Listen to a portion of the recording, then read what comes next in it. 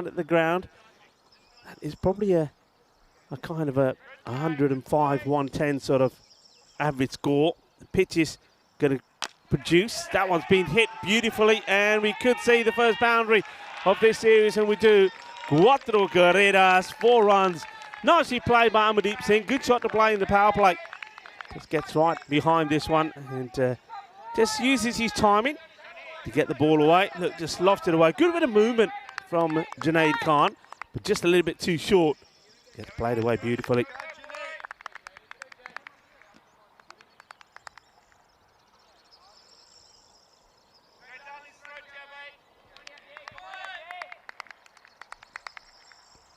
Junaid will want to come back.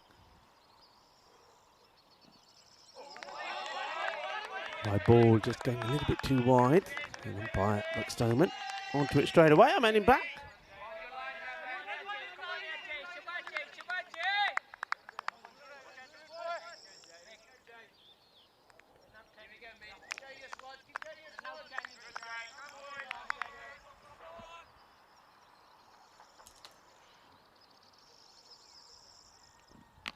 This one follows the batter.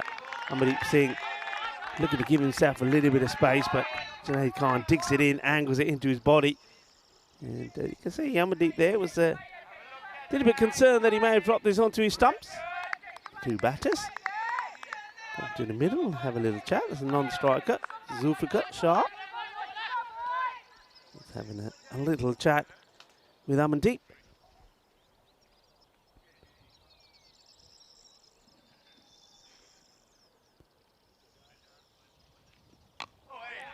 Well bowled. Just places away down to the 3rd man. Interesting ground. It's sort of like on a bit of a hill. You may be able to see it when we go to a bit more of an aerial shot, but it's like it goes upwards. So where I'm standing now, so I'm sort of at, if you like, sort of 10 meters away from the long off boundary, but whereas I can see the square okay, but once I can see the wicketkeeper, I don't see anything behind him because that part goes down. This is up in the air and Hurley gets lucky. That's a shot. Just tries to guide this around, but the ball creeps up onto him. So it just goes up in the air. Could have gone anywhere. But yeah, so that part of the boundary that you're seeing there now, I can't see that at all because, like I say, it slopes downwards. And likewise to either side, so the offside boundary and the leg side. So if you imagine point at the boundary and square leg of the boundary, you can't see that at all. So you can see basically long on, long off in front of me here. And then after the wicketkeeper, I don't see it. So it's almost like on top of a little mini hill is this ground. But it looks absolutely picturesque. Stunning scenery. As we get to the end of the first over, it will be 8 without loss. Just the one boundary there coming off Junaid's over. Yeah, we know all about Portugal. It's a dynamic country, beautiful surroundings. It's very friendly, full of surprises as well. And it boasts a rich history, picturesque villages, and certainly this village here, Santarém, is beautiful. And of course, you've got the golden sands in areas like the Algarve. Traditional food and a lot more. Certainly looking forward to trying out some of the lovely food here, particularly the sweets. The things like the nun's belly, barrigas de feria, or angel's double chin, and also it's a fat from heaven, tocino de su. A lot of sweets in Portugal, but the nun's belly, yeah, I'll have a bit of that with a bit of coffee because they love their coffee in Portugal. Always time for coffee in Portugal. Second over, this is worked away, and well, that gives you an indication of how fast the boundary is. It's not a bad delivery at all from Francois Stoneman. Gets the ball in the right areas, but the batter gets a fair bit of this. I'm going to say that he plays this really. Yeah, I think he does. Gets it in the gap between 3rd man and point. And that's worked away nicely by the left-hander, Shah. So he gets his first boundary. Francois Stoneman saw him play a crucial part. in the Champions League of cricket, in the European Cricket League in Malaga for Irish as well, with bat and with ball. This time, just a little bit shorter. Gets it through. There's Conrad Greenshields. Behind the stumps, the captain, because of an injury to his shoulder, not bowling. And he as well, he did very well behind the stump for them. And they also have Miguel Machado in their side. He was instrumental, I think, in his performance. Good Yorker, but just does too much. Just have a look at this. I mean, it's Fuller, so after 2 short deliveries, he goes for the Yorker, but he gets too much movement back in. Watch this, just too much. But that's good signs, though, for Stoneman. Good signs that he is moving the ball around nicely. Yeah, Ivan B saying, looks a little bit dull and overcast. I mean, it does, and you're right, it is.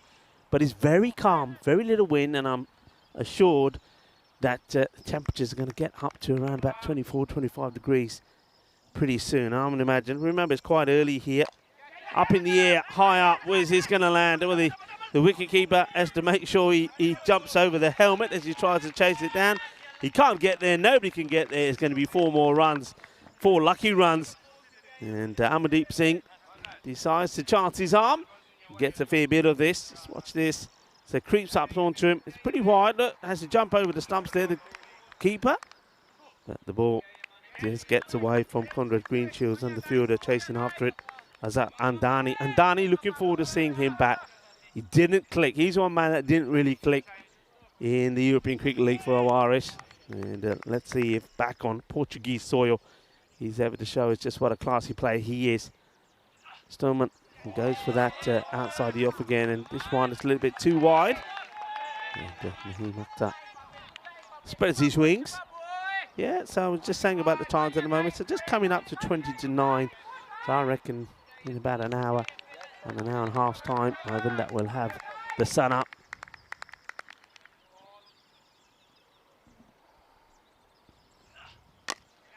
This is well struck, and it's going to be 4 runs. Cuatro carreras as this one also races across the boundary. Lovely shot. Once again, I'm starting to see just how quick this outfit is. I was saying about a 1.5, 1.10 average scoring, but just having a look at seeing how the way this ball is racing to the boundaries and the way this ground is laid up as well. Remember, the pitch seems to be sort of, I call it a hill. That's probably an exaggeration, but it's elevated, and the boundary around it then goes downhill, if you like. So I think, you know, teams get in here. Could even be more than that, but I'm also seeing a fair bit from the bowlers. A little bit too much swing once again from Francois Stoneman. That's an issue that Francois does have sometimes. I've mentioned it before. It's when he gets it right, I mean, he's devastating, but he will get the occasional wide balls in. A lot of it to do with the amount of swing he generates, but you can see he's going for that Yorker. Short, high up in the air, and where's this one going to land? Fielder getting himself set for it, puts the catch down. Wasn't an easy one from Gurjit Singh. He makes the ground well, gets under it, gives himself an opportunity to take the catch, but it goes down. So Gurjit does get the chance. See, he gets himself in good position, and then right at the last moment, just looks like he just takes his eye off it. So it was an opportunity to take a wicket right there towards the end of Francois, but it's not to be. And Singh, who survives that one, it's chance in his arm slightly, but he remains unbeaten on 15. And you can see a number of teams all will be playing each other at once, and then the top 4 come together on finals day. So it's going to be a long yet adventurous journey. Junaid Khan will continue, score 25 without loss after 2. You can probably see that fair bit of soil on the mat there, so that's all to do with, I think, a lot of early morning dew and dampness around the ground.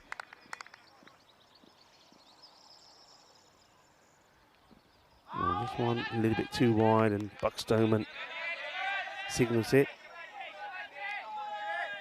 A very good morning to everybody. Thank you for joining us on a nippy but soon to be very sunny morning here in Portugal. Hello to the likes of Yuvraj Singh, who's saying good morning to us, and a lot of other people on the chat as well. And this is the European Cricket Network, and you're watching the European Cricket Series. We are in Portugal. Santarém is where we are. This is a beautiful ground, a ground that has a lovely history. Sandy Butsamazzi is the father of Paulo Butsamazzi, and it's a ground which was established back in 2007 when other facilities became either too expensive or not part of the equation anymore here in Portugal. So the Butsamazzi decided, well, we'll build a cricket pitch on a bit of land that we have here. The rest is history, because it's become a fantastic ground, and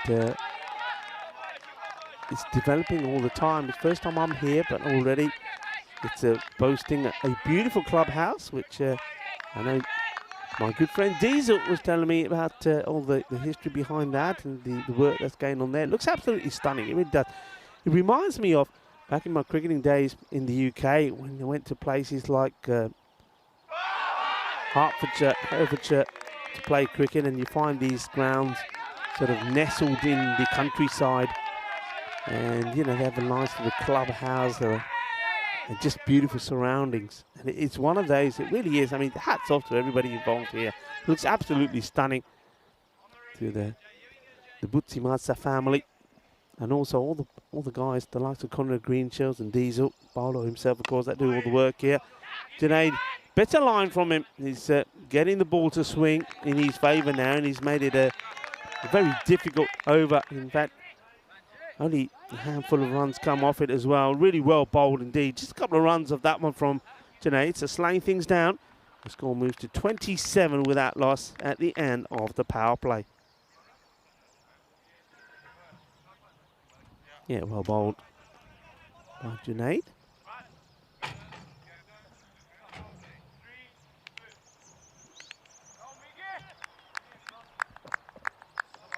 Rico Full here in the house, and Vinny Sandhu will be joining me tomorrow. Of course, Vinny was there as I departed after the final of the European Cricket League quarter-final as well. Once again, congratulations to the French champions, Drew, for their victory, an outstanding victory over Hornchurch. They are the champions of Europe, the kings of Europe, Drew.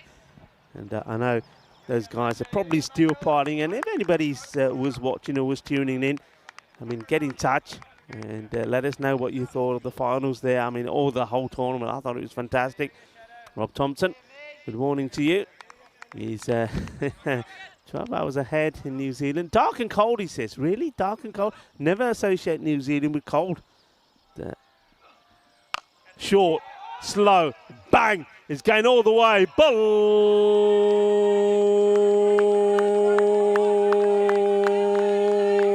Balle, balle. Manos arriba. Porque eso es 6 carreras. The first biggie. The first maximum. And it's been absolutely clobbered by Zulfiqar.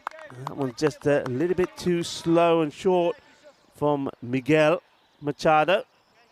It was a real loosener. Machado's better than that. He'll come back with a good, and I'm sure Fuller just going down the leg side, the better still, taking it on. Yeah, so I was going. Vinny then stayed on after that final. He was involved in the women's ECIs, and that was fantastic as well. Nice to see Spain, Malta, battling it out. Battle was the word, wasn't it? Some very good cricket being played there, but it was the team Austria that were in great form, unbeaten all the way through, but Spain winning 3 matches as well, finishing second, and Malta, a new team, coming together, getting better all the time. So it was great to see the ladies out there playing some very good cricket indeed. So well done to Team Austria that finished top of the standings there, unbeaten. But saw some very promising players in the mix there as well, and some very good cricket being played, and as you'd expect from the ladies, played in a very friendly and sporting way. So well done to everybody involved there, and well done of course to Vinny and Corey that were doing the commentating. And Vinny will be on his way today to Portugal. No doubt we will see, and you will see and hear from him tomorrow, and he'll be on the comms with me. And speaking of Vinny Sandu, well, there he is. He's lurking. Hello, Vinny. Hope you're well. And well done there in Spain.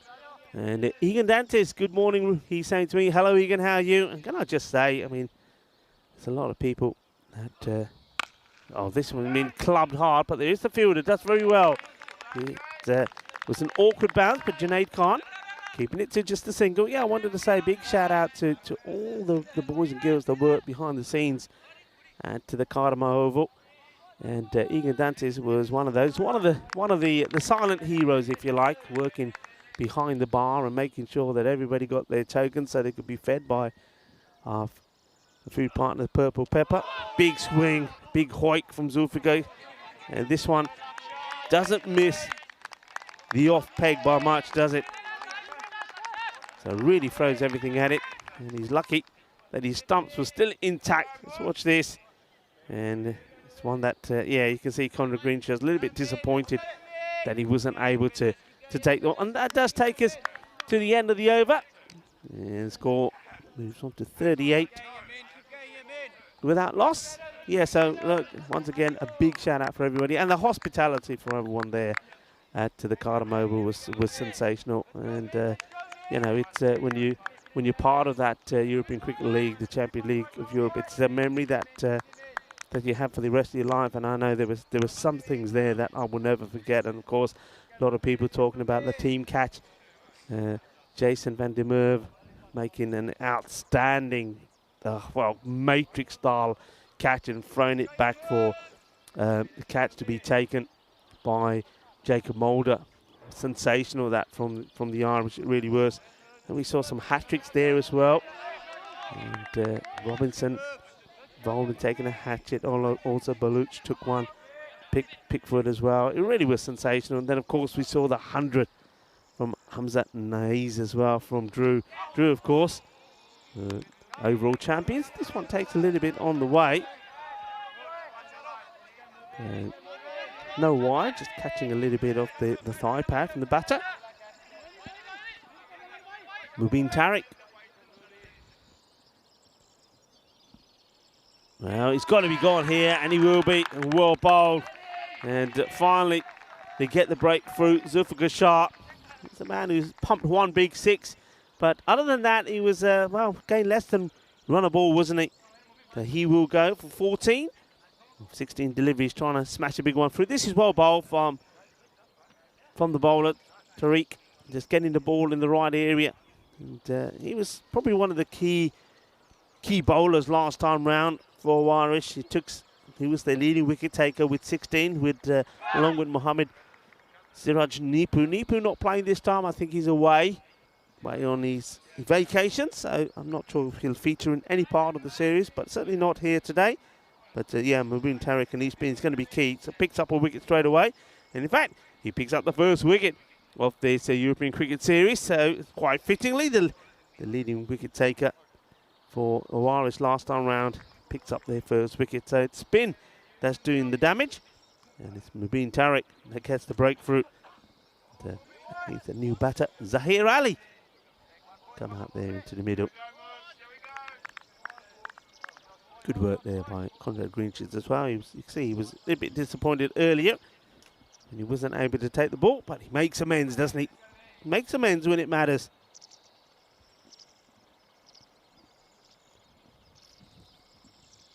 Well, this one is very wide, and Conrad Greenshields will not be able to stop it, and there's hardly any pace on this.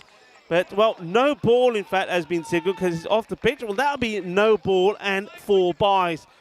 So, no ball, and now you'll see the signal 4. So, no ball, 4 byes. Conrad Greenshields not able to stop it. I don't think he was expecting it to be so wide. The free hit will now be coming up. The batter has the license to go the full Monty and get himself off the mark. Zahir Ali.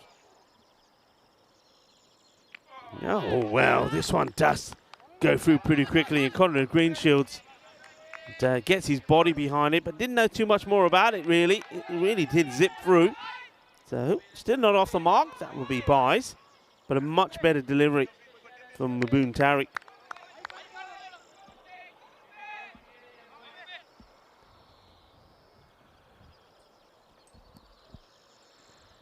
Oh, no, this is going to be another no ball. Yeah, it is. You can see the batter signalling to the umpire saying, hey, it's going to be a no ball. Mind you, he needs to be concentrating more about running. Just not getting it right here at the moment. He's trying, I think he's trying, he sees the batter move, so he wants to go a bit wider, but he just goes too wide there. So another free hit. Ali, another opportunity to get off the mark. This time he does. It will just be the single.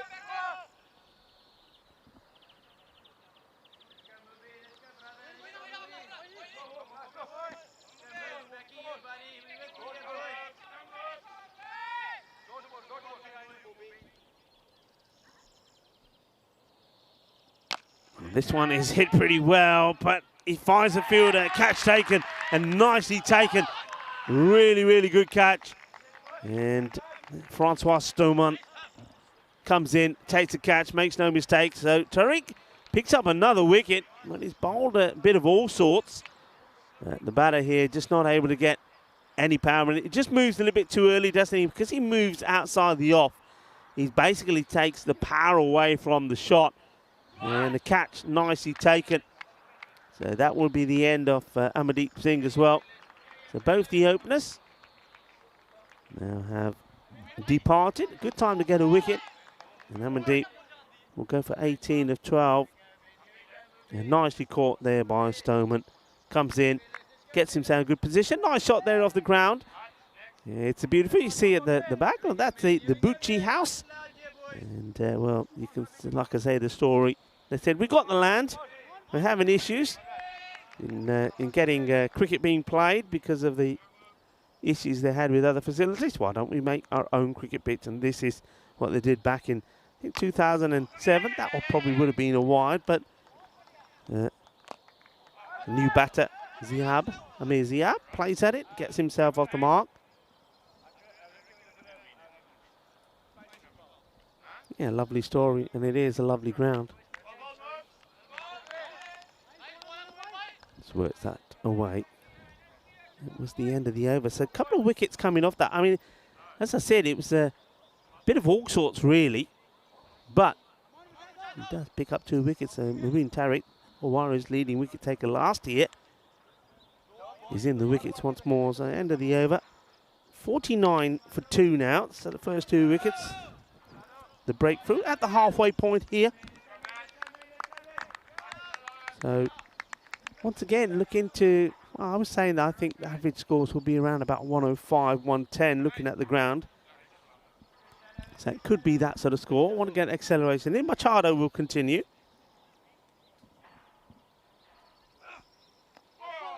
It's nicely played, worked away, 4 runs. That's a classy shot from Amir Zahib. Just helps this down in little paddle. The quicker delivery from Machado, but he plays this really well. Really gets into good position. 4 runs. So Machado does the double teapot. Liking that there. That's some of the new work that's been done. You can see that there is the area there with the players' changing rooms. That's our tournament referee sat there, along with Matadal. And the third umpire, Paulo Butamatsa. Look at that, lovely. I'm liking that. See, I'm liking it, a bit of the old nature that we bring you as well. Well, this is really good delivery. Nicely. Oh, the fielder, what has he done here? What's happened? Oh, well, all sorts of action. I want to see this again. Well, we were looking at the cows and the horses and everything else in the fields. And then this man here had a little bit of, well, what happened? Well, what? He looked like he had it. Lost it, then he had to chase after it and does a little flip back now. Where's he with the rope? That's all right. And then, well, he flicks it back. Good bit of teamwork. But that was a nice look. I suppose. He saves the boundary and saves his blushes slightly. Recovered well is the best way to put that. And the fielder, I think that was Lakshan Wurakun, and flicking it back for... Oh, he's gone. He's gone here. Where's he gone? Well, what's happened here? Okay, interesting.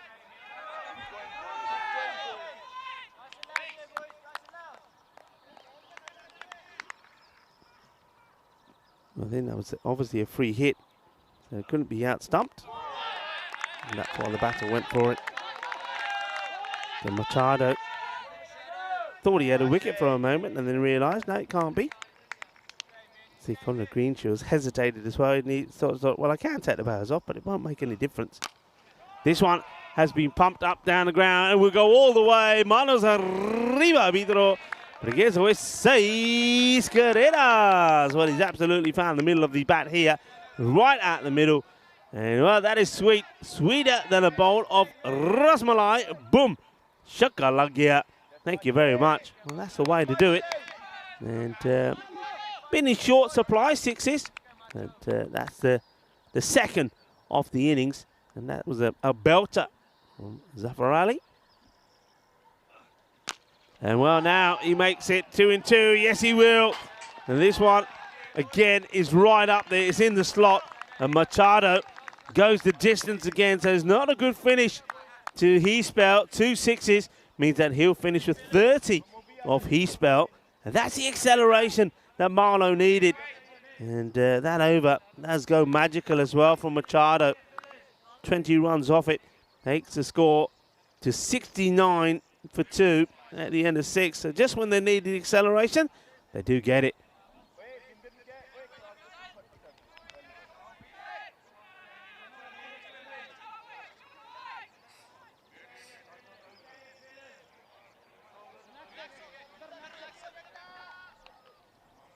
Okay, nice shot there of a different angle. You can see the changing rooms, and always work in progress here.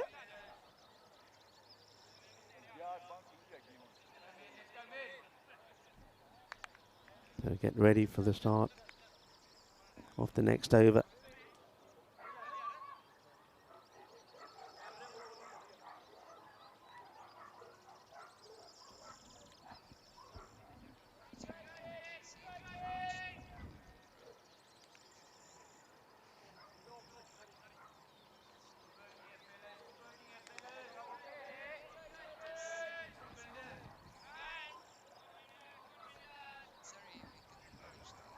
So here we go. New bowler, Zafar Ali.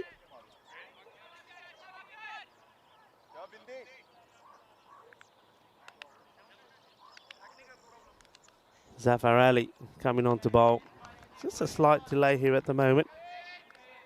Gonna have something to do with the scorers. But once again, very warm welcome to everybody. And well, this is what we got coming up. So, of course, we are here in Santarém, that's pronounced, I'm told. So, we're in Portugal, Santarém, just an hour from the capital, Lisbon. Beautiful part of Portugal. 2 weeks here, and then we go to Cyprus for a European cricket series there. And then, likewise, Milan. And we've got the ECN T20 Eyes in Gibraltar. Plenty of cricket coming up, non-stop action. Those ECN Eyes happening in between the event in Italy, Milan. So we got another stellar bumper year for you ahead. Shrug is saying good morning. Hello, Shrug. Very good morning to you as well.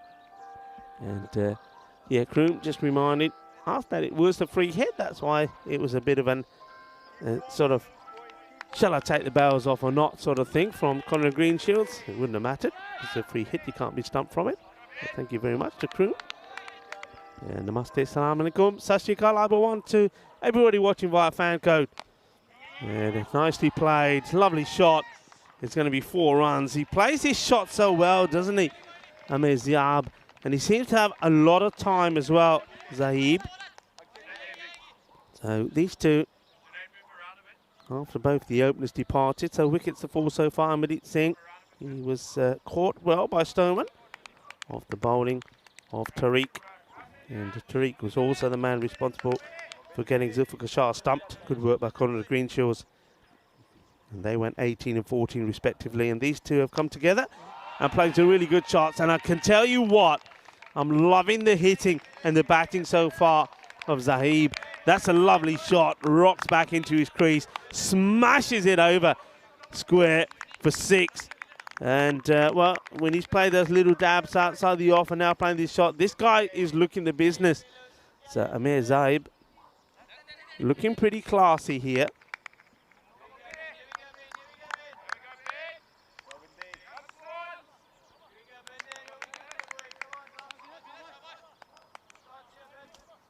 Bowler Singh needs to get it right. And he tries to go outside the off here. Balwinder gets it wrong. So the acceleration coming just at the right time here. Balwinder Singh just got to, I think he's got to try and dig that Yorker in, doesn't he? Get the Yorker in. And let's see. I mean, we've seen him play well outside the off. He can pull well. How does he drive? That's what the question will be here. Well, it is pitched up. Gets a little bit of room though, and he plays it down. And there's another Stoneman comes into the action. That's Miguel. I wonder if you can see Miguel bowl. I mean, he's a good bowler, Miguel Stoneman. I haven't seen too much of him. We didn't see him bowl really in the European Cricket League. When he walks down at this one, misses it. Wide is called. And Conor Greenshields and the bowler seem to be a little bit disappointed that this one is called. Let's have a look at this again.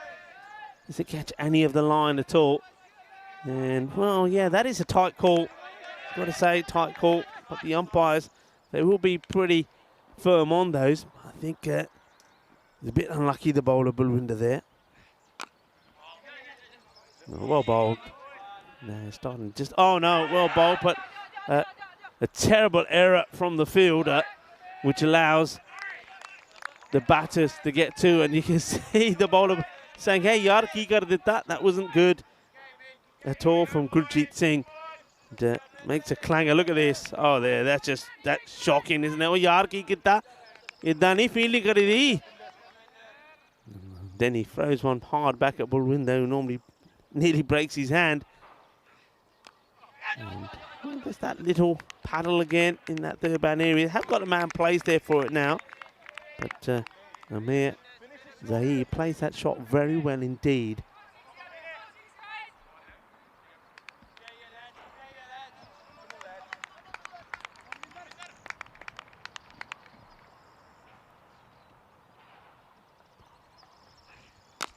Firmly hit. Work to be done by the fielder. And he can't deal with it. It's going to be 4 runs. And, well, that's a Mubin Tariq.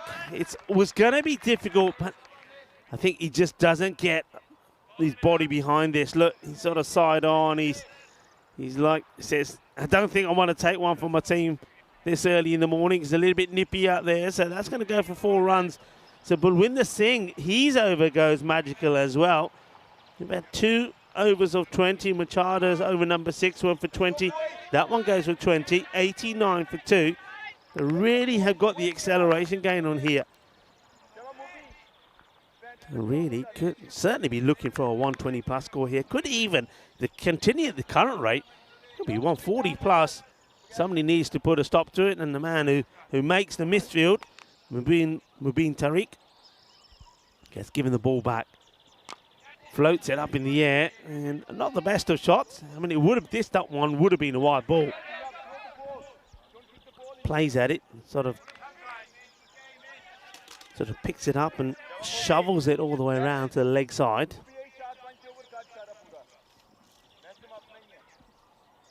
Gets a single, the batter. The talented Zahib now on strike. Chance, oh, takes it. A one-hand Jalebi catch. And it's another wicket for Mubin Tariq. All the wickets that have fallen so far have gone down to him. And this one, well, it's a splendid catch. Well, I was saying need to pitch up and see if he can drive. He played everything else so well. And maybe Amir Zahib, maybe that is what he's not at his best at. He still hits this pretty well. Tariq has a lot to do, but he just stretches his hand out, and there you go. A one-handed jalebi catch. Well taken. And smiles on the face of Tariq.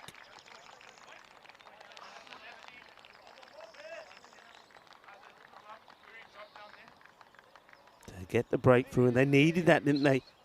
They needed that just when Marlowe was starting to look dangerous. They just got a couple of magical overs in on the spin, and that man there batted really well. He's the man that you needed to get out because he was looking dangerous all the time. 23 of just 9 deliveries. Really well batted. And out to a very good bit of cricket from Mubin Tariq. Tariq now just gets this wrong to the left-hander. Nicely stopped there by Conrad Greenshields. Jayesh Poppet. New batter that comes out.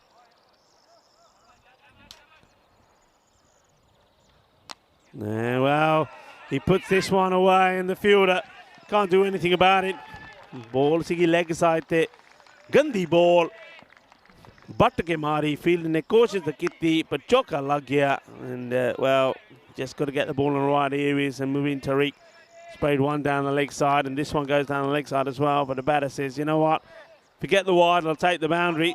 It's a good shot. He's got to get it outside the off as the tall man, Mubin Tariq. Be disappointed with the previous delivery. Let's see if he can get this one right. Well, it's short, but this should be fielded, and is.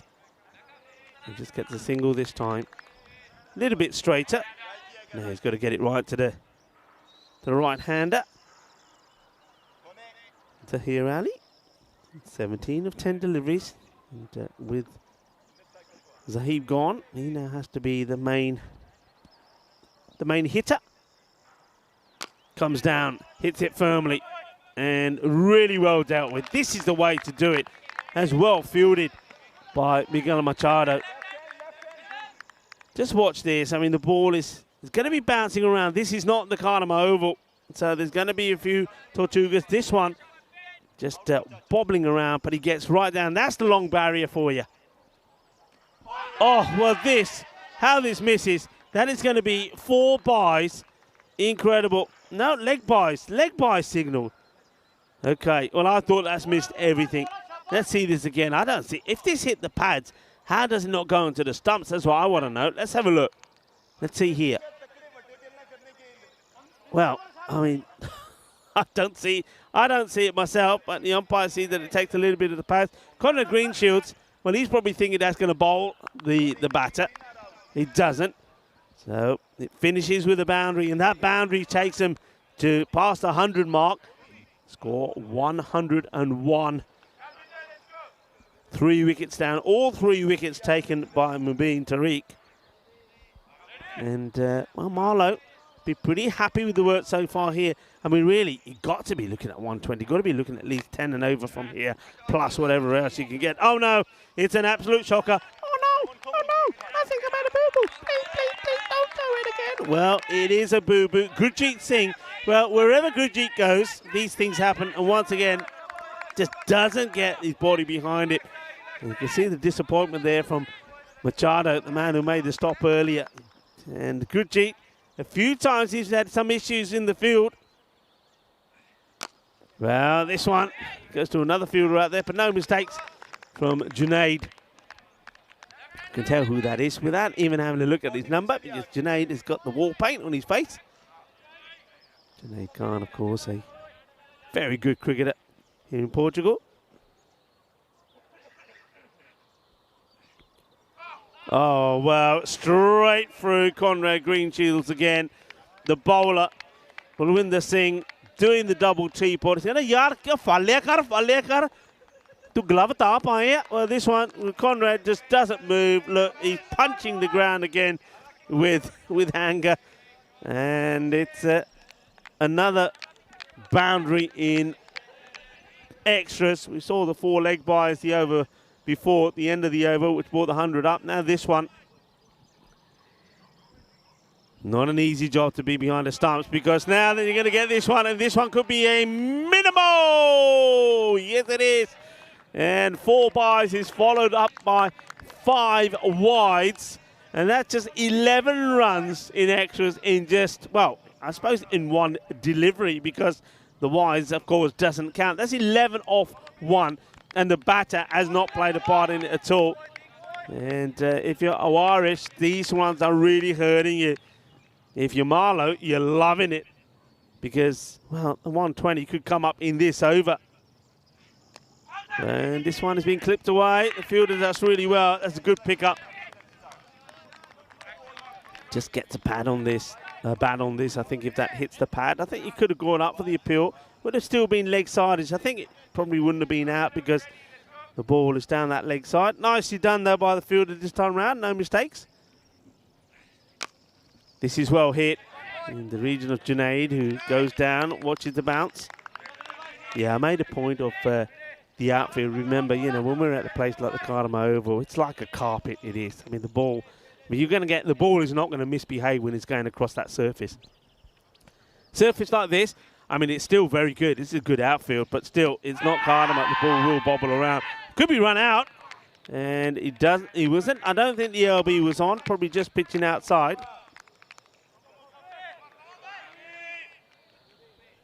So that was the end of the over. I don't know if we get a chance to see this again. Yeah, I mean, it's the LB first. Is, yeah, just outside the line. Can't be LB. And then he picks it up. And got it. Let's see how far he's out of the crease as well.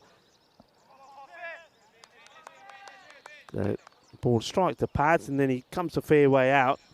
And did he get the dive in early enough? Oh, you know, he would have been gone, I think. Great action there from Spring Productions.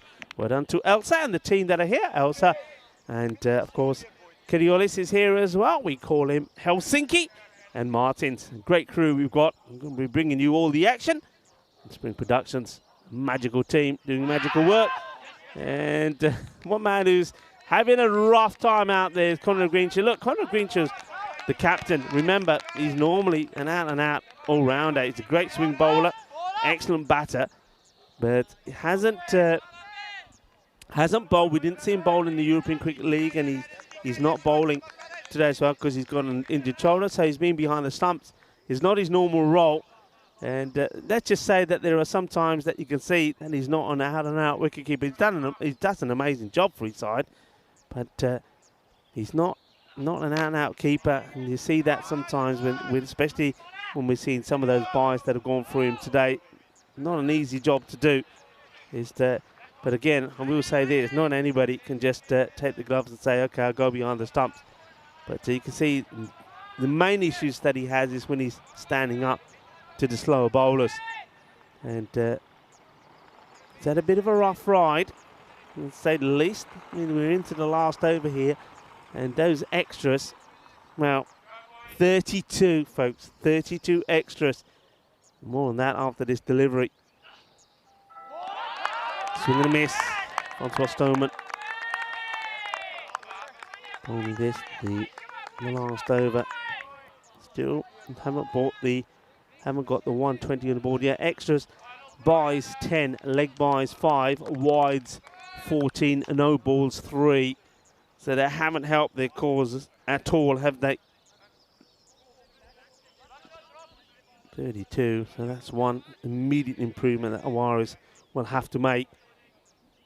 And remember, the byes and leg byes, several of those going to the boundary as well. And this one is going to be another one to add to that to make it 33, and that brings the 120 up with 3 balls to go.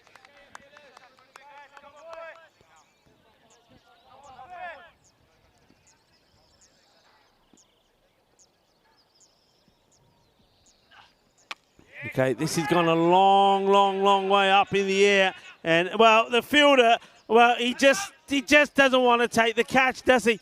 Well, this is quite incredible. Who is that out there? Is that Andani? Well, ball goes high up in the air.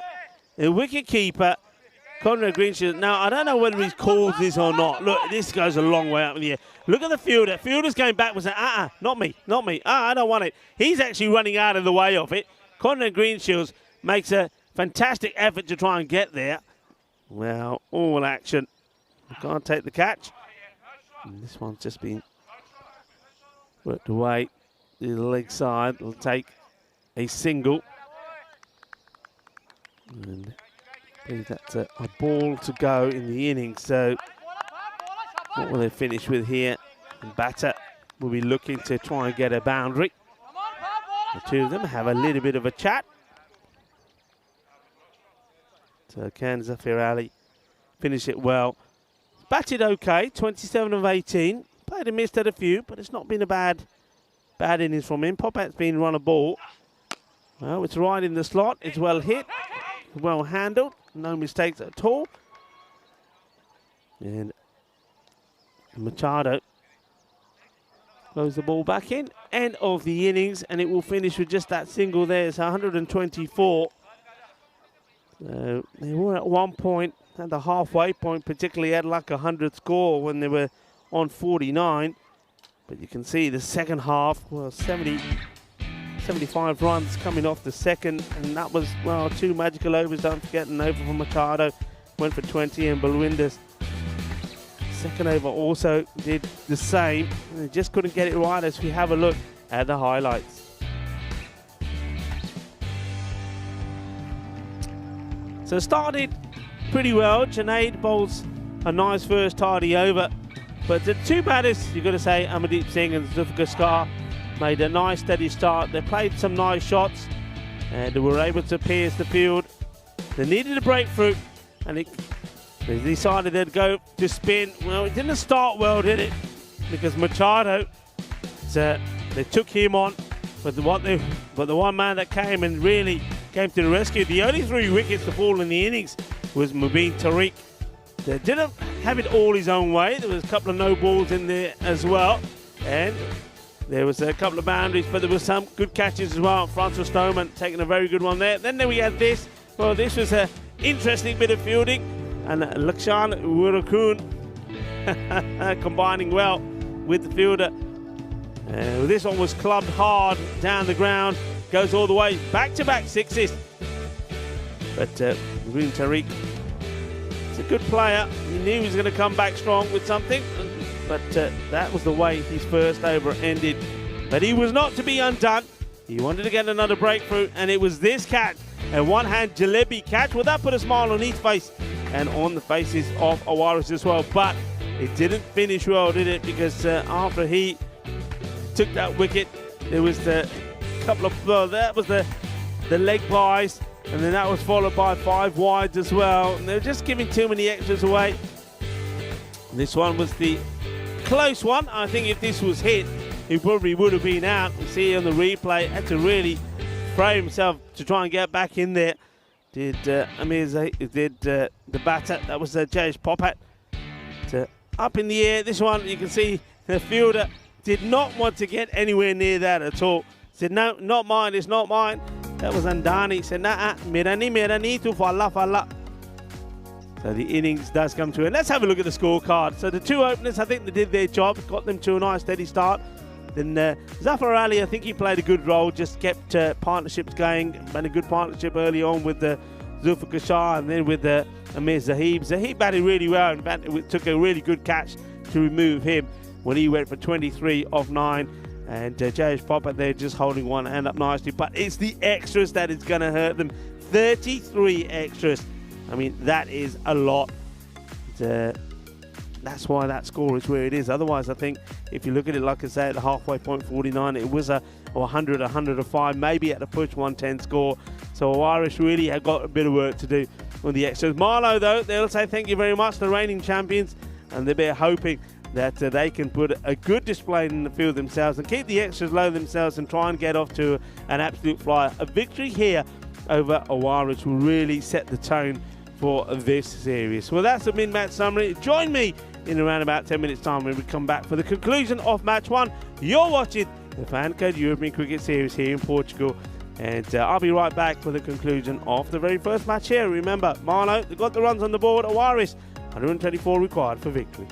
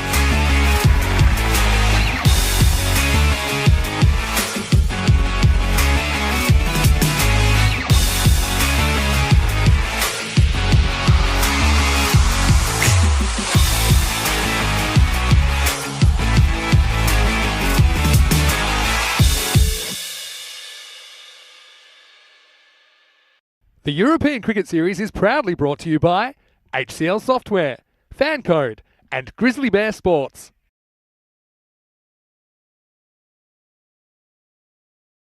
To the Centre 8 cricket ground here in Portugal. You're watching the Fancode European Cricket Series. I'm Rico Full. And we get right back to the action. Match number 1, Marlow have had a bat. And they put 123 on the board. So 124 required for victory for the home side of Irish. And guilty of giving too many extras away. And as a result of that, they've got a bit of a run chase on. See, Azar Andani is going to be opening the batting. A man that I've seen play some very good innings here in Portugal. And he wasn't able to perform in the European Cricket League. But let's hope he finds his form here for us and shows just what a talented player he is. And he's out there with a man who looks very good in the European Cricket League. And Miguel Machado.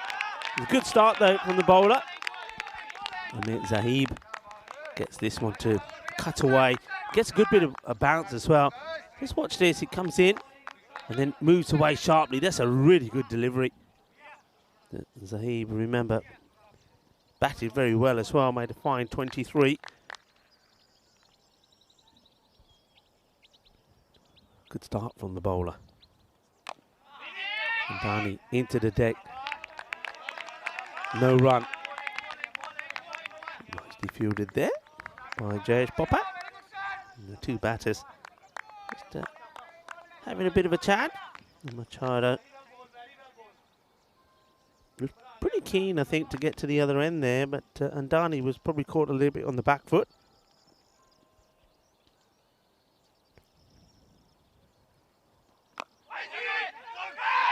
Once again, this one is half stop, but they do get the single. Popat making the stop. Rushan Singh behind the stumps. Directing the fielders. They want a good start here, don't they? The Irish, you don't want to fall too far behind that rate. I mean, starting off at the 13 mark. So every time that you're not getting the required amount, that rate, of course, is going up all the time. I just want to say hello to everybody on the chat. Steve McVeigh, how are you? Liam Day as well. Hello, Liam. Good to be back, and it's good to have all of you on the chat as well, on our YouTube chat. Loving it. A genuine leave. Well bowled. He's getting the ball to move around and do things, isn't he? Certainly getting the best out of this surface. Look, watch this one. So just decides that he doesn't want to play at it.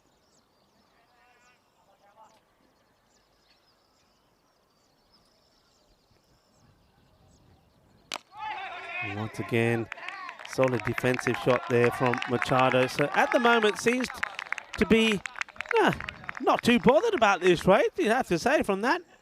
But Irish just getting the one off the first over. And all of a sudden that means that that required rate certainly is going to go up some. It's going to about almost 13 and a half now. 28 matches since the golden ball. Of course, the last one we saw was at the European Cricket League. And it was an absolute classic, 139 to 139. And Beveron against Hornchurch. And it was Hornchurch that won it with Gavin Griffiths. Took 4 wickets in that match, player of the match performance, but also bowled the golden ball, which resulted in a wicket. So 28 matches ago, that was not that long ago, actually. So are we going to have some golden ball delight here in Portugal?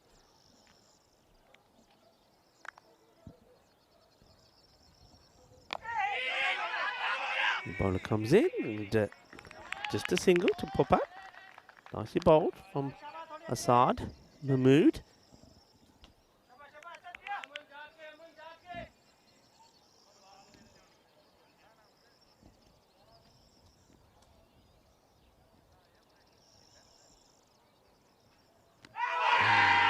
still a question. You get the feeling that this one is going to probably, I don't know if he's going to go on to hit the stumps, maybe just going to go outside the off. Also got to keep an eye on the bounce. And watch this, left arm, pitching is fine. Yeah, I think he's hitting him outside the line. And also, yeah, good shot there also. From side on, looks like the ball probably going to carry on to go above the stumps. So not out, and now they're asking caught behind. A good bit of work done by Singh behind the stumps. Not out. So this is good bowling here. Hassan Mahmood, he doesn't seem to be look like he's putting too much effort into it, does he? But he's just getting the ball in the right areas. And good take, good bit of keeping there from Rushan Singh. Machado struggling to get off the mark. One hand coming off the bat. Really good over here. Just the 2 runs on the board. Let's watch this one. So once again, he's just not comfortable with it. Just comes to him a bit quicker.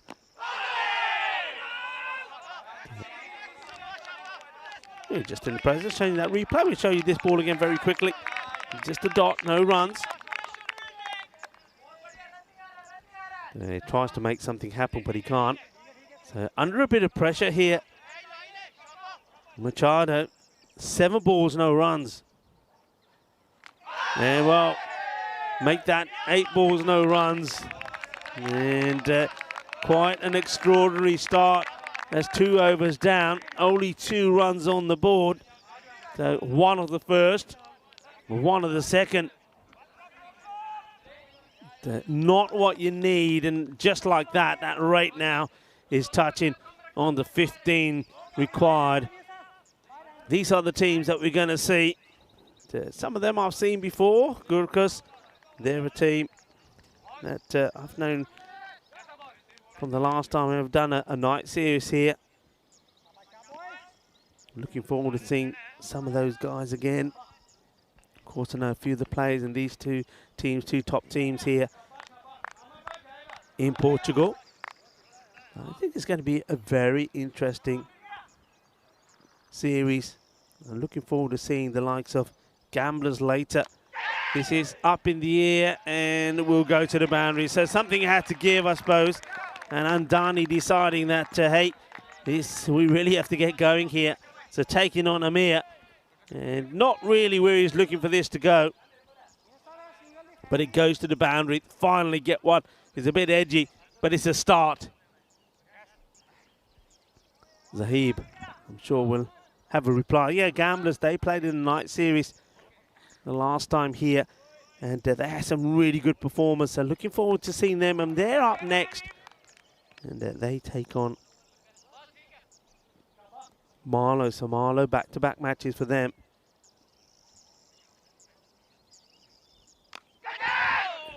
Edgy, take the single.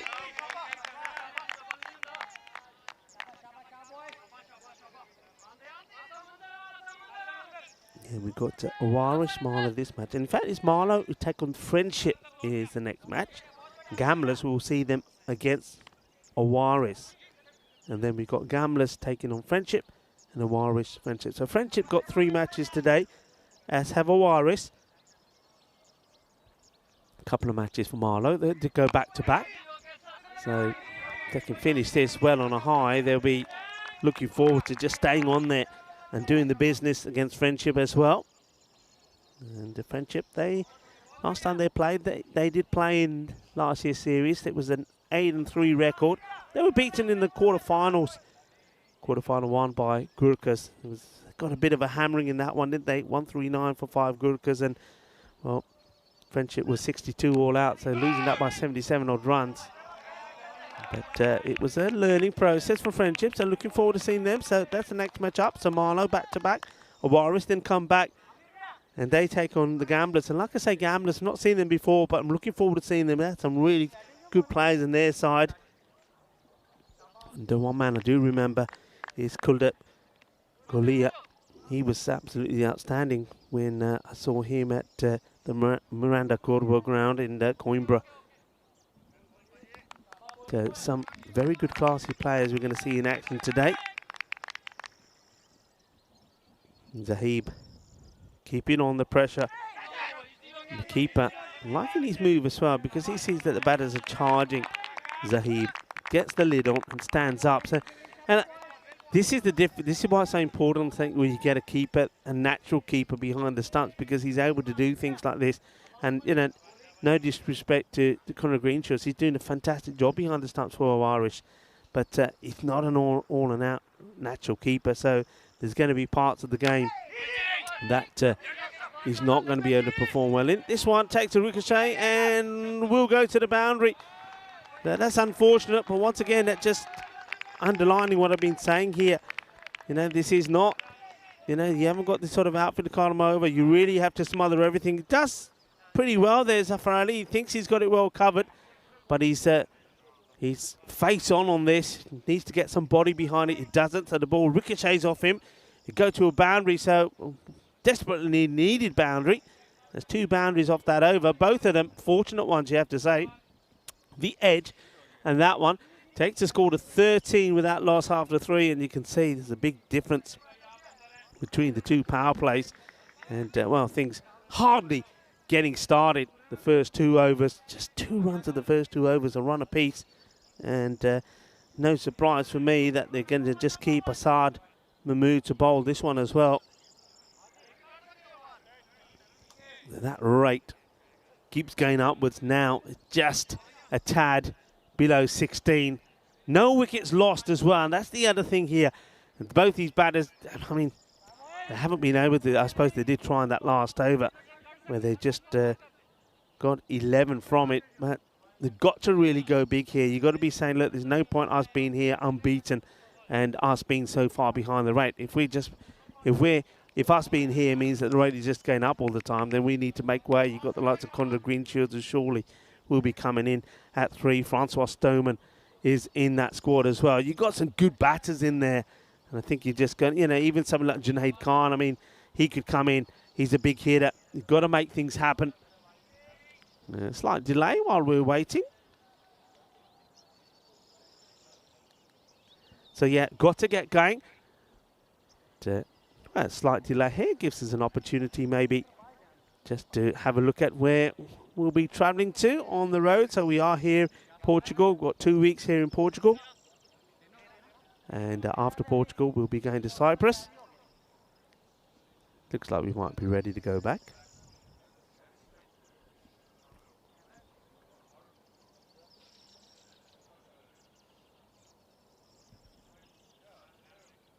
And then after Cyprus, we will be making our way also to Milan. So plenty of cricket coming up. We'll be going to a lot of places. There we go. So Portugal at the moment, Cyprus, Milan. We also got T20 Ice in Gibraltar. Back to the action. And Asad Mahmood does continue. Single Mandani Machado. Took him 8 deliveries to get off the mark, but he did find a boundary. It was a lucky one. Can he get a few more here? You can see he knows that he has to play this power shot. The thing is, though, you see, if you don't get going in the power play, which they weren't able to, especially the first 2 overs, and now that field is split. You can see you got now mid-wicket, long on his back. Long off on the boundary as well. You've got the sweeper in on the offside. Third man also back. Work to be done by that man there now. It's bubbling away, and he's, well, I tell you what, well, Portugal, they know for their football, Cristiano Ronaldo, etc., etc. But, well, cricketers need to stick to cricket. And Balwinder Singh, I tell you what, he said no, Alu Pronta, he's misfiring. That is not the way to do it. You've got to get down. You've got to use your hands. 3 boundaries in this innings, and all 3 of them, or 2 of them courtesy of misfields, 1 courtesy of an edge. I mean, that is where if you're a bowler, you're going to be gritting your teeth and you're going to be very annoyed, and you're saying, hey, come on. And I think he says, you see that man over there? You see that man Balwinder? Well, get him off the field. Get him out of that position. He's pointing at him. And पता की कह रहे bowler कह रहे ਤੁਹਾਨੂੰ fielding नहीं आ रही अपने हाथ यूज करो प्लीज कहने सवेरे कई बारी ठंड होंदी है ना हाथ नहीं यूज़ करने जब धुप निकलनी है फिर हाथ यूज़ करेंगे. Okay, well look, got to be wary of the time as well. That clock is still ticking. He still wants to replace him. He says, well, maybe just move him from the boundary. Have somebody else on the boundary. Bhuwinder Singh said, yaar, ek kai wari ho janda. Next time I have to use karunga pakka. Okay, anyway, long delay. Now we're waiting for the batter as well. I don't know what's going on here at the moment. It is Monday morning, I suppose, folks. It's Monday morning. Okay, here we go. That's it fairly well. And now, well done there. No mistakes on Amir Zahib. He's saying the others. This is कहना मुंडिया देखो इधर fielding कर दी है. ऐसे हाथ यूँ कर देवा. Amir Zahib makes no mistakes. To the delight of the bowler. 20 on the board. Goes up in the air. And this one drops just before Bhuwinder, who comes in, takes it on the bounce.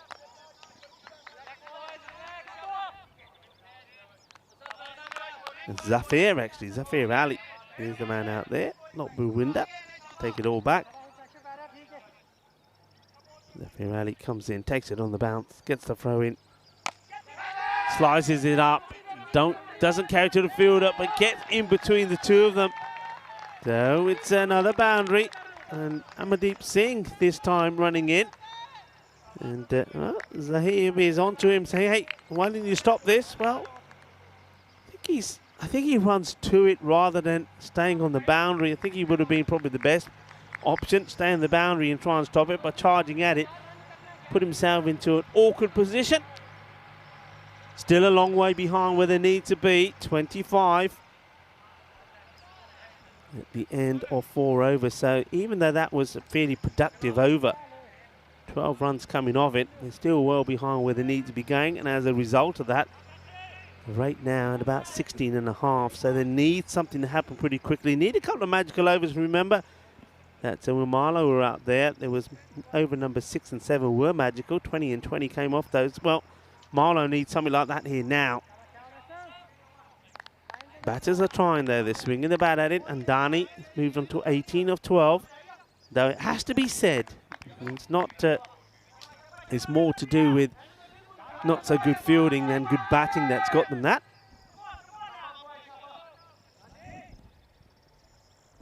Saeed Mason now coming on to bowl. This guy was a top all-rounder last time round. Starts with one down the leg side. Good take behind the stumps from Rushan Singh. Nicely done. Yeah, Saeed Mason, 171 runs and 14 wickets. So you can see that he's quite a key player for Marlowe. So it's not going to be that easy to get him away. But he starts with the wide, gives it an extra away.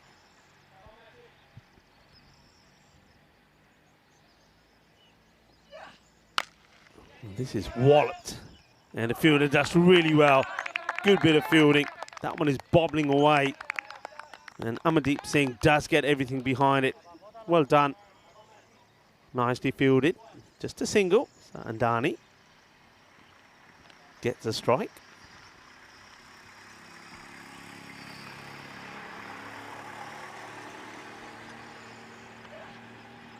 It's cleverly bowled, but will be called a wide. Just takes all the pace off this one. So varying his pace. So Maisam.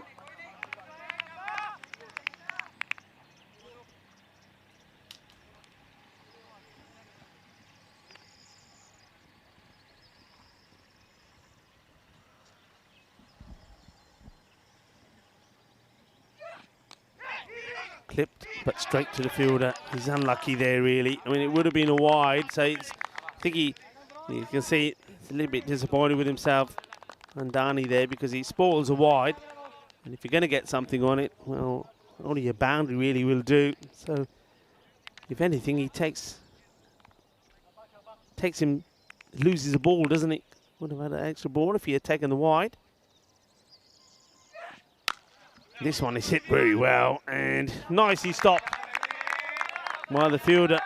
So after the earlier issue, Zafar Ali is starting to use his hands. Does very well. This has been struck well. And he gets down there because it takes a bit of a Tortuga bounce, doesn't it? I think we're going to see a few Tortugas on here. Oh, clever delivery.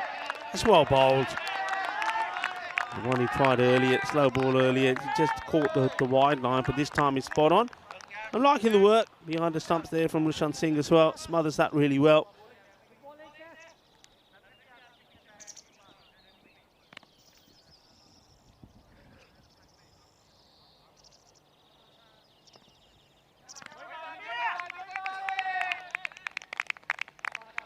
Awesome.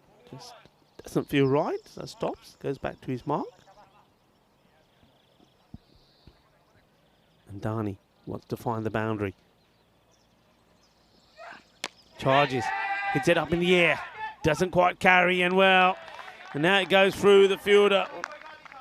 He's going to be disappointed about that one, I think, because I think it's one of those where you're in two minds, go for the catch or not, and he stays in two minds. And once he decides that he's not going for the catch, he's got to try and deal with the bounce. And Amir Zahib is not able to do so. And he puts his hands up to say, yeah, that's my error. Because one thing he then needs to do when the catch isn't on is smother it, get something behind it.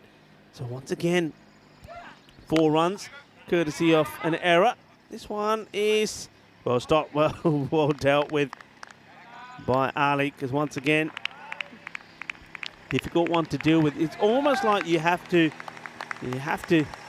predict what's the unpredictable and know that that bounce is going to come up. This is what's coming up tomorrow. So the action continues with 5 matches per day. Punjab CC, Amdora against the Indian Royals. So Indian Royals CC playing back-to-back matches with Gurkha coming in. And looking forward to seeing Gurkha tomorrow as well. Lisbon Capitals as well. We'll see them. So action-packed all the way through.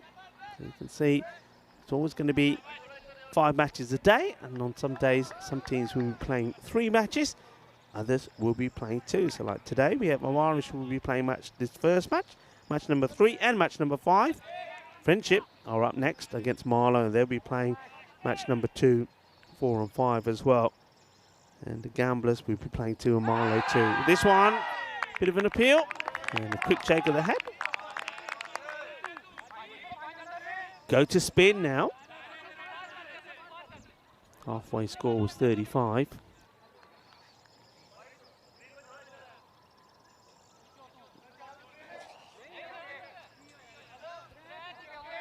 Singh, Amandeep. We saw him at ECL. Didn't have too much success. And, let's see how he performs here.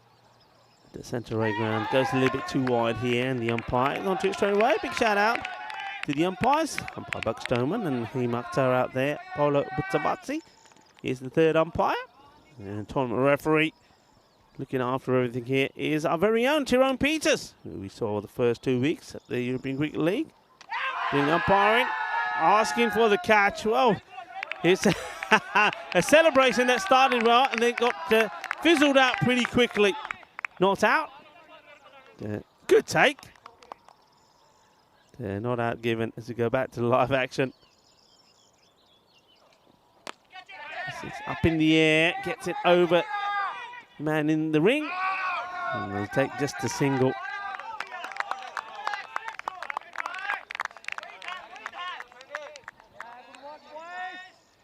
Marlow well on top here now. And Vinny Sanders' point of no return has been reached, and they do need over 18 and over now. In fact, it goes to 19. Hello to Binge Watcher. Oh, what a good stop this is.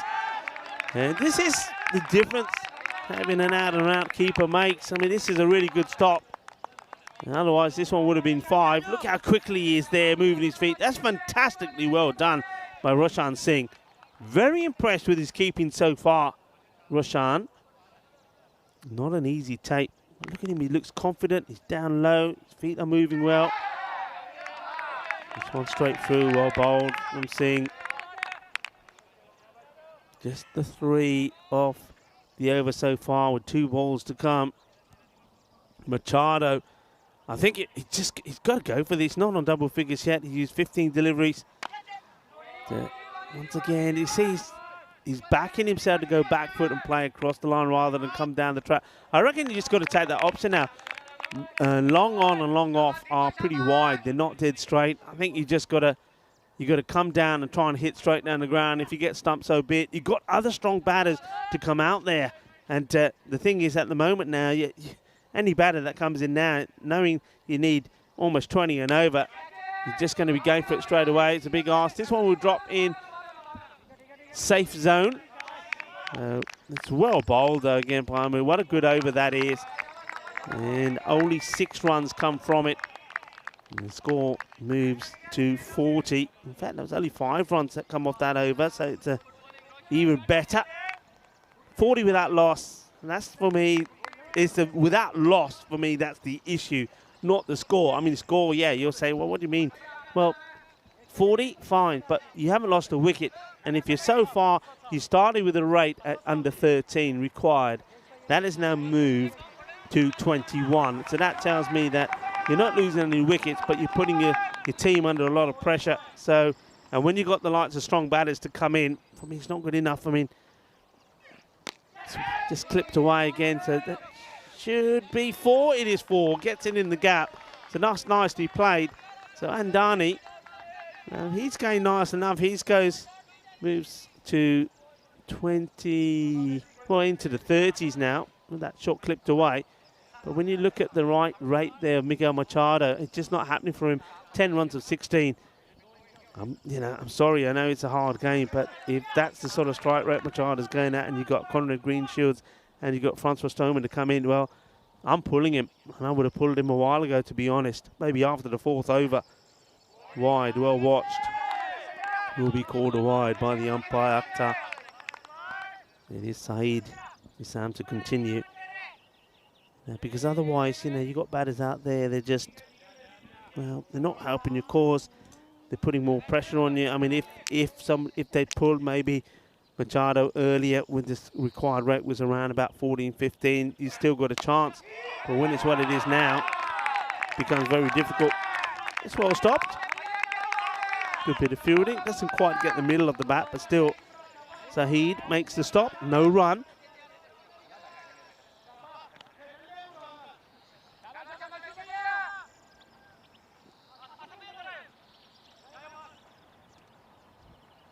Shrug is just the same. That bit of wood in his hand for Machado's.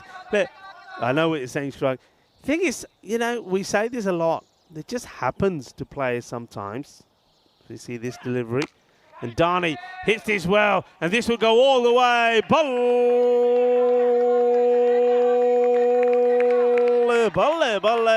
Azhar Andani. Well, Shrug, he knows what that bit of wood is for, doesn't he? And 5 fours. And now the first Maximo off the innings. The first Maximo from Mawaris in this series. And it takes them to the 50 mark. He's doing okay. But yeah, look, Machado, we know he's a very good player. He played really well in the European Cricket League. He played some really good innings. It's just not happening for him this time. This one is not a good delivery, and it will be back-to-back as Azhar Andani is starting to turn on the star now. This is a shot of the day so far for me. I know it's not the best of deliveries, but look how well he picked this up. This is the Azhar Andani that I know, and this is the one I was expecting to see at the European Cricket League, the Champions League of Cricket in Malaga, but he just never clicked. And, well, if they had him in this sort of form, who knows? Don't forget, Awaris did beat COIMS in the European Cricket League. And, they played really well, and it was COIMS, unfortunately, that did eventually beat Awaris and knock them out in the elimination stages.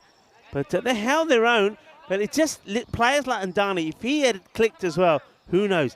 Anything could have been possible. 42 of 24, so he's doing his bit. But Machado, yeah, it's just not happening. So, yeah, I see what Shrug is saying there.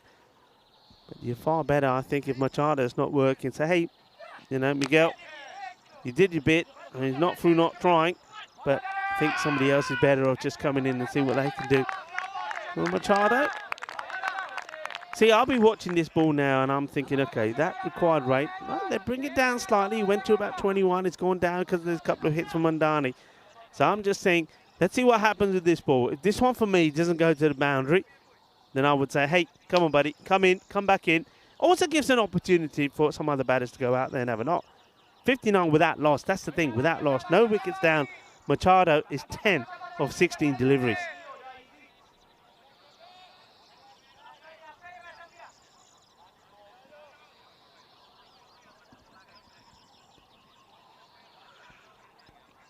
Oh, gets a Gundy ball. This would be a no ball, surely. It's a little bit high. Yeah, they'll have a look at this, but I get the feeling that this will be called. It does get called. Yeah, that's far too high. So Machado, okay, fine. He's not able to work this one away. He does the right thing, I suppose. We'll take the single. So that's 2 runs there. The no ball and single. The bowler will get a warning. So now Andani, he gets a chance to go the full Monty on the free hit. It's a good opportunity, really, to get back in this match. It's well bowled. He gives himself a bit of room, but the bowler, Missam, puts it right up there in the block hole. And, well, he's going to go for a few. 32 he goes for in his spell. Side Missam, no wickets. And so he's one bowler. Hasn't really impressed in this one yet, but he's a key player with bat and with ball. I'm pretty sure in the process of the series he will do. So 62 without loss. 22 coming off that over. Where are we at now with that rate? So still around 20. 3 overs to go. See that 62 required in 18 deliveries. So basically you're looking at 3 magical overs to finish. I'm not saying that's not possible. Remember, we saw 2 on the spin from Marlowe. Over number 6 and 7 did go magical. But they're going to have to take on Singh. And Amandeep Singh, his first over, just went for 5. So that would really be a turnaround if they can get this one to be a magical one. Let's see how it goes. Amandeep bowls the Gundy ball first up. It will be a wide. I think he's just expecting the Andani to come for this. I think that's deliberately bowled to try and get the stumping. Andani stays put. Rocks back. Cuts well. Cuts hard. And the ball just dibbledy-dobbles. So you've got to have your best fielders out on the boundary. I'm seeing especially out there on the offside boundary, the way that ball is bobbling around. Deals with it well, does the fielder. Just a single. Machado, what can he do? Hits it hard and will get a boundary. 4 runs. That's what he's got to try and do now with every delivery that comes. Remember I said Machado, if he's not hitting boundaries, I think he's got to make way for somebody. Well, maybe Machado's got a point to prove here. So does get a boundary. So Amandeep goes for his first boundary. Just bowling a little bit of width here. I notice that seems to be a deliberate plan to Andani and now also to Machado. See if he goes the same. Well, he does, and this has been clobbered. That is a really good hit. He makes up his mind that he's going to go for it. Comes down the wicket. And Amandeep Singh, I think, tries to fire in a quicker delivery, but he meets this beautifully. That's a really good shot. Watch this. Gets to the pitch and absolutely heaves it over the leg side boundary. 6 runs. 4 and 6. Machado, maybe he just left it a little bit too late, though. Amandeep under attack. And this one is well stopped by the fielder. It was always going to be difficult because there was a lot of spin on this. Swings hard. The fielder does really well. Nicely done. Just a single.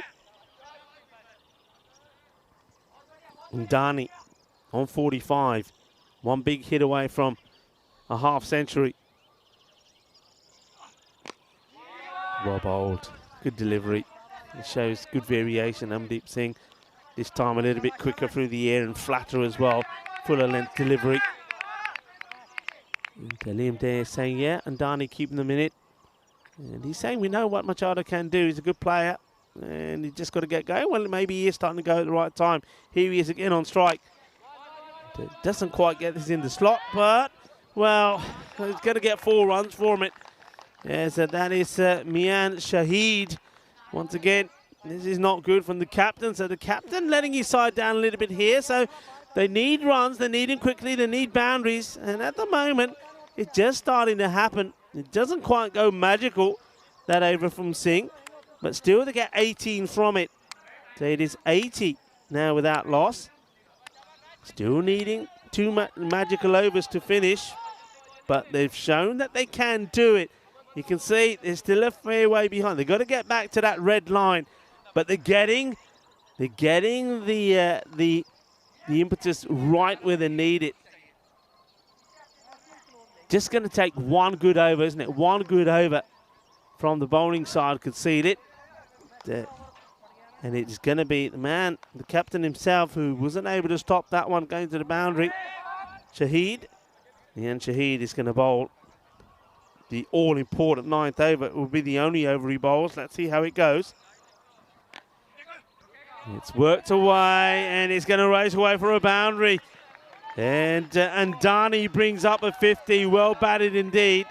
Hold your bat up in the air. Take the applause. Azhar Andani. You know he's a very good player. He's a genuine cricketer, genuine stroke player. Didn't click for Warriors in the European Cricket League. And I was surprised that he wasn't able to get going, because I know he's a talented man. Here he is. He brings up the 50, the first 50 of this European Cricket Series here in Portugal in match number 1, coming from Andani. And, well, this could be more runs. I think it may be another boundary, back-to-back boundaries. Game on here, folks. Game on. They have to do it the hard way. They needed magical overs all the way through. First 2 balls going to the boundary. Azhar Andani turning on the style. 8 of 2 balls. The captain, Mian Shahid, under attack. Takes the gamble to bowl this over. It's the only over he will bowl. He's gone for 8 so far. Oh, dot ball, gold dust. Great work from Rushan Singh as well. And he's standing up, which, I mean, you know, there probably a lot of people will probably say, well, look, in this stage of the game, maybe it's more important to save runs. Maybe he could go back, but he wants to get the wicket of Andani. Clipped well. Will they stop it? They do. Will they go for 2? Yes, they will. And they'll get there as well, because it was a slight. Well, they're going to go for 3 here. The 3 is on. That's excellent running from Machado. Sensational. Really is. If the fielder had picked it up cleanly, it would have been 1. He doesn't, so they take 2, which was good running as well. Look at Machado and Andani. You're both looking. Andani decides, right, he hasn't got it. A better throw, it could have been interesting. And then, because he can't take the throw, Rushan Singh, they take 3. 11 off the first 3 deliveries, or 4. Don't forget there was a dot in there. So 2 balls to come in the over. And just slices this. Unfortunately, it'll just be a single. So Andani needs to finish with a boundary here. Must get a boundary. 92.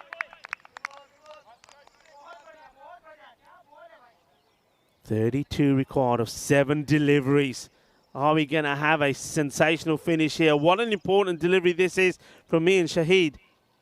And Andani makes way. It's a slow one. He gets absolutely pumped. It goes. Arriba, arriba, arriba. 6 carreras. An effort on the boundary to try and catch this one from Amandeep Singh.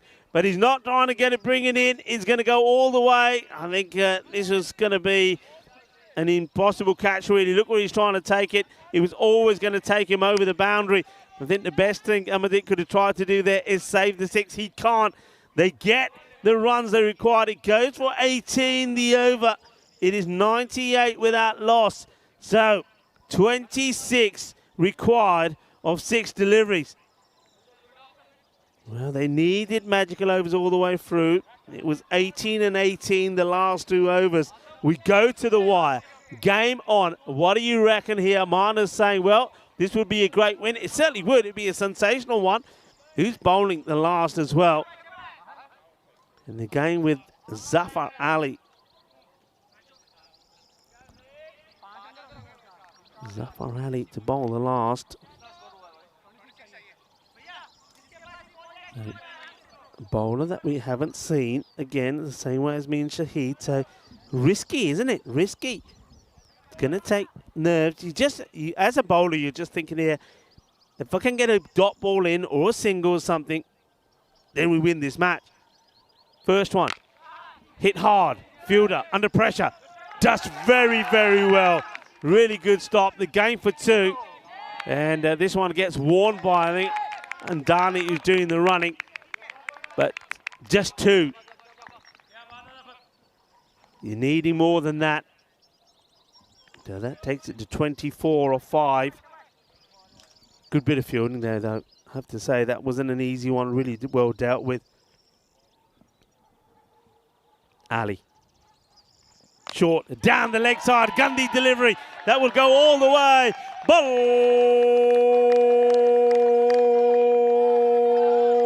Balle, ginna sona, shaka, lagya, Machado. Well, can he be the hero here? Well, I think me and a few others were talking about maybe pulling him early on when he couldn't get anything going. Took him 8 deliveries to get off the mark, and then he was at a snail's pace all the way through. Now, with that boundary there, who knows? 18 now required of 4 deliveries. 18 or 4. Well, a conversation between the captain and the bowler, and the captain will just be saying, well, look, it was a Gundy ball. You bowled a bad ball down the leg side, it gets punished. You've got to be outside the offside. You know that Machado is going to come down. Machado is going to be looking to hit in that area all the time. So you just got to get wicket to wicket, Yorker length. There haven't been enough Yorker length deliveries. There's Medadalb, the operations manager here, probably trying to help find where that ball ended up. Well, he does come back. Medadalb, part of the crew here, along with Mars Baiji, Nilka Patel, Samir Nayak, and Shub Navjot Singh. Part of the ECN crew, and of course Tyrone Peters, the tournament manager, and Diana Oro is here as well, taking those lovely shots that you all love to see on the social media, and maybe a few videos as well. Okay, back to the action here. 18 off 4. Comes down, whips it. It's going to be going to the boundary. It does go to the boundary. Well, what a match we got on here now. 14 off 3. Got to get the ball full and straight, and not. What a victory this could be. And Miguel Machado, the man who just couldn't get going, is starting to turn it on. Marlowe might be starting to sweat now, Liam Day is saying. Pretty sure they will be. Just Suraj is saying, wow, what's going on here? Okay, they need a dot ball in here from somewhere. 14 off 3 deliveries.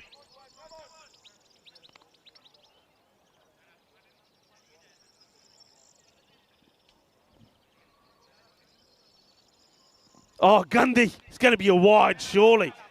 What a Gundy ball that is. I tell you what, he's so lucky to get away with it. But what that means is that 14 of 3 becomes 13 of 3. This is always, I just don't think they've used the bowlers intelligently here, Marlowe, have they? They had this in the bag. Remember at the halfway point, the score was just 35.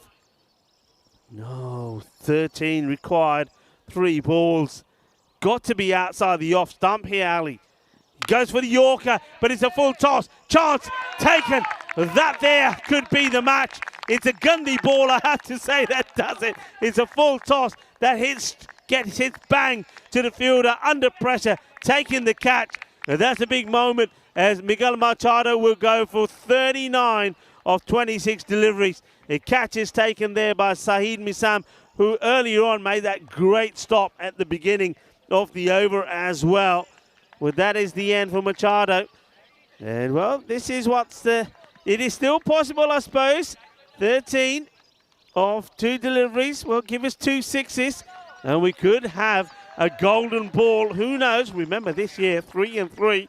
And the last one that we had was, well, we've had 28 matches since one. But that was a big one with Machado.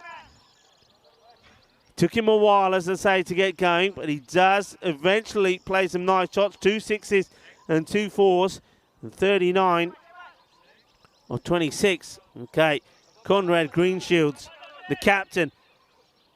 Can he be the hero? He knows the only way he can get something here is hit the 2 balls that he's got for 6, tie the score, and go to the golden ball. Ali hasn't bowled well, has to be said. It's there. It's up in the air. Where's it going?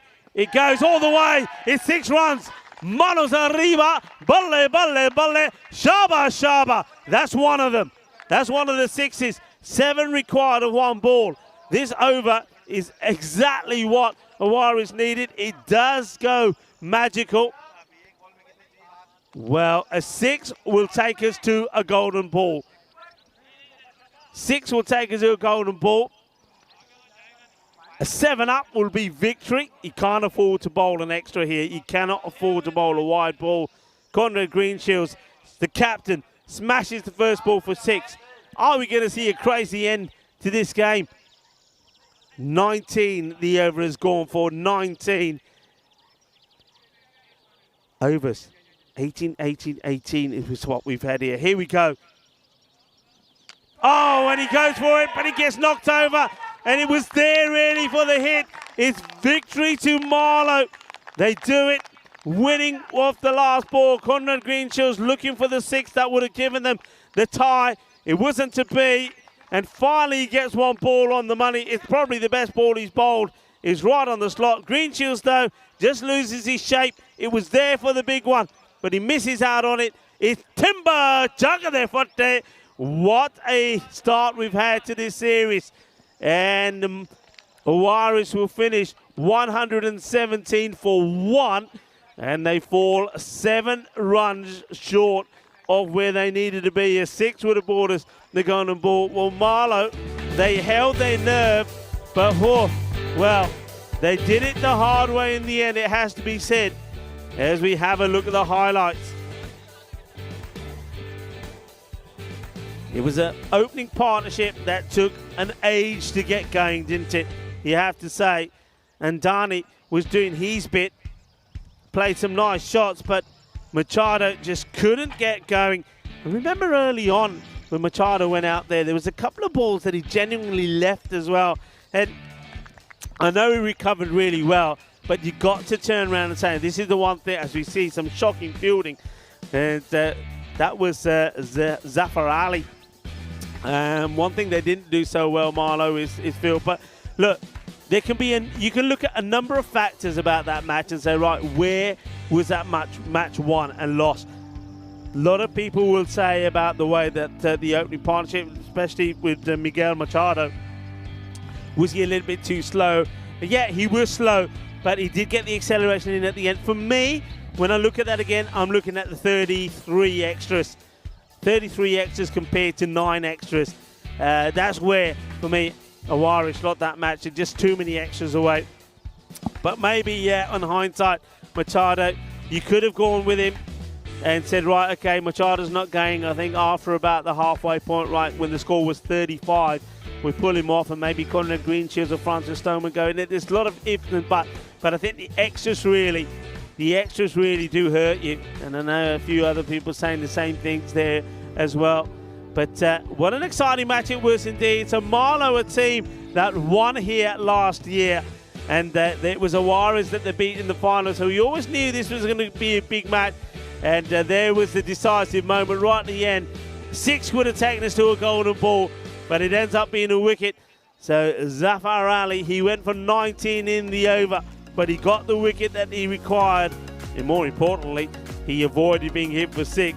And it ends the first match 123 to 117 in favour of Marlow. So Marlow get one over Awaris once more. Scorecard there, Azhar Andani batted beautifully, 63 not out. Really played some lovely shots all around the ground. So congratulations to him. Bahut badaiyan Azhar Andani nu apni half century puri kar li. Miguel Machado, 26 deliveries to get to 39. And yeah, he just started really slow though. He got the acceleration in towards the end, but the beginning part of his innings was really too slow. Conrad Greenshields, the captain, well, it was basically go in and hit the 2 balls you're going to face for 2 sixes. He wasn't able to do it, and he ends up losing his wicket. It was 2 wickets there in the end for Zafar Ali, I suppose, but that cost him 19 runs. But he'll turn around and say, I'm the hero. I'm the one who's won us that game. And maybe But it was an exciting game. Look at the bowling figures. Well, like I said, the 2 wickets that fell did fall to Zafar Ali. But I think early on, the openers for me were great bowling. I think Amir Zahib, just 12 runs from his bowling. Asad Mahmood as well. Remember, the first 2 overs. So Amir Zahib's first over and Asad Mahmood's first over, only 1 run came of it. So basically, if you like, they scored practically all 115 runs in 8 overs. The split 35 in the first 5 overs, 82 in the second 5 overs. So the first match is complete here at the Centauray Cricket Ground. What a lovely ground it is as well, as the sun is starting to come through as well. But the sun is not shining on Awaris, the home ground. It's shining on Marlow because they are victorious in the first match, 123 to 117. Remember, folks, coming up in around about 10 minutes' time is going to be match number 2. Marlow, the victors of that one, will stay on the field of play as they take on Friendship. And that's going to be our second match. So join us in around about 10 minutes' time for match number 2, where Marlow take on Friendship. See you back. Volvemos en 10 minutos.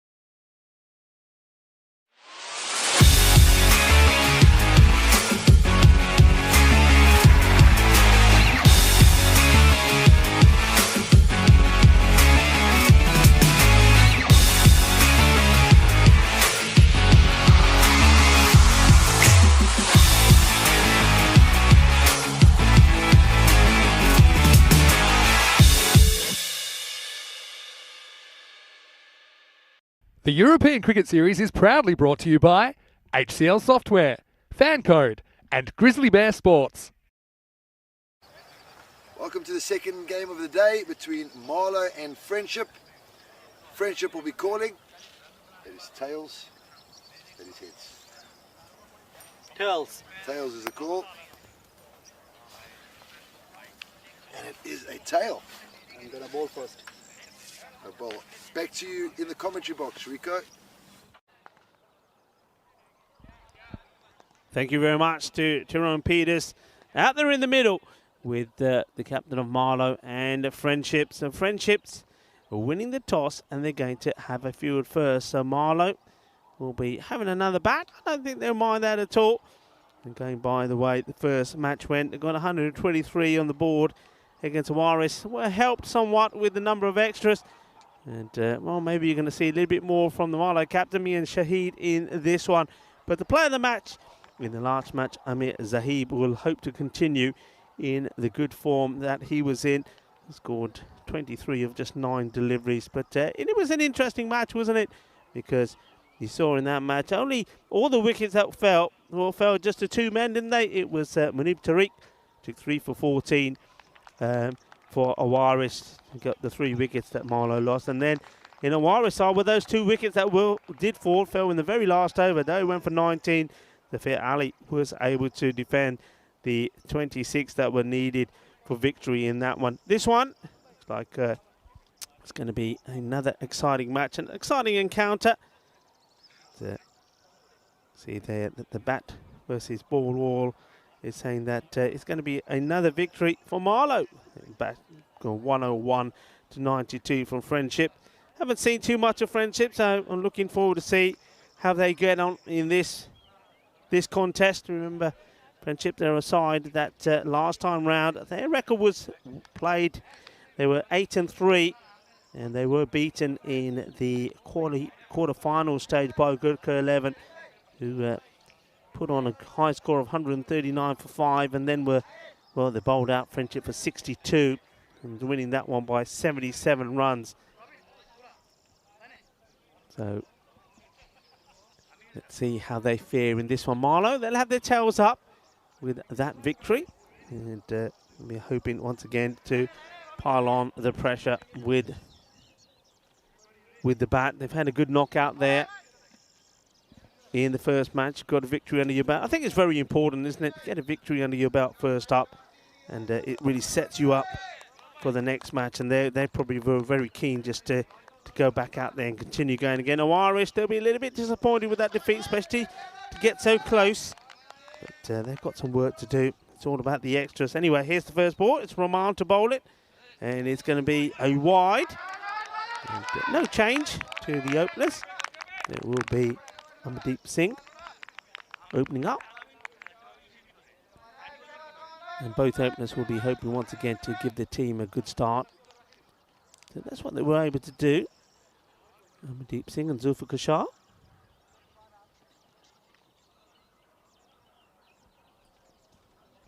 Rahman once more to Singh. Once more at the body, just a little tuck away from Amardeep. Take the single. Amardeep played a good part in the last match. Batted well. And with the ball, I think he was sensational, especially his first over. Remember, just a single coming off that one. Bowled really well. Rahman. Bit of pace about him. Naeem. See if they can get the breakthrough pretty early. But what Marlow did show there in that last match against Awaris in that win is that they do have a fair bit of depth in the batting. Oh, that's really well bowled. Nice bit of pace and good bit of bounce there from Rahman. Well, how about this? Liking this.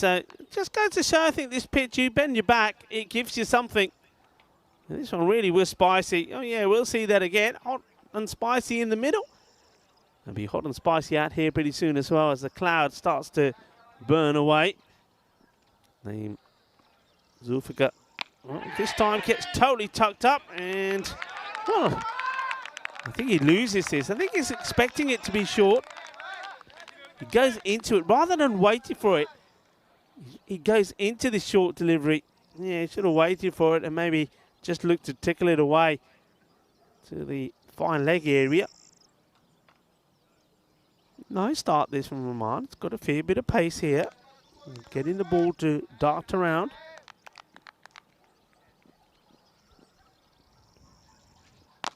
Oh, that's a full toss. And oh, catch goes down. Here's an opportunity. It wasn't an easy one. But, well, Mohammed Nazmul Islam not able to take it.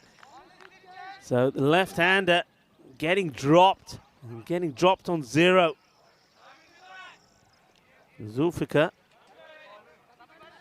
It's a man that if you want, you need to get him out early, but they don't. So Islam puts the catch down. How expensive could that one be?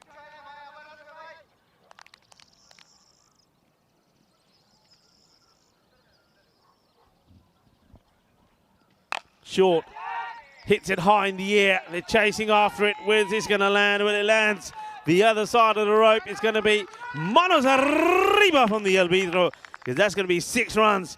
So Buck Stoneman puts his hands up in the air like he just don't care. This is quite a good hit, you know, because that's pretty wide outside the off stump. He gets right under it and absolutely clobbers it. 6 runs. Get the boundary that they need in the over. Well struck. Good hit.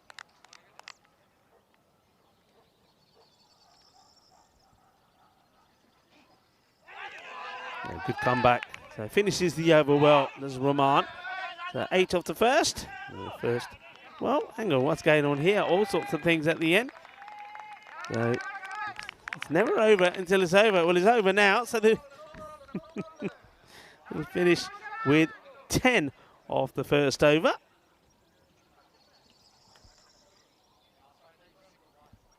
It's a nice steady start from the 2 openers. Once again, just looking to give them a good steady start and then really try and pile on the pressure once again.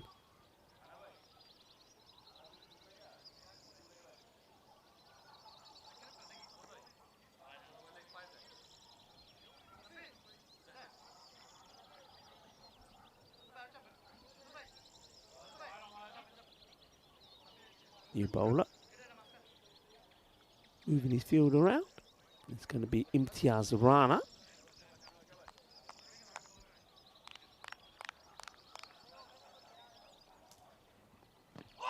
Oh, well, he bowls him off the pads. Well, Amardeep Singh goes. It wasn't the best delivery I think Imtiaz Rana is ever going to bowl, but it doesn't always take good deliveries to get a wicket. So watch this. He fires this down the leg side, catches the pads, and Amardeep, well, what should have been a wide, ends up playing this onto the stumps. There you go. That's the wicket. Amardeep Singh has to depart and, in a disappointing way. A good wicket to get for Friendship CC. So Amardeep will go for 6. And that was the one big 6 that he played. And he'll play no further part in this one. 6 or 4 deliveries. Bowled off his pads by Imtiaz Rana. So what a start for him, Rana. He's picking up a wicket of his very first delivery in this European Cricket Series. So nicely done.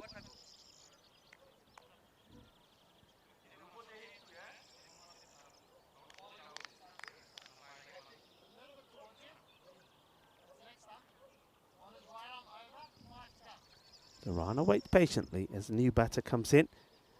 And it's a slight change on Marlow this time round. They go with a man that we heard a lot about, Sahid Misam. And he just pushes this out. And, could be overthrows, but well backed up.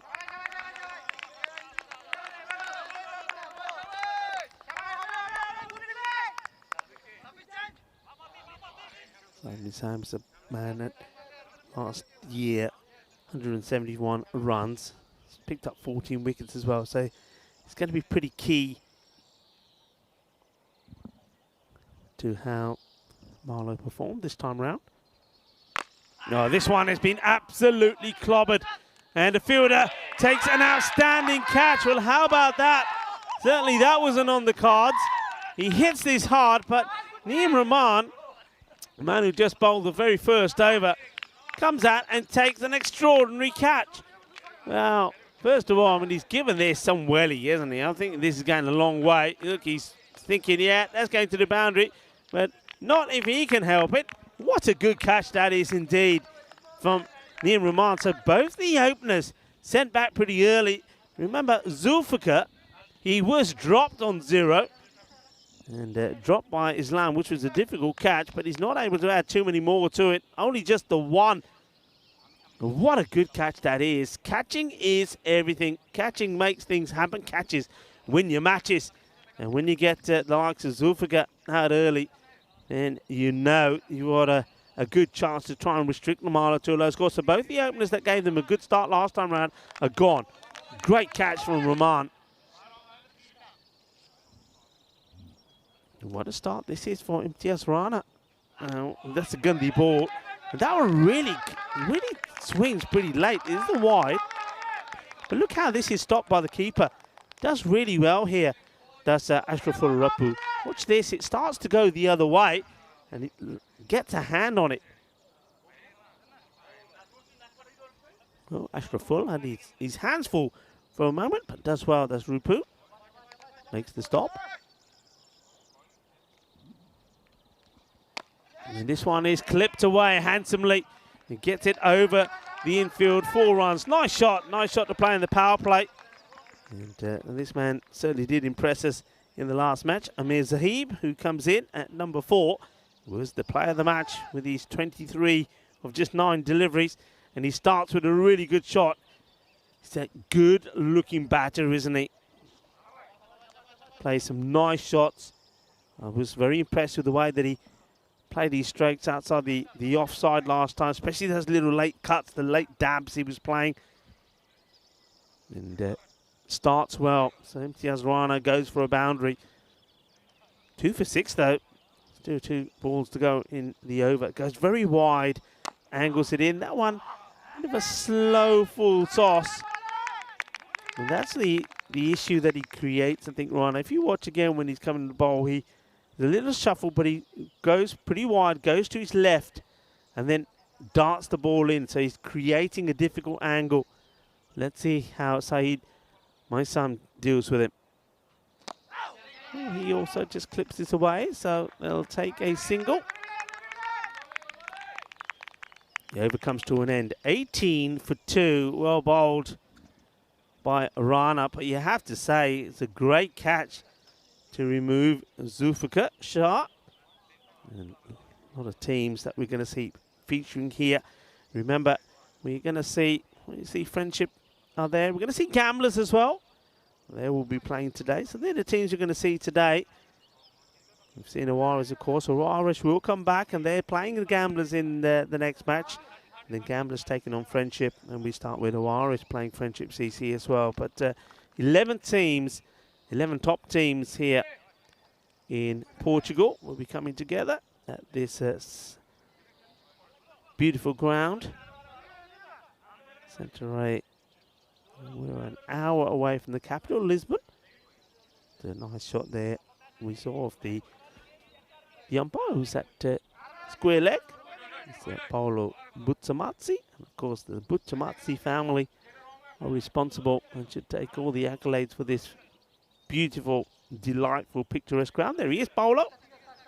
And doing umpire, not playing. He is an Irish member, and he's part of this club, and he's doing some fantastic work, not just for the club, but fantastic work for Portuguese cricket. He and his family. And we'll be doing umpiring duties during the course of this series.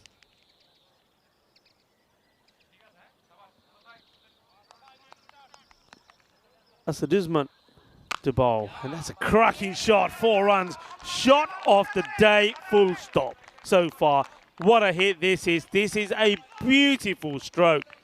They don't come any better than this. This is a proper orthodox cut shot. What a beautiful shot that is. And Yeah, they don't come any better than that. That is the shot of the day so far. Delightfully played. What a shot from Saeed.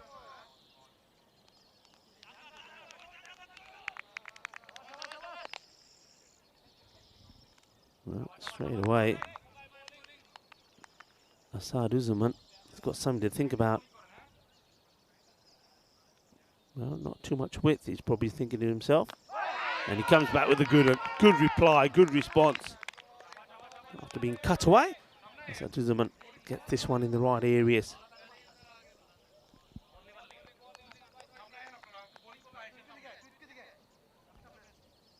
The last bit of cloud just starting to burn away now.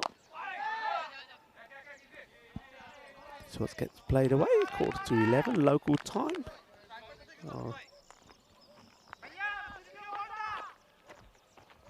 Had to get used to all my timings here, folks, because of course when I was leaving Spain in the early hours of Sunday, the clocks went forward, and then get here I had to put the clocks back because we're behind the times of Spain. Well, this time, man who took a great catch, can't do anything about it, just enough on this. It's going to be 4 runs. And it's a nice shot once again. It's all about getting these shots in the power play. The last over off that power play, as you can see, the Marlow pretty keen to get a few more boundaries on the board. That's nicely hit by Amir Zahib. Certainly he's a dangerous guy. You've got to get this guy out early. Otherwise, he can definitely hurt you.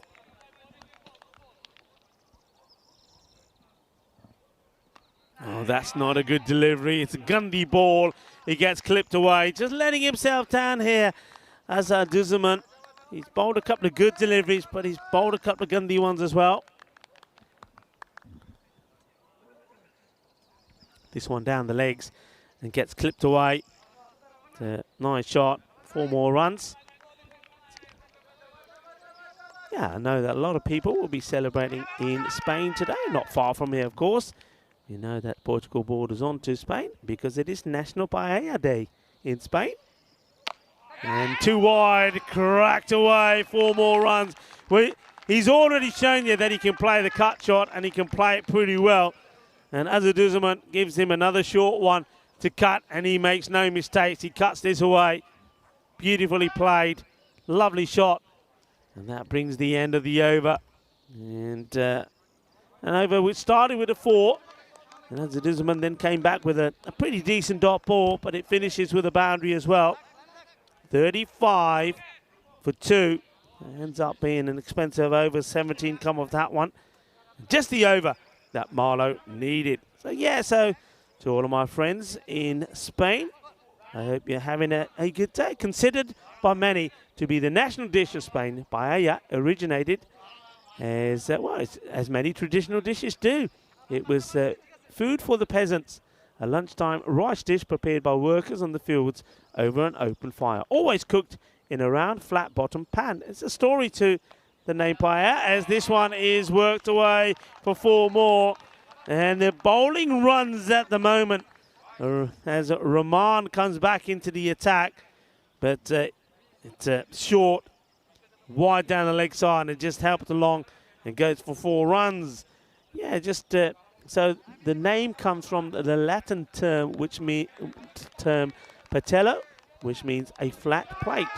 And as a result of that, as you know, paella is traditionally made in like a flat dish. That's where the name originates from. And that patello is a flat plate on which offerings were made to the gods. So paella, that's how that name originates. So I hope everybody in Spain is enjoying a nice paella. I wouldn't mind a nice paella. Probably a little bit early for paella. Short again. They take on the single. Good backing up. You can see the non-striker, Zahib, he knows the run's on. It's his call. He calls it. And Saeed Misam responds well. Watches again. So again, going for the short stuff. This one's better direct. At least it's at the batter and more outside the off. They do take a single. Other days, if you're a scribbler like me and always got pen and paper, well, it's International Scribble Day. So a lot of people like doing a little bit of scribbling. Sometimes say it's like a way of releasing stress. So you can get your dribbling done today. Oh, no run there this time. Rahman says, where do you think you're going? Get the Jaria. Just stay there. World Theatre Day as well. This day celebrates the essence, beauty, importance of the theatre arts, and significant role in entertainment and the symbolic impact the theatre has on life. If your name's Joe, we're celebrating Joe, International Joe Day. Yes. Well, maybe just a slight issue here. Well, it doesn't seem to be anything serious. Got a bit of a smile on their face. A slight delay. Well, I can carry on telling you about the different days that we have here while we're just waiting. So, yeah, I mean, of course, we have our very own Joe Foster, who was umpiring at Malaga, at the European Cricket League, at the Carnamo Oval. Well, Joe Foster, I know he celebrated his birthday a few days ago. Well, he should be celebrating today as well, because if your name is Joe, it's a day to celebrate your second birthday. So, any Joe, all the Joes out there, hope you're having a good day. And, well, an important one for me as well. And maybe when I'm joined by Vinny Sandu tomorrow, we'll celebrate this one in style. International Whiskey Day. The name whiskey comes from the Gaelic phrase Isce Bitha, translating to water of life. Whiskey has a long, distinguished history of careful distillation, dating back more than 500 years. So, cheers to everybody on International Whiskey Day. And remember, cricket continues tomorrow as well. We have 5 matches tomorrow. Punjab CC, Amadora versus the Indian Royals. Indian Royals then take on Gurkha. Looking forward to seeing Gurkha. They're a team that will always be up there. Punjab CC then against the Lisbon Capitals, as we welcome the team from the capital. And we will also then finish off with Punjab CC Amadora playing against Gurkha 11. So the matches that we got coming up tomorrow. Well, the free spray has been on. And maybe they've had a little whiskey or two out there as well while we've been waiting. It is International Whiskey Day. As we get ready to go back to the action. They just took one on his hand there. 40 for 2, we resume. Rahman to continue. And then trying to get a breakthrough here. You really want to try and get rid of, well, especially any one of these two batters pretty early, because they can go big. And this one is another one which will go for 4. Just bounces before the ropes. So, well, injured or not, still playing one way. Not a bad delivery. Rahman decides he'll pitch up slightly. Well, he'll probably decide against that now, because you pitch up and these guys are pretty powerful hitting down the ground. Big, important partnership this is at the moment. Oh, well, this one gets flicked away off the hips. What a nice shot this is. Beautifully timed. As the sun starts to caress this magnificent cricket ground at Santaré. Lovely shot, he just clipped it away. Just using the pace of Rahman. Rahman's got some good pace, but he's just not getting the ball in the right areas. That's a delightfully played shot. And just bouncing before the rope. Rahman, ball to go, gone for 21 in his spell. And now this one gets jabbed away for a single. The keeper, Ashraful Rupu, gets down on his knees to stop it. That will be the end of the over. So just 1 run behind the 50. 49 for 2. So these two building a pretty good partnership together. You can see, looks pretty healthy, doesn't it? Came together, of course, with the score on 11. The batters that have gone already. We saw Amardeep Singh being bowled off his pads. He went for 6, just hit 1-6 in the 4 balls that he faced when he departed. And Zulfikar Shah was caught brilliantly by Naeem Rahman off the bowling of Imtiaz Rana. And Rana is the man that's picked up the 2 wickets so far. So getting ready for over number 5. And, well, we were promised the sunshine. We were promised temperatures for around 26 degrees. The sun is now out. And this Santaré cricket ground looking a pretty picture now. And absolutely beautiful. I said earlier, it reminds me of a lot of grounds that are played in sort of the Hertfordshire area in the UK. Very green, very lush, lovely scenery. Loving the clubhouse, which has just recently been completed. And Diesel, our very own Diesel here in Portugal, was showing me around this morning. It's the first time I've been here, and I love it. I really do. It's got a real family cricket vibe to it. You know, when you go to these cricket grounds and it's all family sort of run and orientated, and you feel so warm and welcomed. Well, it feels lovely. Hospitality is great, and really looking forward to not just some great cricket here, but well, certainly being made to feel a part of the family here. Good shot, gets it, slog sweeping, and it's going to be 4 runs. Well, this was hit. Inni hard marani koi lor nahi. Mohammed Abdul Motin makes a stop, but it ricochets off him and goes all the way to the boundary.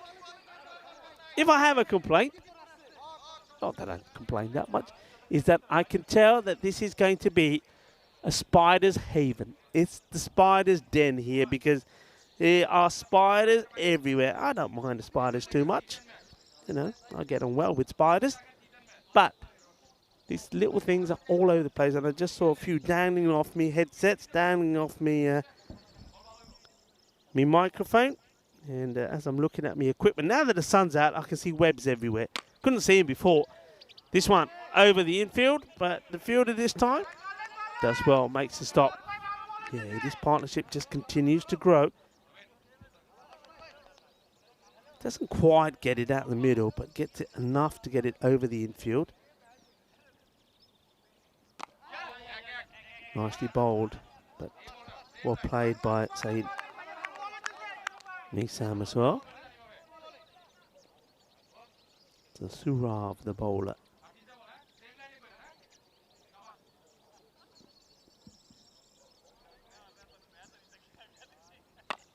And he goes right down on one knee, and he clobbers this big, clobbers it hard. Gear, shaka, lugya. 6 more. And what a good shot this is. Just, there's no pace on it really. It's a slow delivery, but he's onto it straight away. 6 more. And now, that is the 50 partnership between these two. And he goes for another one, and this one will be another 6. Shaba, kinna sona, shaka lagya. And just as the sun comes out, these two, Saeed and Amir, decide it's time to blaze and caress this ground with a few maximos. 6 more. Good hit. They need to break this partnership. They go for the spin. They go for the slower bowling to do it. But 18 have come off this over so far with a ball to go. There doesn't seem to be any respite here. These two are going big. And right, this could be an opportunity. High up in the air. Catch taken. And Amir Zahid will go for 43 of just ball number 14. So they get the wicket that they wanted. So taking the pace off does work. Goes for 18 in the over, but does pick up the wicket, and an important wicket from a guy that has really entertained us today. I've been, well, very impressed with the batting of Amir Zahid. He just goes for the big one here. That just catches him high up. So nice catch taken by the fielder as well. So Sabir Ahmed takes the catch. And that will be the end of Amir Zahid. But what a good innings and what a good partnership that was. That's all to the end of the over. 67 for 3 at the end of 5.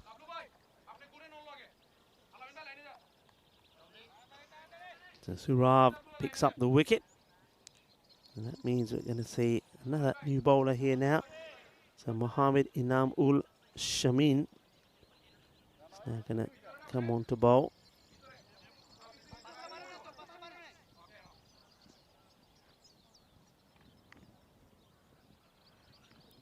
More spin, hits straight down the ground. It will go all the way. Manos arriba, Vidro. Arriba. Well, Saeed Misam says, okay, I might have lost my partner, but now it's time for me maybe to accelerate. And he starts with a 6 straight away. So welcome to Anamul Shahim. Well, gets a taste of ECN life as a bowler. Can be painful, can be hurtful, can also reward you. Oh, almost takes a wicket. Great effort from the fielder. This is not easy. It's not easy because as this is in the air, look, it's dipping, and he throws himself at it. That's a tremendous effort from the fielder. Really good effort.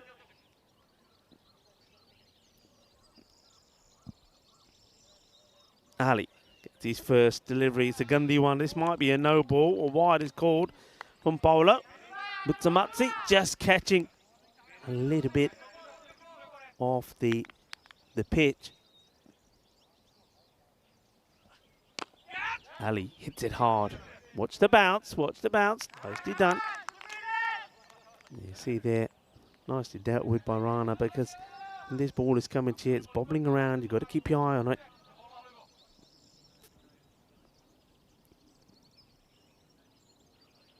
Down the leg side, not able to make contact, but the wicketkeeper also not able to stop this one. It was the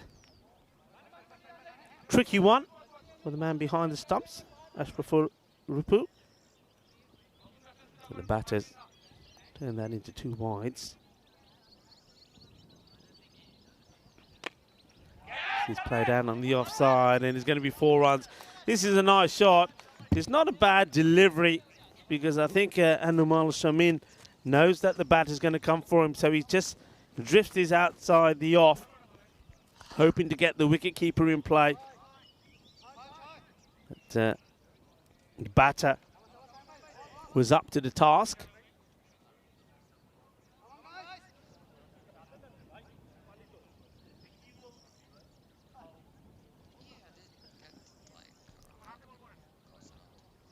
So, Shamin once again. This one hit up. But oh no, oh dear, oh dear, oh dear. Oh no, please don't go again, please. I think I'm going to be the Yeah, I think you did, my friend. Because, well, look, I mean, he gets, you think he's got this smothered, but still, it somehow goes through and he then stands there. Pata nahi ball kidda chal gayi mere andro.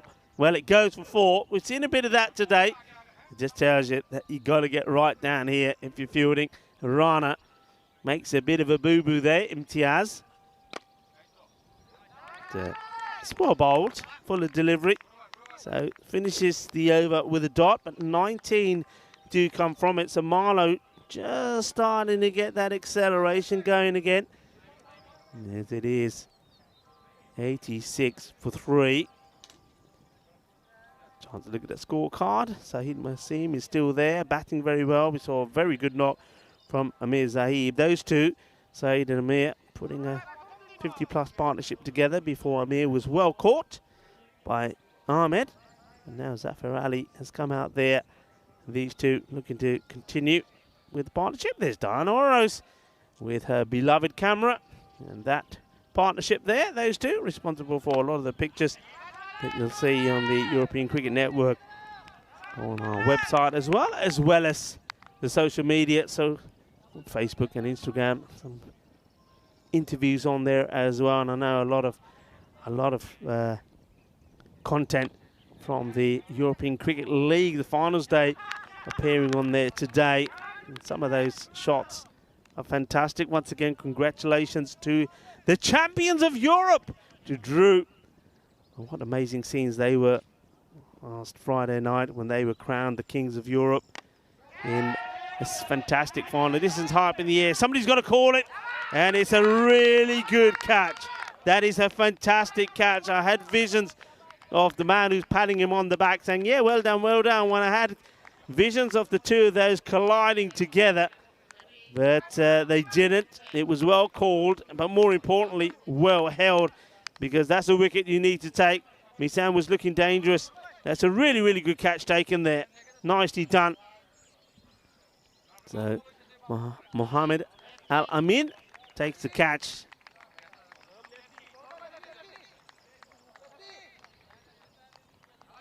And that's the catch that removes a dangerous batter. Yes, it is Sahid Moisam that goes for 21.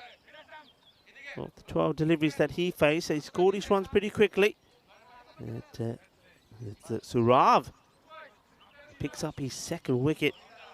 So has gone for a few runs, but he's getting the wickets when they matter. Now he's adjusting the field to the left-hander. Asim Sawa that comes in. They're running hard. Have a go. Well, he thinks about it. There's somebody backing up. I'd like to see him have a go. I think that's one thing that really, I'd like to see the teams do more often. You've got those half chances, have a go, get the players backing up.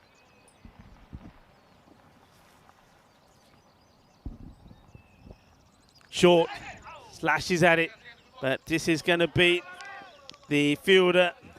And no third man on the boundary.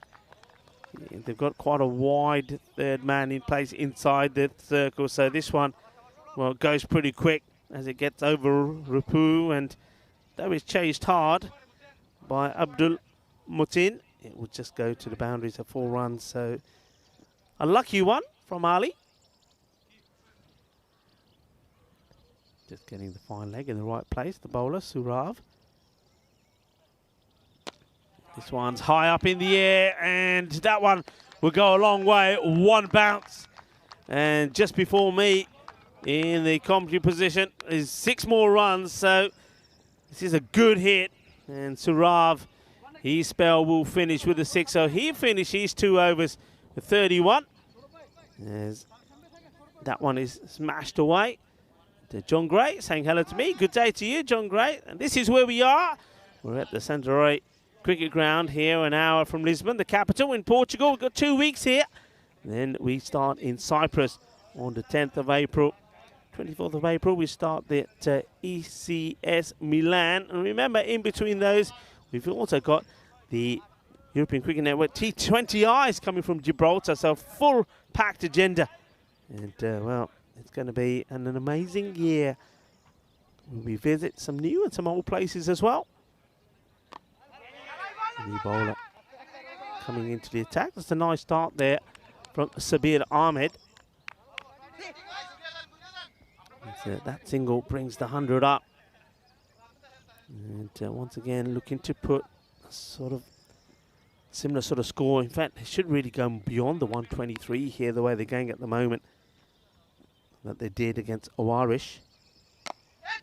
Upish, and work to be done by the fielder. Rana gets himself in the position, does well. Gets a throw in, but not before the batters complete the second run. Not a bad start to this from Sabir. Seems to be getting the ball in the right places. Yeah, I was going to say, so look out for the contents coming up on the social media. Smashed. And every time I go to talk about the contents coming up on the social media, the batters say, well, I'm going to stop you there for a moment, Rico, because I'm just going to hit this one for a big 6. And that was a big 6 when that one goes into the hedges. And that one's going to have to be found. There's plenty of bodies over there. Really good shot. Just not a bad delivery. You can see he's trying to entice the batter to come out. But he meets that well, doesn't he, Zafar Ali? Uses his feet beautifully as he pelts this one over the mid-wicket boundary. Well, that definitely... Well, this sort of ground is the ground that you would say cow corner, because you'd expect to see cows.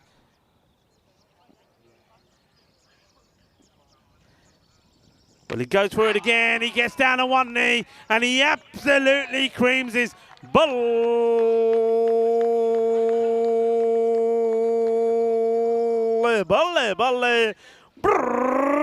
Ginna sona shaka lagya. Well, plenty of livestock around the ground. And yeah, like I said, there we go. See, telling you, cow corner. There's plenty of cows around. Oh, they're all sitting down at the moment. I thought they said cows sit down and it's going to rain. There's no rain to date, so those cows are telling stories. Whoever came up with that phrase, well, it's not true, because all of those cows are sitting down.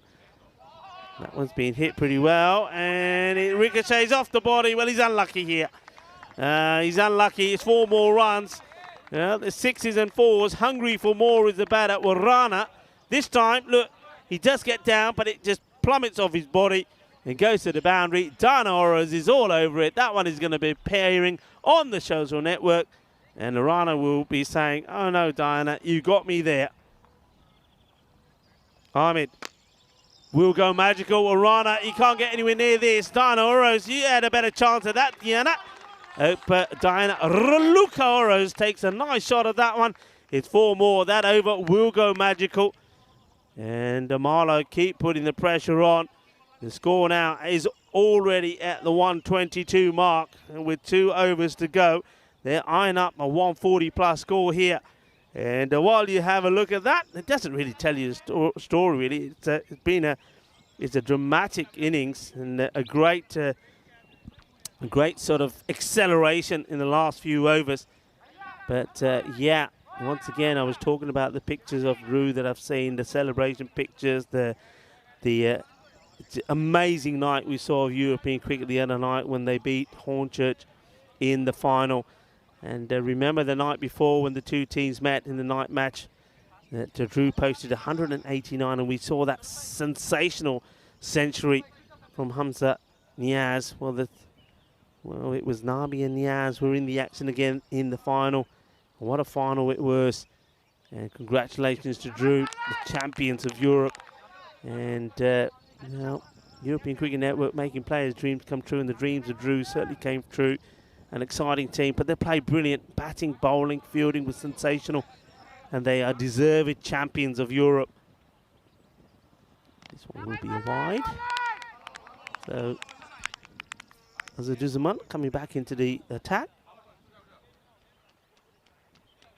Yeah, what a welcome they would have got back when they're in France. I'd love to see some of those as well. So, if there's anybody from Drew or in France who's got any information on that, send us through, as this one has been whacked out of the ground as well. That is an absolute biggie. Well, he's got a long way to fetch this one. It's a big hit. So Sawa getting in the act as well, hitting his first boundary. Zafar Ali on 42 of just 12 deliveries, and Sawa says, well, I'm getting in the act as well. Oh, this one is going, and it's going to be, well, 6 has been signalled by the fielder, and I think this is because Rana, it's got to be Rana again, I think. No, it's not Rana. Rana's been replaced by Sabir Ahmed. I think by the time he gets his hands on this, the ball is already over the rope. Let's have a look if we can see it here. Where's his feet? Yeah, he's already outside the field of play, so as soon as he makes contact with that, it's going to be 6. So 6 more, and well, he gets replaced. I don't think he did that bad, actually. He couldn't have done too much more about that. Maybe he could have leaped in the air and tried to stop the boundary. Well, this one is up in the air, and the new fielder who comes there tries to take it one-handedly, and he puts it down as well. Next, please. Who's next in line to come in that spot? Changing fielders around doesn't mean that you're going to get any more lucky, as Nazrul Islam finds out. It's another one that doesn't get taken. It's tried to take this, a Statue of Liberty style. And he gets it wrong. And now the batters will just take a leg by as the onslaught continues. Takes the score and moves on to 137 with a ball to go in this over. So Marlow certainly once again underlining just why they are one of the top teams out here. The champions last time here. This will be a wide, and that's another one to go onto the board. Marlow were also the winners the first time I came to Portugal and did a night series there at Miranda de Cordoba. Hello to everybody that's there, by the way, at that beautiful ground in Coimbra. Firmly hit, and 4 runs. What a good shot this is. This is just pure power from Sawa as he moves on to 19. The over comes to an end, and the 140 has been reached. 142 for 4 with still 6 balls to go in the innings. Yes, hello to everybody at Coimbra.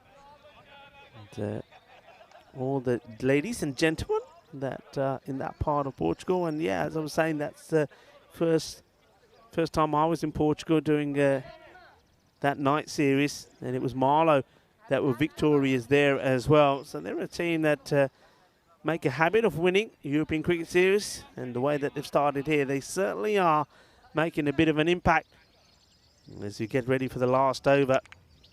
And it will be Rana to bowl it. 150 plus now on the card, surely here for Marlowe. Short, high up in the air, catch it, they shout, and he doesn't. So I don't think he gets hands to it, actually. And once again, Dana Oroz is there, snapping away. And, well, whenever these go up in the air, not only is the fielder thinking about, oh, what happens if I don't catch it, he's thinking, well, what happens if it ends up being on camera? And Mohammed Al-Min, unfortunately for you, Dana Oroz is there, and she is snapping away. She's got you. She's got you. And that's going to be on the pictures as well. And batter just going to the other end and like, hey, you know what? Come on, make it count. No more missing. Well, Zafar Ali's probably saying, thanks for the word, Sawa, but I am 44. I have contributed pretty well to this partnership with 56. I know what I'm doing. And he then says, there you go, bang, out of here. Manos arriba, 6 more. Good hit, good shot. And that 6 brings up the 150. 150 on the board. There's still 3 balls to go. And just short, gives himself room, and it gets clubbed over the boundary. No runs galore at the moment. Rana needs to get fuller. And this one's been lofted as well. Fielder gets down, watches it safely into his hands. No mistakes from Ahmed.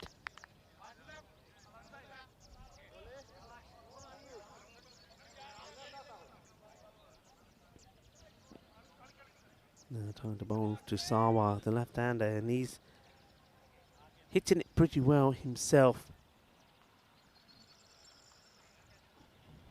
That's well bowled. He sees the batter making room for himself, going down the leg side.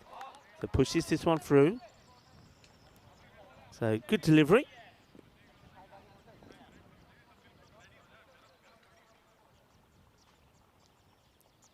Ball to go in the innings.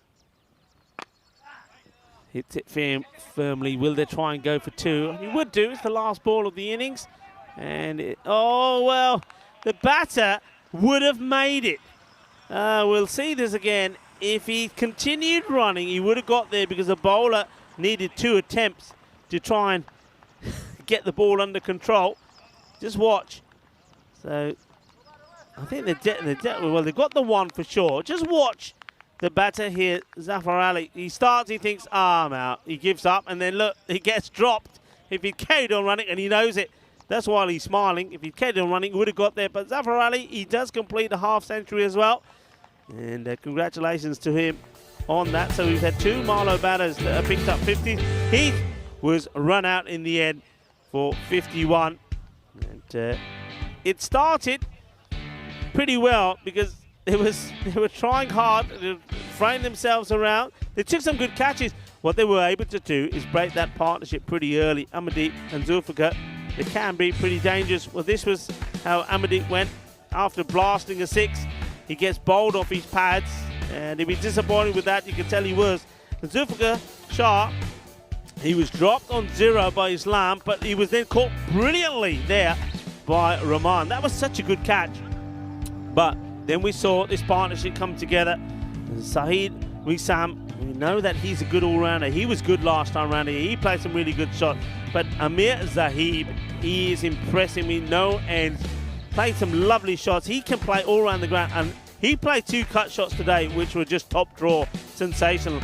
But, well, had to end at some point. And he went for 43 when Surav came on to bowl. It was a very good catch. Easy catch taken by Ahmed.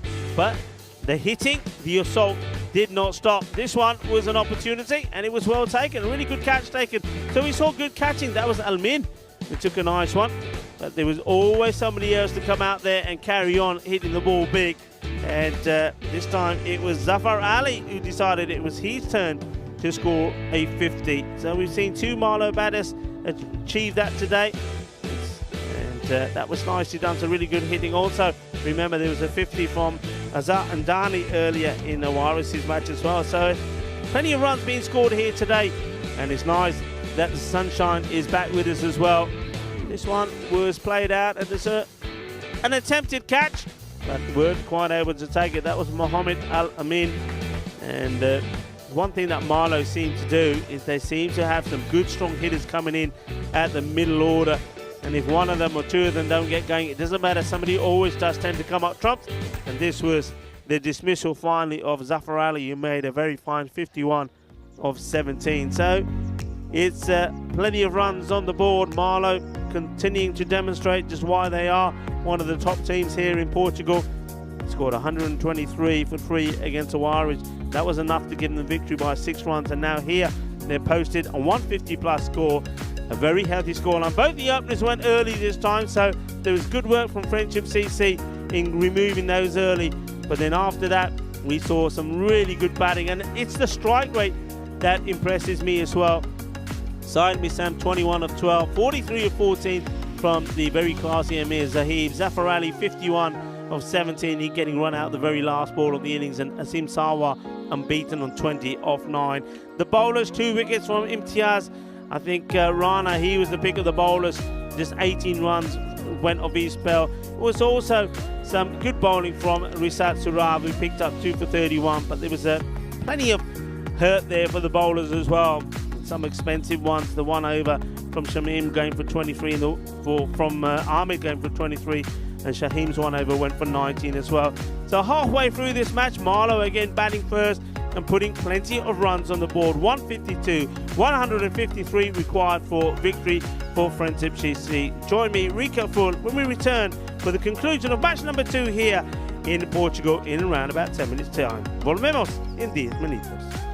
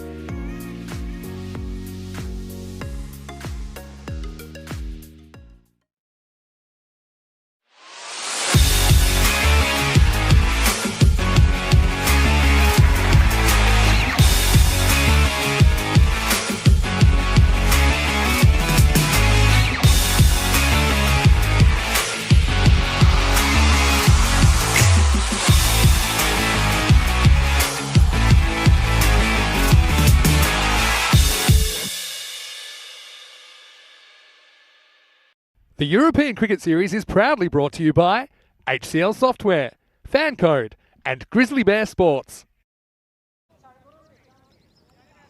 Hello, welcome back, cricket lovers, to the beautiful cricket ground here in Portugal. And Saturday cricket ground looking absolutely marvellous underneath the Portuguese sunshine. Marlow looking good as well. 152 they posted. Zafar Ali 51 of 17. Amir Zahid once again impressing with 43 of 14. And Sahid Misam starting to show his all-round talents as well. He's looking to add to his 21 for 12 with a good bowling spell as well. And Friendship CC really up against it. And they're starting off with the ball. Who will be a man who really impressed Assad, the left-hander. Well, what's happened here is obviously is something on this, because I think he's had 3 attempts as the keeper to try and catch this Rushan Singh. Let's see this again. But let's have a look. Here we go. There's definitely something on there. Misses it once, twice, 3 times. And at the same time, he kicks the stump. So watch this. Kicks the stumps over. Aja. Can't get hold of it. Well, good bit of action there from the wicketkeeper, Rushan Singh.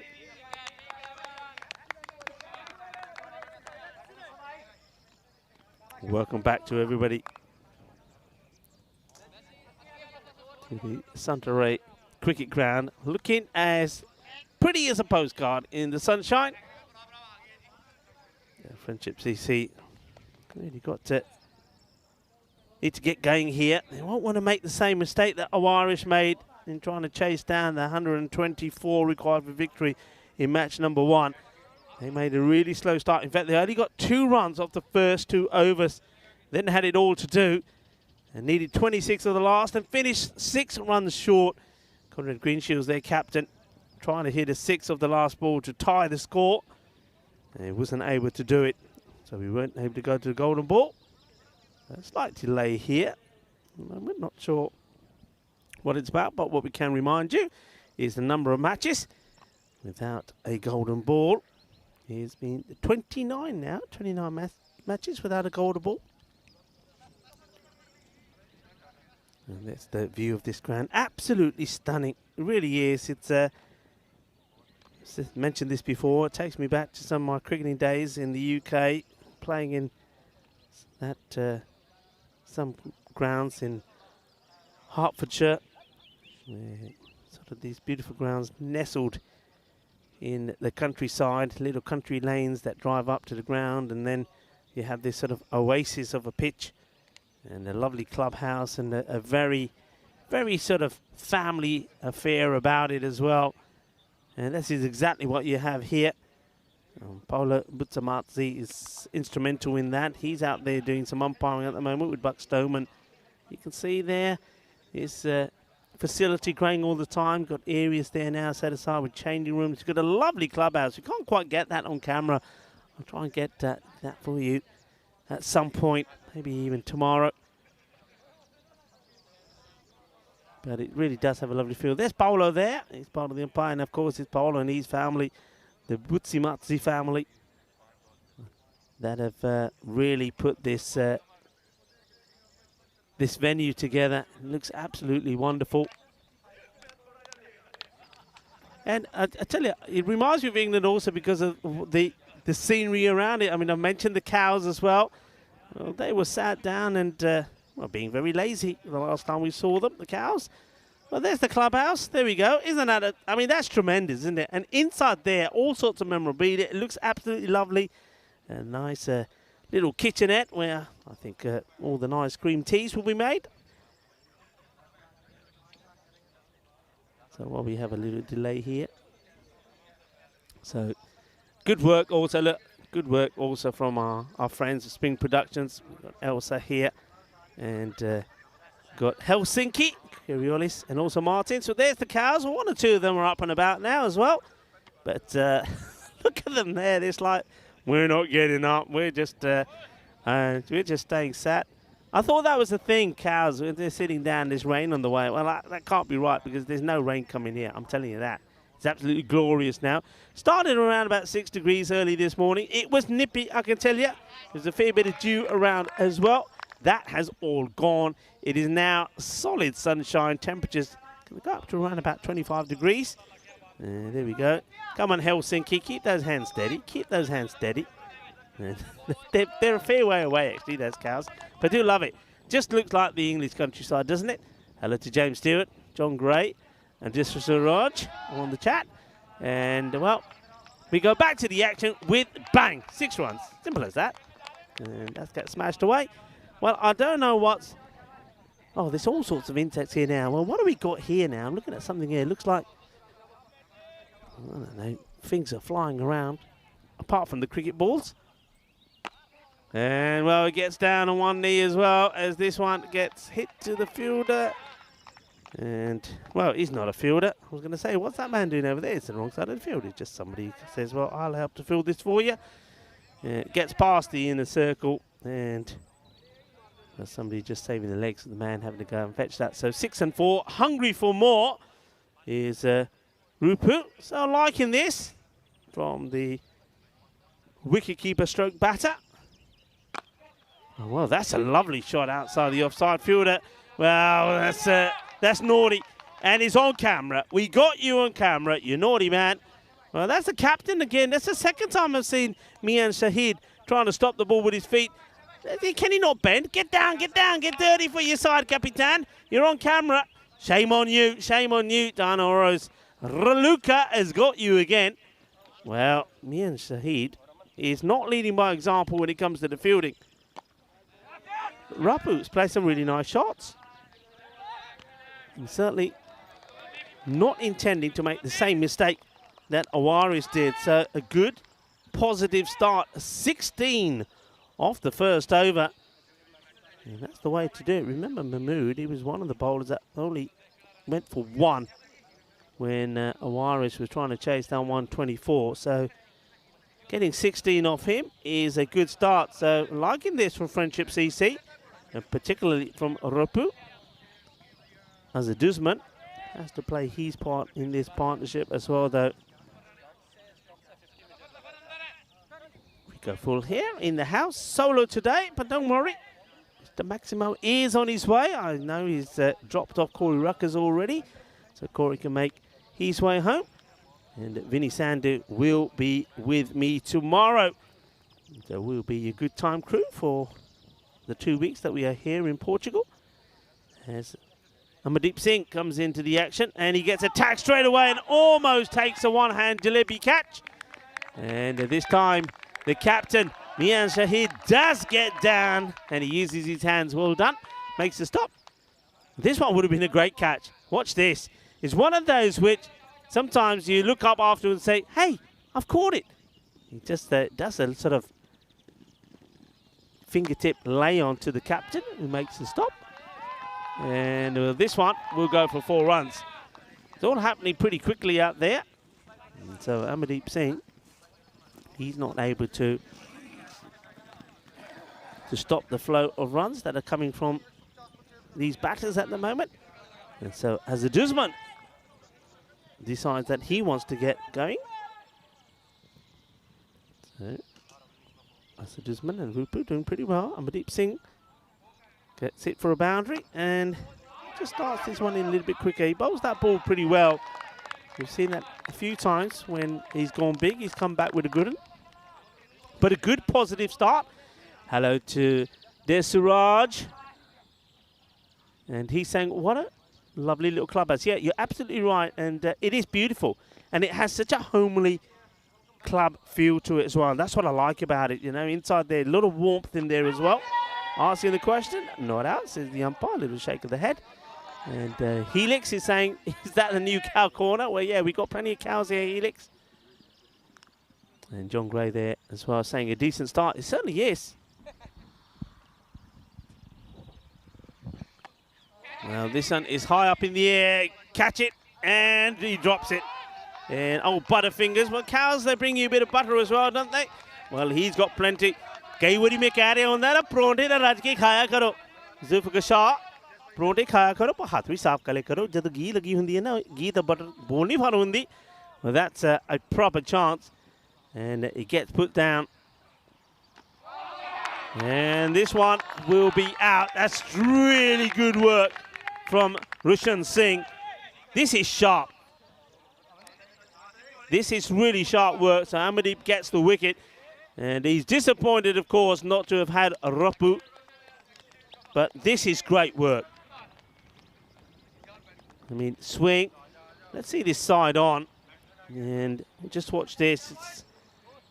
I mean, we can't really appreciate the work of the keeper, the good handwork and hand speed, because you've got the good big unit of Zafar Ali there in our way. But you can see conclusively out, really good work and given out on the field of play. We don't need to go to the third umpire for that one. Beautifully done. It's the first wicket down, and that's 23 for 1 at the end of 2. That's some of the 11 teams. You have a quick look at the teams there at the moment. But main thing is, have a look at the standings. Marlow right at the top. Because, well, they're the only team to get a victory so far, and they're looking to make it 2 out of 2. Friendship's EC made a positive start, but that one will hurt them a little bit. So though we saw Rapu being dropped on 16, the very next ball does get a wicket, and it is Azaduzaman who will have to go, and he goes for 6 of the 5 deliveries that he faced, stumped off the bowling of Singh. This is pretty wide, and that's just going to get helped on its way. Not a good delivery. Too wide for Mahmood. So Mahmood hasn't shown the sort of line that he was bowling in the first match against Marlow, and that one just gets carved away. Good hitting at the moment from Ashraful Rapu. I'm liking the way he's gone out there, liking his approach. High up in the air, and this one doesn't get carried to the fielder. Catch Hogia is the shout from the bowler, but it doesn't go. Rapu gets a bit of luck there, as we now will get a chance to see Mohammed Nazrul Islam to place his first delivery. And, well, he just wants to get bat on the ball and get off the mark there, Nazrul.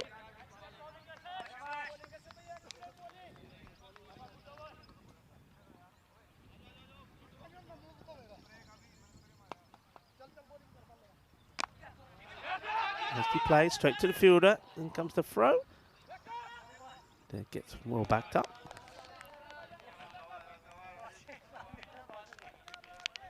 I mentioned some of the days today. If your name is Joe, happy Joe Day. It's like a second birthday. All the Joes out there. International Joe Day. International Whiskey Day as well. That one gets played away. Whiskey, water of life, they call it. It was over 500 years ago that whiskey was first distilled. And,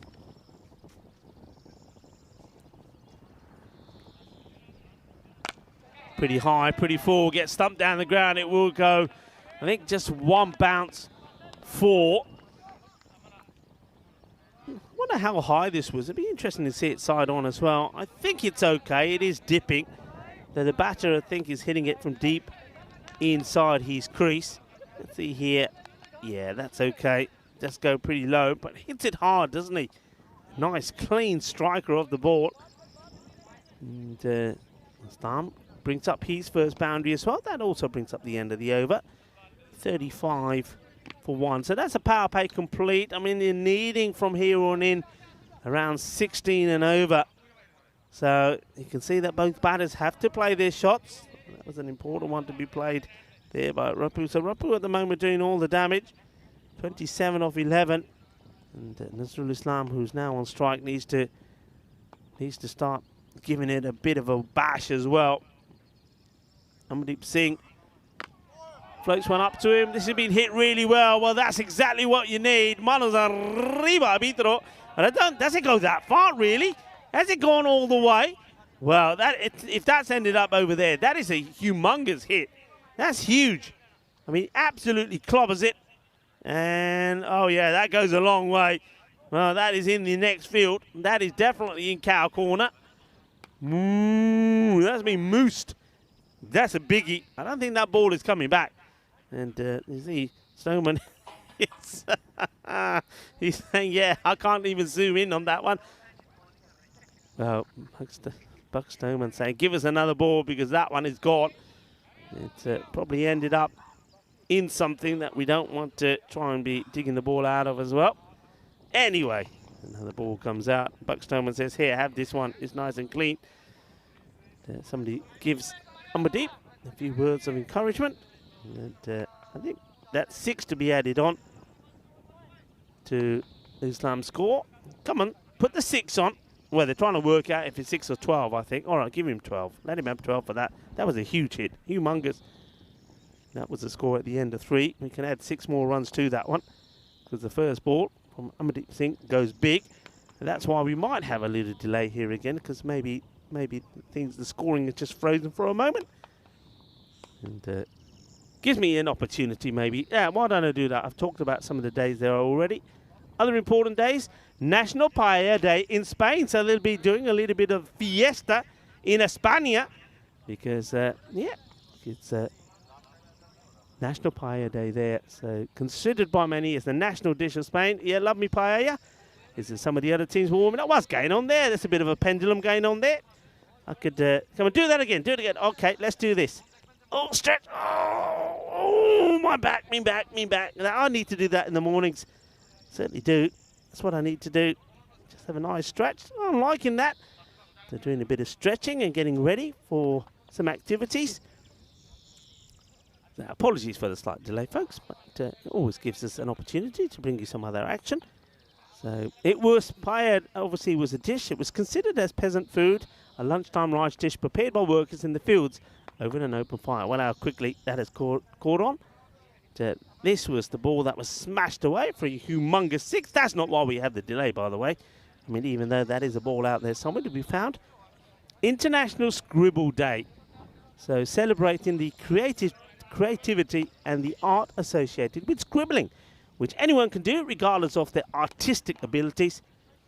And so the last time you scribbled aimlessly, you might have probably not known that you're actually doing something to just celebrate this day. It's good for stress, by the way, scribbling. A lot of people think my writing is a bit of scribble. Anyway, we are back to the action. And is there something on this? And he's getting pretty excited. He does. Rushan Singh, get excited. Good delivery, though. Good comeback from Singh. Just drifts that out there. He tries to cut this, but no, that's nowhere near the bat, is it? Getting very excited. Played along the deck. Should be fielded. I say should be because it does tend to bobble around. We have seen a few interesting bounces. We've seen a few interesting techniques of fielding as well. Amardeep has got one. Can he get another? That's well bowled again. Good areas. And he's done well here. He's keeping Rapu pretty quiet. Actually, for Rapu, he's played some nice shots. Singh. Just waiting as the keeper. Just setting the third man. A bit wider, I think, for that shot. And doesn't go past him. It goes to the man at backward point. There's the fielder.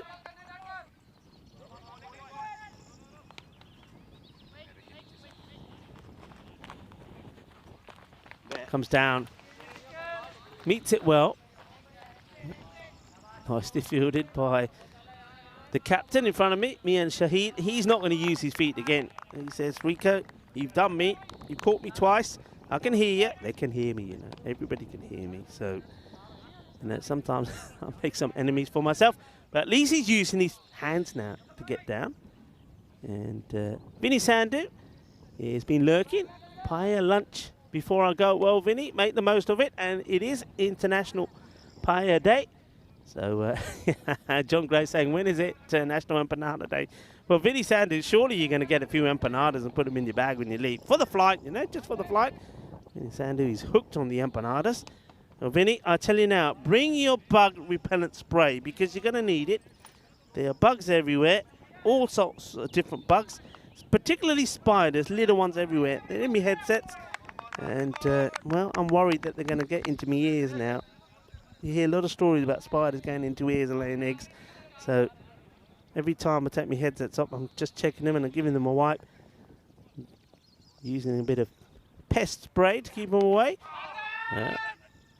You're going to get, are they though? Yeah, I think they're going to get a leg bye. Asking the question is the wicket keeper, Roshan Singh, but I think he's quite comfortably in here. Let's watch. So it's an interesting looking shot. Rapu has to get to the other end, and not out. What a nice shot there of a little butterfly. Look at the butterfly there. Ah.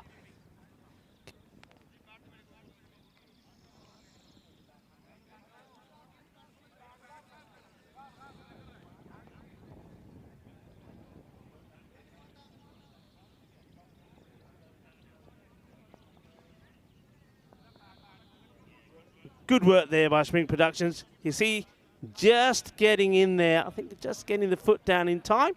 We have to go backwards and forwards a few times, do the okey pokey. There's what's the matter with him?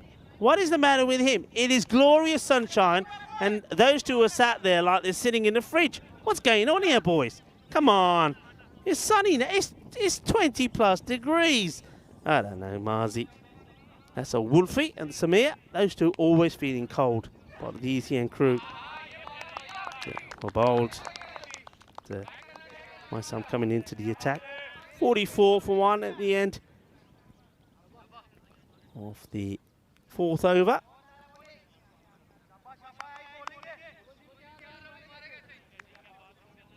So Zahid already made a good impact with the bat. Played some valuable runs. Now looking to get the partnership broken, but that's going to be 4 runs despite the efforts of the fielder. That is Amardeep Singh. He's got a fair chunk of ground to cover there. Doesn't get there. Now he has to disappear behind the banner. Nice big banner there. Just got to get a bit fuller. Haven't seen from the medium paces as I fish a little spider out of my tea. Anyway, there's the new protein food, isn't it? Insects, I hear, ants and things like that. Oh, it's a Gandhi ball on the leg side, and this will be whipped away. That's gone a long, long way.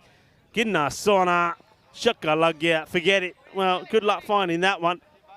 Just bowls it just where the batter wants it, gets right underneath it, and that one sails away. Adios, Bolota. That one's not coming back. There's another one that you'll have to get behind that banner to try and find. Loving that, European cricket. And the Portuguese Cricket Federation. Well, good luck finding it. I think you're going to need another ball here. That one is, well, leave that for somebody else to try and find later. So not a good delivery that from Saeed Misam.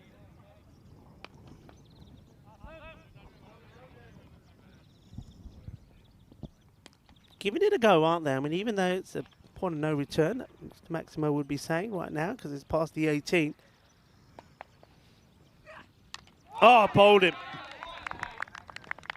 Beautiful delivery. And gets it fuller. I haven't seen too many. This is what I'm saying. I haven't seen too many of these type of deliveries. Gets it right up there. And just watch this. He tries to chop the bat down onto it, but it gets done with a bit of speed as well. Yeah, he plays this really late. Beats him. Done there. And he's got to go. Well bowled. And the stumps go down. The castle gets down. And that is the end. And just started to make a bit of a contribution. Started putting a partnership together. But Nazrul Islam will have to depart for 19. No. 19 it will be. Of the 9 deliveries that he faced. Well bowled by Saeed. Nisam, remember, made 21 of 12 deliveries. Now, takes a valuable wicket in his first over. 1 for 10 so far, ball to go. And the new batter will be Mohammed Abdul Motin that comes in.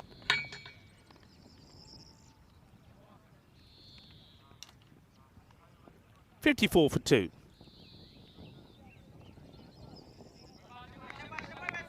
Dead ball. Batter says, hang on a minute, I'm not ready. I was just having a look around. Hello to Stuart. How are you?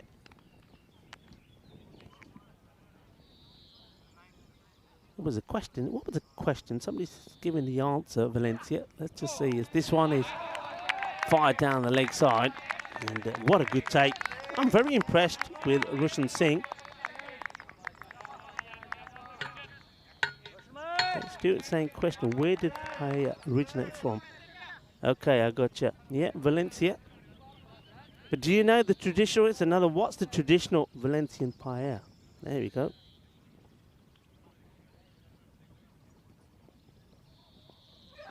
Oh, look at the shape on that. Plenty of swing. What a good delivery it was. And, well, the fielder, if he was able to pick this up straight away, it could have been a bit of a problem with two batters because there was a communication failure. What a great delivery that was. The swing on this was great. It really was seaming in. Yeah, in Valencia, but remember that I've already said the story that it really just came about. I mean, it's known as food, peasant food, really. Made out there in the fields and on the fire on a flat pan, and it took off. We are, of course, in Portugal. Got 2 weeks. This is day one. Day one of many. 2 weeks that we're here. Remember, cricket every single day, 5 matches a day. From here, we then go to Cyprus with a European Cricket Series continuing after, of course, one of our flagship events came to an end last Friday. And then, of course, we had the ECN women's event as well, featuring Spain, Austria. We played some really good cricket with Malta as well.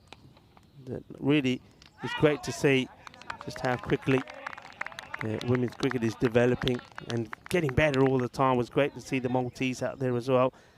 And Spain as well. Spanish girls continuing to impress. And Austria, well, didn't they look good as well? This one is a great catch, caught and bowled. Very well done. It's not easy, these. And it's a Sawa. Sim Sawa comes into the attack. And always difficult because this goes up in the air. It's sliced up. It's his or nobody else's. Very difficult, those ones. They're the ones that you see quite often. All the coaches are practicing with the players all the time, aren't they? Where they're saying, right, okay, stay there, facing me, hits the ball over their heads and says, right, now go and try and catch it. And practice makes perfect. No mistakes there. That's a really, really good catch. Mutin will go just for one. And of the 3 balls that he faced,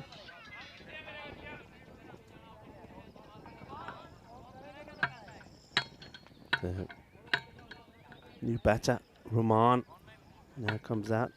Just need somebody really that can keep the partnership going.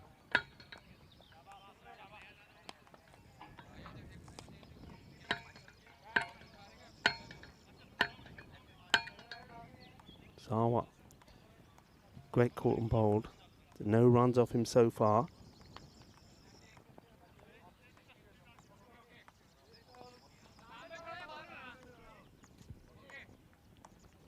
New batter is assisted by Rushan, who marks the leg stick guard for it. And here we go, Sawa. Gets very excited, doesn't it, Rushan Singh? Liking this from Sawa, though. Liking the bowling. Hello, Tim Redmond. Comes in the chat to enjoy the party, the festivities. Thank you for joining us. Hope you're well. Up in the air, and well, it'll be stopped by the fielder that comes across, Amir Zahib.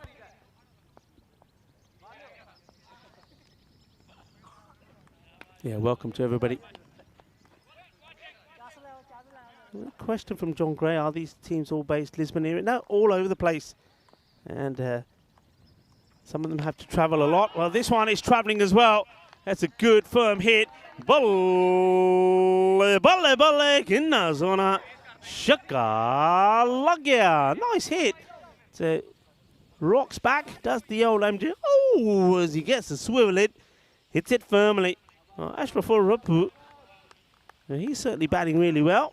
He just needs a partner to stay there with him, doesn't he? Somebody who can do the same. Playing some really nice shots and shots all round as well. Seen him play through the covers, through the offside. Now he uses his feet. And now when I say he plays a nice shot, what do I go and do? Yeah, I go and snooker him. Proper style, commentator's curse. And it's a wicket. And well bowled, I have to say, from Sawa. Picks up his second wicket. I like Sawa's bowling. I think he bowled very well, bowled very intelligently. And of the last delivery of his spell, he gets a wicket. And he knows what he's doing there. He draws him out. And that's a very, very simple bit of work to be done behind the stumps there from Rushan Singh. He's been very impressive. But I have to say, so was the batter, Ashraf Rapu. I think he batted really nicely before getting stumped. Second stumping of the innings, as the Dizzaman was stumped by Rushan Singh, of the bowler of Singh. And now this time it's the Sawa who gets the breakthrough. But a good knock, 34 of 17 from Rupu. Liked his stroke play, but he's the only one that really has sort of looked the part, really. There's a 19 from Nuzrul Islam as well, but other than that, nobody has really got going. Yeah, so going on to these teams, yeah, most of these teams are travelling from a fair distance. Obviously, Lisbon from here is a good couple of hours. And we've got teams that have come down from sort of the Coimbridge area as well. So teams from all round, really. So a fair bit of travelling to be done by these sides, but I think the European cricketers are used to that. I think to play cricket in Europe, you've got to be able to travel. Because there's not so many grounds around. Dot ball to start from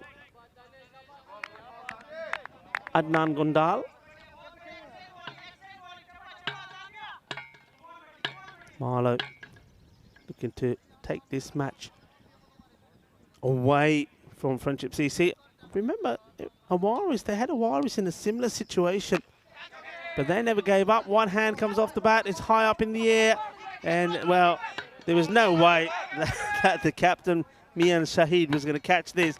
The only part of his body that was going to catch this was his head. So he's lucky to still be smiling. Just watch this. It goes up in the air. He has no idea where it is. Just watch this. That's not close from getting him right on the top of his nut. And that's why he can afford to smile about it. A, is not important because it looks like they're going to get the victory here. Secondly, that could have caused problems, couldn't it? Hello to Never Ross, and Never Ross just reminding you all, as we see this one whipped away, it's high up in the air. Will this be caught? Yes, it will be. That's nicely done, because he's got to contend with the son there, Asad Mahmood, as well. So Rahman will depart. Gundal picks up a wicket. It's a nice catch there from Mahmood. Not easy out there at the moment, you know, because that sun is really right up high in the sky, and it's pretty strong. And he has to deal with that, but he's got the gear on it, he's got the shades on. And Rahman will depart for 3. The 5 deliveries that he's had, Gondal picks up a wicket. Yeah, I was going back to what Never Ross was saying. So remember, if you are watching, always give us a like, subscribe as well if you haven't done so. Tell your friends, tell your family. Come on, let's get these numbers growing. Let's get this this community spirit up and about. And we are, of course, a family. And the bigger the family, the better. So anybody you know, if you know somebody who likes cricket, know somebody who likes sport, if you know somebody that doesn't know too much about cricket and you think this will be right up their street, let them know about it, share it. And, well, invite them onto the chat as well. I'd love to have people on the chat.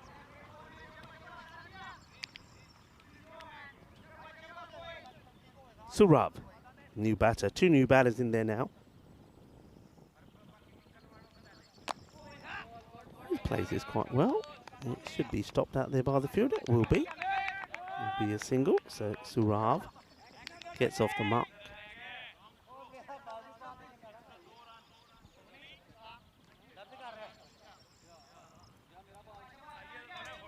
Imtiaz Rana.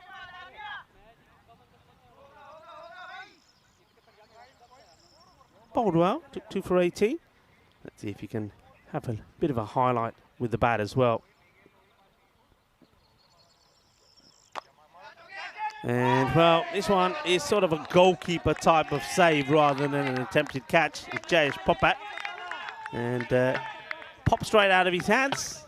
And he gets a pat on the back. It's all smiles at the moment because I don't think any of these are hurting the chances of this match going against them. And that one straight in and straight out. Gundal probably not smiling too much because he would love another wicket. Rana gets lucky. Surav back on strike. Plays it nicely along the deck. I'll take another single. So a little bit of tiki-taka now. It seems to be with the wicket going down off the man that really showed any real ambition and could have taken the match away from them. That was a Rupu. And that means that it's all plain sailing here. Awaris will come back. Awaris almost pulled off an amazing run chase against Marlow when they were needed around 22 and over for the last 4 overs. It wasn't quite to be, but they want to go back to winning ways. Azhar Hamdani was good. They're up against Gamblers. Gamblers, never seen them play. I've heard a lot about them. There's a couple of players in there I'm really looking forward to see. Somebody who really impressed me the first time I was in Portugal was the wicket-keeper batter that they have, and that was Kuldeep. And Kuldeep Goleaya. So he was, I think the last time that Gamblers played, he scored 204 runs in that night series. You got someone like Akush Kumar as well, 303 runs. And he was really good with the ball as well. So I mean, Gamblers, a lot of people were saying the team that they had was like fitting and right for this T10 style of cricket. We'll wait and see. Catch it is the shout. And, well, the wicket-keeper I knew was going to have a go at this, diving and sliding to try and get there. I've got more spiders in me tea. Go away, you can't have me tea. Oh dear, oh dear. Watch this.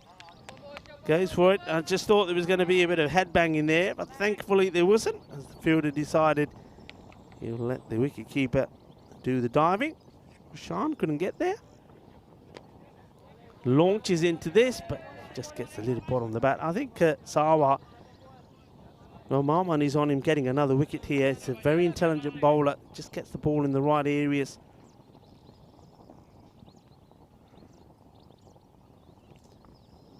And, well, this one has been absolutely clubbed, but one bounce. Doesn't get the middle of the bat. Easily done by the fielder, Mirza Heap. So he's just floating up there. But what I'm liking to do, look, he's coming left arm around. He's going right through the umpire as well, so it creates difficulty. He's got height. So it's always going to cause a few problems. This time it's causing a few problems for the non-striking batter as Surav thumps this towards Rana. But Rana manages to get out of the way of it. Remember, plenty of cricket coming up your way. 5 matches today. 1 has already been complete. We saw Marlow victorious against Awarish. Well, Marlow look like they're going to be victorious here again, quite comfortably against Friend CC. But Awarish, they are coming back into action, and they be playing the Gamblers. I'm looking forward to this match. Looking forward to seeing the response from Awarish after falling short in a bit of a run chase classic, really, against Marlow. They only fell short by 6 runs, chasing 124 for victory. Gamblers, a team never seen before, but I've heard so much about them. Well, look at that. It's a bit chaotic. It started well, didn't they? They got to, after 2 overs, they got where they wanted to be, didn't they? And then, well, wickets started to fall, and it all went a little bit pear-shaped. Sawa finishes well. Good bowling spell from him, 2 for 13. 74 for 5 at the end of 8. So, yeah, that next match coming up on 1:30. So, in about 25 minutes' time, Awarish take on Gamblers. I just got a feeling about that match. I think it can be a good one.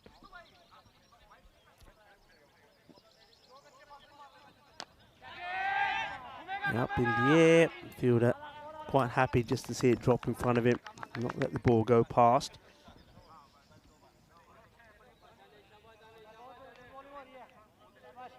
Shaba, shaba, shaba.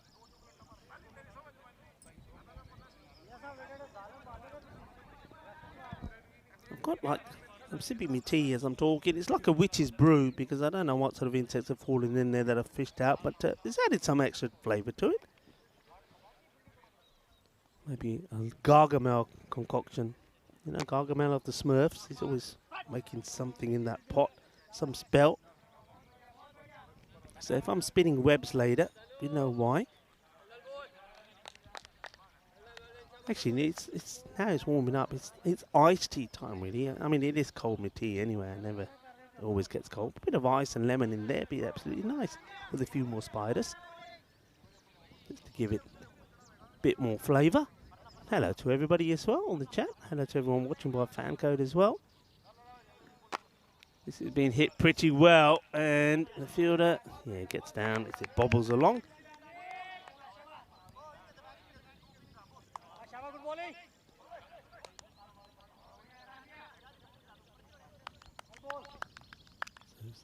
So 76, 9 balls. Yep. Gandal looking to pick up another wicket or two. Surav swings hard.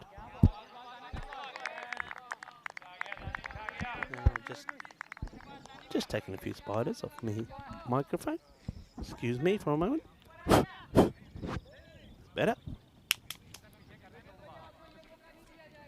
Vinny, you're going to have fun here. You're going to have fun. Bring your pest spray.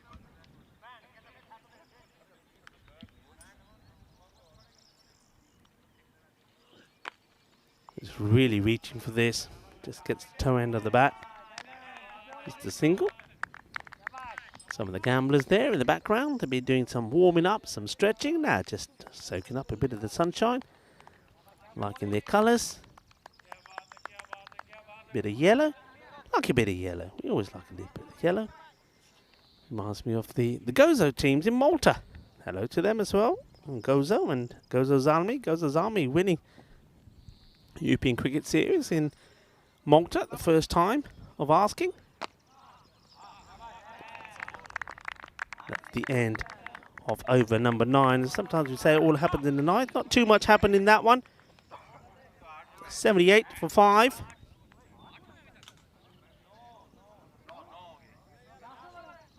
So it looks like it's going to be a good start for the reigning champions, Marlow. Playing their second and last match of the day. And the victorious over Owarish. That was going to be the big match for them, wasn't it? That was going to be the challenge.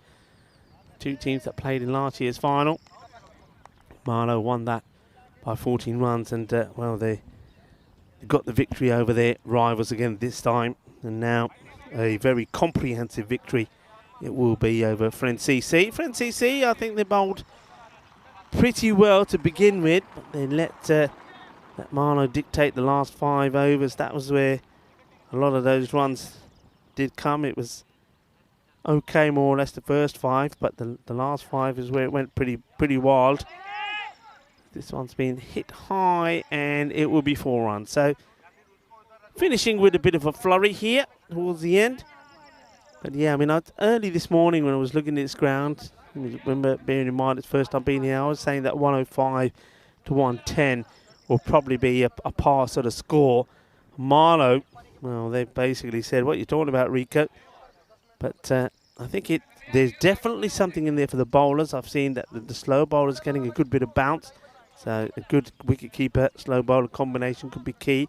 Pace bowlers also getting the ball to go through. But it's also the sort of pitch, I think, if you have a good batter and you get in, you'll get some runs. That one's partially stopped by Rishan Singh. He slows it down a little bit. Will be byes as it gets through the batter and the stumps. Yeah. Good effort. I think he may have got a smidging on this, but a kind bounce for the fielder this time. So the bounces into his hands. So I think with the outfield being a little bit bumpy at times in certain areas, and with the weather that we're expecting, nice and warm, I think 100 plus scores are always on the cards here. So maybe even a little bit higher than what I was saying. But I'm going to stick with my 105 to 110. I mean, there will be matches like this one where a team will score big runs like Marlow did. And I think there will be others that will be real cliffhangers in that sort of 105 to 110 area.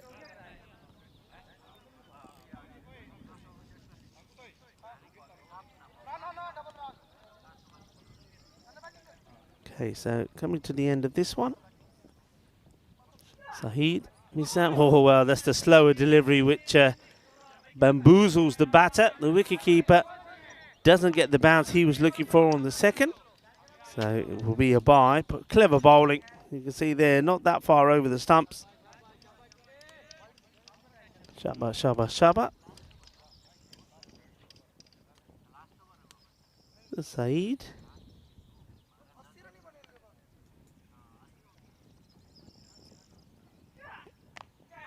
This is being well hit, and it will go all the way to the boundary, 4 runs. So he gets it in the gap between the third man and the man at backward point.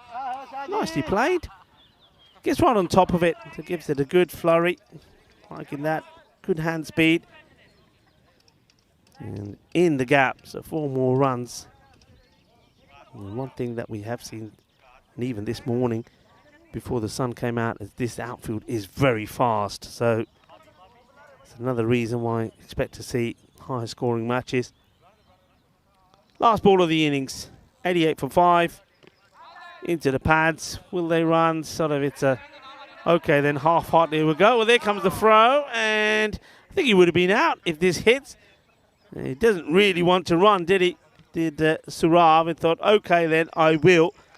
And no real desire to do so. So it's victory for Marlow. So the reigning champions, defending champions, make a very good start. A victory over Awaris and a comprehensive victory by 63 runs over Friendship CC, who finished on 89 for 5. As we have a look at the highlights, well, they started off with Rishant Singh all over the place, but he still plays a key part in the match. He does some good work behind the stumps, involved in a couple of stumpings as well. They started well. When the way they started, they were on top, because we saw some good hitting from Azaduzman and also from Rupu. Rupu really did impress. Azaduzman ended up getting himself stumped. And this was one that went high up in the air, and it was a catch that goes down. We saw that a few times as well. But this was a stumping. Really, really good work there from Rushan Singh to get Azaduzman done. And you see, balance is everything. And there was a couple of wild deliveries. Asad Mahmood didn't bowl anywhere near as well as he did first time round. Singh, well, he was in the firing line as well. This one ended up in the bushes and was not coming back. But we saw that Saheed certainly did bowl very well. And, batted well and bowled well. This was another close one. You see the butterfly in the action as well. And another one that ends up going into the bushes. And then this was just a little bit too hot and spicy from Saheed Misam, getting Nazmul Islam bowled for 19 of 9. He did impress while he was there. Another man impressed with this man. Some really good bowling. That was a fantastic caught and bowled. Really was. And here we go. This one was straightforward. And that combination of Sawa and the wicketkeeper Singh worked pretty well. This one could have worked pretty badly for the captain, because that could have clocked him on the head. Certainly would have hurt. This one was nicely taken. Difficult catch under the circumstances. Looking right up into the sun, Asad Mahmood. But he made no mistakes. But really, while Rupu was there was every opportunity, I suppose, that they would get to or even close to the score. But his dismissal was pretty important. And right towards the end, that one, well, a direct hit. I think he would have been out. But a good morning's work, you have to say, from Marlow. They will finish, or they certainly will be at the top of the tables now comprehensively on those 2 victories. But Awaris know that if they can finish the day well, they've got 2 more games. They're playing the Gamblers up next. That's coming in 15 minutes time. And then they will play the last match of the day as well against Friendship CC. Friendship CC are going to have this next game off, and then they've got 2 games on the spin to finish. But any one of those 2, Friendship CC or Awaris, could also be right up there at the top with Marlow. If they can win 2 out of 2 of their matches coming up. Bowling figures there after we're seeing Rupu was clearly the player of the match with the bat for his side, 34 of 17. But with the ball, we saw good bowling from Amdeep Singh as well as good bowling from Sawa. Both of those picking up some wickets as well. But yeah, they bowl really well, and I think Saeed, we know that Saeed Misam is going to be a class act all the way through this one. And he picked up 1 wicket for 20 as well. So good all-round performance there from Marlow. This is the next match that we've got coming up. Awar is back into action against Gambler CC. I just have a feeling this is going to be another classy encounter, one that maybe could go all the way down to the wire. That one is starting in around about 15 minutes time. So join me, Rico Full, and the rest of the crew here at this beautifully cricket ground in Portugal for the start of this match. And it's going to be an absolute classic. Awar is looking to get back to winning ways after their earlier defeat to Marlow by 6 runs. So join me, Rico Full, and the rest of the ECN crew for match number 3 coming up in 15 minutes time.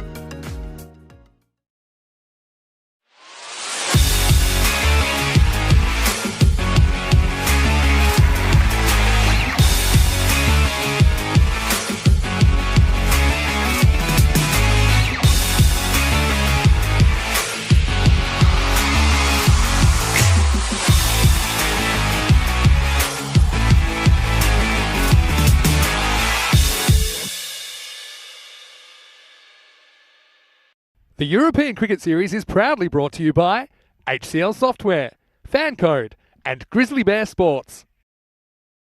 Welcome to the toss for the third game today between Oweresh and the Gamblers. It is the Gamblers to call. Heads, tails. Head. Head is the call. And it is a head. Yeah, we will field first. You're going to bowl first. Yeah, bowl. Welcome back, folks. So you saw the Gamblers there winning the toss, and their captain, the Risna, decided that they will field first. So Oweresh are going to be having a bat. And remember, first time we saw Oweresh in this series was in match number 1. They were up against Marlow. Marlow batting first, put 123 on the board, and Oweresh finishing 6 runs short. They just didn't start well. So they were hoping that this time someone like Andani and Miguel Machado make a better, quicker start. And Conrad Greenshields will be hoping to get out there a bit earlier. Maybe Francis Stoneman as well, just to try and get the start that they need. Maybe could even go with someone like Junaid Khan to go up the top of the order. Gamblers for some key players there. Kulaya, that's a man I remember from back in Coimbra. I think he's going to be an exciting one to watch. So some key players there. So Oweresh going to have a bat first. And looks like they're going to go with the same openers. So Andani, Azhar Andani will be there. He batted really well in that first match. Scored 63 and was unbeaten on 63, but just needed maybe somebody else just to get going earlier with him. And he'll be hoping that this time round that his partner Miguel Machado can get going a little bit earlier. There he is. That's Miguel. Now we're talking about. I mean, he batted. Once he did get going, he played some really nice shots on his way to 39 of 26, but it was the slow start really that cost him. With the ball first up. First time we've seen Gamblers. First time I'm seeing Gamblers as well, so I'm looking forward to see how this goes.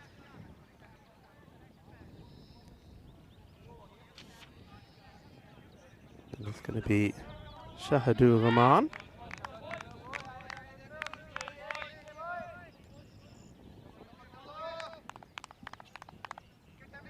Welcome to everybody around the globe that's tuning in as well. As Wazza is with us now. Hello, Wazza. Wazza Helix and John Gray and James Stewart's all mingling together on the chat as we get ready for the first ball. So here comes Rahman.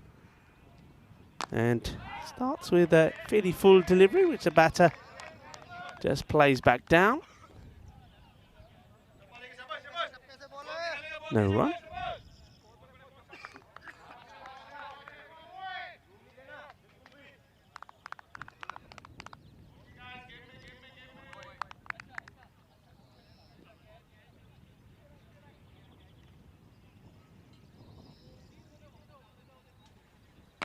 Pretty full again, and this time he gets worked away into the gap. 4 runs.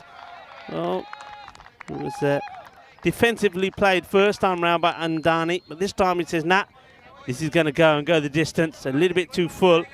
Liking the idea, trying to get the Yorker length delivery in, but just overcooking it, and that gets worked away.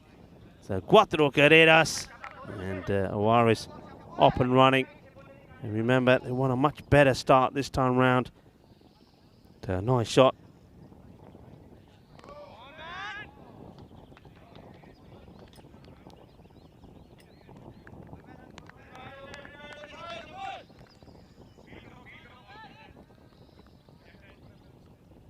Shahadur Rahman.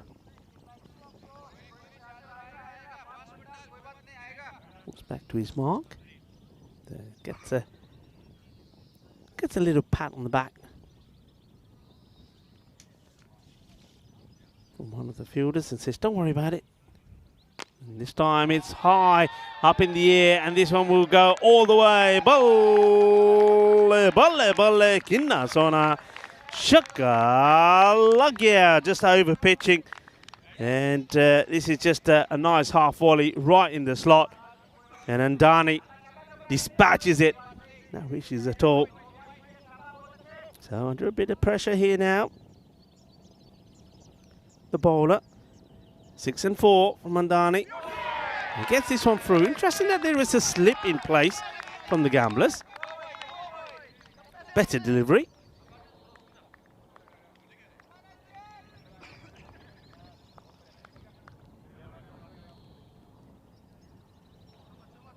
Glorious afternoon developing now here in the centre eight cricket ground. This one gets nicely stroked away for go for 2. They'll get 2. The fielder gets a hand on it to stop it, but that's all he is able to do. That's Jay Prakash in the action.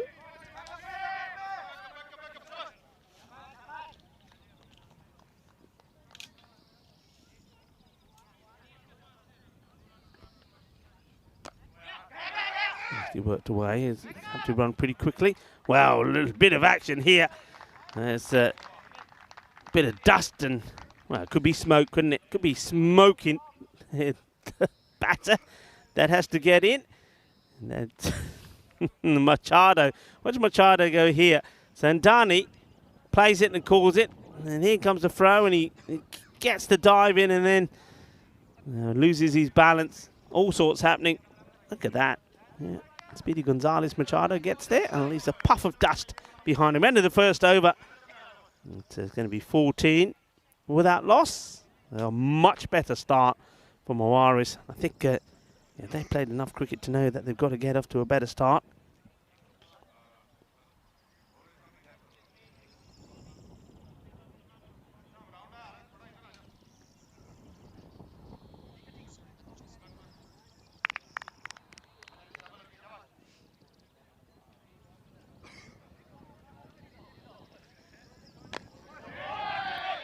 The bat on that will take a single. So Andani plays the first ball pretty well of Kamboj. Kamboj.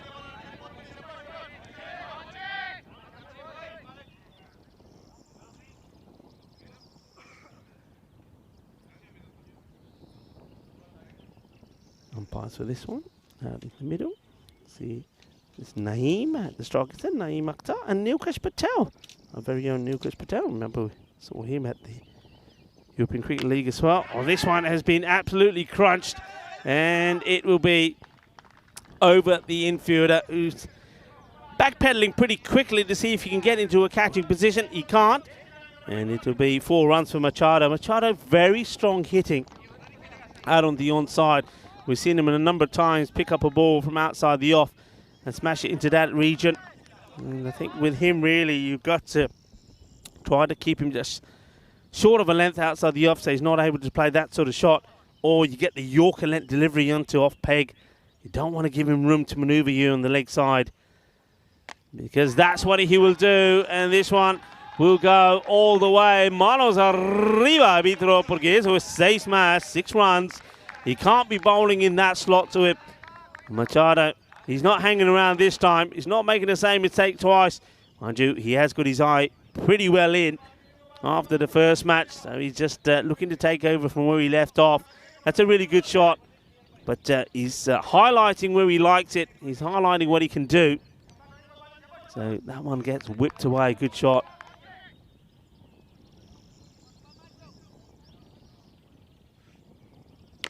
Yeah, well, this one is even better. It's even bigger.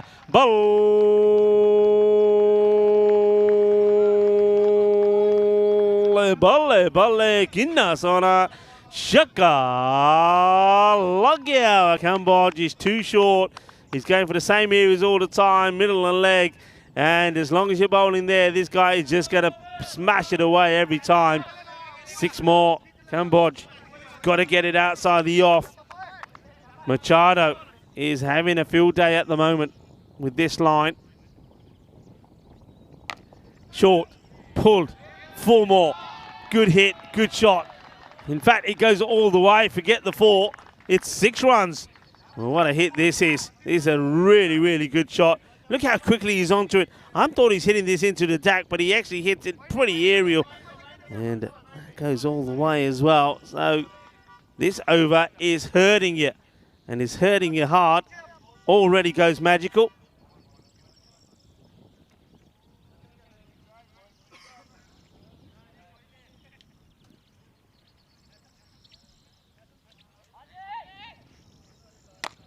This time it's a better delivery. That's where he needs to be.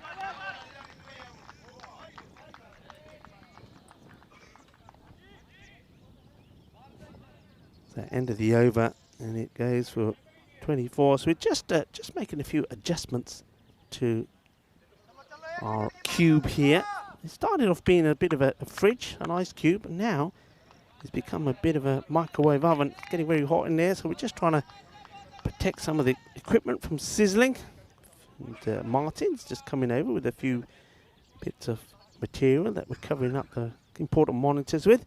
Marlowe, top of the standings with 2 out of 2.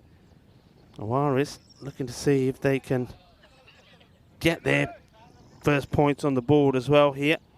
Thank you, Martin. That should make a difference.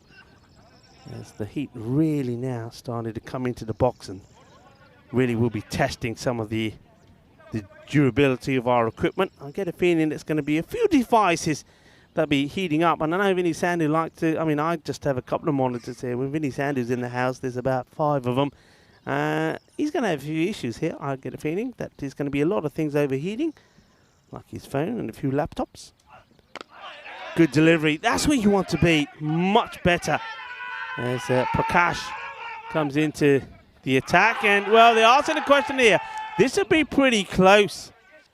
And this is a slight hesitation. The batter's thinking about 2, wanted to get 2 or not. And a good throw. Machado could have been in a spot of bother. Started off with a good delivery. And here's the fielder, comes in, picks it up. Does Cambodge. And here's the throw. Watch this. Keep an eye on this. And, oh, you know what?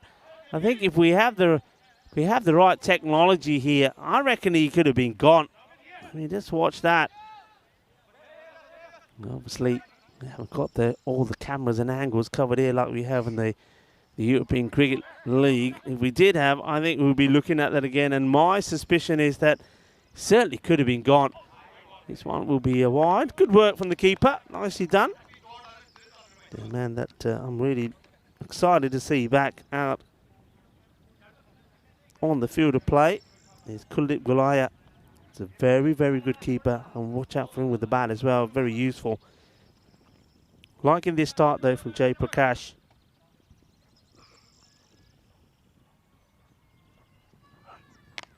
Short. Doesn't quite get it right. And in comes the throw.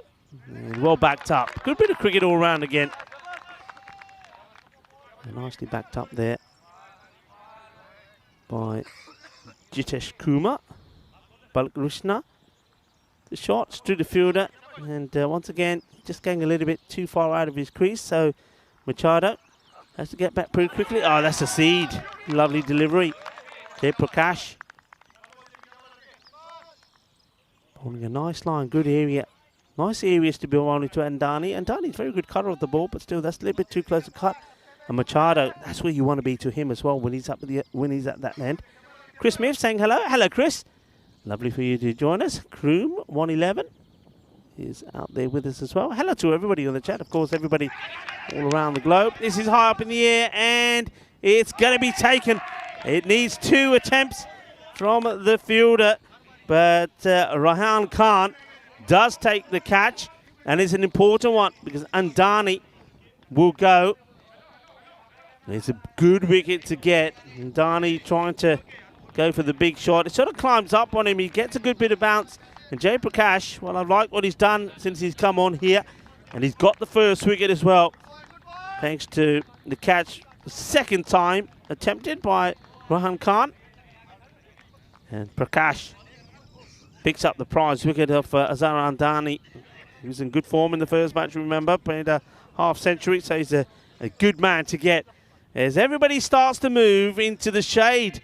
I told you, it's getting hot out there. It is getting hot. I reckon, I mean, temperatures 24, 25, but I think when you're in the sun, I mean, those temperatures they give you in the shade, I think in the sun, you're pretty close to, I reckon, 28 to 30 degrees. It is pretty hot out there, and I've sort of moved all of my stuff to the corner of this cube now, where half of the equipment at least is in some shade. But with that sun going round, I don't think it's gonna have too much respite here. Very warm, I can tell you that, very warm. Okay, new batter, Conrad Greenshields. Different circumstances for him this time, as he faces his first delivery, and he plays it away beautifully. And yeah, last time we saw Greenshields, he literally had 2 balls to try and get 2 maximos in to take his team to a golden ball. He hit the first one for 6, and then trying to do the same with the last ball of the innings in that first match against Marlow. He got bowled, so they lost by 6 runs to Marlow. Starts with a boundary, this one. It's not the best of deliveries, not well directed from Jay Prakash. He goes for 4 runs, so up until then, it was a pretty good over. Still is, only 6 from it. He's picked up 1 wicket as well, but he'll want to finish well. 44 for 1. Very good power play. And well, that's really good delivery. Just watch this one.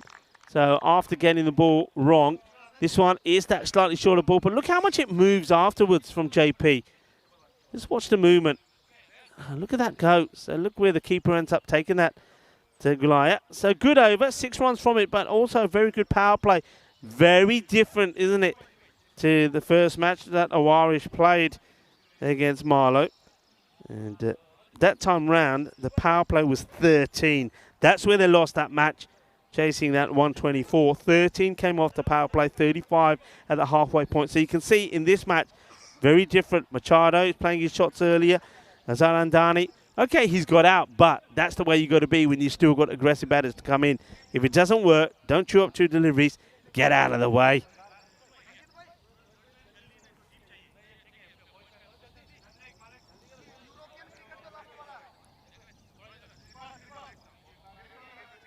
Sripal Mata gets given the ball from the captain.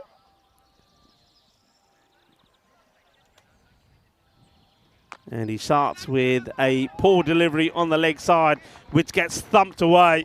Now that's 6 runs. You can't be bowling to somebody like Miguel Machado, who is so strong on his legs. That delivery, that is right in the slot for him. Any day, every day, 6 runs.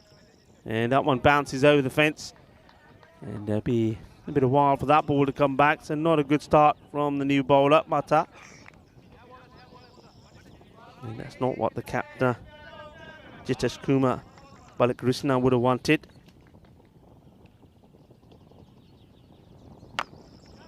Hit firmly, and this is going to be another Manazuri. But I'll tell you what, the umpires are going to get a good workout here today. Naeem Akhtar, it's not the first match he's doing. And those arms are going up and down pretty frequently. And they'll have to put them up in the air one more time. So first 2 deliveries, 2 sixes. No, just after Jay Prakash gets a good over in, it goes pear-shaped. So he's going to decide he wants going to now come the other side of the wicket. Let's see how this works out. So left arm around now.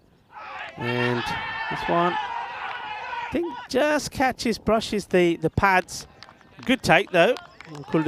And better. I'm liking the way this moves. You can see there the 2 batters communicating to each other, saying, "Hey, did you see that one move?" It did move a lot. So maybe this is going to work better for Kulbir. Kulbir on the back of his shirt. Maybe that's a nickname for Mata. And then he goes back to the Gundy delivery on the leg side. And that catches a bit of the arm of the batter. That's why no wide signal there. So Machado missing out on that one, but he's got to get it outside the off stump. Sripal Mata gets lucky, doesn't he? Anything normally there to Machado gets thumped. He's on, well, look at that strike rate, over a 300 strike rate at the moment. He's getting top notch. Machado. Well, again, he gets lucky. He's fielded it himself and gets the throw in. It was an erratic throw. Probably hurts himself in the process trying to do it, but again, he's fortunate that this one isn't pegged to the boundary. Again, it's short. It's in the slot when Machado is pretty strong. And just losing, look at that, just losing his footing there as he slides. Could have ended up a nasty injury. So 50 already on the board. Irish really are looking to bounce back with a bang. Talking to bang, this one being hit pretty well, but the fielder sticks one hand out and makes a stop. So that's nicely done. That was absolutely whacked. The end of the over. Could have been worse. The first 2 balls went for 2 big sixes. Then after that, just a single from it. So you've got to say he recovers pretty well. But still, Irish are going very well. 57 for 1. Yeah, look at the acceleration they got there. Cambodge's over certainly didn't help.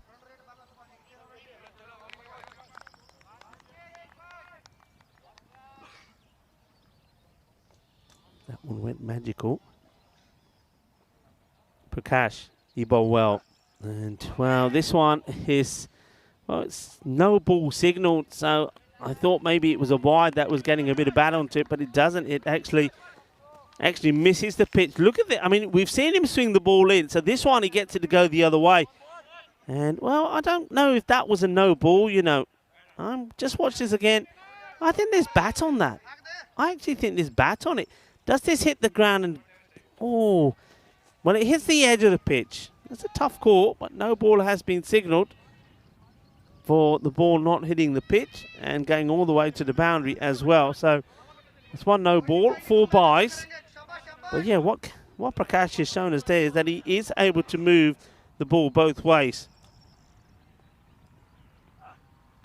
And this one is in the slot. Adiós, pelota, porque eso es una grande. 6 más. Que fuerte, que guay, que genial. And the fielder just says, forget it. It's the other side of the fence once more. It's been smashed away. And welcome to Kroom 111. Kroom the Nelson. We should call you Nelson. Kroom the Nelson. And welcome to the Silver Spanner Club. Yeah, welcome indeed.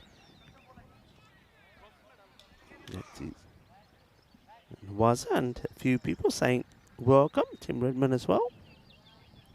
Chris Smith, another. And this one down the leg side again. So they've bowled some good deliveries, but they've bowled too many bad ones as well.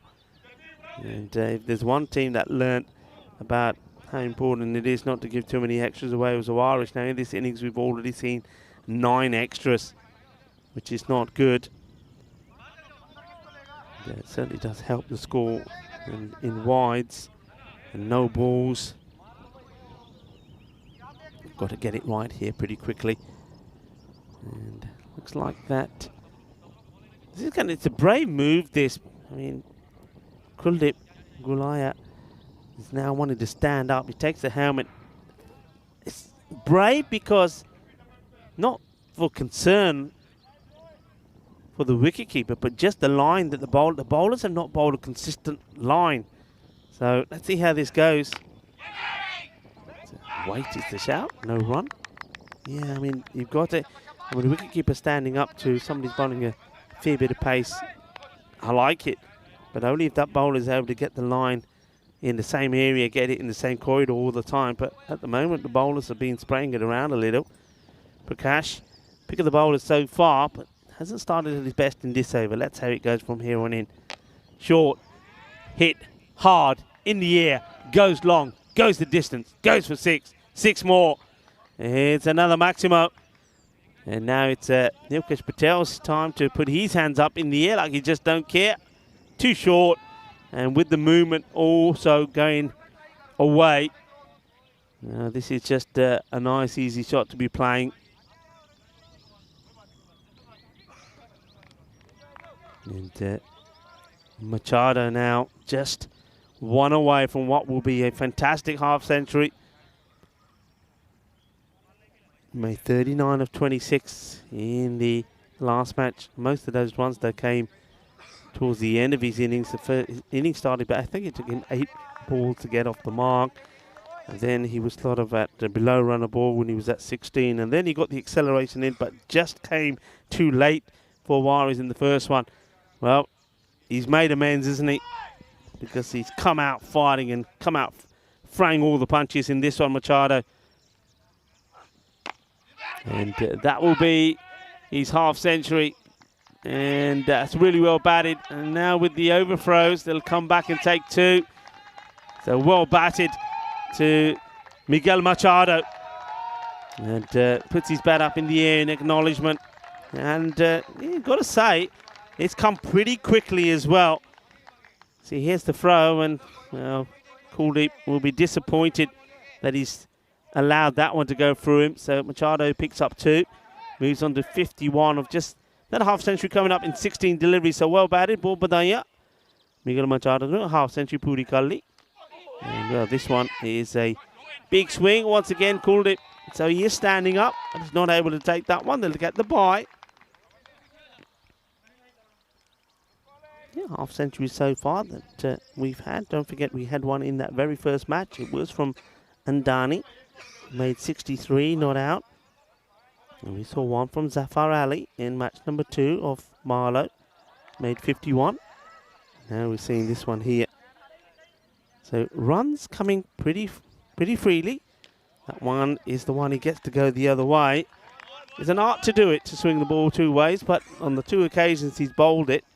He's bowled it 2 wide, so though there is an element surprise in there, it's not gonna cause any damage, not gonna get you any wickets.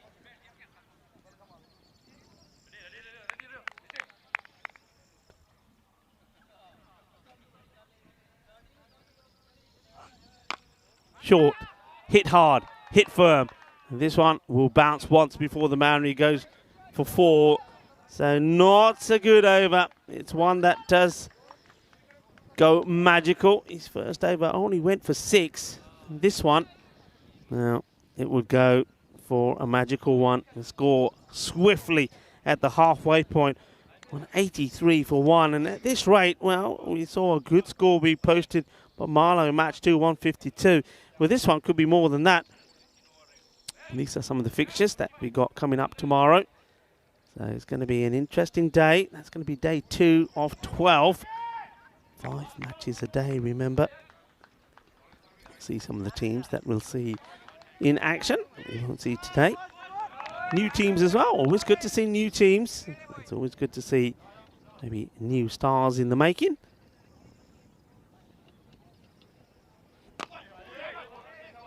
Nicely pushed.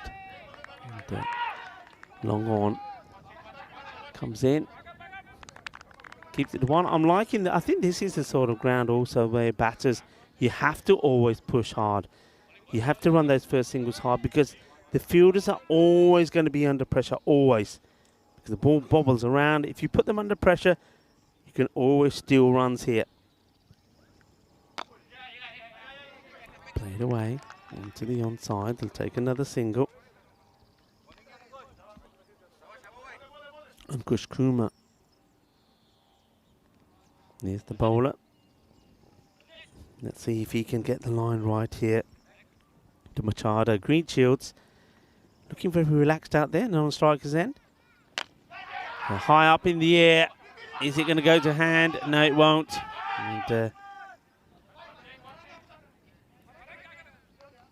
but you can see just by changing the line to somebody like Machado, so getting the ball out the offside, is a different ball game. You see that one, he's trying to hit this one straight. It's not at his strength. So most of his runs, I mean, if you have a look at his wagon wheel, I don't know if we can bring it up on the stream for you on your screen, but most of the shots are all played on that part of the ground, the onside. It's not, I mean, they haven't bowled very well anyway. They have fed him a lot on that area, not just him, but all the batters. But he hasn't played, for example, I don't think we've seen a genuine cut shot or anything that's gone through the covers. Everything has gone on that onside. 53 of 19, Machado. This one has been belted. Forget about it. That is strong and hard. It goes all the way. 6 more. Shaba, Shaba. And it is raining sixes out there at the moment. And Machado, that's 6 number 8 in the innings. Remember I said he brought up his half century pretty quickly. He brought it up inside of 5 overs. And dare I say it, it's every opportunity. He's got plenty of time to well, go all the way and put 100 on the board for himself. Who knows? This time, it's shorter, outside off. No run. Just trying to underline a point there, by the way. So get the ball outside the off stump or pitched right up to something that Machado is very strong on the leg sides, and it's quite often a different result. Well, the result of this one is not looking so good at the moment for gamblers. We know that they performed very well in the night show.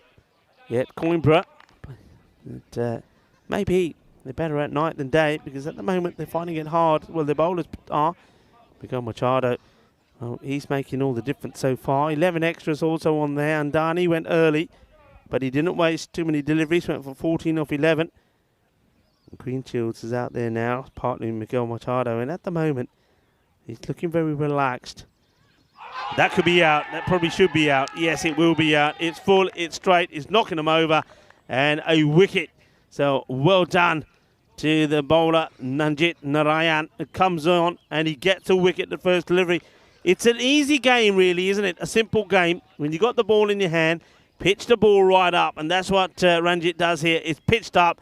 Green Shields wants to go and keep the pressure on, wants to be looking for a boundary. Goes right across. He's right in front. And Ranjit gets a wicket with his very first delivery. Well bowled. So this partnership is broken. And it was a fruitful one, wasn't it? Both batters coming together with the score on just 40. So a 51 partnership coming together. And of course, most of those 40 runs came with the bat from Miguel Machado. In fact, most of the runs of this innings has come from him. Green Shields goes for 9. Or 7 deliveries. Nanjit Narayan gets the breakthrough. Let's see if he's able to keep the ball in a similar area as Francois Stoneman comes in. First time we're seeing him. In fact, any batter that comes out now is the first time we're seeing them, because they only lost that 1 wicket when they were chasing that 124. Lost 2 actually, because it was a wicket at the very last ball, but that was Conor Greenshield, so we didn't get to see another batter out. So Francois Stoneman, a very good cricketer, experienced player. Narayan floats this one outside off to him. Gets played out. Oh no, shocking. Absolutely shocking. And that doesn't help, does it? You get a new bowler comes in, picks up a wicket the very first ball, new batter. And then, well, we see an error like that from Amandeep Kohar. And that's got to hurt you. That's just, it's bad fielding, isn't it? And you can't blame anybody else but yourself there. So letting the side down there, Amandeep. Certainly letting the bowler down, because that's the first ones that have come off. Narayan. Stoneman gets a lucky boundary. That's really well bowled, and gets a bit of an inside edge on this. We just watch this one. Yeah, it really does come in a bit. So, well, the old lucky French cut, if we say. Well, there was no luck from the French when they won the European Cricket League. That was all class. The champions of Europe. Drew. Well bowled again. Good here. He's bowled really well, hasn't he? First 4 deliveries.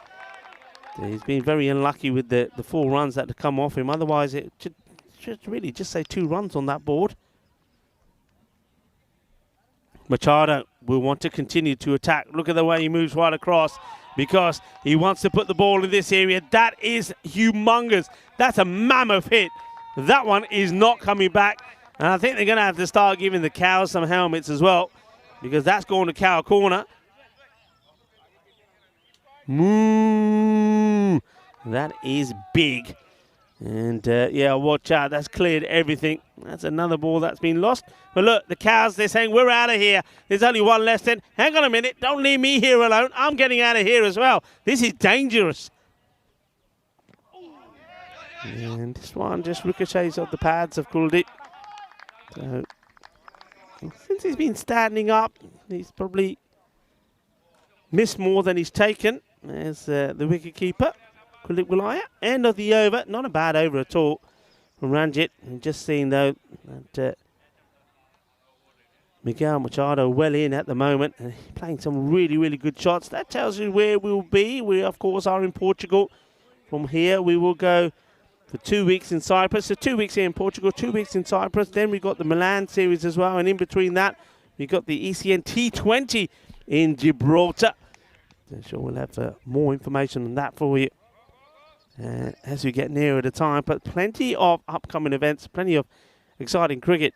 105 for 2, 7 overs in.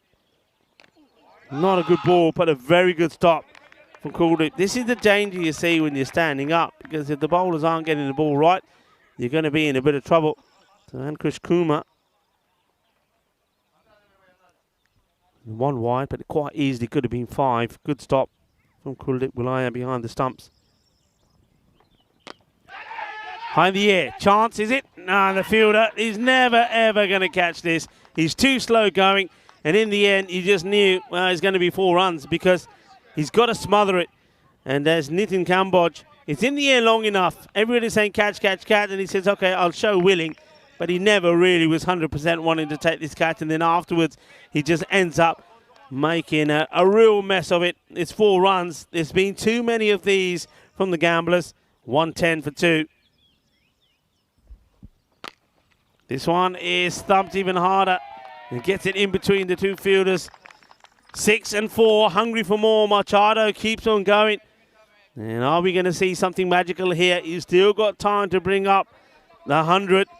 Remember, we saw one not too long ago not too long ago. It was last Thursday night in an epic encounter where Drew beat Hornchurch in the group stages. And that Niaz, who made the century, 115 he made, and well, Machado, now it's another 6. So this is an absolutely outrageous shot. I mean, just watch this.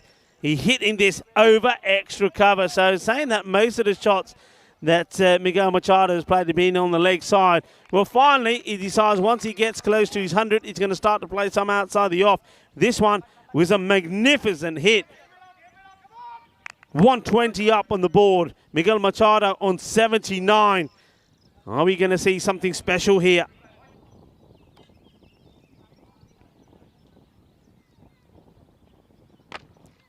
Well, slight miscue. You take 1. No is a shout for the 2nd. Machado doesn't even look to see Stoneman. He's already shouting the no. Moves into the 80s. 80 of just 28 deliveries.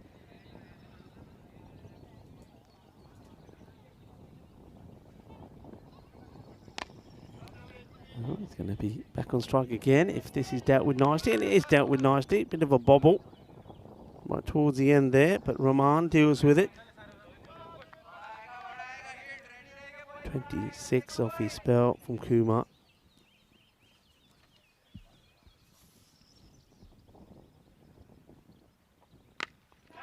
High, up in the air, opportunity. Will it be taken?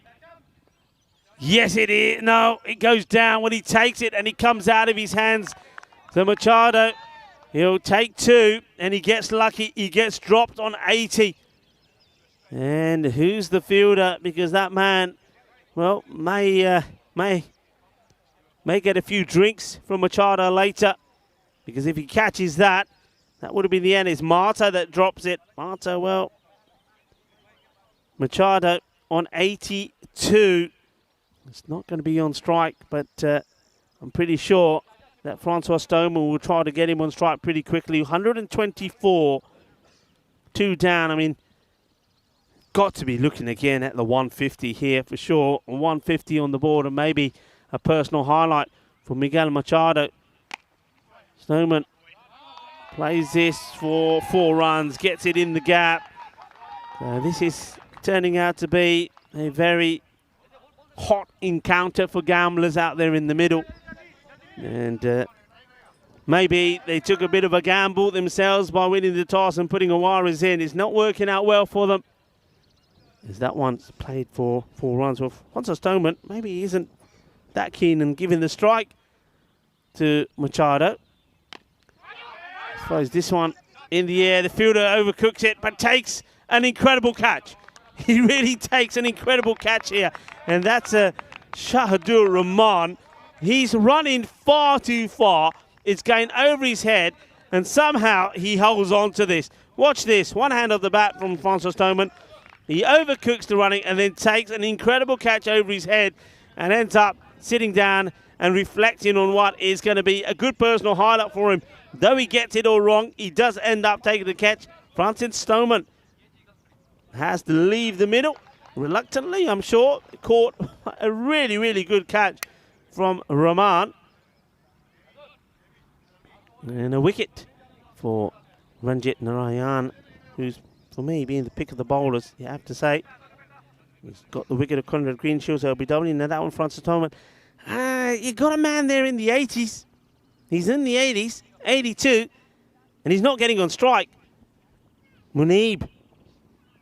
Is he there to whack it? Or is he there to say, hey, have a single? Nah, he's there to whack it. And it's going to be another one. That goes all the way. So new batter comes in, but the same old story, 6 runs. Well, are we going to have Miguel Machado stuck in a score of, what, maybe if he gets back on strike, might get the last over to try and get 18 that he needs for his 100. There's, well, nice little shot there for a bit of walla, bird of prey. Oh, well, Kuldeep Gulaya totally messes this up. It should have been out. Gulaya knows it.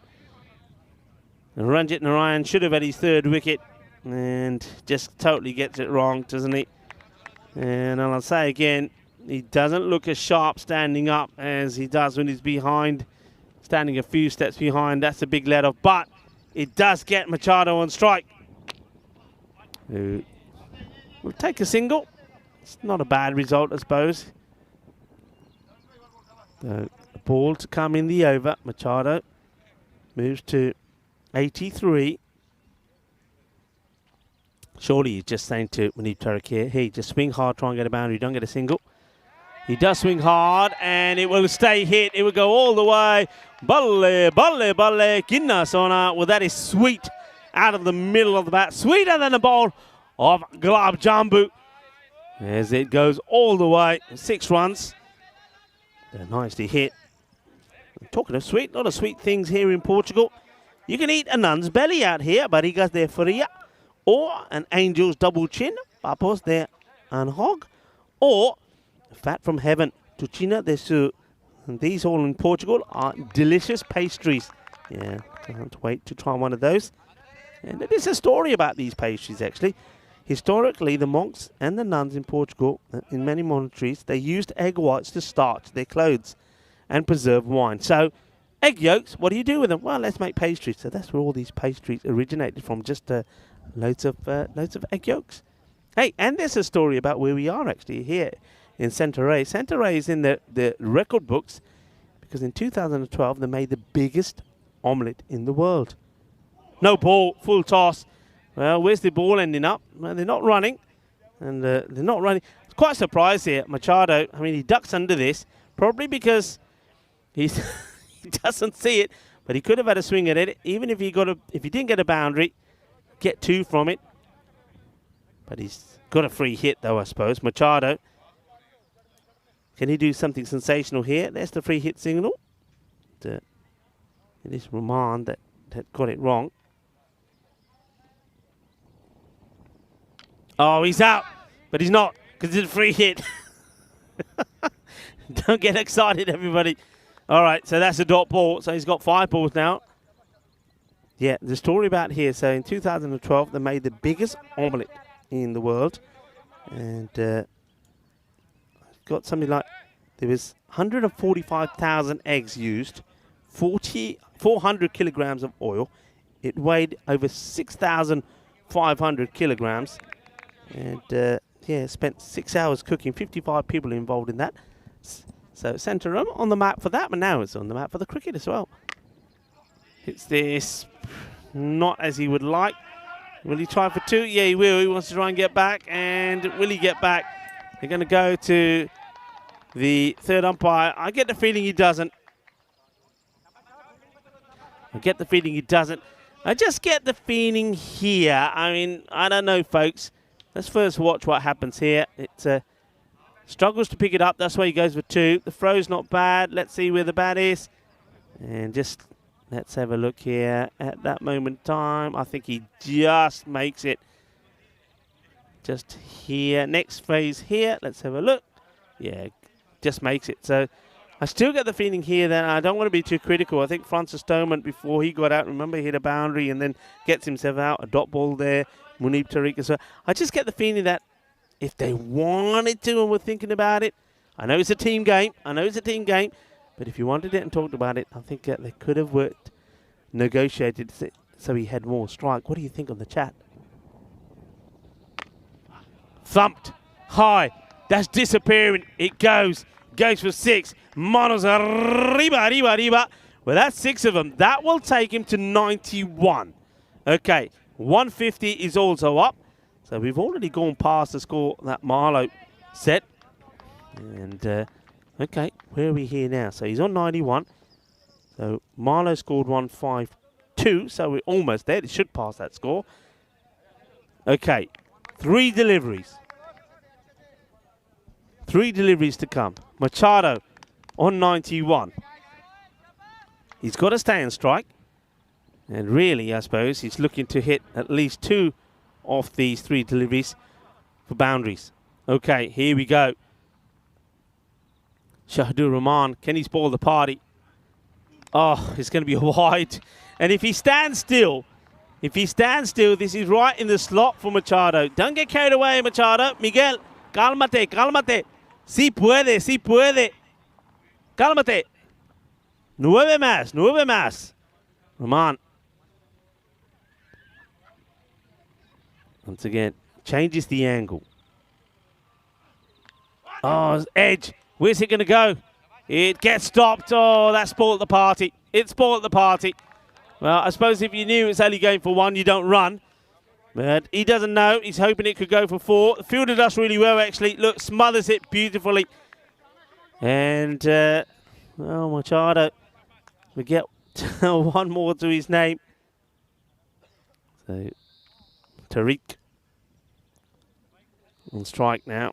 And he might as well just try and get a boundary. And he plays this one beautifully. What a big hit that is over the deep extra cover area for 6 runs. 6 más. And we have got the highest score now of the day.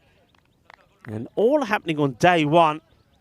And so much for my 105, between 105 and 110 as the average score. Because that's been, at the moment, brutalised. The likes of Marlowe and Owarish. 159, a ball to go. Hit firmly. They'll go 2, I'm sure. There's 1. In comes the throw. And they're going to go upstairs to have a look. I think they might have got there. So it definitely will be 160 plus chase. What's the score going to be? And what's the target going to be? 161 or 162? We're going to have to wait and see. Let's have a look. Here comes the throw. And I think he may have just got there. Yeah, let's keep an eye on the bat here. Going to be, yeah, he's there. The bat gets slidden in. So Kuluk Gulaya takes the barrel so one hand. So they will get 2 runs. So the score will finish on 161. So target will be 162. And a fantastic knock from Miguel Machado. Well, he's a man who probably got a fair bit of criticism in the first match. Maybe a lot of people thought that he was a reason that Owarish didn't win the first match. He just batted too slow. Wasn't the case this time because he batted sensationally well. 92-35, had a chance to get a century himself. Another man who batted pretty quickly as well, Munib Tariq, just 20 of 5 balls. But it's a good statement being made here by Owarish. They would have been disappointed to have lost the first match to Marlowe, but they hit back well and they hit back strong. A good opening partnership between Andani and Machado to start off with. But Machado was hitting the ball well. I mean, thing is, they didn't bowl well. They bowled too short. They bowled down the leg side to him. We know that he's strong here. This one could have been. It was close. And I think if we had the technology, he may have found that he was just short there. This one was the catch of Vandani. But one thing Vandani did, and I think this is one thing that teams will learn very quickly, is you don't hang around. Don't try and play yourself in. Play your shots. If you get out, you get out. Get out and get out of the way pretty quickly. And that's what he did. And Conrad Greenshields came out. He was quite happy just to sit at the other end and watch the Miguel Machado show. But then he decided himself maybe it was time for him to play a few shots. And he got done by a good delivery when he got LBW in front. And that was Ranjit. I think Ranjit Narayan was the pick of the bowlers. This was the LB. That was absolutely plumb.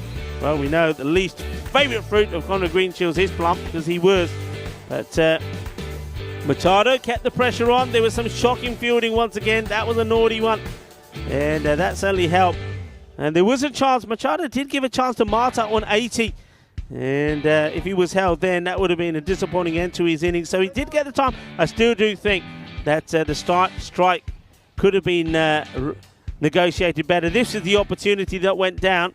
And it was a catch that was put down. Talking of catching, that man there, Shaidu Rahman, he took an outstanding catch. This was it here. The ball looked like it was going over his head, but he came from nowhere to pluck that one out of the sky. But that was the only joy, because then we saw another batter come in, Manoob Tariq, who hit the ball beautifully well. And these two just piled on the runs and the misery for the Gamblers, who, well, they made a gamble, didn't they, with putting Awaris in, and now they've got a huge run chase. 162 will be required for victory in this one, as we see the end of the innings. And given not out, so they do get 2 runs towards the end. But what a good knock it was from Miguel Machado. Really batted really well. He got good support all the way through the innings as well.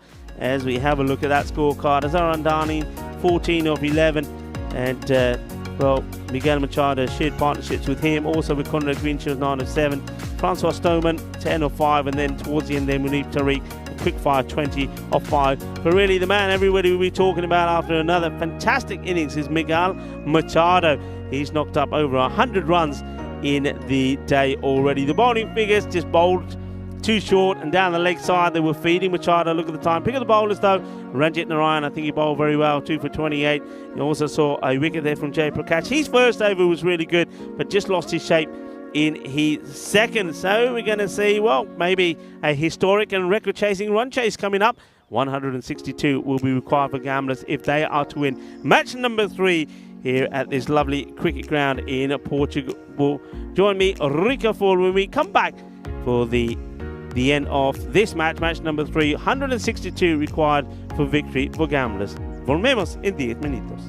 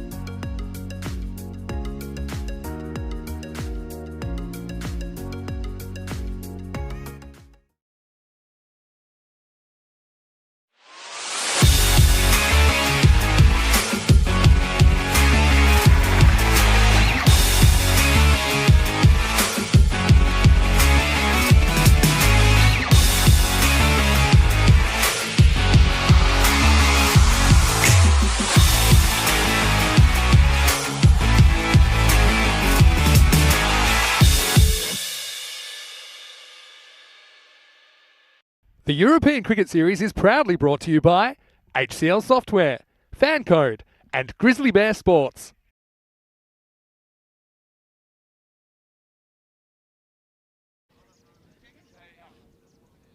Hello and welcome back. Well, the heat is definitely on. Well, not just temperature-wise, but also out there in the middle as batters are starting to fire and hit the ball big. We've seen high-scoring matches here today. And Owaris were involved with one themselves earlier, but ended up on the losing side, trying to chase down 124. They got to 117.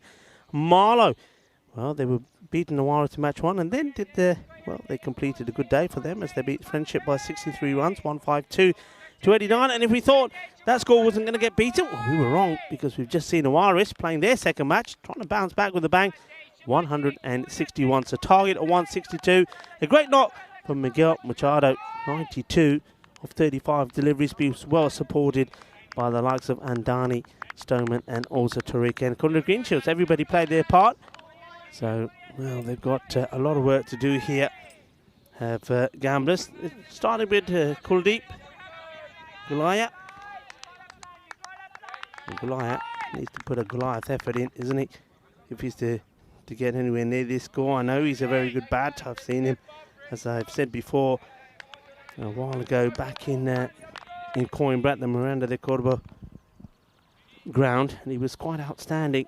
But he's going to have to be very good in this one.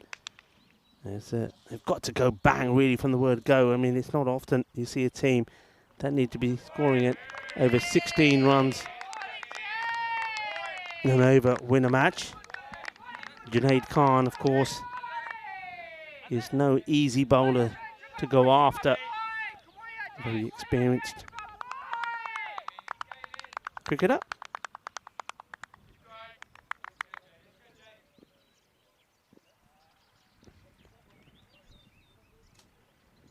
Short on the leg side, called a wide. So going with a short delivery to Gulaya. Gulaya's out there with Manak Darji.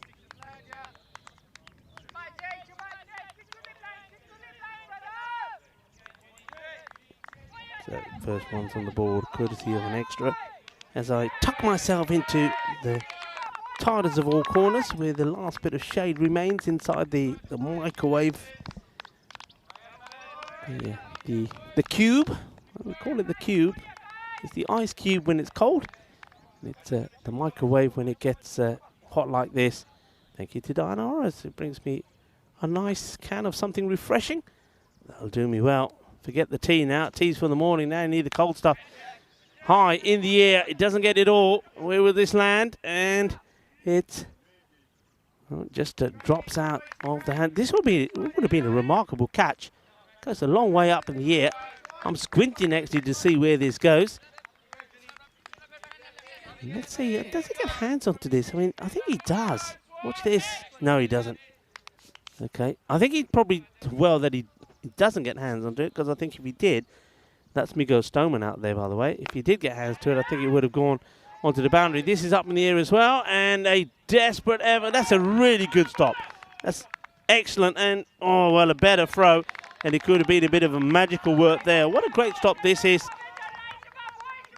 I think that's Francois Stoneman who's out there.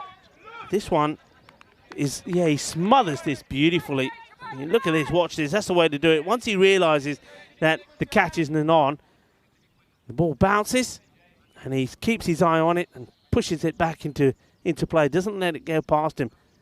Good fielding. This one will be a wide. So 2 wides in the over. And 2 twos from Kuldeep Goliath. Takes the score to 6.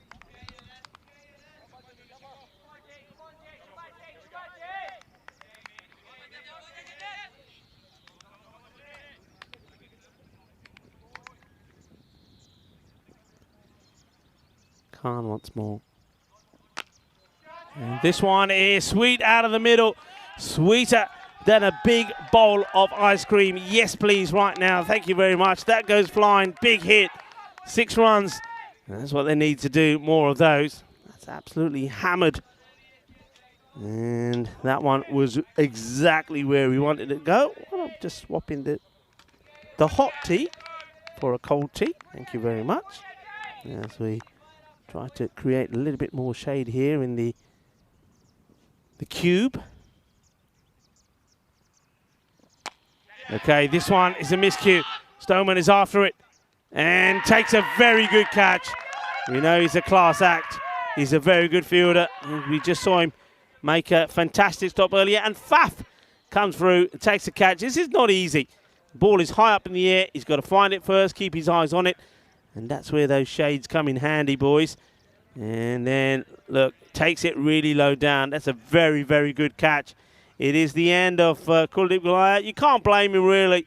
He knows he had to go big from the word go when you need over 16 runs and over. So, catch taken. And a wicket falls with the ball to go in the first. It's 12 for 1. And Goliath will go for 10 or 5 deliveries. Well caught by Stoneman. So Khan gets the wicket.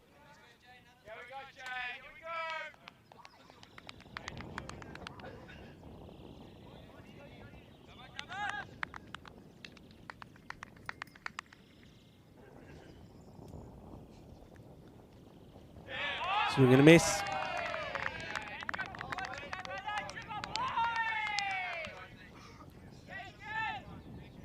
Oh, wide. Well, called a no ball because there's a second one that was short over the shoulder.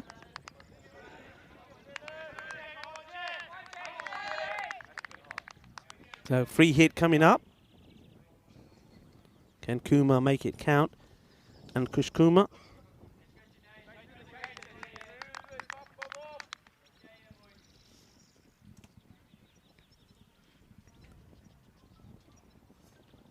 Down the leg side. That's a good looking shot, but well done to the fielder as well. This is a proper Tortuga bounce. And, this is definitely a Jeffrey. That was the name that we gave to our Tortuga.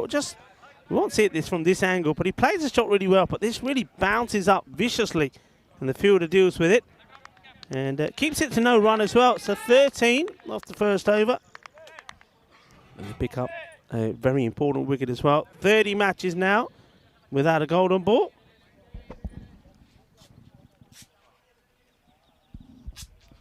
And if we got one in this match, it would be quite extraordinary. Remember, we almost had one in the very first match. If Conor Green Shields was able to connect, and they hit the last ball for 6 in match number 1, the scores would have been tied, 123 each, and we would have gone to the golden ball. So we weren't that far away.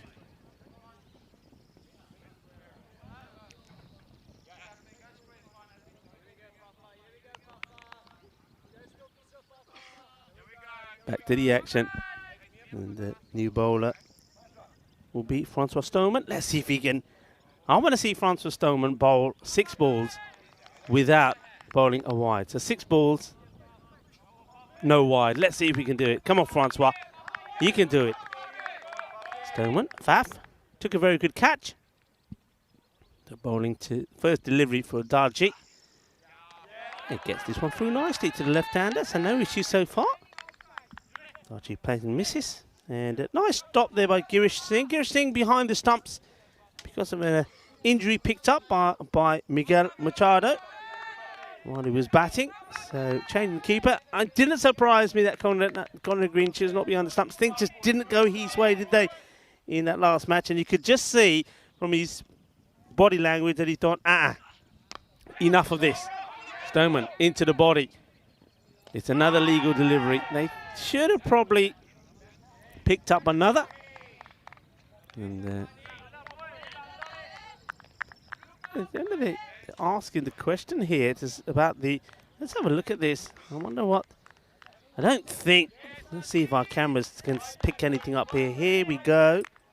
And it's late. Oh, you know what? I think he's late putting the bat down. I think, watch this. Bat is in the air. This is going to be out. That is out. That is out because the bat has not gone past the line. For me, that's out. I mean, I know we haven't got all the right angles, but from what I'm seeing there, that's going to be given out. It has been given out. That is just poor running. Look at this. This is poor. ਜੇ ਹੈ ਨਾ ਮੇਰੀ ਇਸ team ਤੇ ਬੰਦਾ ਹੋਵੇ ਨਾ ਮੈਂ ਤਾਂ ਕਹਿਣਾ ਸੀ ਇੱਧਰ ਆ ਕੱਪੜੇ ਲਾ ਡੰਡੇ ਫੜੋ ਇਹਨੂੰ ਕੁੱਟੋ that is not the way to run that is really poor that is very poor and Maniak Darji is going to be run out and he's going to be run out for 0 so I believe that's our first duck of the day as well, so it gives me an opportunity to go.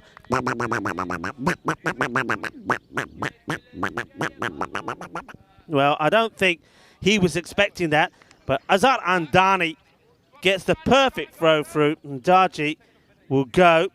And that was dirty from Darji. That is not the way to do it. So any youngsters watching, that is not the way to run. That was very poor.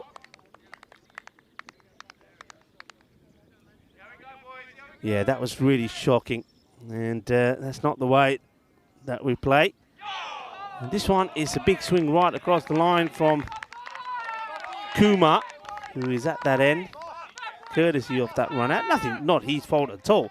Just really bad running from Manak Darji.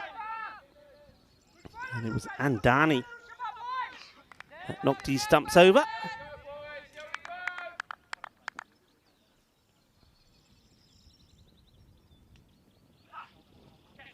This one's down the leg side, so, well, it almost, right? Almost. That's the first wide. We remember before the start of the over saying, can Francois Stoneman bowl an over without bowling a wide? No. And, well, Kroom nails it on the head by saying, yeah, well fielded, but poor running. Yeah, very poor running indeed. And there's the wide, so Francois lets me down. It's better areas, getting a good bit of swing. 2 to come, as you see indicated there by Naheem Akhtar. Once again, big shout out to our umpires.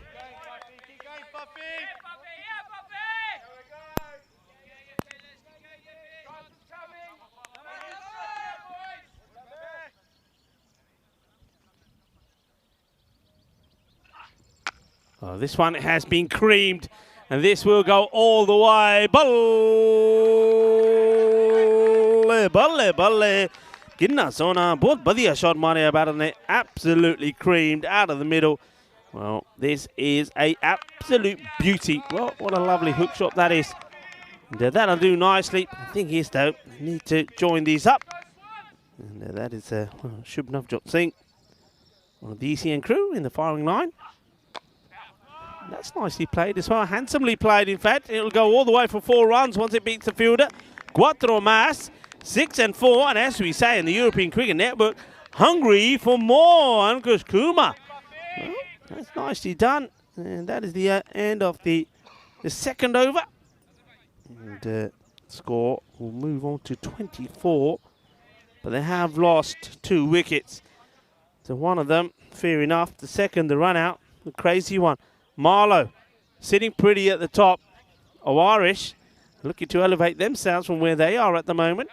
Well, mainly down to because they played and had 1 defeat and net run rate. Looking to get themselves on the board with some points.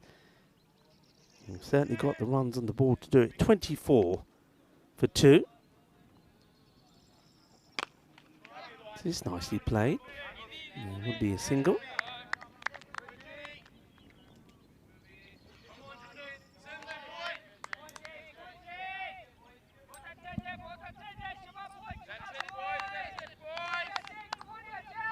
Junaid Khan looking to finish his spell off. They don't normally hold Junaid back.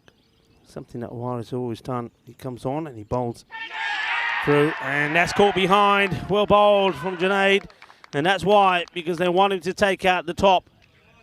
And he gets a good wicket, a big wicket.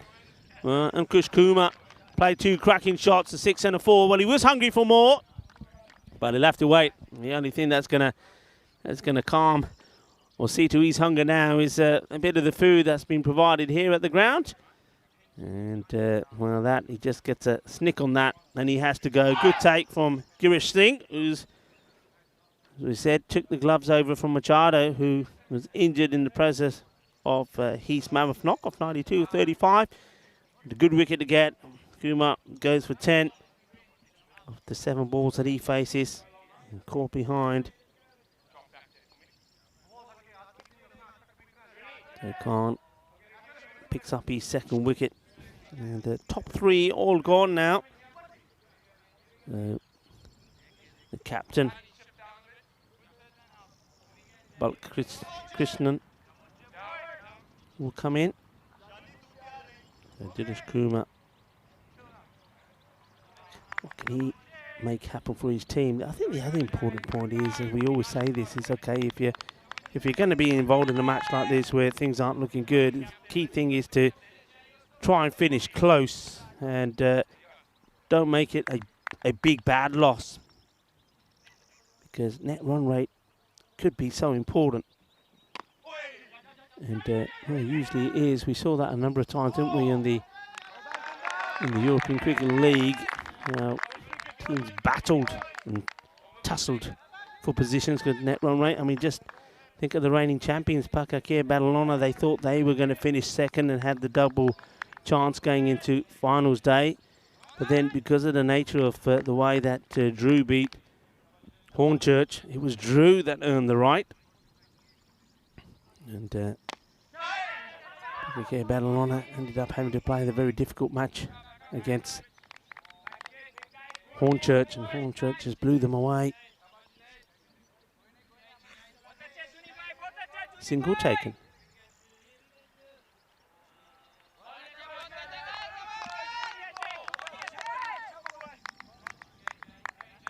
Dinesh Kumar is out there with Amadeep Kohar. Trying to get a good partnership here together. And Kush Kumar, we know all about him. He's the man who scored 303 runs in that night series. So he looked good while he was there, but you can see that he was probably key. You saw that from the couple of shots he played. Well, that'll help. I mean, nobody into that long on area at all, is there? So as soon as this is hit, I mean, he's very short inside. I mean, he's well inside that 30-yard circle. So as soon as this is hit, it's 4 runs. Quite an unusual field set. The cuatro carreras. Dinesh Kumar. Balakrishna. Captain.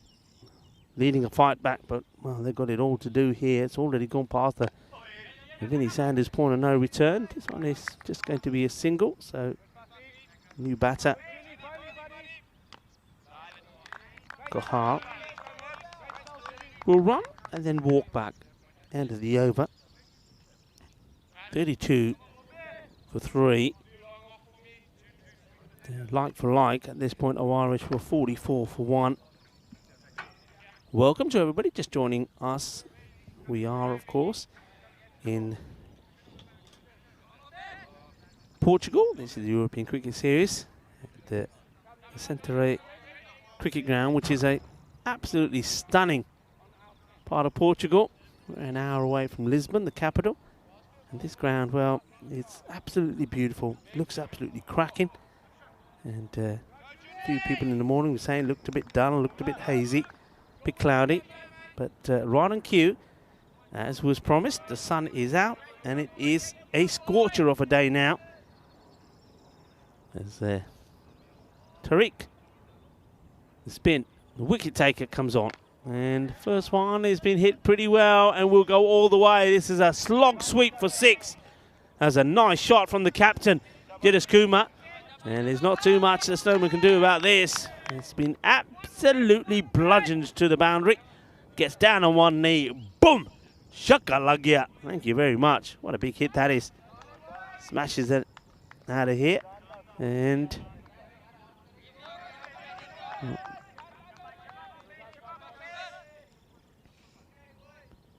so Mubin Tariq, welcome to the party. This is better areas outside the off, and a completely different result. He just pushes at that one. Balakrishna, Kohar knows what he's got to do here as well now. Got to play big shots.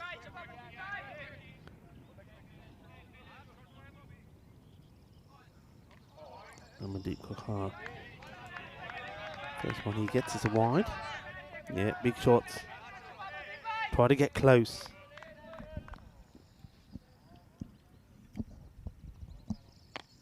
Okay, now his turn to go down on one knee, but just finds the fielder. Gets well stopped. International Day of Whiskey and Water of Life. It's a bit early for me, but there's a few of you out there. It's probably that time to open the bar, you know. And why not celebrate with a nice glass of your favourite whiskey? Well, it's a good job that the fielder is backing up there because it wasn't cleanly taken by Miguel Stoneman. But backed up. 2 Stonemans patrolling that area. Brothers in arms. Don't worry, I got your back, bro. I got your back. Tariq. It's up in the air and will drop short of the fielders. Doesn't look too comfortable. Both these batters don't look too comfortable outside the offside, do they? And that's where I think the opportunities will come.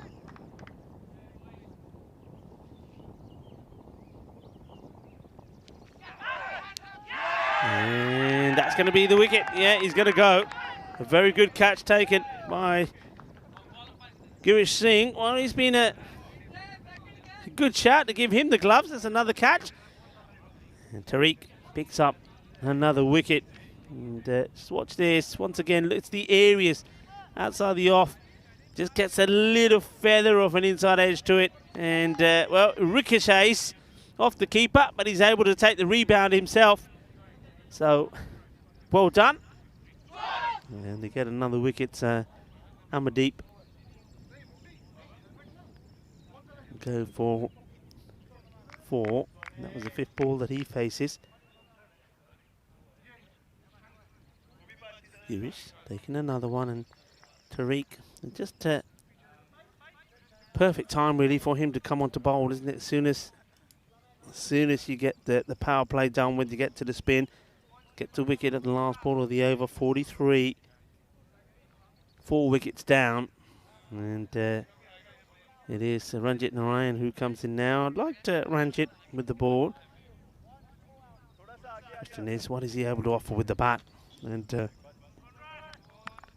how far can Koha go? In fact, this gets whipped away. A nice looking shot played. It was actually the captain that departed. Amadeep is still there. Balakrishna went for 14 of the 7.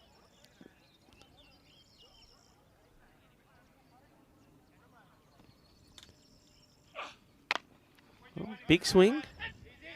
Oh, he's out. I think he's out. Well, Conrad Greenshields, I think he's shouting easy, easy, along as 1 or 2 other players. And then it might be Miguel Machado as well. Easy, easy. The throw gets thrown. Well, I'd like to see this again. Let's have I don't think we get a chance to see it again. Or maybe we will. Maybe this is it here. Hang on a minute. I mean, I thought he's gone. I thought he was actually walking. They say easy, easy. Oh, only, you know what? Only just look, the bat. What's here now? Let's have a look at this. As it's not in there now, just on the line there. Only just, I think. Only just perhaps makes it. And that's where you need the hard surface, because I know somewhere like Cardamom, that bat was plugging. Well bowled. No run. Swing and a miss. So Conrad Greenshields, we know that he's had issues with his shoulder. You can see there now. He's decided that he wants to be in this match.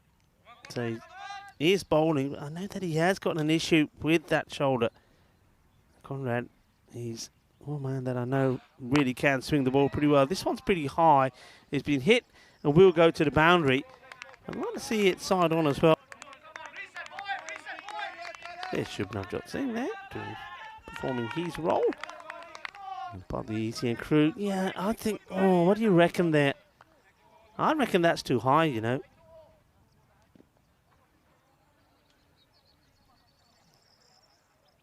Well, I think he gets away with it. This one will be a wide. Not going to get away with that. And that's the swing that I know that Conrad can get. Yeah, I think he gets away with the no ball. I think that that's the sort of length that you want to see called. Ryan. Well, you can see what his plan is, just to swing hard. He has got one boundary to his name, but you've got to play shots at merit. And just get the feeling here that Conrad Greenshields, I know the fitness is a thing with him, but having seen the way that these last two balls have been woofed at, if this one is the in-swinger full and straight, he's going to get his man. Let's say, wait, see, Yorker delivery will do it. And he goes into the pads, gets worked away. And, Francois Stoneman gets the throw in. So end of the over from Greenshields. And not bowling it, he's full pelt. 50 does come up. That over as well, so it will be 50 for 4. And this is what we got coming up tomorrow. Matches, we're going to see Punjab CC, Amdora taking on the Indian Royals. So it's always going to be good to see new teams.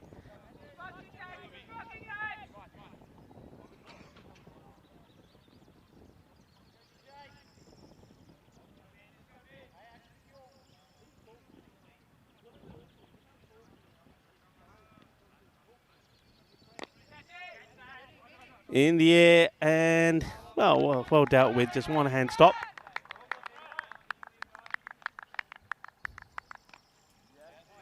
Single taken. I mean, normal circumstances, I think you'd say, all right, wicket's gone down, but 50 after 5, you think not a bad score, but when you're looking at what they're chasing, that one he chases a wide one. It's probably spalls a wide because I think he'll just get the single.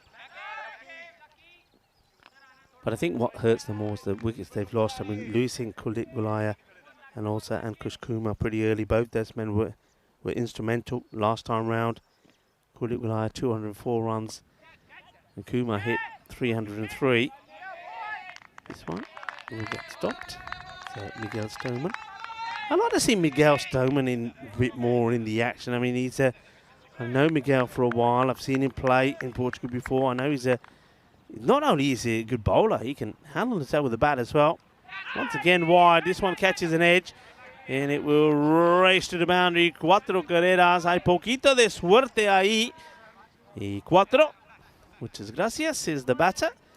The wicketkeeper Girish Singh, not able to cop hold of this. Well, this is the sort of one that if it goes into your gloves, you take it. If it doesn't, not to worry, but like just putting the ball out there is Tariq. And the batters seem to be, at the moment, throwing the bat at everything. I guess they feel that they're in that position that they have to.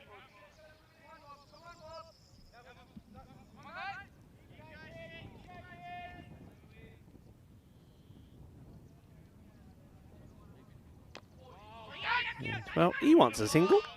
That's Kohar. Narayan saying, nah, stay there. Mani area. Just stay there.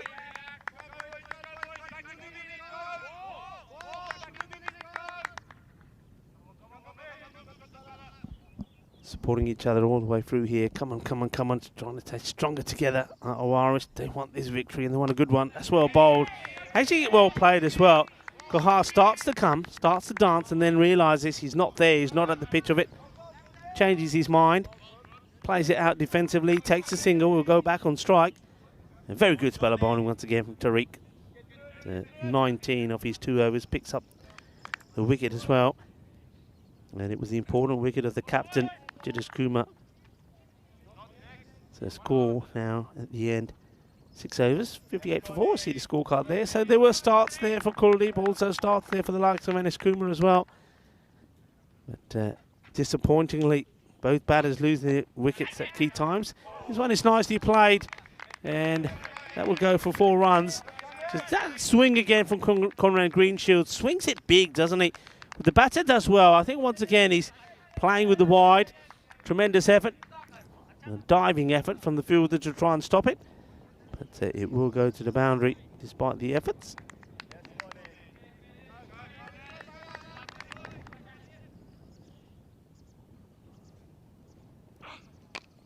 This one just ends up going straight, but it's full.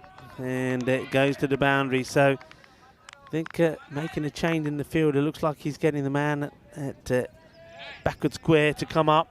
So he wants to push another one out on the offside, but that was just a little bit over full. And this time, Andani can't do anything about it but chase after it. So looking for the swing. Couldn't get the green shields.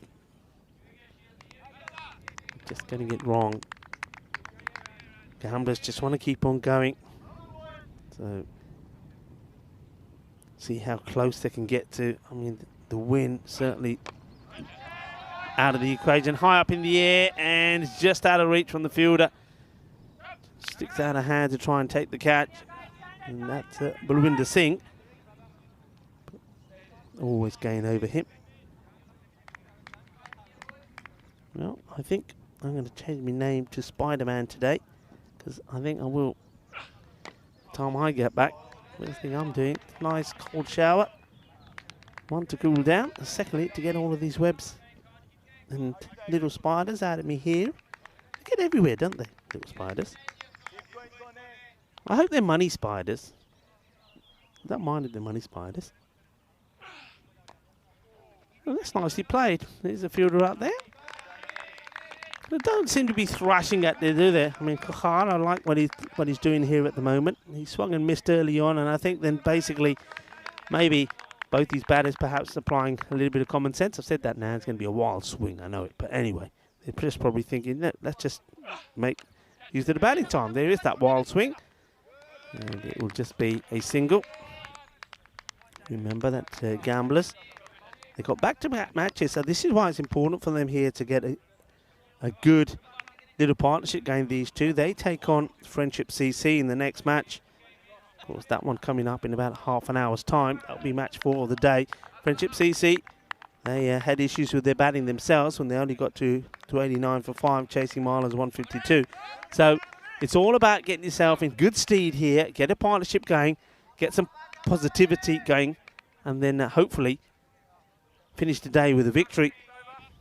Friendship, they've got back-to-back matches straight after this, and not only are they playing Gamblers, they then play Awarish. So Awarish got one more match to play, so this has certainly done them a lot in the confidence levels, and they know that if they can get a good win here, a big win here, and get a win over Friendship later, then they could play the game more than Marlow, of course, but they could finish top of the pack on a better, more superior net run rate.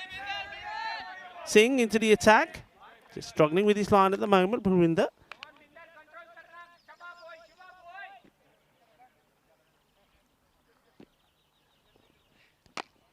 It's a better delivery, wicket to wicket. Gets a little clap from the other Singh, Girish Singh behind the stumps. Hello to Steve Cook. Shrug.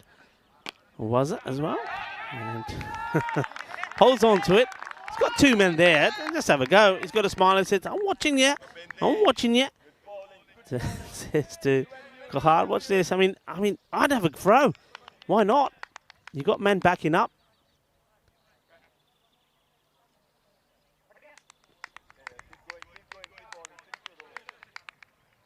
Narayan just chewing up a few deliveries here now. And then, well, right on cue, there's that big swing. And this will be buys.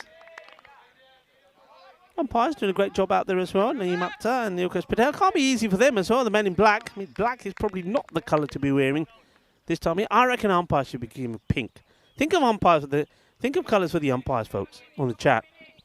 It's going to get hotter and hotter now. Remember, we've got 2 weeks here. That's a big wide.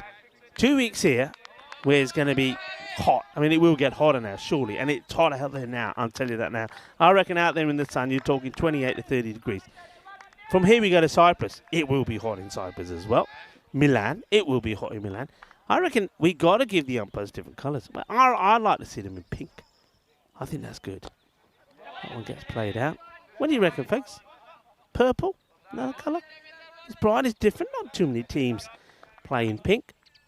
I reckon the umpires were pretty happy about that as well. If you said to them, right, we're going to give you some of that cool breeze material in pink. Hey, I tell you what, even better idea. Anybody out there, come on. We're always looking for partners on the European Cricket Network. Any partner out there want to dress our umpires up? You know, give them in some snazzy gear, nice, refreshing colours. You know, just advertise yourself on their backs. That, I reckon, come on, that's a must. Must be somebody out there. Get in touch, European Cricket Network. I'm sure Roger Finer, Daniel Weston would love to hear from you. Can you imagine that? There you go, umpire, pink shirt, your logo on the back. Perfect, I reckon. Well, that's not perfect. It's another wide. Umpire colours, I reckon. Some people asking about the ball. Yeah, we're still on using kookaburras. Kookaburra ball. This one is a bit of an inside out. It goes lobs. Oh, well, I think this is more the spin that does Muneeb Tariq here.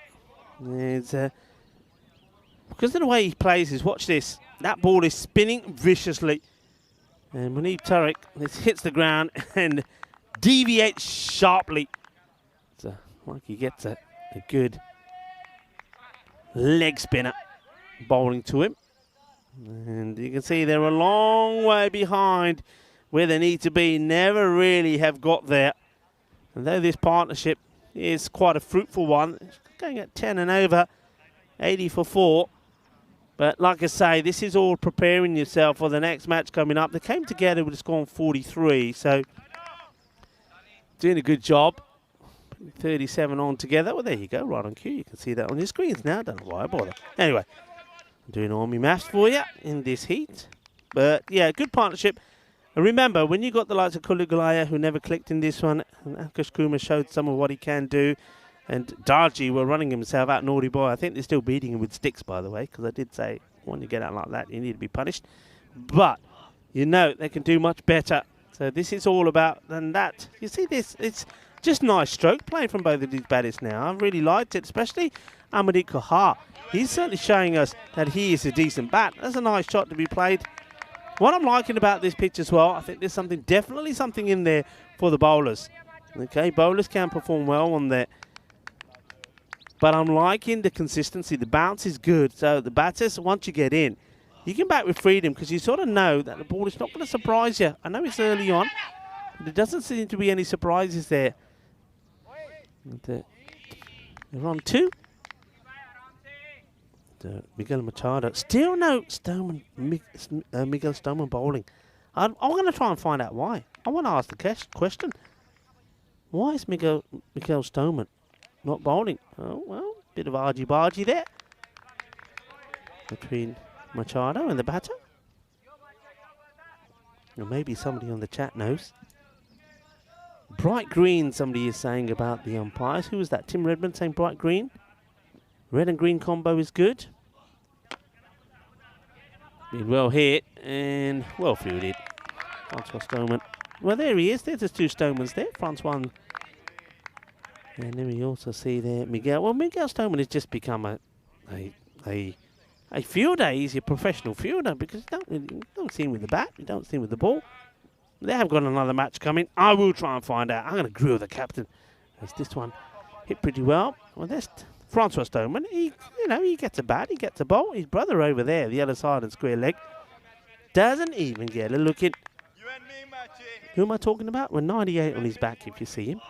Okay, this one is out. Yeah, it's well bowled. Clever bit of bowling from Miguel Machado. And Ranjit Narayan. He was part of that partnership, you have to say. So a 45-run partnership. He played his part in it. But he was more tiki-taka. Sort of going at just under run a ball. Decided to come down. And he gets done. I think he gets drawn into that. And Machado, he likes it. And nicely done. I mean, I tell you what. Girish Singh, I think leave him with the gloves on. No issues at all. End of the over. That wicket came in at the end. Shall I start something here? Miguel. No, they're the wrong Stoneman. They're going with the wrong Stoneman. They're going with Francois. This is what's coming up next. Gamblers. Gamblers taking on Friendship CC. Friendship CC looking to bounce back. And Gamblers, well, this one, it hasn't worked out their way. They took a gamble and put Awaras in. It worked out wrong. And let's see how the next one goes. Remember, we'll see Tyrone out there in the middle with the 2 captains for the coin toss. Faf back in. Okay, here we go then. Same thing again. Can he bowl this over without bowling any extras? Faf Stoneman always get to widen somehow.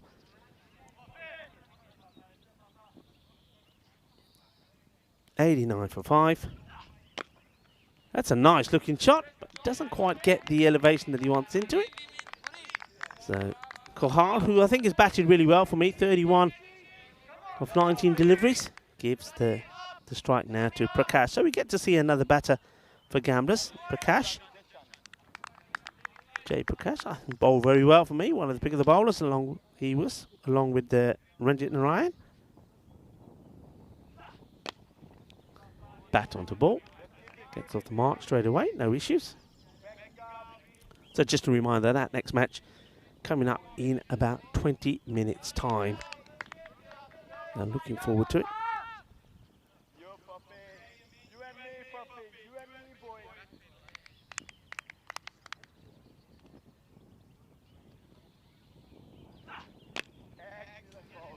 That one gets played away. Be a single.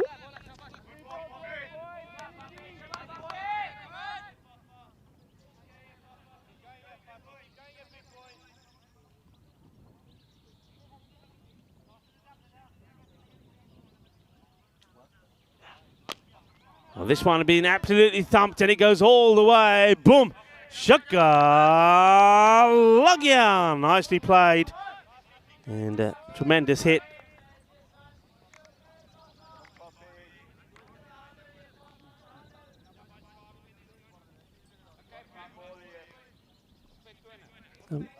Prakash, once again, they're just showing that if things go their way, they are a team that can themselves score big runs. But this one, a big swing. I don't think there's anything on this. See what the umpire says. Well, he's given 4, so it's off the bat. It is off the bat. So Girish Singh, difficult one, isn't it? Isn't able to take the catch. So a little feather off an edge. This goes to the boundary. So they bring the 100 up as well. I'm liking this approach. So they haven't really just thrown their bat at everything. They managed to keep things going.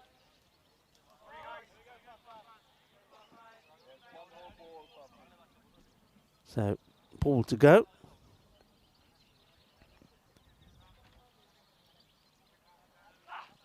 Yeah, well, that one's a little high, and, well, he lets us down again on the last ball. Francois Stoneman, what are you doing to me?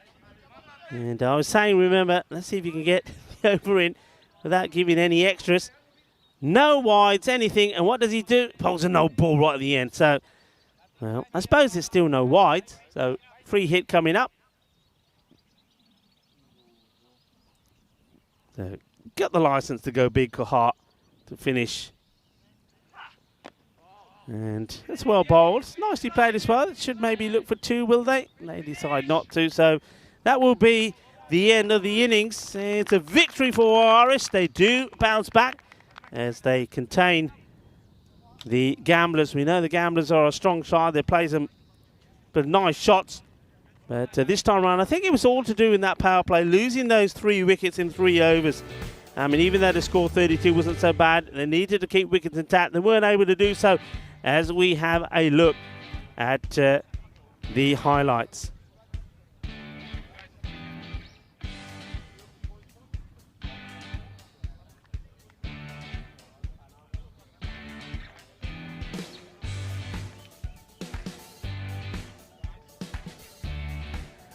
Well, this one's the one, went up in the air. Nice catch taken there by Francois Stoneman.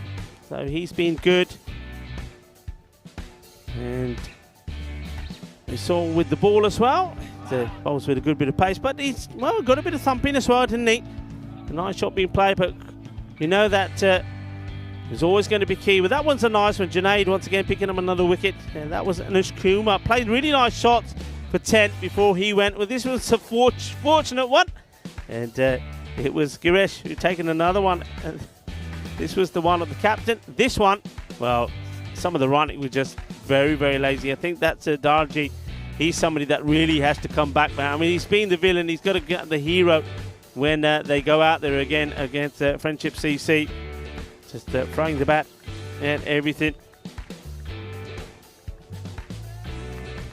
But I did like the response. This was the inside-out one. This was almost one that was caught in the infield, and then the bounce taking it away from the fielder, Tariq. But nice shots being played. I did like the way that Amandeep Kohar, he batted. He ends up 33 and not out. This is the wicket for Miguel Magado, and Girish once again in the action, taking a very sharp stumping. And I think he also did well behind the stumps. Remember, it was Miguel Machado that was down to be behind the stumps, but because of his injury, he's not. He wasn't able to do so. And we're going to leave you with the scorecard there. So that's a victory for Awaris. They're happy to bounce back with a victory after losing to Marlow by 6 runs earlier today. Remember, they do have one more match to play later on. That will be the last match of the night, where they take on the Friendship CC. Next match, though, coming up here in about 50 minutes' time, will be Gamblers taking on Friendship CC. So Friendship CC, just the same way Gamblers have done here, are going to have to finish with back-to-back matches. 2 wickets for Junaid Khan. Once again, he's always the reliable bowler. Mubin Tariq bowled his spin very well. And Miguel Machado, I think, will definitely be the player of the match with his 92 for 35 deliveries, and then also picking up that wicket towards the end. So join me, Rico Fool, in about 15 minutes' time when we come back for match number 4 of the day. Volvemos en 15 minutos.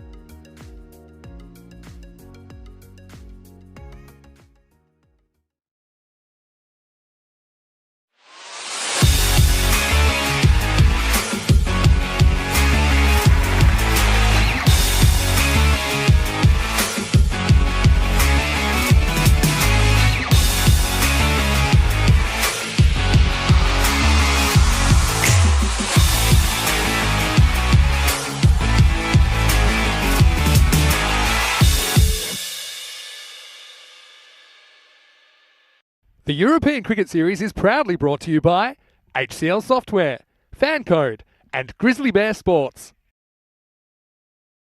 Hello cricket lovers and welcome to the Centauro Cricket Ground here in Portugal, where we've had the start of the FanCode European Cricket Series here in Portugal. Match number 3 was an important one for Juarez because after losing that first match to Marlow, they needed to come back strong, and thanks to a player of match performance from Miguel Machado, they get the win they needed. 92 not out, and also picking up a wicket. Well played. Thank you very much, Rico. I appreciate it.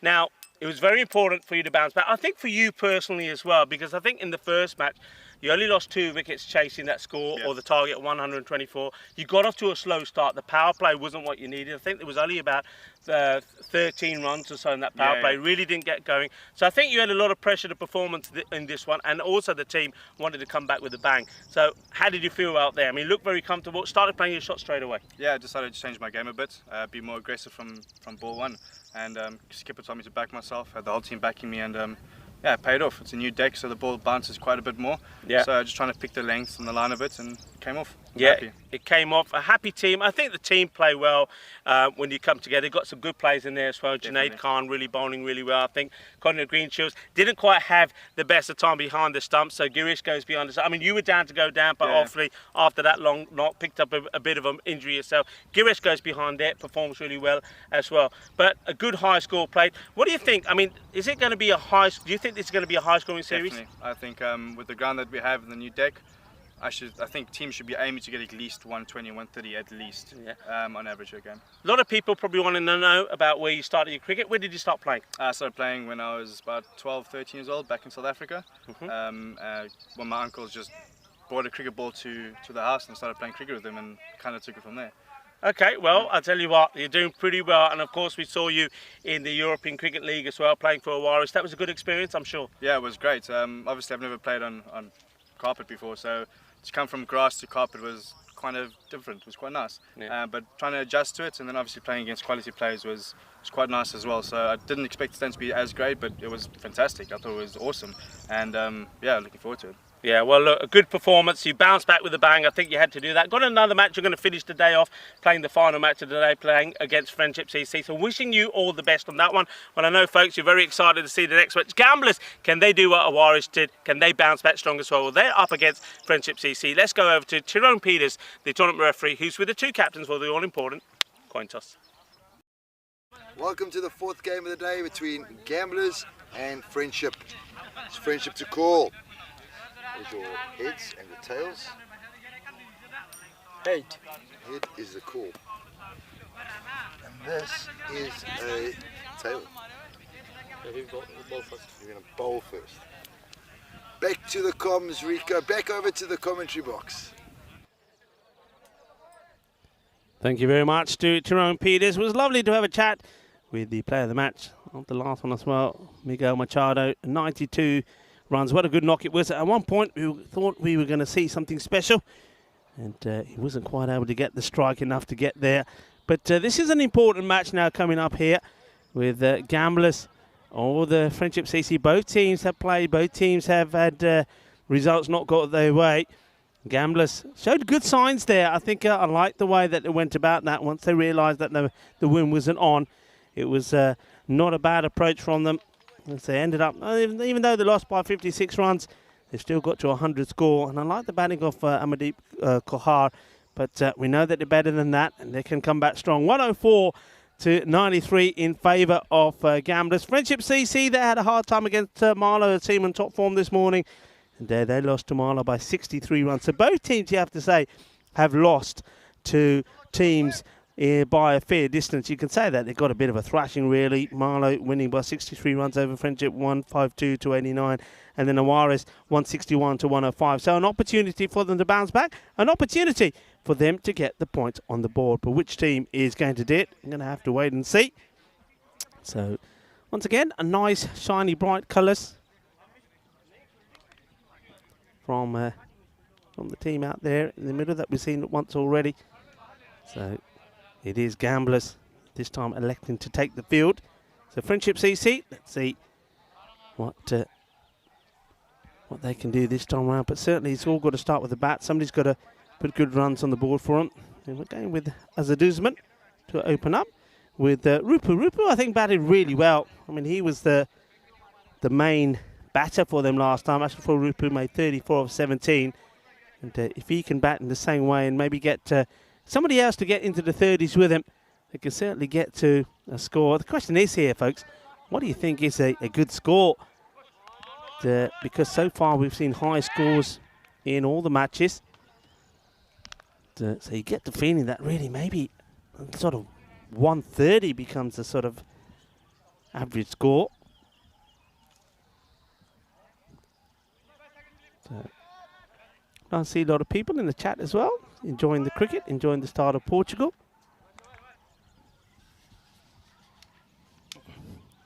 So it's going to be Jay Prakash to start off with. If he gets down, makes a nice stop. So Prakash was one of the pick of the bowlers last time round.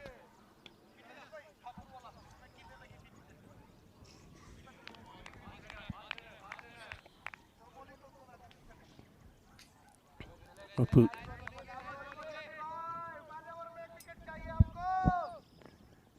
Takes his time. Warming up pretty nice here.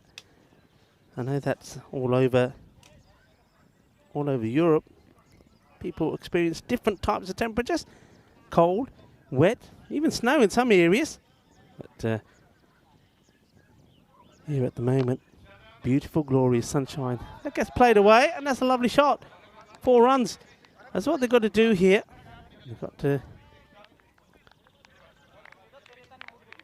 believe that they can get the score on the board. And that's nicely played. That's what got to be brave. Got to play those shots. And it's starting to get a bit warm here. We're just going to have to, I think, we're going to be doing a bit of relocating. So if you hear a bit of funny noises while this match is going on, because we're just moving our equipment away. Well, that's another lovely shot. Beautifully played by Rupu. We know that he is and was one of the key players. Okay, here we go. We're moving, folks. We're moving into the... We're just following the shade around here. Just trying to keep everything as much in the shade as we can, because there's a smell of burning in the air, definitely. Okay, how's that? Okay, 2 fine shots from Rupu.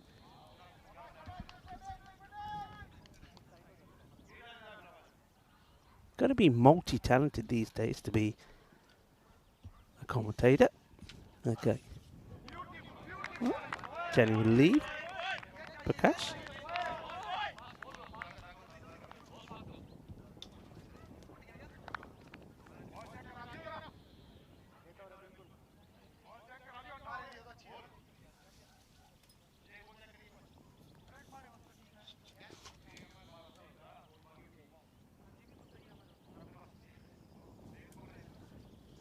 Just checking the ball, the umpires. I think the bowler just saying, hey umps, is this okay? So Polo puts a Matsi out there with umpire Bucks. Up in the air, and he doesn't quite get there. It's a very good effort, diving forward.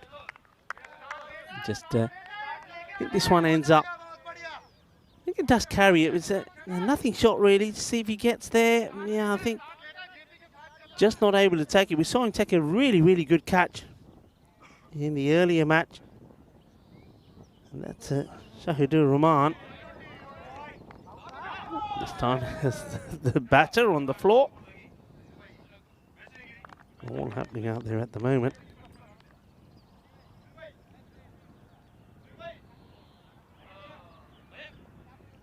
So end of the first over. The score moves on to 10. I think they'll be looking for definitely from the scores that we've seen today. I think Friendship CC will feel that if they can get to a 120 score, they certainly give themselves something to bowl up. But the Gamblers, I think, they themselves know that they need to come back stronger in this one as well.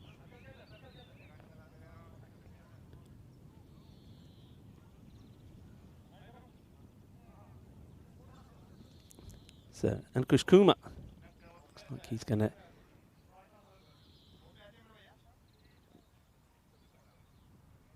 continue the attack. Here he comes. Well, that's a very good delivery. Very good take as well from the keeper. Gulaya had his issues standing up. Did Kuldeep. But sticking with it, sticking with standing up. He wants to put the pressure on the batters. This is not a good delivery, but really good work again from Gulaya. Takes the ball down the leg side.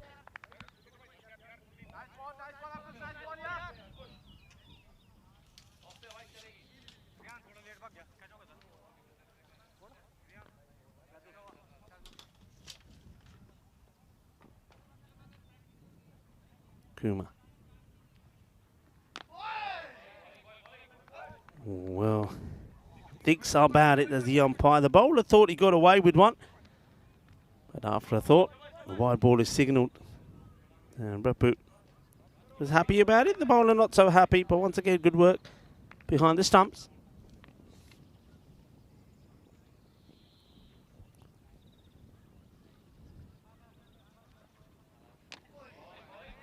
Wide again, so you can see just a conscious effort being made by the bowler and Kuma to keep that ball just outside that off stump. But I mean, I like it. I can understand it. I mean, I rather bowler has a plan and he's trying to stick to it, and occasionally doesn't get it right. So it's played out. Dot ball, no run.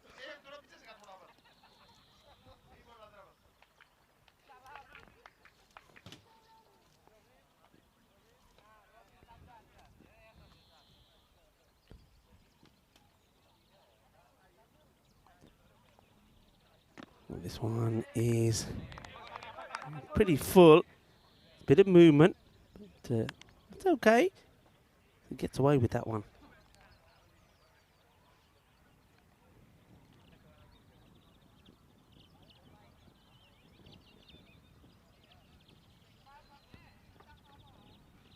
Oh, he tries to get a bit funky, and that's nicely done. Well, it's a lovely shot, and it will be 4 runs. Well, we like a little bit of sexy cricket. Sun, sea, sand, and sexy cricket. Well, why not indeed?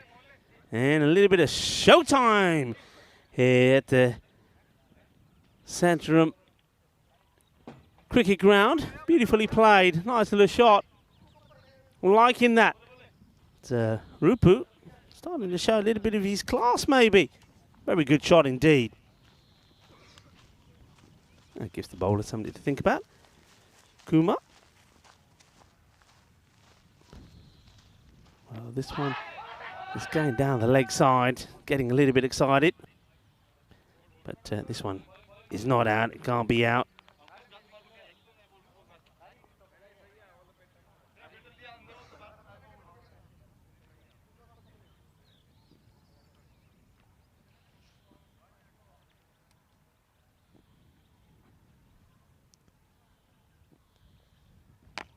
In the air.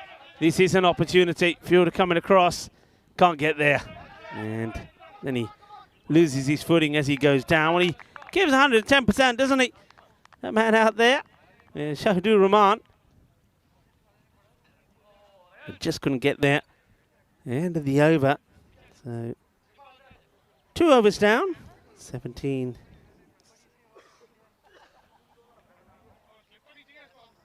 without loss. And, so just falling behind where they want to be here. Wonder if they will go back to Prakash to bowl the second, or they'll make a change. And Asad Duzman has only faced the 2 deliveries. He hasn't got off the mark yet. Whereas Ashraful Rupu,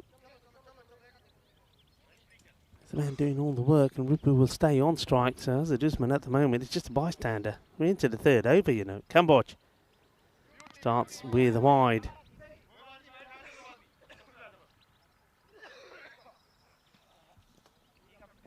It's all about bowling the right line, getting the ball in the right areas. That's where the little things that I think that Friendship didn't do right in that the match earlier. They just bowled the wrong areas. Let's see if they can get that right. Oh, this one has been put away and the chase is on. The fielder will chase hard after it. Will Amandeep, but he's not going to get there.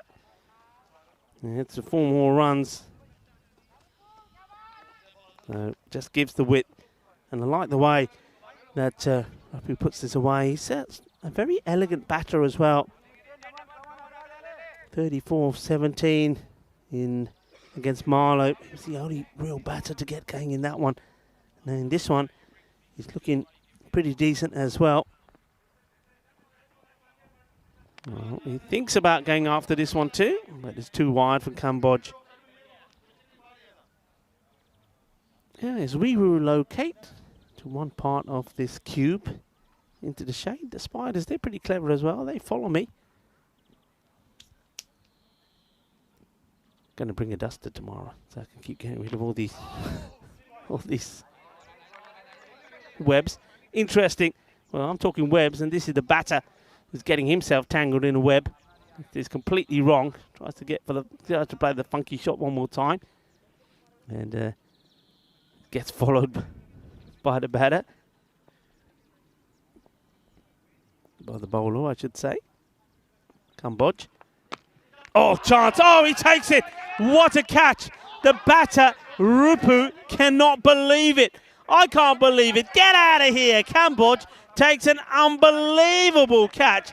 This is motoring back at him at the speed of knocks. I reckon this is all about saying, I'm going to save my marbles. If I don't take this catch, I'm a goner. And I don't know if he has a family or not. He's never going to have one, because this is right at his cojones. And if he doesn't take this catch, he is going to be in trouble. Well, that's a sensational catch. It was absolutely blasted by Rupu. Rupu cannot believe it. Have a look at the reaction of Rupu. You got to feel for him. He's absolutely laced this. Watch this again. Watch the reaction of the batter. Just watch the batter. Whack. Boom. And he stands there and he says, no way. Get out of here. You couldn't have taken that. I couldn't have hit it any harder. Well, he does take it. And sometimes when you got to protect the crown jewels, you'll do amazing things like that. And that's why Rupu, he has to go for 18 of 13 deliveries. Well, it's unlucky 13 for him. But what a catch that is. And Kambodge, well, that's a highlight. Certainly.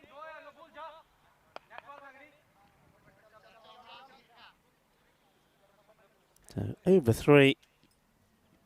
Well, remember that one for the social media. Anyway, back to the action. New batter comes in and almost feathers one to the keeper, Kulikulaya.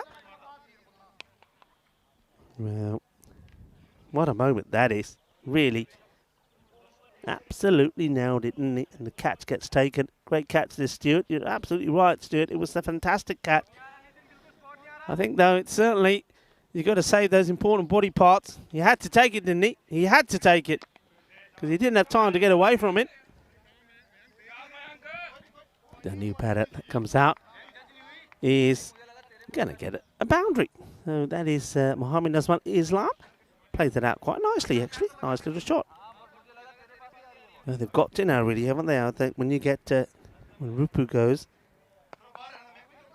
somebody's got to come in and take over.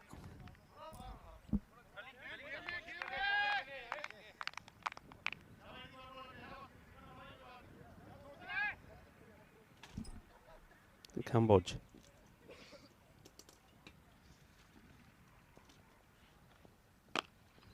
Plays it hard into the deck, wants to take the run on.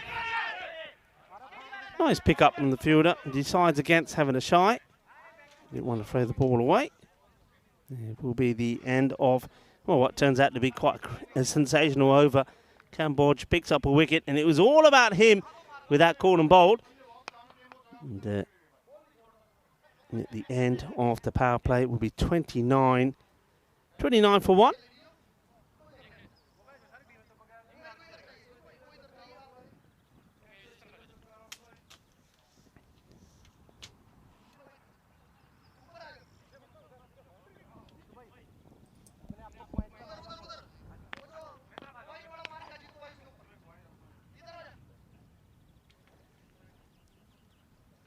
bowler having a chat with his field. So, and Chris Kumar will continue. And it goes right across. The question is how far. Now, the umpire thinks long and hard about it and decides, yeah, you've got to go. I just get the feeling, look, I mean, he's bowling from wide outside. So he takes a little step across, darts this in, and I just think, yeah, and he goes right across, hits him low down. Look at the height on this. Question the umpire has to decide here because of the angle that the bowler is bowling from. Is that ball going to straighten? Is it going to go and hit the stumps? And from what I'm seeing there, I can't see it missing. That's what I'm saying to myself. So it's another wicket, and as does Zaman, well, he will have to go, and he's going to go for not many. In fact, he goes for a duck. You know, it's going to be the second duck of the day, and it's a 3-ball one. And can you believe he's only faced 3 deliveries? He's in there. We're inside the 4th over, and he's going to go. So he's going to be. It was right there, right from the beginning. He was the opener, and he probably decided 3 balls. He tries to get something on this, tries to make something happen. He doesn't. So 3-ball up. LBW. Kumar gets the break for it. And same area again. So he does like to go pretty wide. He darts the ball in. So 2 wickets now down with the score on 28. Kumar making things happen. Few people having a little guess at what the score could be. But yeah, it has to be 100 plus, doesn't it? Really. Somebody's got to get things going here for them. This is Hoyt high into the air, and well, the fielder, you got to be asking yourself the question here, why he's not on the boundary as this one sails over. I mean, I like Shahadur Rahman, but look where he is here, and that ball is bouncing and then going for 4. He's got to be on the boundary. That's an error from the fielder, and the bowler is going to be very disappointed. Straight away, Kumar shouting, catch it. He's believing the man is on the boundary. He's not on the boundary, so that's 4 runs. But lucky 4 runs for Almin. Hit this one pretty hard as well, the fielder. Watches the bounce, smothers it. Gets away from him slightly, but he manages to keep it to 1. Nathan Kambodge, the man who's already taken a sensational catch and made a very good highlight for us.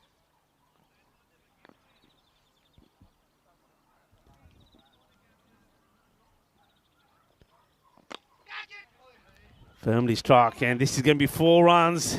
Good effort on the fielder. Kafi कोशिश की थी field ने. जंगी अच्छी dive मारी है captain ने जिचेस कुमेश बेरिशना ने. But चौका लग गया. Well, despite all the efforts, can't get there. It's a nice shot played. He does hit the ball pretty hard. Look, he thinks he's got a chance. He's a bit unlucky there because he's expecting ball to bounce.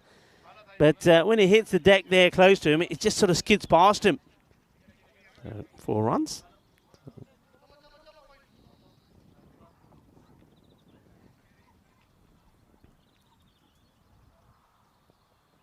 And bowled. It's just getting a little bit greedy.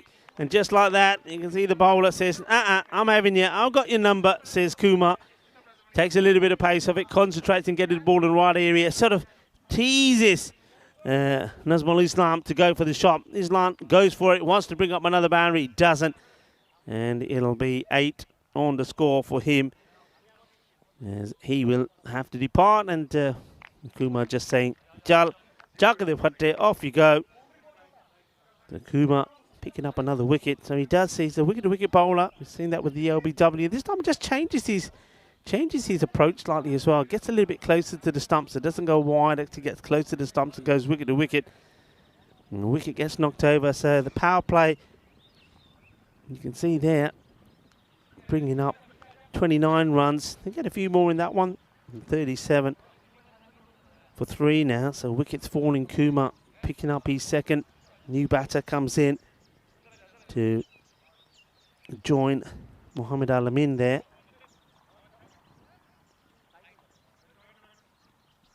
Need a partnership, needs a substantial partnership. Saddam Akbarori Comes in.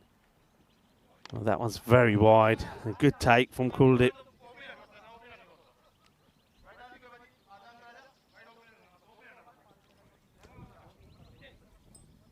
Just remove a few more spiders from his sweaty brow. This reminds me of when we were in Austria, I think last year. A lot of spiders in Austria. Well, oh, this is so unlucky. So unlucky. Well, once again, every time we see this, we should be mentioning Drew, shouldn't we? The French champions and also the kings of Europe, because this is a proper French cut. And this is going to be smashing into the middle and off peg. Gets a little edge to it. It'd go for 4 runs. So 4 more. They all count, whichever way you get them. So Alamin getting a little bit of luck. Cambodge, he won't like that. Let's see what his comeback is. Oh, no ball called. And this is maybe down for a foot fault here. So straight away it was in the front foot. So foot fault, no ball. Free hit coming up for Almid. And there's the signal.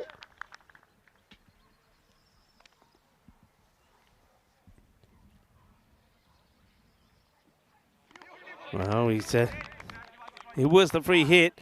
He swings hard, but gets nothing on it. So bowler gets away with it. Nothing off the free hit. Didn't really try and do anything different with it, did he? Just swung hard. Misses out. That works out well for the bowler.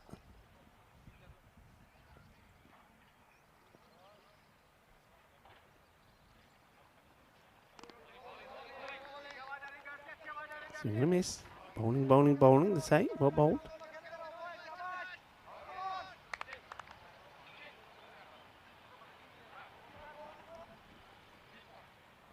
.43 for 3. Really want to be around the 50 mark here now if they want to be thinking about challenging for a 100+ score. More of the same. Big swing it. It's all about the positioning of the batter. You see this again. I mean, Cambodge is saying, well, if you're not hitting me, I'll just keep the ball here. So watch this. So it's there, but the batter needs to get a little bit of movement outside the off stumps. He needs to just take a little shuffle across. Let's see if he moves here now. A slight shuffle. This one is, well, all good bit of action. Gets excited about the call behind. It catches him high up, doesn't catch the bat. And Kulugulai is very quick to realise that as he stops his appeal. It's almost like he swallowed a fly. Watch this. It comes high up off the shoulder, starts the appeal, then says, hang on a minute. And if he had gone for it straight away, well, he had to hit, not the batter, I mean, to hit the stumps. It could have been a good bit of action there. Well captured once again by Spring Productions, our production partner here.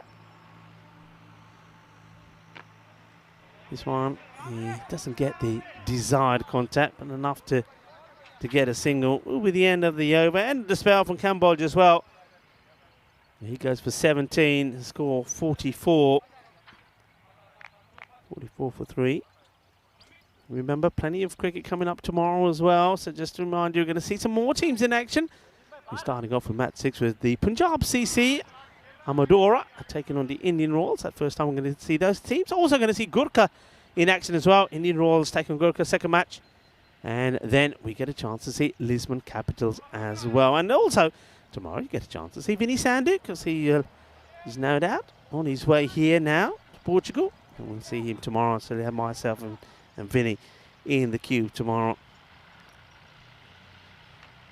We go now to a little bit of spin. There from Ranjit Narayan.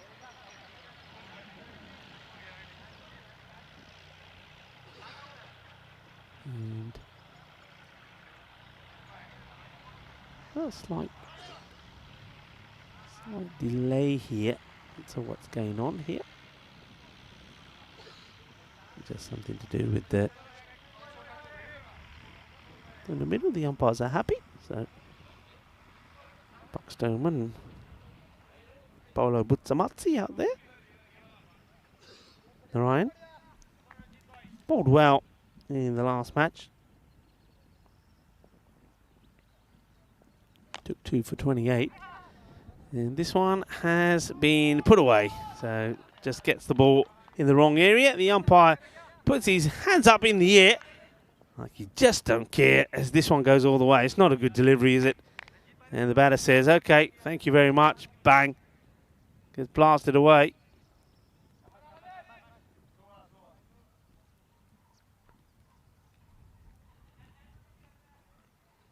Alamin. Well, gets another one to have a go at. And this one is going to be one that outfoxes the fielder. But somehow, I think probably feet than anything else, he manages to stop this one. Wasn't a good ball, but Rahan Khan manages with some part of his body to keep that from going past him. Yeah, just watch this here. Yeah, just clocks him on the knee, doesn't it? Flight. Hit hard. Out on the offside. Gets past the infielder. Will be 4 runs. There's another one that gets smashed away. Cuatro carreras. Yeah, full toss. Hasn't really got into any sort of rhythm with his bowling yet here. And Ryan is spraying it all over the place. This one's a full toss outside the off. You can see Paolo Buzzi thinking about it. I reckon this is pretty close. Let's see this again. I wonder if the umpires will look at this again. I don't think they will. Let's see. Yeah, I think he's lucky to get away with that. This one gets played out. He'll take the single, maybe overthrows. And, well, he's on the floor. He's on his knees. He starts, oh, what's going on here? And, well, he doesn't have the ball. Real confusion. And now the two batters are at each other. He's apologising. And well, I think the ball has got to... Is the ball dead there? I think the ball's got to be called dead there. Well, I don't know. Is it dead? Well, if it's not dead, this is going to be the most comical run-out you ever seen. Well, first, have a look at this. They're chatting. He's umming, and I said, chalo, chalo, chaliye, let's go for the 2. And then in the end, well, if he has the ball, Narayan, he would have been out. Watch him here. Watch it. What are you doing? And then he said, oh, yaar, ki kita. Look at this. Oh, wow. And then what about the other end? Now, he's not in the picture there. Now, would you say the ball is dead? Is it? No, I don't think it is. It's still alive, isn't it? The two batters.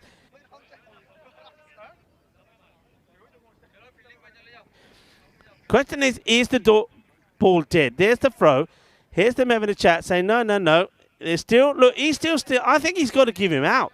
I think they've got to give it out because you still got one batter that is still looking to run. I think Akbori is still looking to run. I think it's still alive because the other batter then, walks out of the crease. Watch here. He walks and says, no, stay there. Then, well, he doesn't have the ball. He turns around and says to him, starts complaining.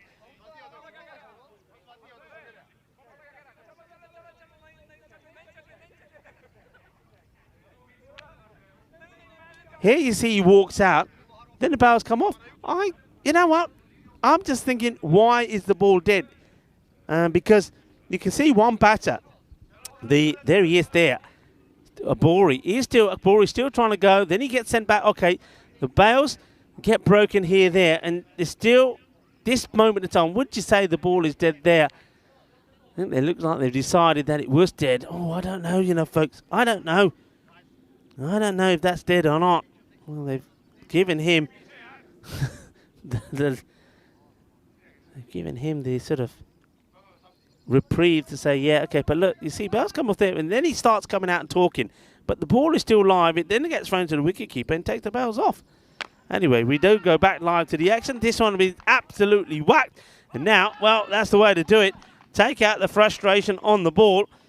So Alamin does give this a big whack. And it says, there you go, wallop. Muhammad Alamin. That will be the end of the over after that. A little bit of comedy. 62 for 3. They get the acceleration that they want as well, I suppose, in that over. Doesn't quite go magical, but close enough to it. So 62, 3 down.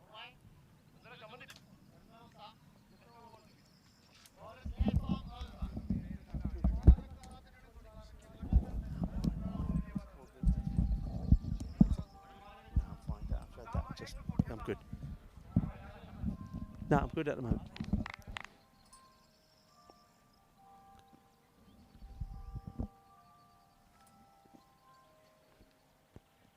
Vermont gets flicked away. Got work to do here, the fielder, and well, tries to get a foot on this. He can't. We'll go to the boundary, 4 runs. Agbori plays that well. Well, these two, well, maybe they needed to have a little come together in the middle. A little scare, a little talking to. And, well, that one nutmegs the fielder. Not the way to try and stop it. So maybe they can put together quite a productive partnership here now. Rahman in the attack. Very important phase of the match, really. I think here, Gamblers looking to pick up the wicket that they need. Break this partnership, which is, these two came together to score on, I think they're down 37. Just checking that for you. Yeah, 37 for 3. So, starting to put a good partnership together, and these two batters, they're a bit of a misunderstanding while they've been out there, that they're running. It's turning out to be a fruitful one. Rahman.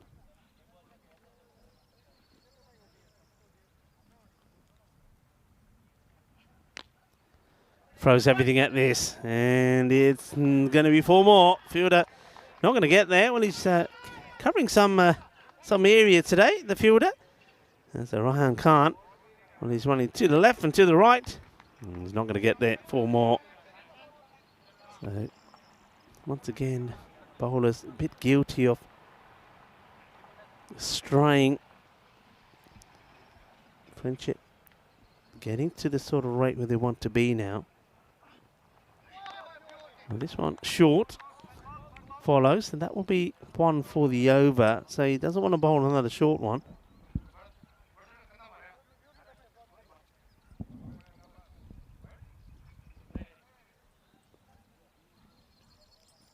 Rahman, can he get this breakthrough? Oh, this is in that same area again, and once again, it's a man out there having all sorts of problems. And, well, maybe he's tired because he's been running around so much, Rahan Khan, to try and get to these. This one, he should have got to, and he does try with his hands. I give him that, but he gets through.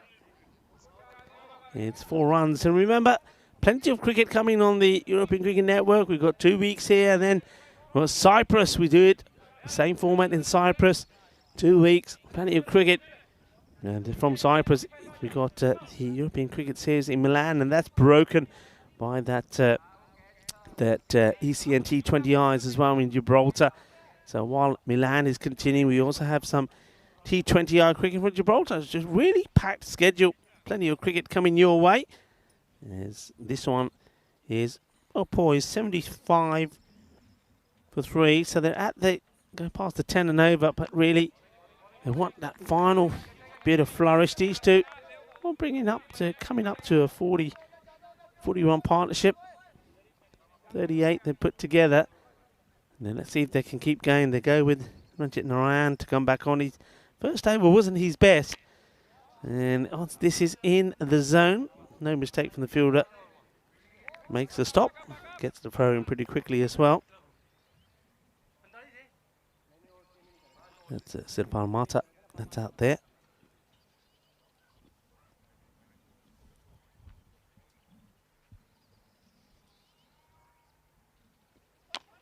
Up in the air. And I get the feeling this is just going to drop short.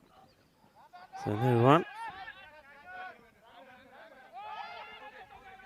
And this is going to be, well, overthrows. Getting just a little bit excited out there in the middle.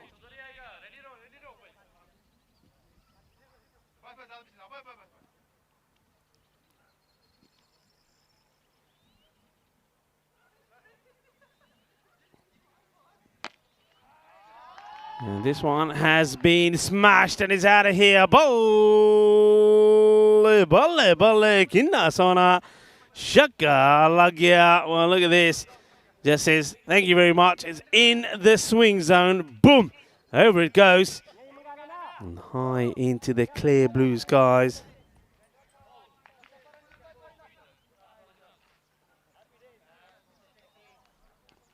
Okay, well, that'll help. I need a few more of that. Just hasn't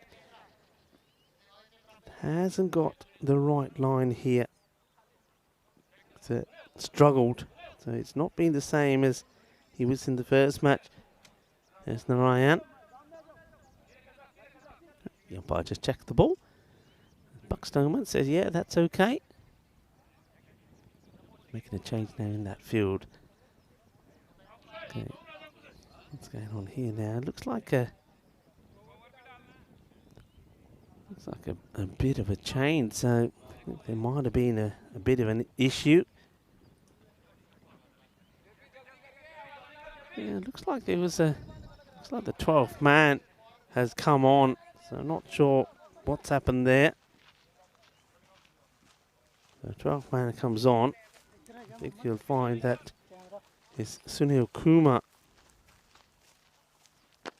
Yeah, Sunil Kumar is on. So that was Prakash that comes off. Jay Prakash. So not sure the reasons for that. He's picked up a bit of an injury or a niggle. So 12th man is on. Sunil Kumar comes onto the field of play. Goes immediately to third man. And Ryan to continue. A ball to go. And the over. Short. And pressurising the fielder. The stop is made by Darji. And end of the over. So goes for 29 in the spell. Does Narayan. That's a bit expensive for him. Bear in mind that he was very impressive in the first match that Friendship played. 86 is now the score for Friendship. 86 for 3. And Gamblers, yeah, they're just letting themselves down a little bit with the lines. And that's, I think, where good teams will punish them.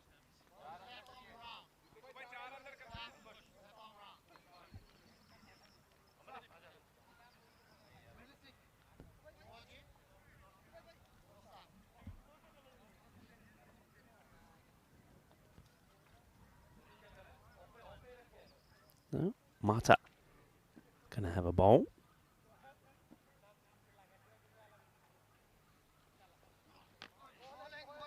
Get the dot ball straight away. This partnership 49, so certainly have got a bit of that recovery together when they've lost the openers. Lost Rapu to a fantastic corner ball from Cambodia.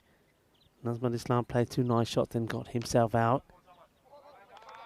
No, Mata just joining up the dots here, the batter. Sort of almost a leave there from Akbori. He's got to play some shots here, doesn't he? Mohamed Alamin has moved to 40. He's got a 200 strike rate, so he's doing pretty well. And I think that's a good result, especially with Akbori not getting anything on there. So he'll go to the other end after chewing up a few dots. So the first runs off that over be buys. So Mata, good from him so far. 3 balls to go in the over. And, get Alamin back on strike. He's been doing most of the work, hasn't he?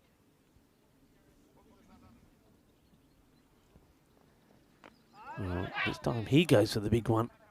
And not able to get the shot in. Good work there, once again, from Kuldeep Gulai. He's been much better at standing up to the stumps as well, hasn't he? See here, nicely taken. Just whip the barrels up. This is just automatic reactions, I think. And just seeing if that foot comes up or not. It doesn't. So, umpire Bucks will have to get there and sort the stumps out. Yeah, good hands. He's a good keeper, isn't he, Gulaya? Well, this one is right in the slot, and it's going to take some stopping. The fielder gets it terribly wrong. And Nitin Kamboj, he's having a few issues out there. Cuatro Carreras, Alamin was just in his slot, wasn't it? And what I like about this shot is not trying to thrash this out onto the leg side. He actually plays a proper shot through the offside, 4 runs. But once again, the fielding, they're letting themselves down. He's diving at this, but not getting anything behind it. Mata disappointed to see that go to the boundary. And, well, once again, there's work to be done for the umpire. So Kuldeep Gulhaya smashes the stumps down again, and umpire Bucks is certainly getting a good work out of there. Big swing, and this one. So heel in the air. Now let's keep an eye on when the stumps are broken. I think the heel.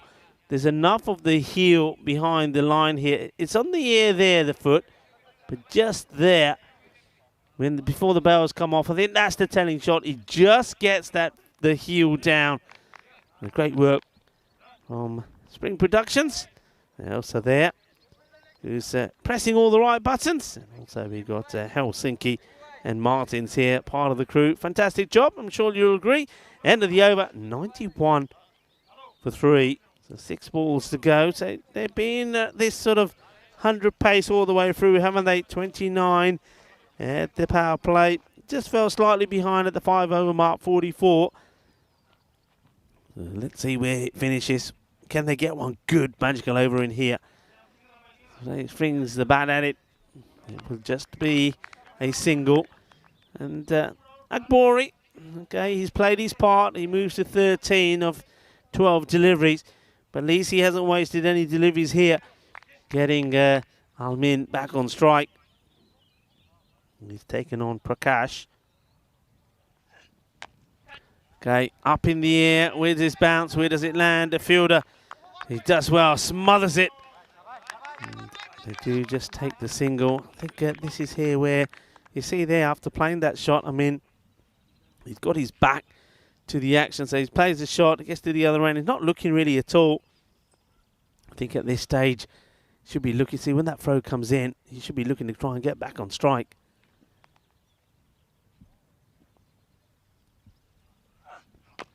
Okay, this is high up in the air, and I think it will go all the way. Balle.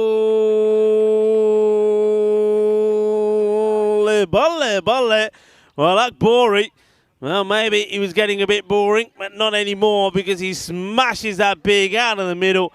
6 runs right on cue. I needed that one. A few more of those will do nicely. 3 balls to go. 99 is the score. And he clubs this one pretty well as well. And it will be back-to-back. Shaka time. Kinna sona. Que guay. Que golpe bueno. Que golpe dulce. Más dulce. De tarta de chocolate. 6 más. Well, this one is sweeter than a nun's belly. As this goes all the way. And, of course, I'm talking about some of the delicacies here in Portugal. Not Nordi Rico. Okay. And this one is going to be a chase on for the fielder. He gets down. They're taking on 2, taking on the keeper, taking on the throw, and they get there. So good little fight here towards the end, looking to try and get to that 110 mark. And they run really hard. And Kuldeep Gulhaya, it's an awkward one. I think this catches just the end of the pitch. Difficult one to try and take. So a ball to go. Can they finish with the boundary? Well, gets under this. We've got to run hard to try and take 2.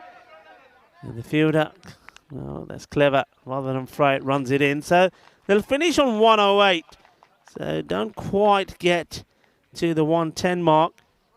But it's not a bad effort. Bear in mind that at the halfway point, the score was on 44. As we have a look at the highlights. So 64 coming in the last 5 compared to 44 in the first. We have to look at some of the highlights. Well, this was a glorious shot. And that's when we started talking sexy cricket. And some nice shots being played. And a bit of fortune as well. A little bit of Bambi work on the fielder. The Bambi goes down. He had a mixed day out there, the man in the field, the Shahidur Rahman. But they played some nice shots. But, one man who couldn't get going is Asadusa What a catch that was, corner ball. Rupu was batting really well at the time. Well, then Islam came out. He plays a nice shot. And, well, the man who couldn't get anything happening was Azaduzman. That was his first ball that he faced in the first ball of over number 4. And he's LBW for 0.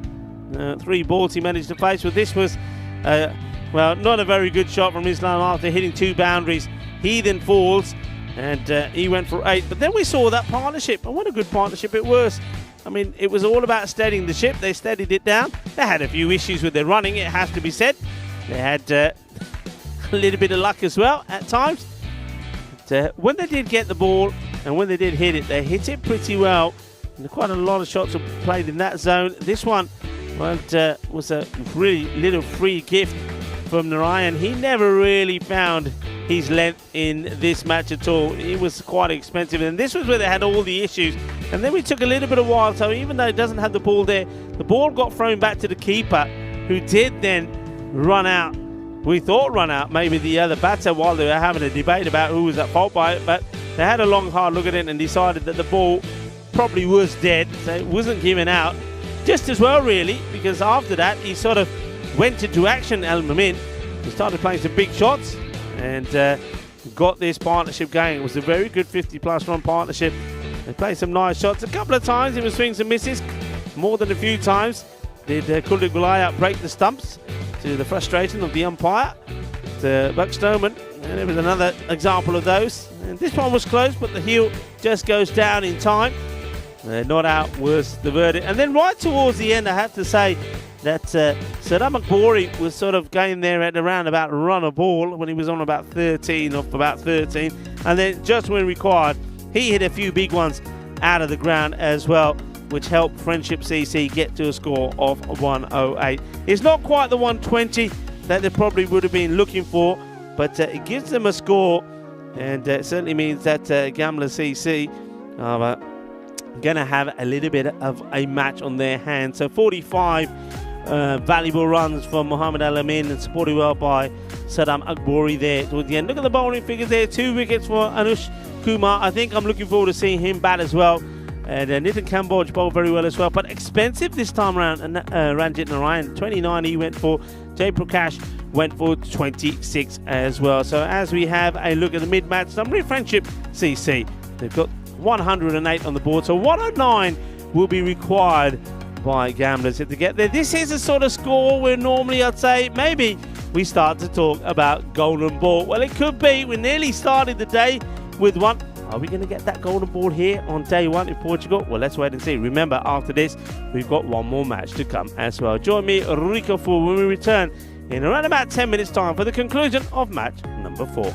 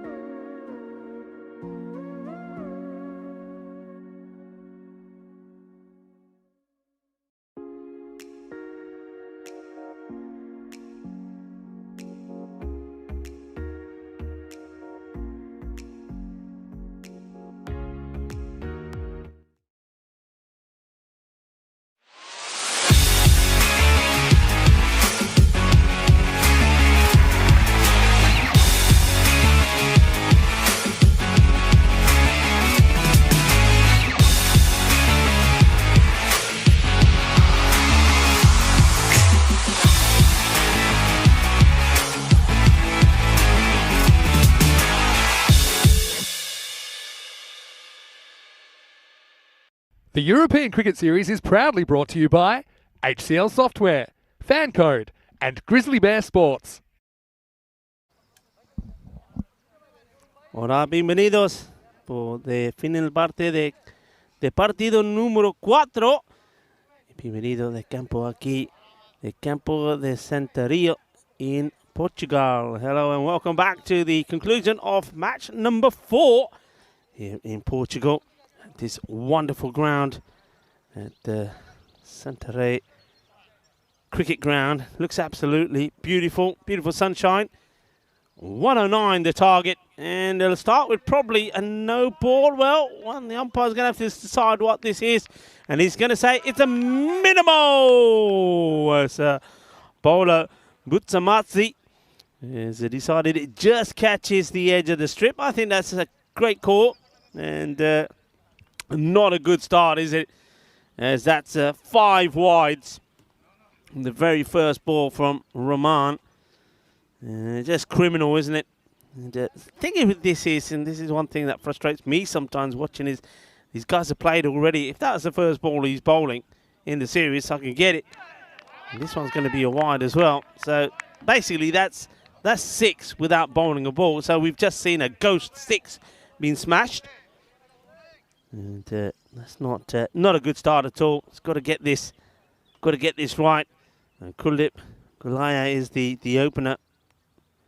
And he's probably got to be thinking to himself, well, look, I've just got 6. Well, we just got 6 without doing anything. Darji out there. That's nicely played. Chase on for the fielder. Got to get down. And he does. And like that, well done. Gets down, gets sturdy for his side. Makes a stop. Make sure that his feet doesn't touch. So that's 10 of the first ball. It's another way of putting at it. Well, not 10 because it doesn't go to the boundary. Fielder stops it. 8. Did they get 2?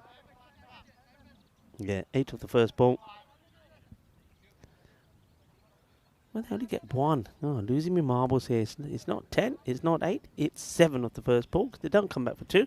Darji, well, he was a man he's come back after a beating, after his team said to him, right, how could you get out the way he did last time? He just didn't even run, did he? Got run out. It was absolute criminal in the last match. And this one gets worked away. It's going to be 4, but 4 leg buys, I believe, yeah. They're not getting it right. It's another wicket. Yeah, Darji was the man who got out, run out, and it was poor, wasn't it? It was poor cricket. So he needs to make amends. So let's see how he gets on this time round. Bowler. Got to get his 9 right.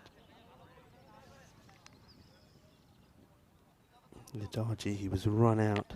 0 off 2 deliveries and 4 runs. That's better. Gets his first runs of the day. Forms the signal.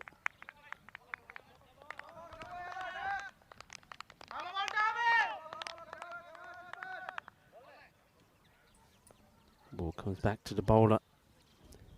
That one gets worked away. Naheem Rahman.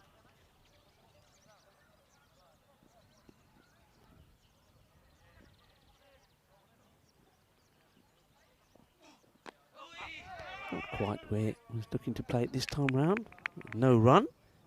A better delivery from Rahman, but yeah, it's always difficult when you give 5 or 6 away without even bowling a legal delivery. Take those away from the 11, it doesn't look a bad over, does it? And then you've got the 4 leg buys go on there as well. That's why you got the score on 15. Still 2 balls to go in the over. Dig this one out and take the single. As the fielder eventually gets the ball in. Imtiaz Rana, captain.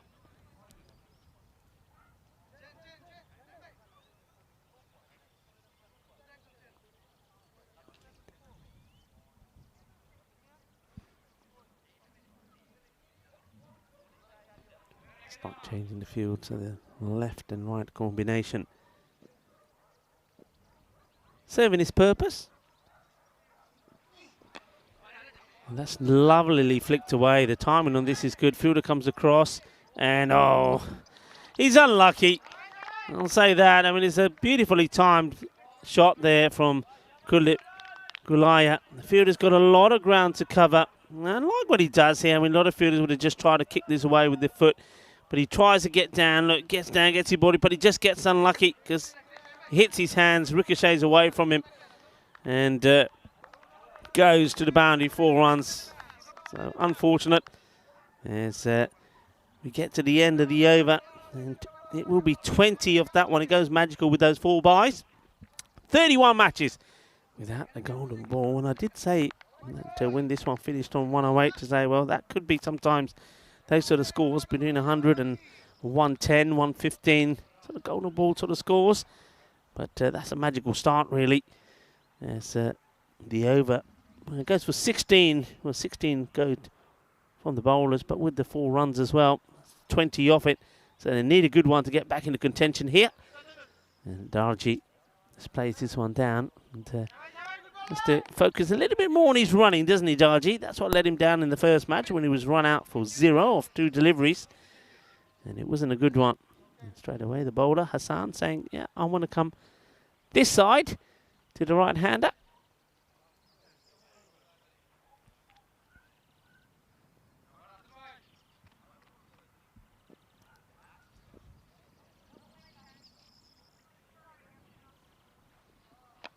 This one has just been clobbered. It's not a good ball. Gandhi ball, Siggy. Ball short Siggy. Leg side to Siggy. Butt to Kimari. And that will go all the way. 6 runs. And they've got to get their line right pretty quickly. Otherwise, this match is going to be over pretty quickly. Short, Gandhi, and just helped away. And don't have to try and hit those too hard. Just bat on ball. And it will go all the way. 6 runs. The first 6 of the innings to Kulukulaya. And he's looking to bounce back and get a win for his team Gamblers. The bowler, Hassan, having a few issues getting the ball in the right area at the moment. Zahid.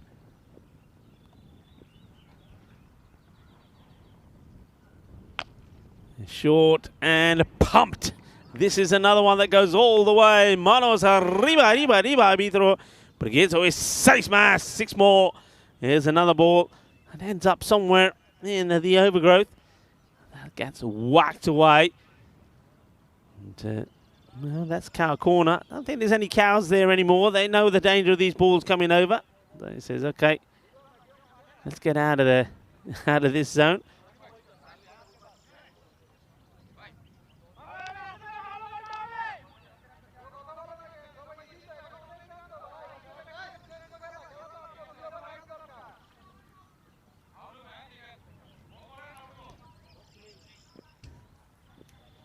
Here comes the bowler, Hassan.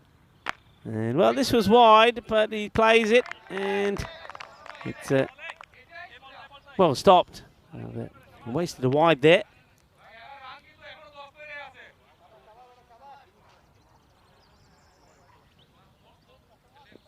Good work. Gets down, gets his hands dirty. Well, there they go.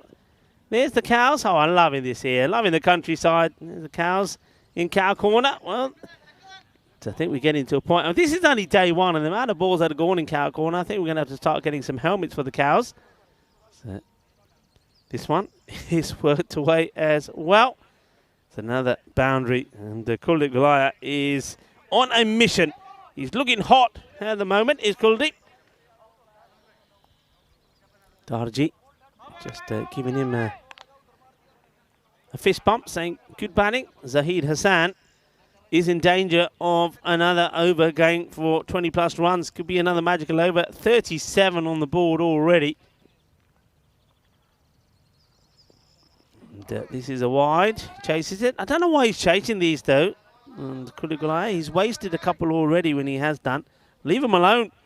There's no point. I mean, you're going to be filthy with yourself if you chase that and get an edge on it. The Thunder is giving a big chair to Gamblers. I think he's liking the Gamblers or Thunder. Well, they're doing pretty well at the moment. Dugulaya. Oh, well, this is a poor delivery. Kuldeep missing out on it. He's been sending these to the fence. Gets the wide, but I think he'd much rather have picked up the boundary. And Zahid Hassan, 19 now, so could be another magical over. It's the perfect start for gamblers. That rate now, it's down to around about 8. And, well, there's the magical over, because there's another wide.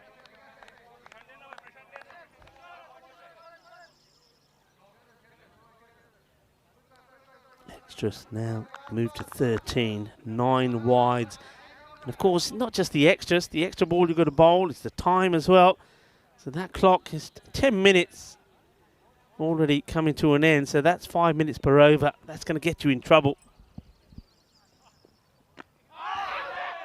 This time, just trying to, I reckon, Kuldeep here is just trying to flick a little single and get himself back on strike. And wants to stay on strike, so the over does go magical. 20 from it to score 40 without loss. And Kuldeep Bulaya and Darji making the perfect start. And this is the way things are looking at the moment. Marlow, 2 out of 2, sitting pretty at the top. Awaris, they got 2 points. But remember, they've got one more match later up against Friendship CC. So they have the opportunity to try and get them to 4 points as well. And one of these two teams at the moment, it's looking like it will be Gamblers. Are going to get their first points on the board as well. Friendship CC, if they don't do it here now, they've got a tough match against Awaris. See if they can take anything positive out of the day. But if they are to, something has to happen pretty quickly. Rana gets given the ball. See what he can do with it. So far, 16 of the first over against the bowler. 4-leg byes made that 20. 20 of that last over from Hassan. Well, that's a good start. A little bit of an off-cutter from Imtiaz Rana. So the captain trying to stop the rot as he gets a good one through.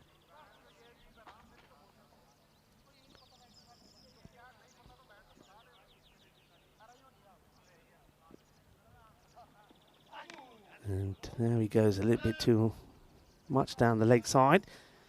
So this partnership flourishing nicely. 41 it's worth now. Some important days today. National Paella Day in Spain, so a lot of Spanish will be tucking into a paella in the Spanish sunshine. What's your favourite paella? I must admit, my one is the chicken. Chicken and vegetables. I'm not a big fan of seafood, so the Valencian paella, the Paca one, if you like, it's where it originated, the paella. So I don't mind it. I must admit, I'm not a big fan of the big prawns that go in their hole, and you get the little bits, don't you? The little bits of the prawns, like the what do you call them? You call them the legs, yeah, the little legs. So you're taking a bite of the rice, and you get a little leg, and you have to pick them out. So. Yeah, but I like the chicken paella. And I remember the first experience of paella I had in Spain. We were taken to Elche, a place in Elche in the middle of nowhere.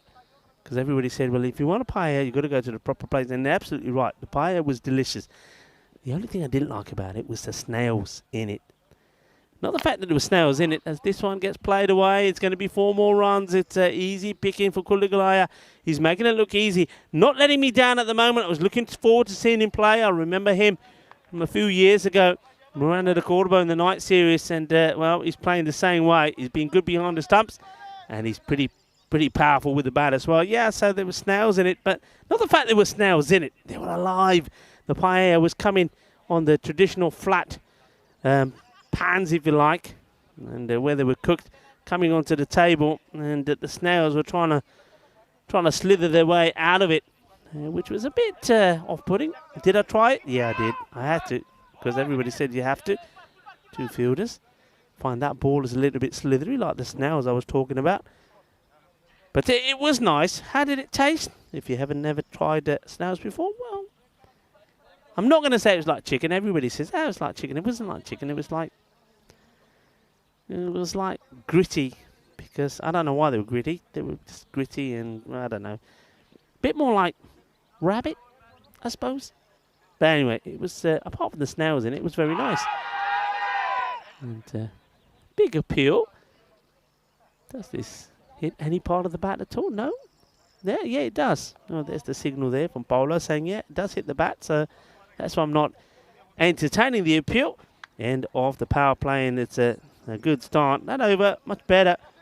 It only goes for 9 from Rana, so the score moves to 49. And the captain does steady the ship slightly, but really did need to pick up a wicket.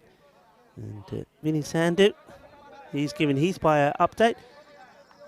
Estuvo muy deliciosa. Sorry, use this. Estás muy deliciosa, Vinny Sandhu says. Está muy rico. Yeah, of course it is. Yeah, rico, by the way, can also mean delicious. Has a number of meanings in Spanish. Rico or riquísimo, delicious, or rico can also mean rich. I'm not rich, I'm just delicious, as I tell everybody. So, yeah, so everybody in Spain, enjoy your paella. Have a very, very nice National Paella Day. What else is there? Well, Vinny Sandhu, as you're still on there, don't have too many of these because I know you're travelling later, but it's also International Whiskey Day. So, you know, myself and Vinny, we have a little peg now and again, don't we? You can peg the pina chai, you can whiskey the peg, and shamnu long peg. So, salute or kosia to everybody that's going to have a little peg of whiskey. As the Duzaman comes into the attack and starts with a wide.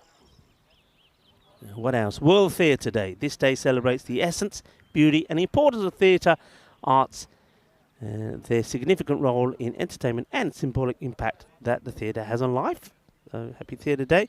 If your name is Joe, it's a double holiday for you because it is also International Joe Day. Well, what better? It's International Joe Day, and all Joes around the world, have yourself a little tipple of whiskey as well to celebrate, as that one gets hit away for 4 runs, and he's going into the overgrowth to fetch that one.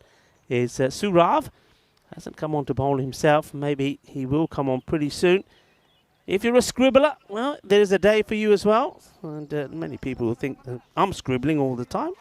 Well, certainly my work looks like scribbles, but I can read it anyway. And it's supposed to be very good for calming the stress as well. Well, it's a day for you as well if you're a scribbler. So, as the Dusman gets, well, not the way you want to be stopping it. I mean, he stops it, but could have twisted his ankle nastily as well. Sajjad Rubin makes the stop. So Darji has found 8 deliveries on 7. Goes back on strike. All of the work being done by extras and Kuldeep Wilaya at the moment. As a Dusman. So 6 come off the over. Only bowled the 2 deliveries. What else can I tell you today? I think that's about it. Yeah. So certainly a good way to end a day on a day like today would be to have a nice paella and a glass of whiskey as well. Why not? Down the leg side would be another wide. So now having troubles getting the ball right to the left-hander. Mind you, though, I have to say, I mean, on a day like today, I think paella and a jug of sangria would be far better. Full of ice, full of all the fruit. And wide again, so the wicketkeeper throwing himself around to Rupu. And he's probably looking back at the bowler and saying, hey, come on, what's going on here, everybody? And keep an eye on that. I don't know if it will go that far, but at the moment it doesn't look it. But keep an eye on the time as well. So Durand just plays this out for a single. So he's sort of going just below run a ball at the moment. But the extras do hurt you. 17 extras now, 13 wides. And look at the clock on your graphics as well. So we're getting down to the halfway point. Remember, that clock is telling you when the 9th over has to be completed by, not the 10th over, the 9th. So that's why I said at 40 minutes, not 45. So within 9 overs, you must have completed, well, within 40 minutes, those 9 overs have to be completed by. And you see we're starting the last 20. So really it should be at the halfway point here now, and they're not. They're way behind. This one will be 1 bounce, 4 more. So finding the gap beautifully. This partnership goes past the 50 mark into the 60s now. as Kuldeep Gulaya just rocks back and just helps himself to this one. It's too short, and he's just finding the gaps all around the ground, isn't he, here? It's been a good day for the batters, and it looks so far in every match. We've seen somebody score a 50, 63 was scored in the first one from Azhar Andani, 63-33. In match number 2, we saw a 51 from Zafar Ali, a player match performance from him. This one is going to be 4 runs, and this is one I think I'm going to field. There we go, nicely done. Coming back due from the scorebox. There you go, long barrier there from Rico Foot. You can't see that, there's no cameras to see it, but yeah, all the way along the ground, beautifully played. And well, if you heard a little bit of noise, that's me almost pulling me headsets off, but had to be done. Beautiful shot though, almost gets it through. And that's a good result for Kuldeep Gulaya because he'll take the single and go back on strike. So at the moment, I think this is just a watch and be entertained sort of innings from Maniak Darji, because Kuldeep Gulaya is certainly turning on the style. 4 overs complete, 67 on the board, and the rate is, well, pretty soon going to go down to run a ball. There's 42 required in 36 deliveries, so making it look pretty easy. Something's got to happen, and you can saw there on that graphic that briefly shot up that they're way ahead of where they need to be. Making another change here, so the captain not coming back. They are going to go with Surav. See if he can, well, the only way back in this match here now for Friendship CC is just to pick up wickets and pick them up quickly. And let's see if they're able to do that.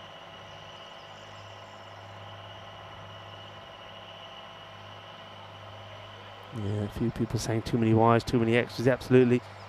So yeah, so by now we should have been well into the second part of the innings. See, all of this is taking time. You see the wicketkeeper taking a helmet, just long little stroll back. And then the bowler, by the time the keeper gets back, should be ready to bowl the ball. He's still having a discussion. So if they do manage to take a few wickets here and get back into this match, and it does go past the 9th over, well, it may not do because of the number of penalty runs that could be inflicted on them as well. Well, Darji wants to get back on strike, and he runs hard. He's running to the danger end, but he wanted it. He goes for it, gets there. Direct hit would have been interesting. So now you have to get it right to the left. See, this is what I think the left and right combination does. This partnership, 68 runs. Darji's only made 8 of those. Extras has been a good contribution as well, as Kuldeep Gulaya has made 43. But by them just changing the strike all the time, I mean, let's see this delivery now. Is he going to be able to get it out to the off? Look, you see, that's all the time. He's now moving his fielders around. That ball hasn't still been bowled. Batter's waiting. Here we go. Let's see where it goes. So, yeah, down the leg side. Yeah, there's the wide. This is what's been the issue, and that's why the right and left combination is so good. I mean, even though the left-hander hasn't really hurt you, but by being there, he's hurt you with the extras. I mean, Darji, what's he done? He's hit 1 boundary, 1 4. So it tells you how many dots there's been. But there's been, what, 13 wides now. As this one will be clipped away. Yeah, 14 wides with that last one. So 18 extras, 14 of those in wides, 4 leg byes. And that's really hurting you. Not quite the record. We saw Irish in their first match to defeat Tamala, 33 extras. So extras, yeah, if you don't contain the extras, the unavoidables as you call them, you can get hurt. This one is just over the infielder. It's nicely clubbed, nicely hit. There's Kuldeep Gulaya approaches a half century. So we've seen, yeah, going back to what I was talking about, there's been half centuries all the way through. We saw 63 from Amir Zahib. And sorry, beg your pardon, Azhar Andani made 63, 51 from Zafar Ali. We then saw 92 from Miguel Machado. He just needed a bit more to strike, and he could have got his 100 there. And we could see another one here from Kuldeep Gulaya. Well, he gets a full toss. That gets worked away. It goes all the way. Balle, balle, balle. Bolo, shaba, shaba. Ginna, sona, shukka lagya. Board bataya.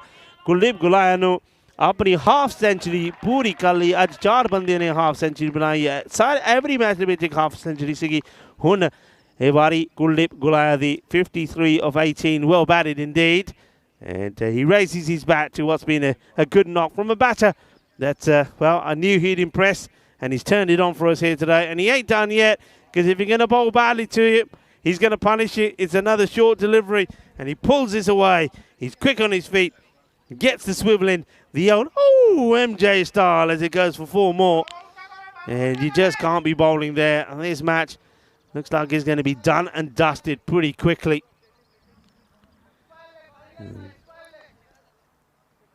84. It's another over that could go magical here.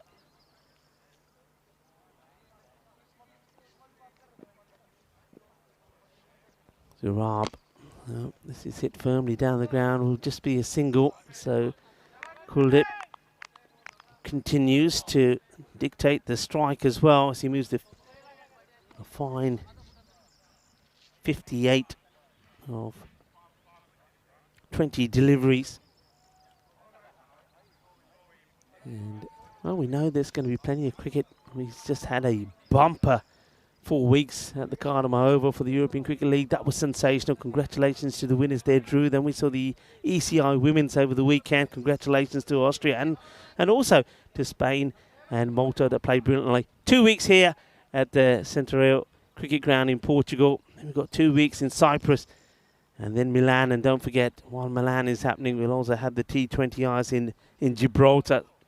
And that's just some of it. Plenty more to come. We'll keep you updated. We don't want to overload you.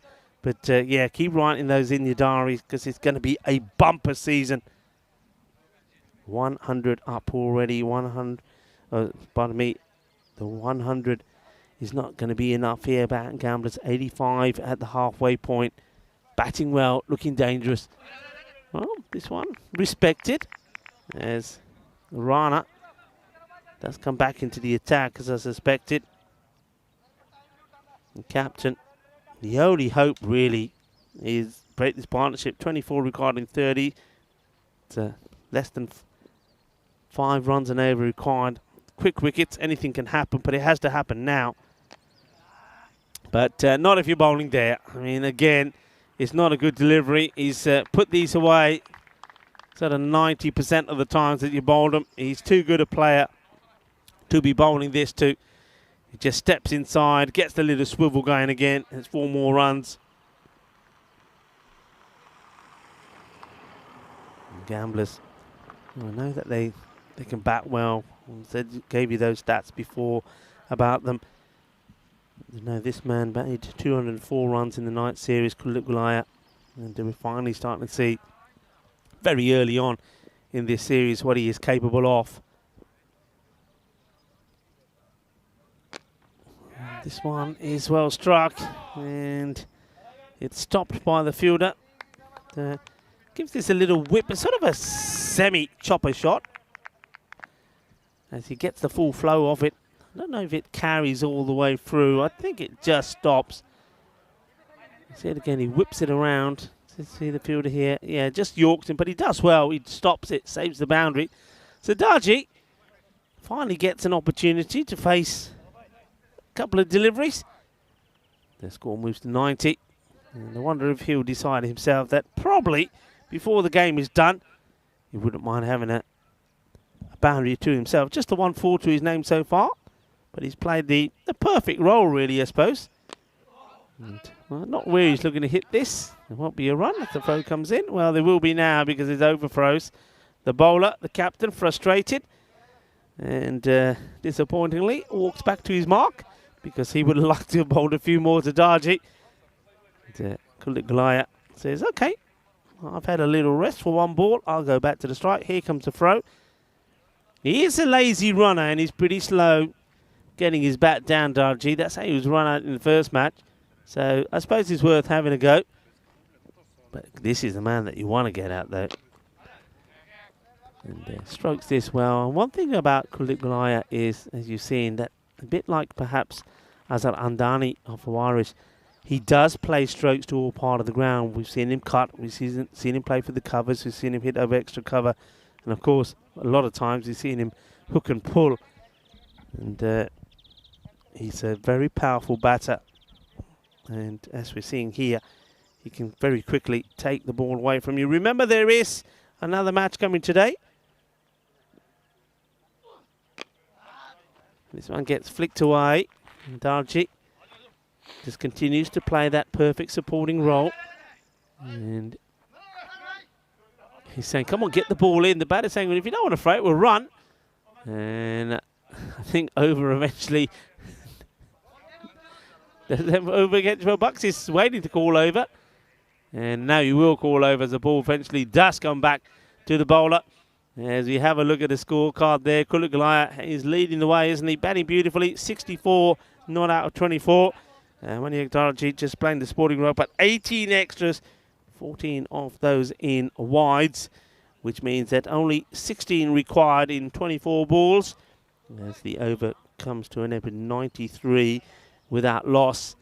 And I think the chances are that even if they were to get a few wickets here, etc., that it ain't going to happen, because there definitely would be some penalty runs. There's no way they're going to get the remainder of 3 overs inside that time. It's just it's going to, especially you can see how much time they're taking in between overs. The left and right combination has really hurt them.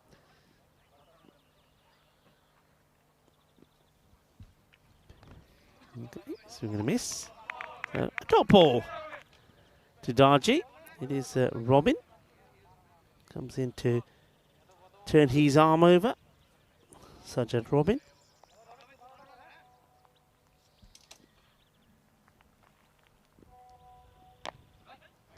Works away, out on the offside. They'll get the one, so Golaya will go back on strike.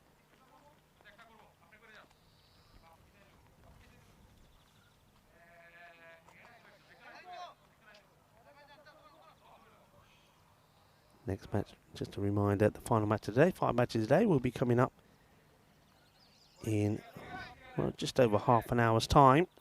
And this match does look like it's destined to finish early, so remember, there is one more match to come. Up in the air, and this one should be stopped by the fielder. He does get there. He goes with the right hand first. That doesn't go well for him, but he then quickly changes to his left, which saves him. Mohammed Nazman Islam. And no ball has been called here as well. So I think this might be, there's too many yet, too many men outside. It's just been one of those days, hasn't it, for Friendships EC. They've hurt themselves a few times. Yes, too many men outside. So man on the 45 comes in, and this one gets whacked away. It'll be Cuatro Carreras Mas as Kulugalaya now moves into the 70s. And just whips this away. Let's watch this again. How many deliveries has he been bowled in that area?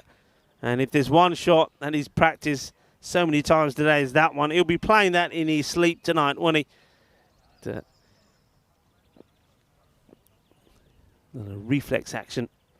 This one is out on the offside.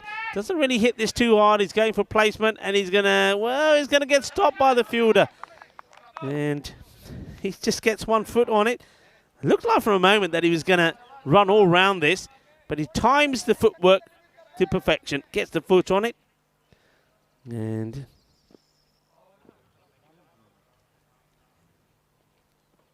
this one gets whacked away, short delivery. And the umpires look at each other. I think there's going to be 4. I think it just drops before the line. It is Cuatro Carreras Mas. And Kulugalaya is looking to finish this pretty quickly. So, not the over just yet, but it could be over pretty soon. You saw the fantasy coming up. It was almost like it's almost all over. So this is the 2 teams that will do battle later.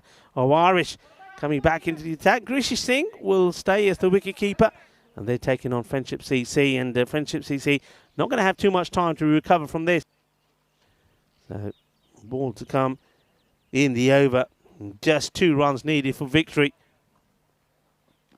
And this will probably be it. It will finish with 4. And yeah, off the bat says the umpire. So Kulugalaya finishes with 80 not out. And what a marvellous knock it was from him. Once again, though he was fed a lot on the leg side, he batted beautifully, didn't he? And Darji, well, I think he had the best room in the house, so to speak. He's not out 12 and just played the ideal supporting role, 14 balls that he faces. But what a knock it was from Kuldeep. 80 of 29 deliveries, and they win this one quite handsomely with 18 deliveries to go as well. And that means that certainly will help their net run rate. So Gamblers, as I suspected, show their strength with the batting, especially Kuldeep Gulaya. And remember, they've got other batters there as well that we didn't get to see this time round. And Ankush Kumar probably spent an age with his pads on. He probably hoped that there would be a wicket at some point. Probably the only man who did hope there would be a wicket. But just once again, it was just an exhibition of putting away bad deliveries, I would say, from Kuldeep Gulaya. I mean, there was some that he chased outside leg side, but most of the time he was fed on the legs and he was putting them away. And when he did get the opportunity to go on the offside, he wasn't afraid to do so either. But it just bowled a little bit too short to him, and a lot of the bowlers had the difficulty in getting the line right to the left-hander when he came and just upset the rail cart a little bit. But it was really good batting from Kuldeep, getting the victory for his side. So he gives Gamblers a positive way to end their day. But Friendship CC, are they going to be able to end their day on a positive note? Because in just under half an hour's time, they've got a very difficult contest up against Owarish CC. And really, I think they need this extra time that they've created for themselves, it has to be said, in the manner in which that they were beaten here.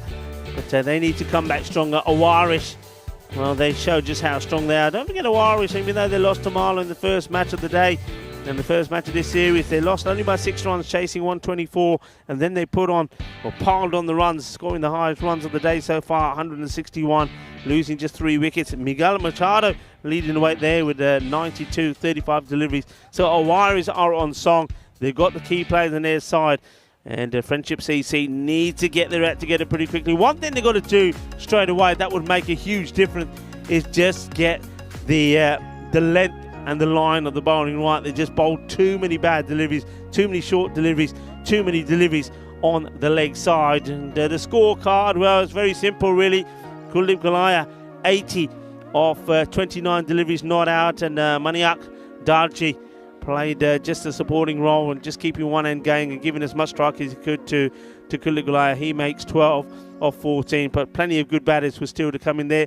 The bowling, well, there was a number of bowlers used, but just have a look at the one overs there. Look, 16, 20, 18, 18, 18, and just nobody really bowled consistently. Only Imtiaz Rana, the captain, bowled a very good 2 overs, 2 overs 17. You'll settle for that, but nobody else really was able to get some good overs in there. And one thing that really is going to hurt the Friendship CC is the number of extras. 19 extras in that, 14 of those wides. So at the end of that match number 4, you see that Friendship CC, they've been beaten quite comprehensively there, and with 18 balls to go.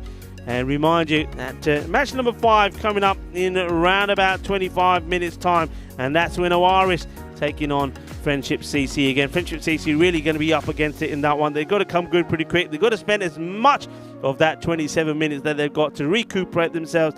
Think about the line that they're bowling, because that's going to be a very difficult match coming up. And remember, you see there, we'll see the coin toss a bit later, but Friendship CC winning the toss and decided to have a bat. So really, they've got to score some runs quickly and then try to contain the Owarish team. Join me, Rico Full, as we return in around about 25 minutes time for the start of match number 5. Volvemos en 25 minutos.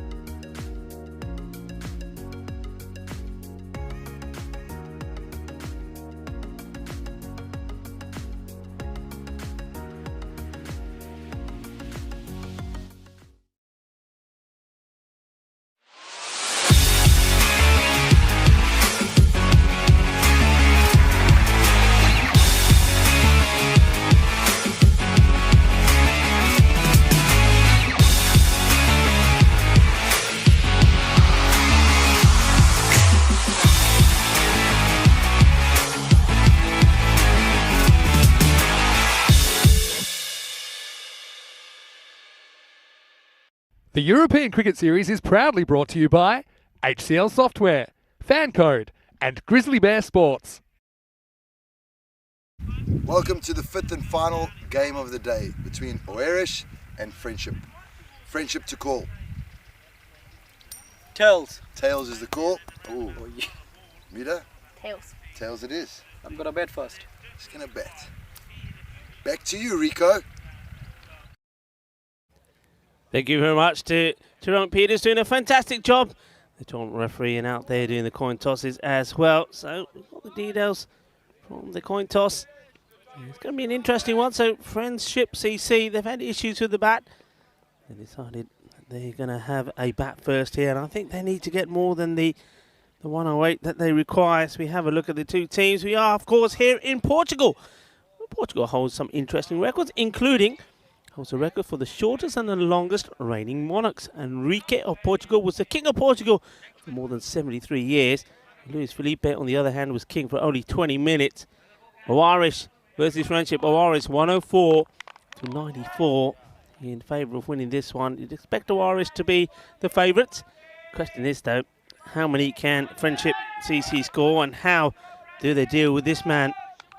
Junaid Khan has been in very good form, and also a national team player. We saw him playing in the European Cricket League as well. Welcome back for the final match of the day. Match number 5. The umpires out there, Nilkesh Patel and umpire Naeem Akhtar. The men in black have been absolutely sensational as well. And remember, I put a little vote on, didn't I, earlier to say, we need a new kit for the umpires, and I was putting it out there to all of those people out there that possibly could be partners for the European Cricket Network. How about being umpire partners, giving them some nice, trendy clothing, not black though. There's this one. It's a bit like ping ball out there. It's still going around. It eventually gets back to Junaid. Well, this is one way to get the ball back to the bowler. Comes with everything. Look, the ping pong game. Ping, pong, bing, and throw. Bowler, back to you. Thank you very much. No run. A lot of action for nothing. Yeah, I reckon they look nice in pink. Some people were saying, yeah, green and red, or red and all sorts of colours. What do you reckon? But look, if you want to sponsor or partner the European Cricket Network, why not sponsor umpires? Just think, look at the umpires here now. You're seeing the bowlers coming in. They're standing there, big, broad-chested, and, well, nothing on their back. You could have a nice pink jersey on them with a number. A slight delay here at the moment. As you see, Naeem Akhtar, there he is. See, you can have your logo on the back there, and whatever it is, www. whatever, the partner of the umpires. Nice pink. I reckon pink. I'm saying pink. Some people were saying green. What do you reckon? Anybody on the chat? And Kitty Huntley saying hello to me. Hello to you, Kitty. Hope you're well. Well, wild swing. This one takes off. What a delivery this is. Chris Smith is on there as well. Let us know what you're doing. What do you reckon, folks? Kitty, what do you think? Umpire's clothing, what colour would they look? I mean, the reason I'm mentioning it, look, we're in Portugal here for 2 weeks. It's already, I think, in the sun, 28, and it's hot. There's no breeze. They're sweating buckets at the moment in black. We're going to go to Cyprus in black again. Then we're going to go to Milan. They need something a bit more cool and refreshing. Good length from Junaid. Gets the ball in the right areas. Portugal, southern European country on the Iberian Peninsula, bordering Spain. Spain, of course, are enjoying National Paella Day today. And its location is in the Atlantic Ocean here in Portugal, influenced by many aspects of culture. Salt cod, really. Grilled sardines. I love the sardines in Portugal. Part of their national dishes. This one is just a little bit too wide, so the umpire calls the wide. Don't forget, you've got the beaches of the Algarve as well, which are a major holiday destination. And a lot of architecture that dates back to the 15 and the 1800s, when Portugal had a powerful maritime empire. Batters just having a little chat together.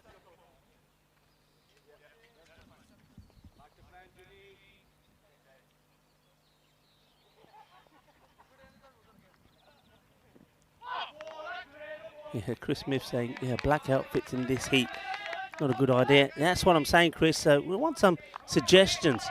Some suggestions of what would be a good colour for the umpires. Yeah. It's always interesting when I watch back some of the highlights and things on social media from games played a long time ago and how the umpires used to dress. Remember wearing ties, umpires in ties. So at least in those days, I suppose that they used to wear white, I suppose, as well. But in ties, can you imagine that out there?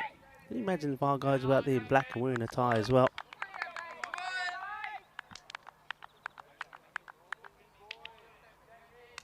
No, Chris Smith saying the traditional colour of white would be good. The only thing with that, Chris, is to play with a white ball. So I think the batters could sort of say, hang on a minute, I can't see the ball when you're bowling straight up to me. So we could, of course, we could go with orange or pink balls. So anyway, Junaid finding it difficult to get hold of him at the moment. Nicely played, get a good throw in, it could be trouble. I think direct hit here certainly would have been out. And gets a little of applause from the keeper. And see that Girish Singh is keeping hold of the gloves. A direct hit there definitely would have been out. Ball to go for on the board. Really want a boundary here.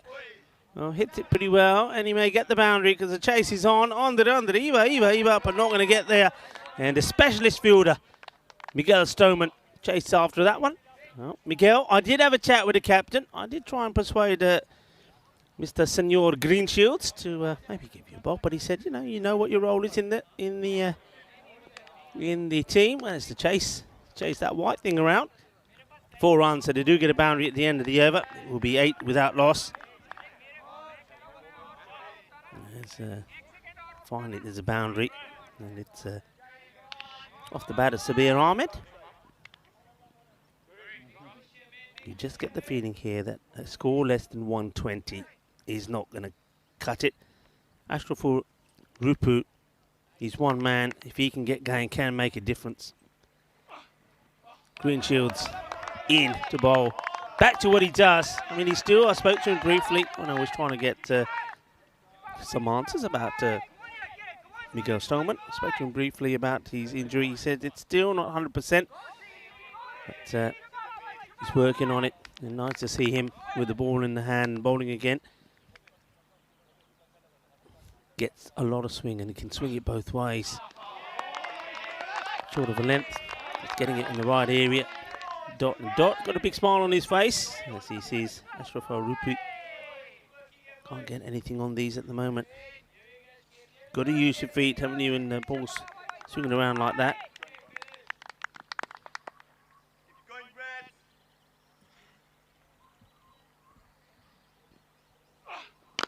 This one's a little bit fuller. Makes good contact. And, oh, well, this one just ricochets away. They do want to take the second on. And, well, this a direct hit would have been out. Direct hit definitely would have been out, and I just think even the little quick flip back from Greenshields could have been interesting. When it goes down the ground, it's a bit of an error, of course, from the fielder. Just watch this. Direct hit, that definitely would have been out. Even the flick on would have been pretty close, And then the next one, it gets blasted away. Put them up in the air like you just don't care. Well, that's what you've got to do. This one was in the slot. Maybe a slightly slower delivery, but you see, when the ball's not swinging around, you get hold of it. It goes all the way. So Rupu gets the 2. That probably shouldn't have been 2. And Tariq was the fielder. That was out in the deep there. And then the next ball, but the batter who happy to get back to that end is smashed away for the second boundary of the inning. So, a 4 from Ahmed, and now that's 6 from Rupu.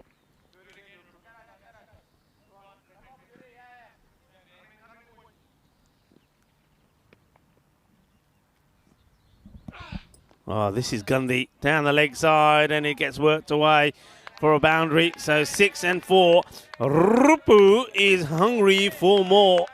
And that one is sweeter, like a pastel de nata, custard tart, crispy, creamy, and sweet. There's nothing like the original pastel de nata. And comes from his home in the Lisbon district of Belém. And it's a secret recipe that has been kept in the family since the 19th century. This one is too much swing from Greenshield, so he goes back to try and get that ball swinging away outside the off. But every so often you see when he bowls it, he's just holding that the shoulder of his bowling arm, the right arm. So he's still not 100% right.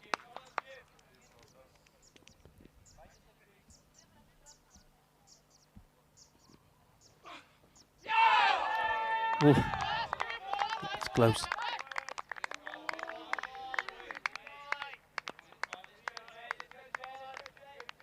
Kitty Hunley is saying good night to people. She's got to get back to work. Well, yeah, a few people saying don't work too hard. Yeah, don't work too hard at all. And off the over. So 2 overs in. Score moves to 21. This is what we've seen so far. And we've got a lot of teams that we're going to see. We're going to see Gurkha tomorrow, Indian Royals, Lisbon Capitals as well.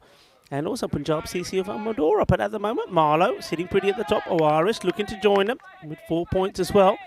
The Gamblers got themselves some points on the board. Friendship haven't. Can they cause what would be a bit of an upset here if they could beat the Oaris? This one is short, wide, outside the off.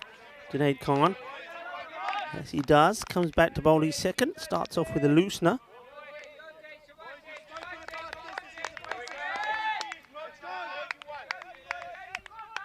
Try for now, says Kitty.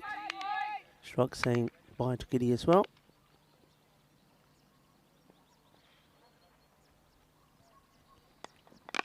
This one is hit away. We'll take a single. Oh, once again, pretty close.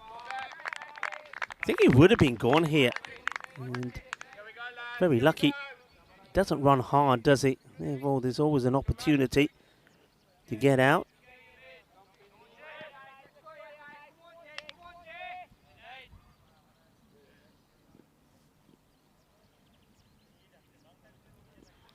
Rupu on 13, unlucky for some. And this one, well, he may be unlucky on 13, but he's a little bit lucky with this one. Hay poquito de suerte ahí for Rupu. He swings hard. Well, let's say you're going to swing hard. There's no point dilly-dallying. Give it the almighty heave-ho, and he does. Yeah, not where he's looking to get this at all, but that goes clean over the fielder. And it's going to be runs.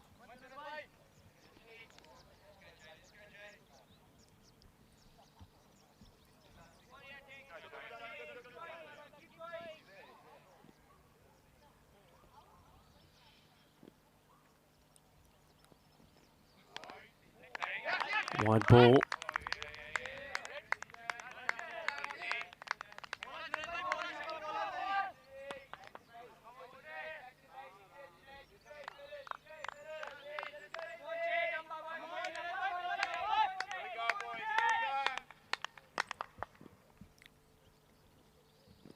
Junaid goes for the slower delivery, bit fuller. I think he's held this one across seam so he can eliminate some of that movement that he's getting.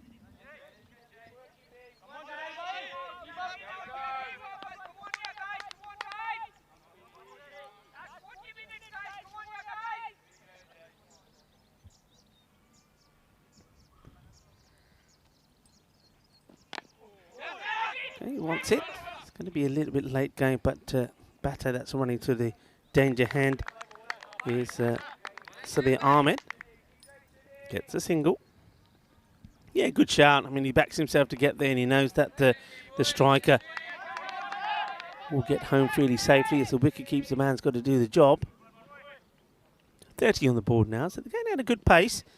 But the key thing is haven't lost any wickets as yet.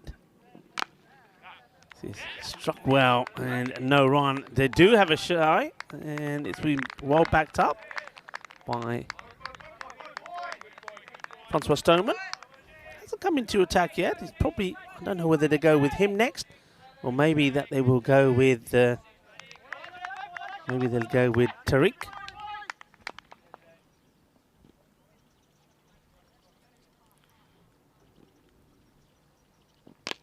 Now this is beautifully hit, and it's going to be one bounce for. Hits it dead straight, and though he doesn't get all the power on the shot, who knows that as long as he gets it in the right area, it's going to be a safe shot to play.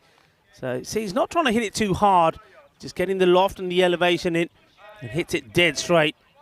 So, 4 carreras, 4 runs played, end of the over And it's going to be 34 without loss. Good power play. Look, one thing that I'm certainly looking forward to in Portugal, I mean, if you like hot and spicy, which you know that I do, is you've got to be here because this is where the original piri-piri sauce is from. So, yeah, and they have a very tasty dish, which I'm looking forward to, as Green Shields bowls another Gundy delivery. Went for 13 of his first over. That's a wide straight away from him. Yeah, churrasco chicken is what it's called. It's the chili is in the sauce is the main ingredient. Chilies the chilies themselves come from South America. Bought here, of course, by the Portuguese. And this one is a wide, or should have been a wide, which gets spoiled by the batter, Ahmed. Just lets this clock in. See, he actually moves the foot towards the ball. All he had to do is move this in, and it would have been another wide. He gets it wrong. Yeah, piri chiki chiki. That's another way to say it out here, instead of piri piri.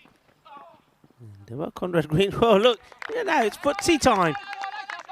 Well, we know they take the football seriously in Portugal as well. Well, how about this? This is about, well, first of all, there's a little kick here from Conrad. Conrad kicks it, and then it's the batter who says, "I'll stop it for you." I don't know, and then he kicks it back.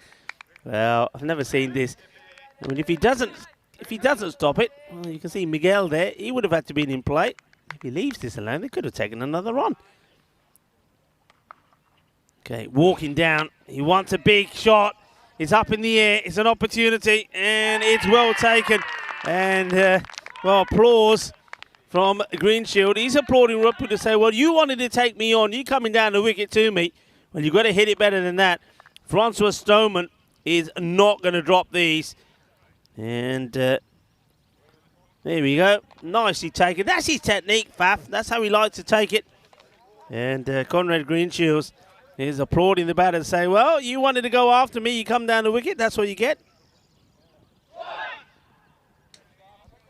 So it is the first wicket, 36 for 1, and it will be the batter that will have to go.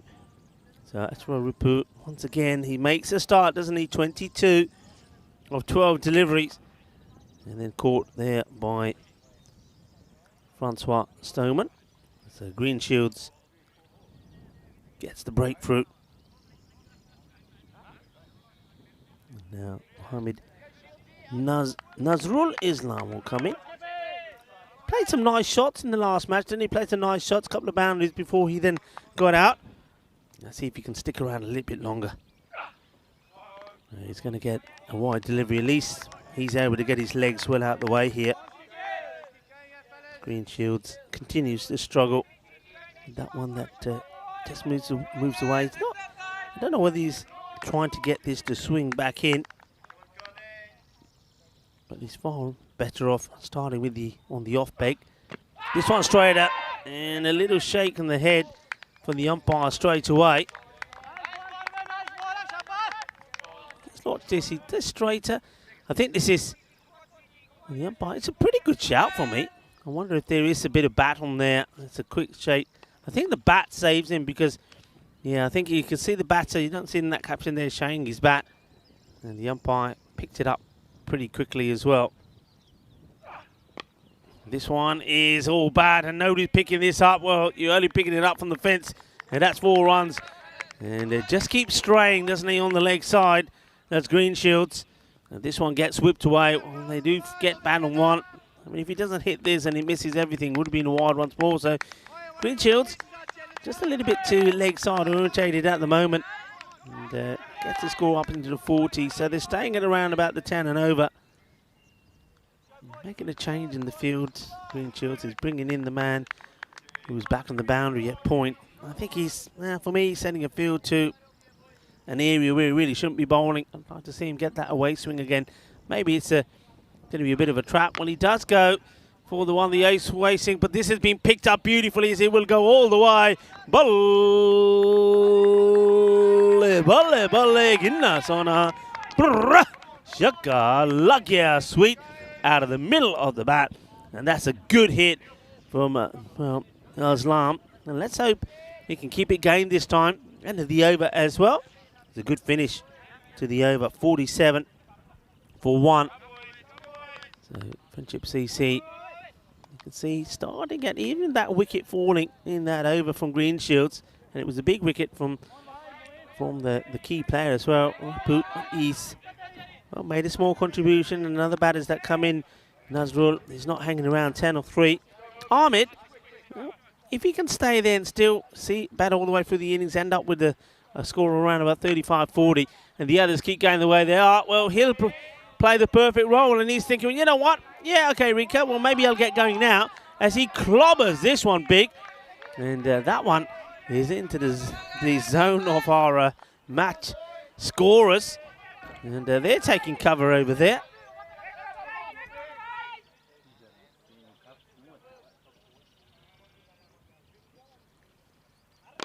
This one is well struck as well. A couple of bounces, and it's dealt with.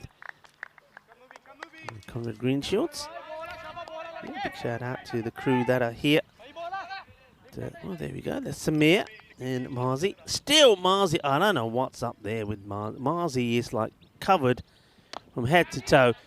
And you'd see that picture of Marzi and you think it's like, I don't know, 5 degrees or something. It is actually 26 degrees. It is hot. The sun is hot, and Marzi is there, like he's freezing his bunty off. I don't know what's going on with Marzi. Doesn't like the heat, but he's covered up. Okay, up in the air. It should be a simple chance, and it will be a simple chance. Nicely taken. And Junaid, he's got a smile on his face as well as the wall paint. And you see that? That's how hot it is. He's got sunblock covered all over him. There's Marzi with his hoodie on. Marzi and Samir, part of the ECN crew. This one, just easy one up in the air. So Samir Ahmed decided he wanted to go big. Decided he wanted not to take my advice and bat all the way through the innings for around about 30. And as a result of that, he loses his wicket. He goes for 14. 14 off the 12 balls that he faced. I can see that why he did want to accelerate. But he's just giving his wicket away at perhaps the wrong time, maybe. Another wicket goes down. And opportunity now for Mohammed Al-Amin, who batted very well in the last one. And let's see how he can fare. He scored 45 of 24 deliveries, so this could be the key partnership for me. Nazrul Aslam batted very well, but didn't bat long enough last time. Oh, well, what's happened here? They bat on this. I think they're worse. The umpire looks like he might. No buys are signalled. So he gives this a big old swing. And it goes, yeah, just a turn. Good bit of turn from Munib Tariq. Back to the action here. And the next one is down the leg side. It's called a wide. So the ball before was just on the leg side. Wide called. And this one is better. He's definitely getting the ball to grip.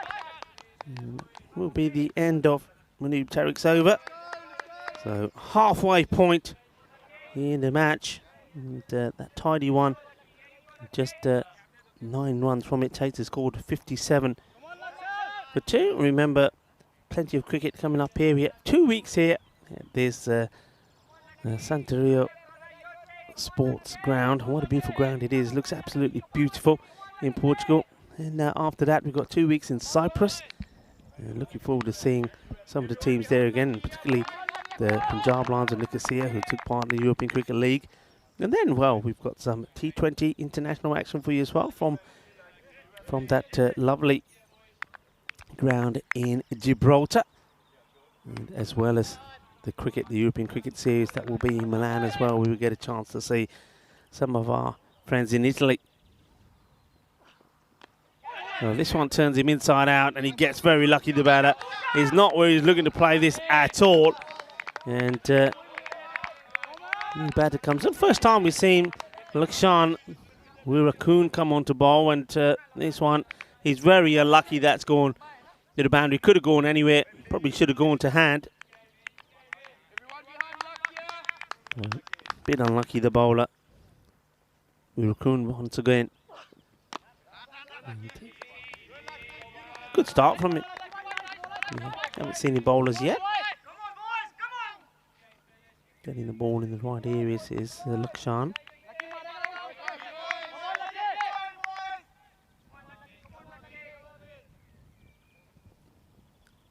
Islam wants to go big. That's the way he bats. And, well, he's hit this plenty. That is a biggie. That's gone a long way. Oh, what a strike. Boom. Shaka. Liking the way you're holding the pose there as well. Photo kitchen. Choti larki. Maybe we photo kitchen. Smile, please. Click, click, click. Nice shot. There may be a nice shot of him on social media as well. He's absolutely creamed that. Smashes it away. Raccoon probably wants to go just a little bit shorter. Well, he goes for a similar length. And the batter this time goes for a different option of a shot. And Nazrul Islam just needs to stay with what works. Yeah, he's practiced. He doesn't have to practice the shot. He executed it very well, the ball before, but just goes to go across the line this time and misses out.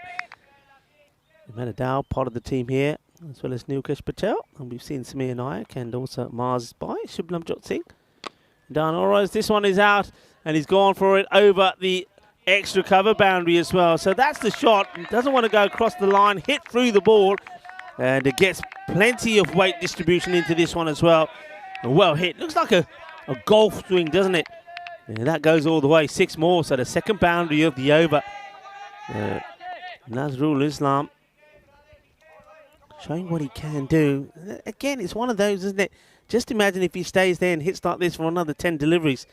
He'd then definitely get a score on the board. This one's shorter. He gets hit hard. And, well, can't get to it. There's a specialist fielder. It's another 6. Shaba. Shaka time here at this Centennial Cricket Ground. Absolutely mullered. And, well, puts the one hand out there. I mean, that's the only thing there is you catch it. Are you going to be able to stop before going out of the field of play? And, the brave thing we'll try and do would be try to palm it back in. Gets the acceleration. They get the over that they wanted. That one goes magical. 23 come off it. And the score moves to 80 for 2. And all of those runs at the moment coming from one man. And is not Almin. And he, well, goes for a biggie. Good effort to try and stop this one. I think there's fingertips on that. I think that's Miguel Machado jumping high.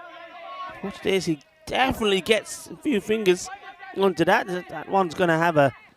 Yeah, there he goes. He checks his fingers as they're there. Well, definitely a fingerprint on the ball now. And then plays it down for single. That's not bad. I like him, that funnel him in. He's took on the big shot that was there, the one that he preferred. And then the next one, he's quite happy just to take the single and pass the strike on to Tariq. 6 and 1 off the over. Now to Islam, who absolutely hammers this. That is big. Here's another one that's out of here. Not the first time that Nazrul Islam has hit it. Well, the strike rate here at the moment is astonishing. Just a little bit too short. He goes all the way back and he absolutely clobbers it. Captain K-Band style. Lovely jubbly. 6 more. Powerful hitting this. Hello to Charlie Hunt, who's on the chat. And, Charlie and Chris having a chin wag. Matthew Hodson as well. He's saying hello to me. Swing and a miss. Yeah, don't get too carried away here now. There's been some good hitting at the moment from Nazrul Islam. Yeah, it was great to see Charlie at the European Cricket League. And it was great to actually do an innings with him as well. Absolutely fantastic. And this is fantastic hitting at the moment from Islam. He was disappointed with himself that he missed out on the ball before. Well, he goes back to what he's been doing, and that is he's absolutely bludgeoning it to all parts of the ground. And this is another brutal hit. It's 4 more. And he's racing away at the moment. 39 of just 12 deliveries. And look at that score. And I was saying that 120 would make it competitive. And once again, I said if he stays there for 10 more deliveries, he can get a big score on the board. Well, I think he's had 6 of those 10 here now. wide ball, but it comes in a fair bit, and he's done well to play this. This is a quality shot from Nazrul Islam, because for a moment I was about to say he's chasing a wide ball, but this one comes in. It wouldn't have been a wide, but he does well. He waits for it, and as soon as he realises that the ball is coming back in, he executes it, plays a lovely cut shot. 4 more, and the score now does go into the hundreds. So 101 for 2, with still 18 balls to go. Tomorrow is going to be a big day. Going to see teams for the first time. Punjab CC taking on the Indian Royals. That'll have a bit of spice about it, a bit of masala in that match first thing in the morning. Then Gurkha. It'd be nice to see Gurkha back as well. And also we've got the Lisbon Capitals in action. So we're going to see 3 new teams tomorrow, going head-to-head, battling it out.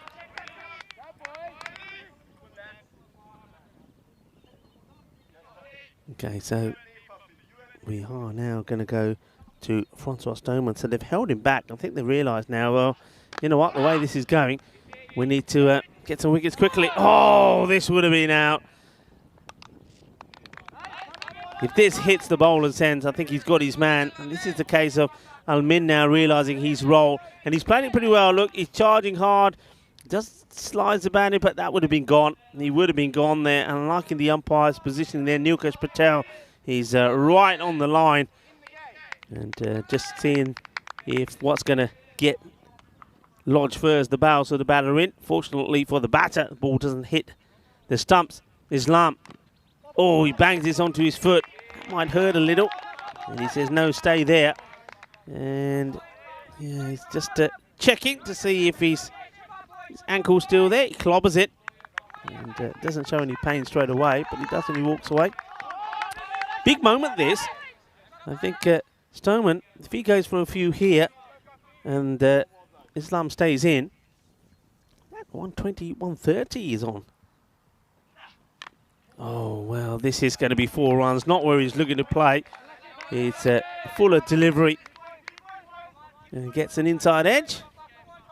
It's the old French card. And it gives us an opportunity once again to mention the French, who, of course, were victorious in the European Cricket League. I was talking to you about a moment ago where I saw Charlie Hunt. And we did a game together. Well, half a game together. But so I'll be working with Charlie a bit later on in Bulgaria. Really looking forward to that. But, yeah, well done, of course, to Drew, the team representing France, who went on and won the whole thing.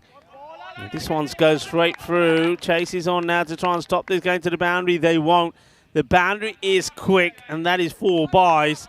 So Islam trying to cream this to the boundary to bring up his 50. It gets past the keeper. And Girish Singh, not able to stop it. It's a 4 byes. So the runs keep on flowing. 106.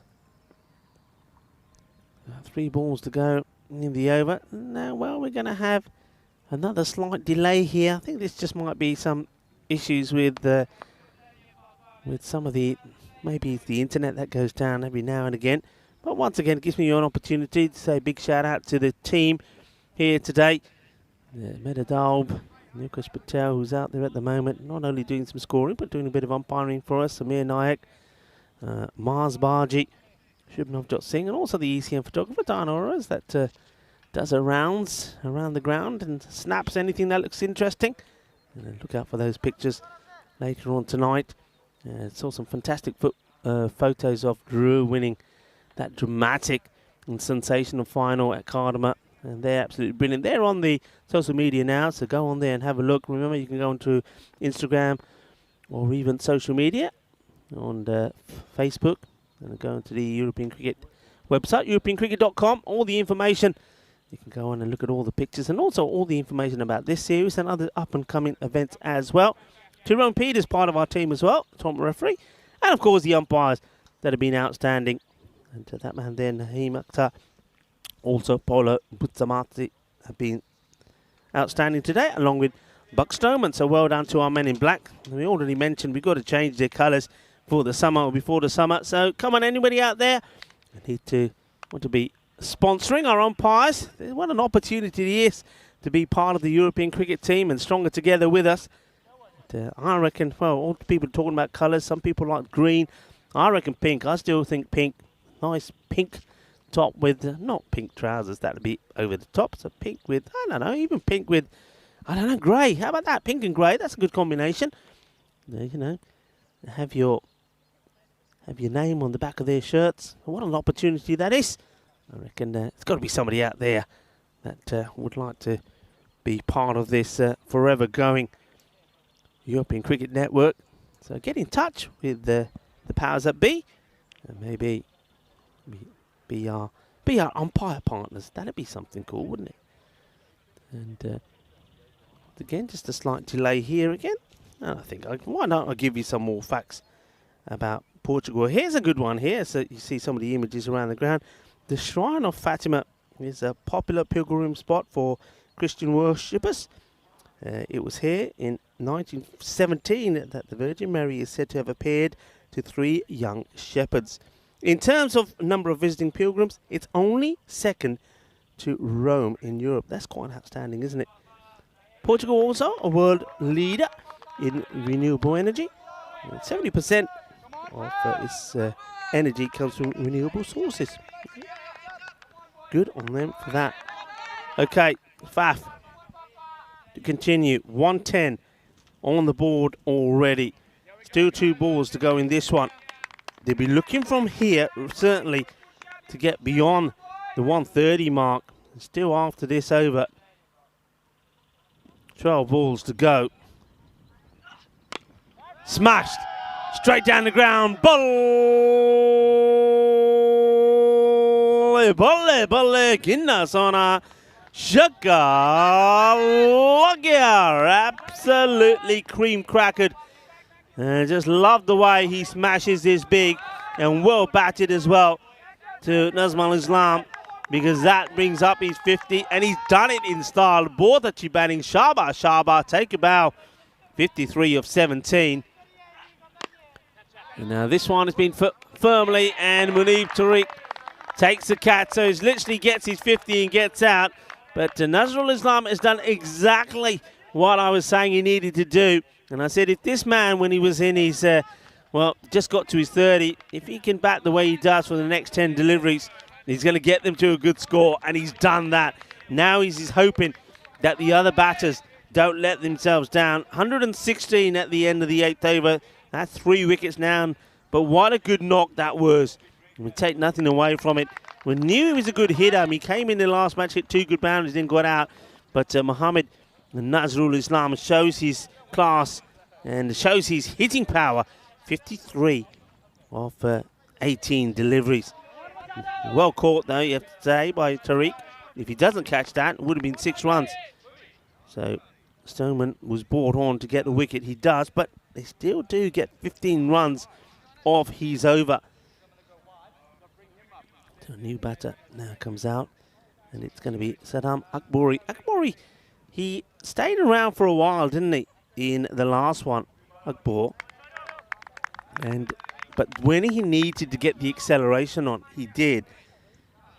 And let's see if he's able to do the same here. Made 28 of 16, but he laboured along to begin with, just sort of at less than run a ball, but he really clicked at the right time.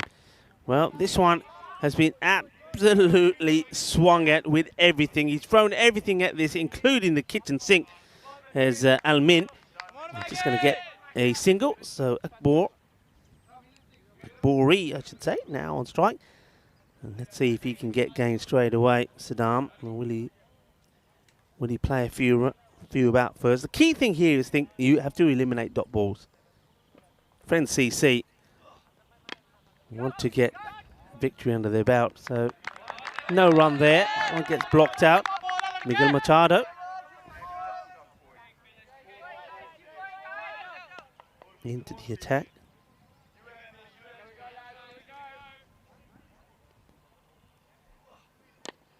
Well, tries to get under this, he doesn't. That was the shots that he was playing towards the end of the innings last time, but he got right underneath it and he played a couple of big maximos when it mattered.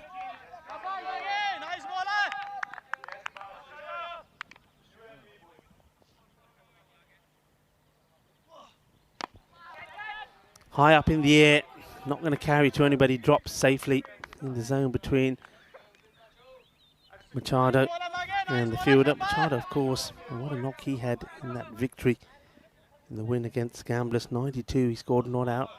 Oh, this is going to be a no ball. It's called straight away. The catch has been taken by Francois Stoneman. They think of stealing a second. It's not going to be.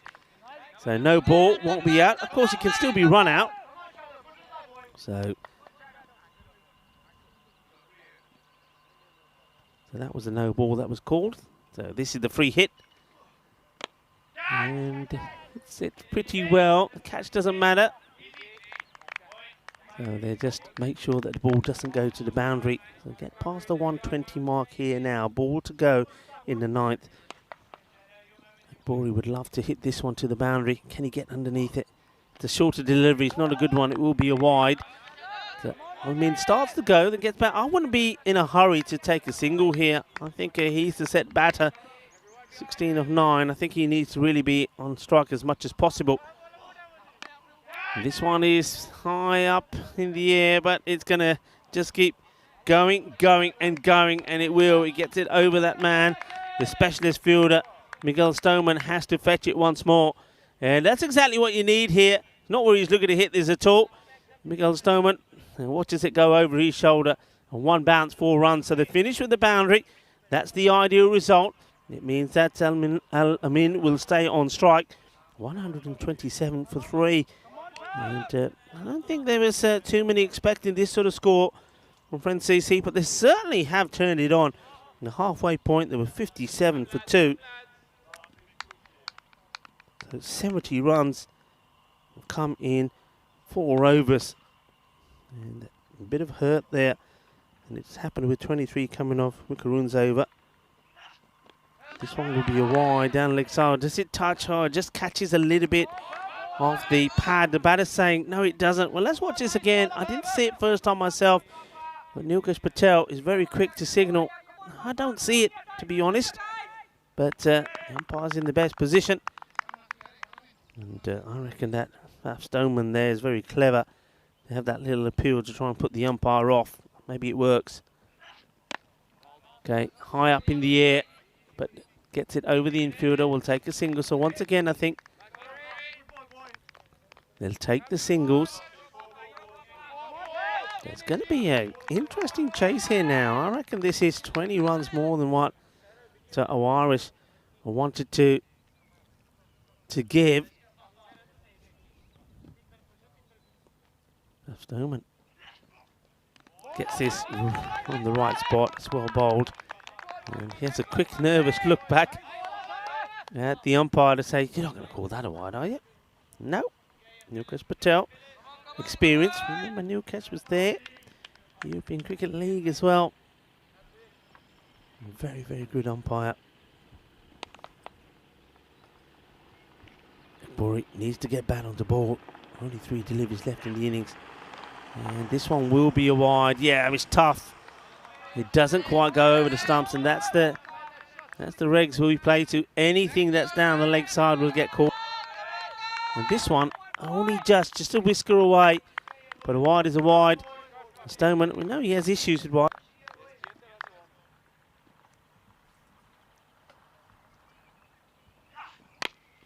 Hits it straight down the ground. Doesn't get any power in it. Muneeb Tariq will do the fielding. And the batters will try and get 2. And they'll get 2. It wasn't the best of throws from Muneeb. I think, once again, this is all about running the first one fast to try and make it look like you want to go for the 2. And as soon as someone doesn't, he's expecting somebody backing up. Nobody's there. So they come and take 2. And we'll go past the 130 mark here now. Well, he gets into position pretty early, does Akbori, to show his intent. But the problem with that is he shows it too early to Faf, who just pitches it in slightly shorter on the ball. Just bouncing over the swing of the batter. So we go to the last ball. A boundary takes us to 135 or plus. Let's see. He makes good contact. Don't think he's going to get this past Conrad Greenshields. He gets the throw in. So game on here. The last match of the day. The start of this Fancode European Cricket Series in Portugal. It will finish 132 for 3, the first innings score. So Friendship CC certainly have put in a better performance here. Remember, they struggled to get to Marlowe's 153 when they were 89 for 5. And then when they batted first against Gamblers in that last match, they got to 108. But they really didn't bowl well. And Gamblers got there with 18 balls to go, getting to 111. So it's all about how they apply themselves now in the field. That's what's going to be important. And as we have a look at these highlights, once again, there was some loose deliveries, 17 extras this time, 10 wide. So it's an issue that Awaris haven't been able to sort out. Even the captain guilty of bowling too many wides. And you just thought that the way things were going, that you needed some acceleration from somewhere. Where was it going to come from? And who was going to give it to them? We saw some good impact hitting from Ashton Fuller, Rupu. We know that he's good, hits the ball pretty well. But one man who catches really well is Francois Stoneman. And as Rupu tried to take on Conrad Greenshields, Francois Stoneman took the catch. But the next batter came in, and I loved the reaction from the new batter. Comes in, and he went big straight away, didn't he? Nazrul Islam played some really nice shots. Well, while he was out there, we did see the catch being taken from Junaid. They got 1 wicket, but then, well, the onslaught continued. It was a really, really good knock. And one thing that we've seen today, which is quite sensational, is that in every match, somebody, a batter, has gone and scored a half century. That tells me that we're going to see some high scores here. We've seen that already today. We can touch on that a bit later on today, but we see another half century, and it was a really, really good knock from Nazrul Islam. I think he batted beautifully, just what his team needed. And that's helped him to put a competitive score on the board. The thing is, though, what they did bad is, and that was his wicket. It was a very good catch from Tariq. If he doesn't catch that, the ball was going for 6. But then the other batters, they just kept on going, kept swinging hard, and made things happen, and helped to get to this score of 130 plus, or 132 for 3. We'll have a look at that scorecard. Of course, it's dominated by that 50 from Nazrul Islam. But look at the key importance there of the 22 from Rupu, just of 12 deliveries, and 17 from Mohamed Al Amin of 11 balls as well. So it really was a good performance from a team that's been struggling with the bat. But the bowling figures there, I think once again, extras is key. 17 extras, 10 of those in wides. You've got to try and do better than that, Awarish. But it's a wicket apiece for the likes of Greenshields. Munib Tariq was a little bit more expensive this time around. He went for 30. But Francois Stoneman, he came on to bowl when that score could have quite easily gone close to the 150 mark. He bowled his 2 overs very well, and just conceding just 16 runs and picking up a wicket there as well. But I think Friendship CC, they'll be saying to themselves, right, okay, look, we got a very good opportunity to get a victory against one of the top sides here, Awarish. And we can finish the day on the same number of points with them, and more importantly, finish the day without going back to base, without anything on the board. But they've got to bowl well. One thing they did badly against Gamblers, they bowled too short and too much down the leg side. They were bowling to the strength of Kuldeep Gulaya, and they know that Awaris, they've got some strong batters. They've got Azat Andani, who's in top form at the moment, and don't forget Miguel Machado, who's scored 92 not out as well. So they've got to bowl well. Going to be an interesting, exciting conclusion to the day, match number 5. That's coming up in around about 10 minutes time. To join me, Rico Full, in 10 minutitos when we come back for the end of the day, the final match, the final innings. Join me in about 10 minutes time.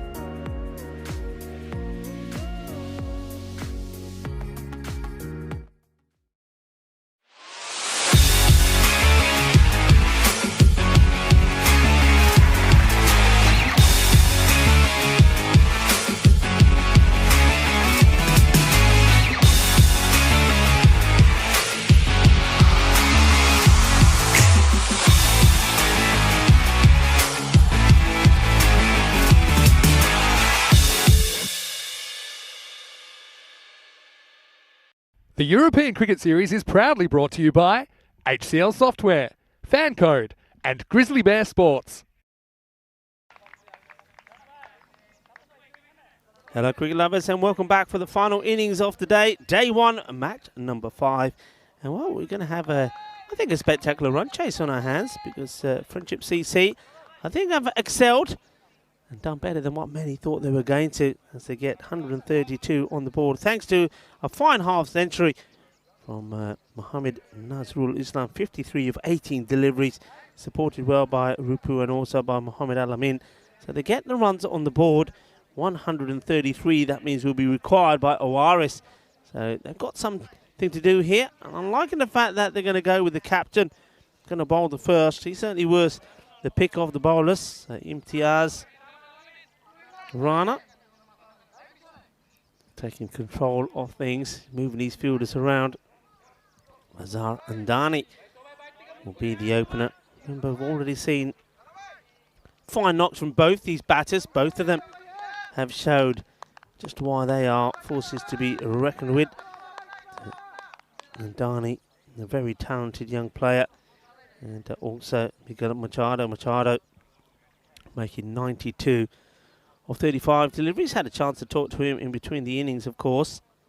And Andani, he made 63, not out in, well, the defeat to Marlow. But since that defeat, well, Warriors came out strong. And that's what Friendship CC are looking to do as well. Batter Andani just taking his guard. And umpire Naheem Akhtar helping him do so. And there's a nice shot there of Nilkesh Patel, the man from Barcelona, is out there. And of course the umpires have been well led today by the tournament referee, Tyrone Peters. Remember, Tyrone Peters was at the European Cricket League doing some umpiring the first 2 weeks as well. So it's great to catch up with him again. So here we go. The first ball off the reply. 133 required for victory. And Andani just pushes this one out onto the off. Well, they need to hold on to this. Well, this one, well, they're going to get 2. For a moment, I didn't see the fielder on the boundary there because of the way this ground is situated. I thought, uh-oh, I think we're going to see a fifer. But no, so it's just going to be 2. But there's no need to throw these away. The batter is comfortably in. And look at the captain there, just putting his arms up in disgust and saying to the guys, hey, yaar, ki kar rahe ho tusi? Emi ball mari jande. Thande raho, thande. And then he gets flustered himself as he bowls one on the leg side. So it's going to be a wide.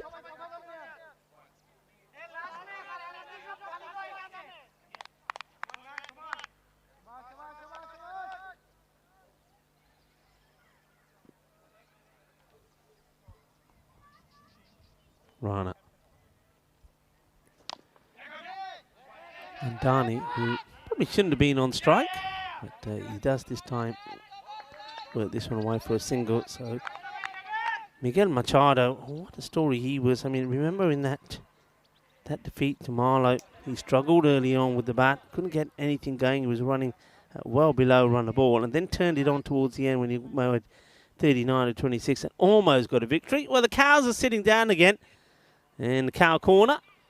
Be careful, because things can come your way, but not from Machado. Well, I was just about to say, what a day he's had. Well, that is, in a nutshell, the European Cricket Network. That's what happens. No game is the same. And it is the captain, Imtiaz Rana, that gets one right through Machado. He does like to play out on the onside. We know that. And this is the perfect delivery to a man that likes to go across the line. It's full, is right up there. And Machado is talking about the 39 he made of 26 deliveries there in match 2.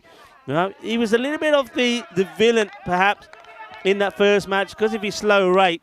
They weren't really able to get to the score. They fell 6 runs short. But in the second one, he accelerated beautifully and he smashed the ball all over the place. 92 not out of 35. In fact, if he had more of the strike, he should have got his 100. And now here, he gets done. First ball. Well, that's the way the cookie crumbles on the European Cricket Network. Miguel Machado is going to be... The thing is, though, at least this time round, a lot of you will say, okay, he doesn't score, And he goes first ball, so he doesn't chew up any deliveries. And Miguel Machado goes, and now there's a big time, an important time for Conrad Greenshields, the captain, to come in. Let's see what contribution he can make. The captain needs to put a captain's performance in. Battle of the two captains. Rana would love to get a similar delivery yet again. Take the run and, oh, well, terrible mix-up. If the fielder could get the ball. And he's just saying, ball itte aake mere boothi te aake lagi hai, tusi kende kiye rahe hain, ball maro. Watch this. He starts, gets sent back. Watch the bounce here. Just pops up, and he can't get hold of it. If he could, then it was an opportunity. He said, did you see that? The ball just came up and gave me a kiss. Maine ball laddi kiti hai, laddi dekh ke pare bhaj gayi hai. Kende laddi bhi kiti hai, jappi pa leni sigi. This one is high, up in the air. He's going to go the distance. Shaba, balle. Dan Hora says, well, I don't just take shots of what happens on the field of play. I don't mind taking one there as well. Well, he says, okay, if you're not going to run the singles for me, I suppose I better just hit the ball big for the boundary. And big shot from Greenshields. Captured by Dan Oroz. She sees the shot and then ends up sees where the ball goes as well. This one's a bit of a full toss. And, oh, that's not good, is it? It's 4 runs. And this is where the Friendship CC get it wrong, when they be too friendly sometimes to the opposition. And this is a bit of a blunder. No, another call, many goals, another call. Well, we're going to show it again, you know, we always show it again. Despite the protest from the fielder. And Rana, the captain, a couple of misfields there. I mean, it all started, don't forget, with the overthrows that they didn't need to do. And then that error right at the end there is that they get another boundary from nowhere to Awaris. So 14. But the key thing is, this is 14 for 1 because it is Machado that goes. 32 matches since we've seen a golden ball. Well, this one could be a golden ball, couldn't it? Why not? Still got some work to do here, Awaris, but if they, I guess, keep going at 14 and over, they'll get there, won't they? Dani and Conrad Greenshields become key now. Dani rocks back, places away. As Naheem Rahman comes into the attack. Dot ball first up. But yeah, they've got to be tighter in the field. They can't give runs away. They've got to take the chances that come their way as well. Short. And doesn't quite time it out the middle of the bat. And they'll take just a single. A bit of a miscue there from Mandani. Interesting day. Every match has seen a batter score if 50, 63 not out from Mandani. 51 from Zafar Ali of Marlow. 92 from Machado. No run as he hits it too well. 80 from Kuldeep Pillaya of Gamblers. And then, well, in this match so far, we've seen Nazmul Islam 53, but you get the feeling that if Awaris is to win this match, then one of them has to get to that mark, that landmark as well. And he's got him. Beautifully bowled. Conrad Greenshields goes right across the line. Rahman gets the breakthrough, and look at the celebrations. That is probably the biggest cheer and the biggest roar that we've heard so far, because that is a huge wicket. Conrad Greenshields gets done and going right across the line. And I think this probably does catch a little bit on the inside edge as well. Let's see if we can pick anything up here. I'm pretty sure that it does. The stumps are knocked over. Jagadev Hatte style. Conrad Greenshields, the captain of Awaris, gets cleaned up as well. That's a big moment. Well bowled from Rahman. Greenshields goes for 10 or just 5 deliveries.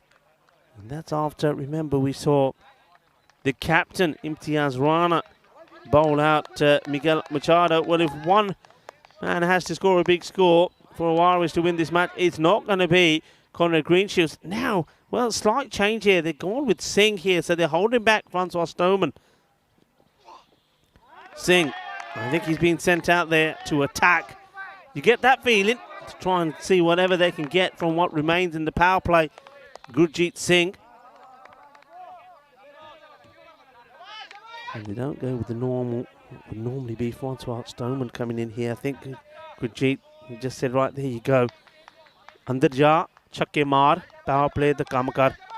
Let's see if he can. Oh, he's only got 7 balls of the power play to go. And this one goes straight from a really good bowling, intelligent bowling.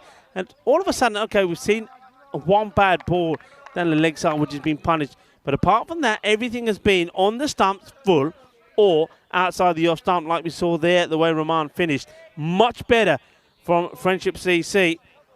And they've got some Irish in a bit of a pickle, 15 for 2. Let's have a look at that rate, 14.75. Don't mind that. Remember, Irish, they were at a higher rate than that when they took the game against Marlow first up this morning to the last ball, where a 6 would have tied it, and Conor Greenshields was the man there. So you can see Friendship CC looking to get some points on the table. And if they do, they will be on the same number of points of Irish. Irish trying to join Marlow at the top on points, that is at least. Good delivery. Nicely played away. That's the sort of length that has got the wickets so far. Rana, one of them. And Rahman, the other. So the captain, Imtiaz Rana, is not holding himself back. And I wouldn't if I were him as well. I would try and get these wickets. He's got the hot hands at the moment. Try and get the breakthrough. And this one is just chipped up in the air. And, oh, it's an absolute stunner. It's an absolute stunner. It's a jalebi delight from Nazmal Islam. Well, he's done his job with the bat, and now he comes up with an absolute humdinger of a catch. Nazrul Islam takes a jalebi delight. How about that? Absolutely fantastic. What a catch. And it's another wicket. And it's Gurjeet Singh that gets out. It was an interesting shot to play anyway. It's almost like Rana follows him. He wasn't able to get anything in the shot. What a catch that is. That is something special. That really is. And Irish now are 16 for 3, courtesy of a jalebi delight. What a catch. And the new batter is Munib Tariq, who comes in now. So still no Francois Stoneman. So they're going for attack. Tariq, we know he can hit the ball pretty well. Well, Friendship CC.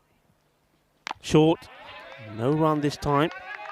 Rana a little bit short, and I think this is just Munib Tariq saying it's my first ball. I don't want to do anything silly. He's still got to go out there and try and play your shots. And that rate now, just climbing above the 15 mark. 3 balls to go in the over. Munib Tariq, the new batter.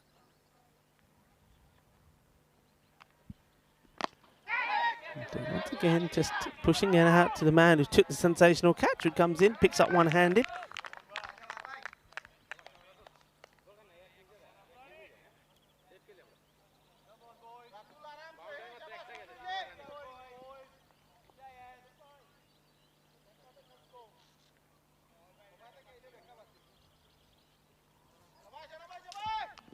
Well, I think that one certainly has sparked some life into the chat. Matthew Hudson saying, what a catch. Yeah, what a catch indeed. No run, which is a surprise. You don't take the run there. You've got to take every run you can get. And I wonder if that's Andani turning it down because he's thinking, I've got a ball to come from the captain Imtiaz. 2 for 16 from him so far, and I want to try and capitalise with the boundary. But you've got to take whatever you can get.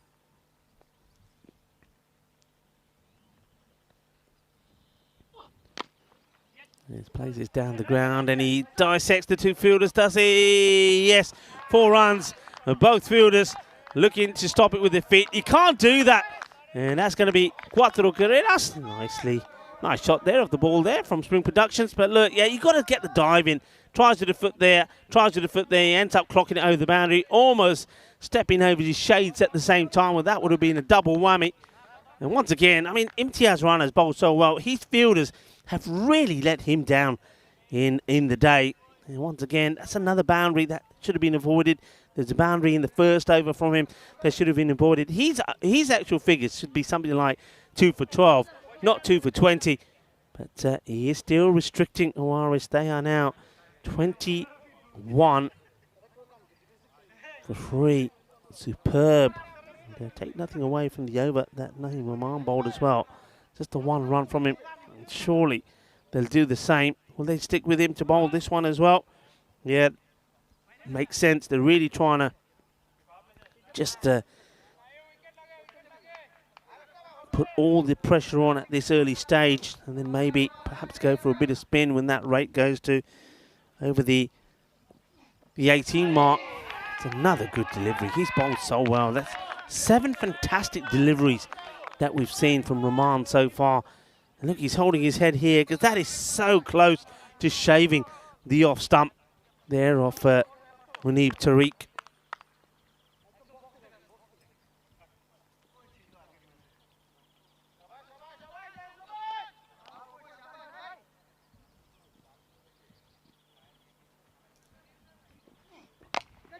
This is hit high up in the air, and it's another catch from the same man.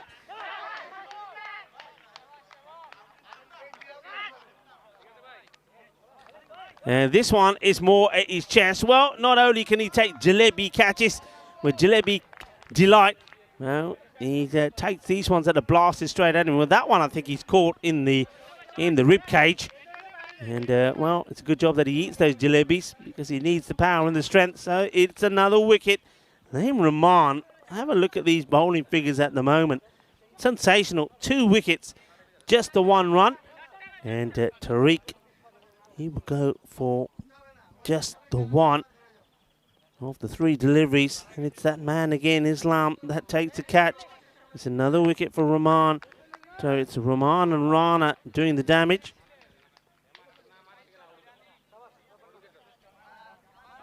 And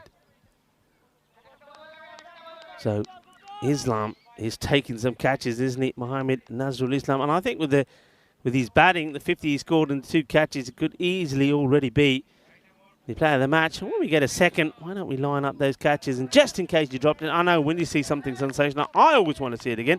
Francois Stoneman and Faf, he does now come in. Got a lot to do, though.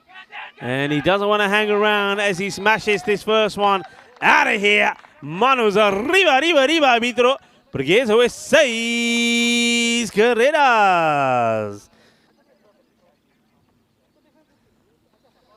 Well, he knows what he's got to do. He's got to be aggressive. Probably wondering why he's been held back. But the catches that we're talking about, of course, was this one first. Well, if you're going to get a duck, Gurpreet goes for a duck. It's thanks to this catch from Islam. It was an absolute stunner. And he wasn't done there because there was another one as well. So there he is, Islam once again, creating his own highlight reel. And don't forget, he made a very fine half century as well, 53 of 18. So it's all about him at the moment. Francois Stoneman is saying, well, hang on a minute, don't forget me. It's a better delivery, gets this one to come into him, doesn't pitch it up as much. And once again, oh, this is just not good. And look at disgust from the wicket keeper. And Surav is having a look at the fielders and saying, "Yeah, तुसी की कर रहे? थोड़ा मोटा अपना दिमाग भी use करो. ये बोल दी की लो रहा रहने में दे रहे." And then he gets barged by the batter, who's Andani. Don't forget Andani is still there as well, so you still got 2 very competent and capable batters out there. And this one is just sliced up in the air, and it will go still all the way. Balle.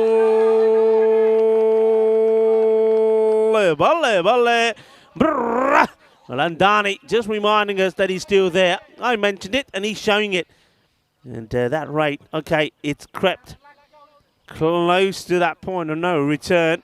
But that will help. The 6, still a ball to go in this one.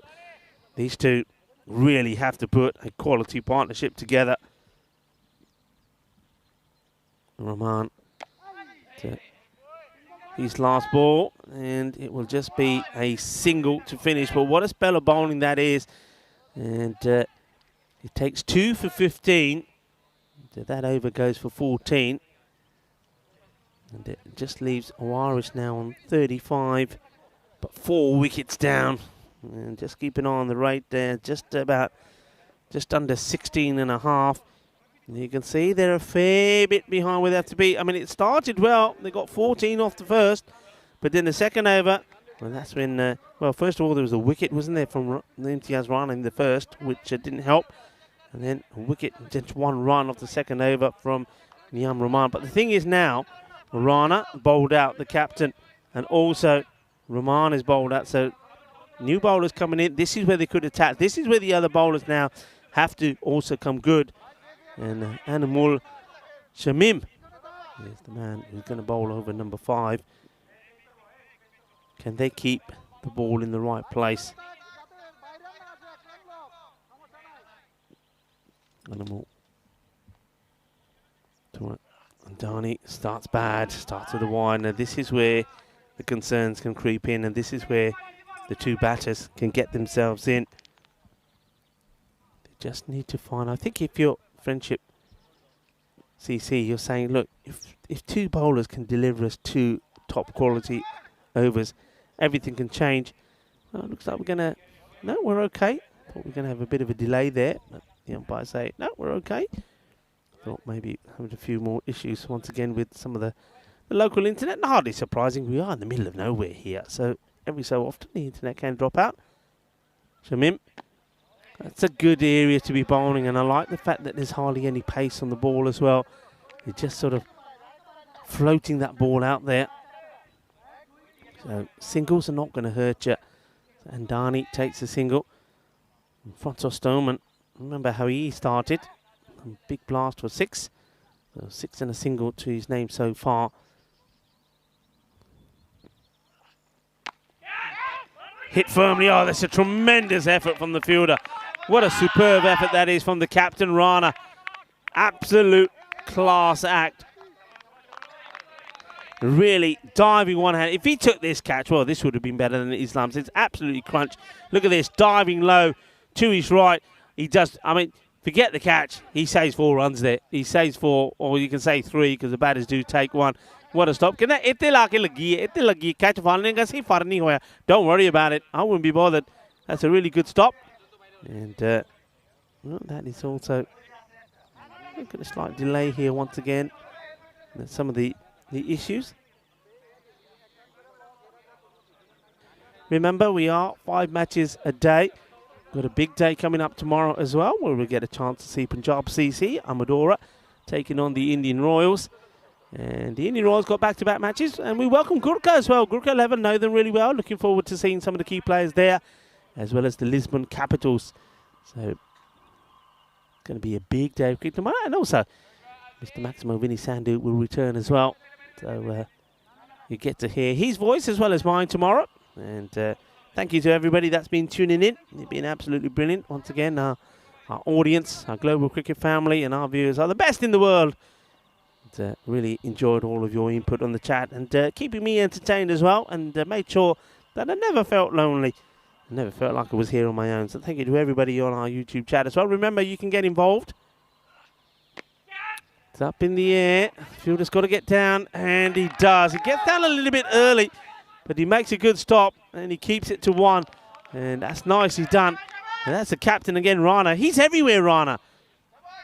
Good stop from him. Remember, he saved 3 runs earlier. This time, look, he has to dive because that ball does change direction. Quality work. Stoneman up in the air. Is he going to carry? No, gets it over the fielder. It's a good shot to play. Times it well. Just enough on there to get the boundary. This is what they've got to do. Somebody's got to be the aggressor and keep pumping boundaries to try and get that rate back down to a manageable level. And stop it going past the point of no return. So 4 runs. A bit of a full toss there. And got to get his line right straight away here. Stoneman says, hang on a minute. Give me a second.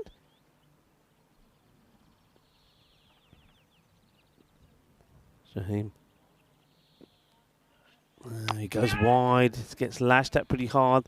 Good job by the fielder. This time it's Rahman. Rahman, he's already done good work with the ball. So important they don't gift any extras, and if they get the opportunity that they do take it. Hello to Steve McWay, and everybody saying hello to Steve. And this one is going to be 4 more, so though they have lost 4 wickets, the score is starting to move along nicely. That is the end of 5 overs, and they're 48. It's a bit of a risky shot to play, but just a little bit too short from the bowler Shamim, and gets worked away. So 48 for 4 at the end of 5. And 17 is the rate that they had to go. And once again, I'll repeat, just need one good or a couple of good overs here. Friendship CC, they know that they can seal this victory. We are, of course, in the Centeria Sports Ground. And what a beautiful ground it is here in Portugal. We're an hour away from Lisbon, and it's absolutely beautiful. It's nice and hot as well. And, well, you can see that from here. We move on to Cyprus. We also got Milan coming up. And we've got some T20Is, T20 internationals that will be happening in Gibraltar as well. And just the wicketkeeper, Surah, deciding that he wants to remove the lid, as he's going to stand back here as the bowler patiently waits. And we're going to go with the man who's not been able to do anything wrong so far. Half century, 2 catches, and now he's coming on to bowl. Here's Nazrul Islam, and starts pretty well, angles the ball in, comes from pretty wide, darts it in. Friendship CC eyeing up what would be a very famous victory, and it would be a bit of a surprise as well. Irish lost this morning to Marlow. They came back well, didn't they, in a big win against Gamblers. And now they're on a bit of the back foot here, but still, they've got 2 very good batters in there.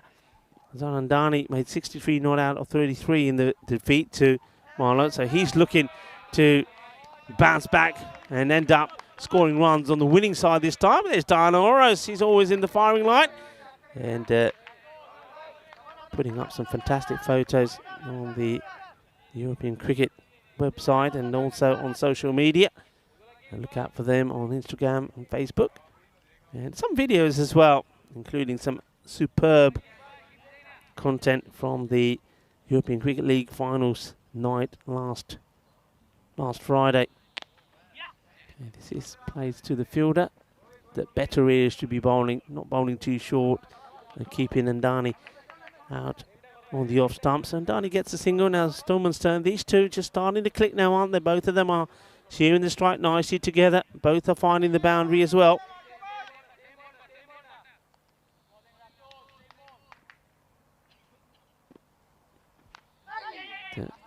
Does this so often. Every so often he trying to hit the ball so hard. One hand comes off the bat. That doesn't hurt you. It's just a single.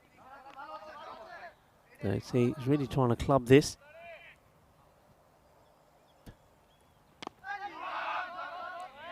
And the dot, vital. Good delivery.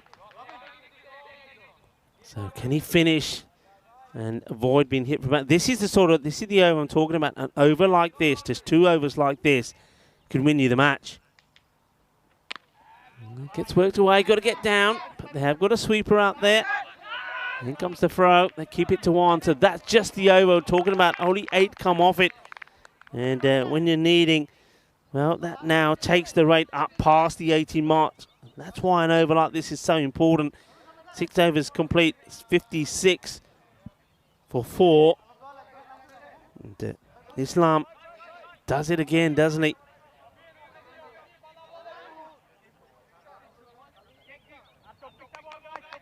And Islam, what a key figure is. Remember, half century, and then he took the one-hand jalebi catch, and now bowls that really tight over there as well. So for me at the moment, probably is quite easily sort of right up there as in play of the match territory. The only man I think that can take that away from him is any batter Somebody like Andani, maybe, if he goes wild here now and wins the game for Irish. The new bowler is going to be Sajad Robin. Sajad. Oh, okay, yeah, I don't think the umpire was quite ready there. I think there's a bit of talking that was going on.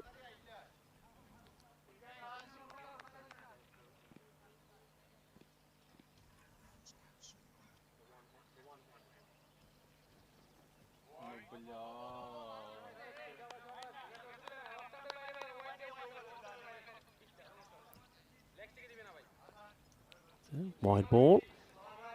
Don't mind, bowlers every so often bowl the wide if they've got a plan in their mind to see if he's trying to get that ball just inside that line.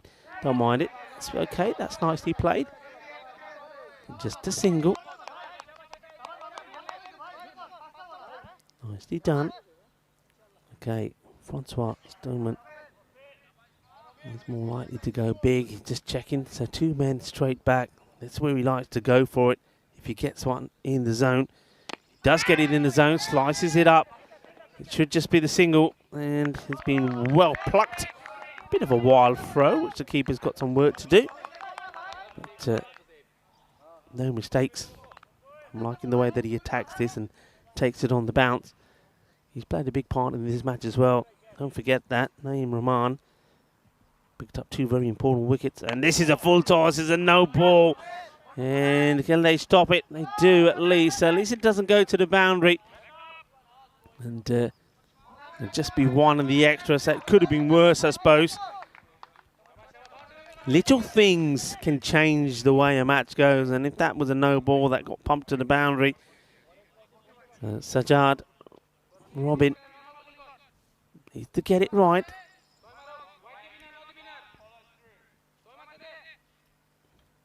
Stoneman back on strike. And he whips this away beautifully. That is a classy shot. I mean, it's risky. Yes, it is. It goes for 6, but it's a free hit. So he knows if he misses it, he can't be at LBW. And that is a really classy hit. Just watch this. I mean, picks this off middle stump, straps across, gets right underneath it, whips it away. What a top shot that is. And, well, that's why, I mean, even though the no ball itself didn't hurt you, it was only 2, the single. And the 1 extra. The next ball allows the batter the freedom to play that. Stoneman, 22 now, 9 deliveries. Oh, that's well bowled. And it's a good comeback from the bowler, Robin. He gets a dot ball in. So 11 off the over so far, looking to get a boundary here to try and stay anywhere near that 18. So whatever happens here, it's still, if you like, a win-win. He's high up in the air. He's got to stop this. He does. He just keeps it to a single as the throw comes in. So even though it's 12 off the over, it's still well under what they require. So you'd have to turn around and say to Robin, well, that's not a bad over at all. It's a good over. 69 for 4.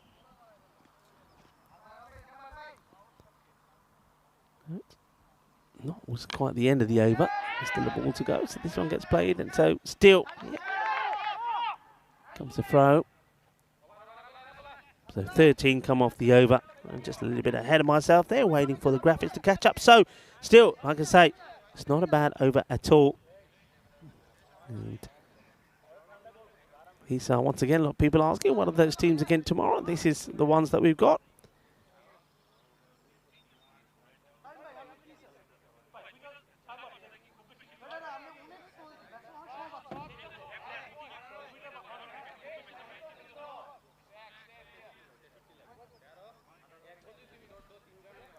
So looking forward to those fixtures. Certainly looking forward to seeing Gurkha coming back. And they're a team that have entertained us here in Portugal a number of times. And looking to see what the Punjabi teams have to offer as well. Well, I hope they have some parontas over. This is what I say on Monday. Kalu ona na. Thodi je yaar, thodi please paronte le aayo. Hum maza na khaunge. Yeah. And swere thand bhi hundi hai. Thodi ji masala di cha bhi le aao. Just saying to the Punjabi boys there, don't forget, Rika Full is in the house. I would love some aloo prawntas tomorrow, so don't just have them yourself for breakfast. Share. And a nice cup of masala tea in the morning as well. When it's a little bit fresh, would be nice. 69. See, I'm just ahead of myself, I know, but I was using my mirror ball and told me what the score is going to be. 69 for 4. And Matthew Hudson is saying bye. Bye, Matthew. Thank you for being on the chat and supporting European cricket. And keeping the chat alive as well. As everybody says, that's what I like about the chat. People come and go. Some say bye, some say hello. And some people are new. If you are new, don't forget to like, tell your friends, tell your family. And the more the merrier, you know that. And give us the thumbs up. That's what we want. Thumbs up and subscribe, I should say. And we love all the interaction from all of you. Remember, Vinny Sandhu will be here tomorrow as well. And only thing we ask is keep it clean. We always say that with the chat. Give it some cheer. Keep it clean, enjoyable, entertaining. But also respectful. This is high up in the air. I don't think he's got enough of this. It's an opportunity. And it's been taken. So Azhar Andani going for the big hit. I suppose he had to, with that rate, going around the 21 mark. Had to go for the big one. Needed a boundary. It wasn't quite there. And thrown everything at this. And Shamim, who did come in to bowl this all-important over, he gets the wicket. I was surprised that they didn't go back to Islam. I think he bowled very well that last over. But Andani will have to go. And, well, the specialist fielder is making his way out in the middle. As Andani departs. He was there right from the beginning. 31 of 20. Going for the big shot. They caught very well once again. It is Rahman who's not just played a big part with the ball, but also in the field. He's made some good stops. And now he takes that catch. Shamin picks up a wicket. So it is time to see what the specialist fielder Miguel Stoneman can do.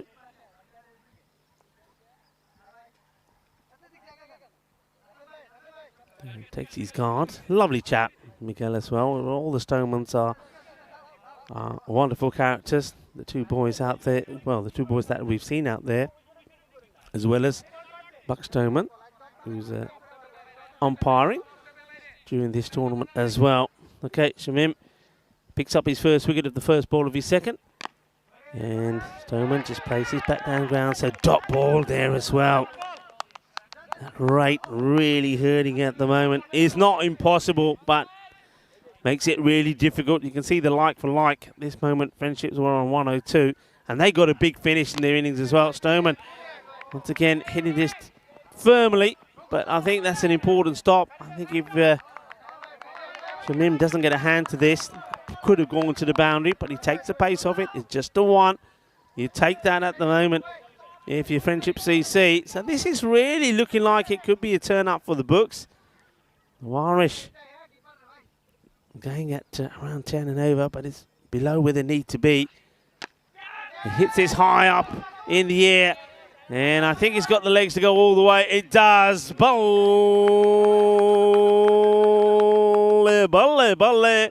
Ginna Sona, Shaka Lagwea. And Stoneman, the two Stomans out there, and, the brothers in arms, are trying to pull off what would be quite an incredible run chase from here. Shamim goes for 6. Francois Stoneman, he's not done yet. And this one's been whipped away. Fielder gets down, keeps it to a single. And the ball to go here, so you can see that probably Francois Stoneman is saying to his brother, you know what, just throw everything at this ball. Don't really want a single. You've got the license to go the full Monty here. We've still got wickets in hand. We need a boundary.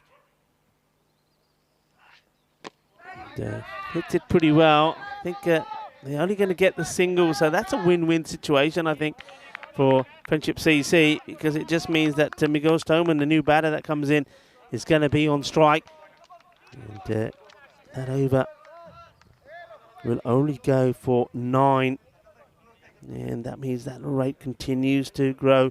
78 for 5, 12 balls left. Look, the only time they got to where they needed to be and past the red line, if you like, was at the end of the first over. But that also did produce a wicket for Rana, who bowled beautifully when he got the wicket of Miguel Machado for 0.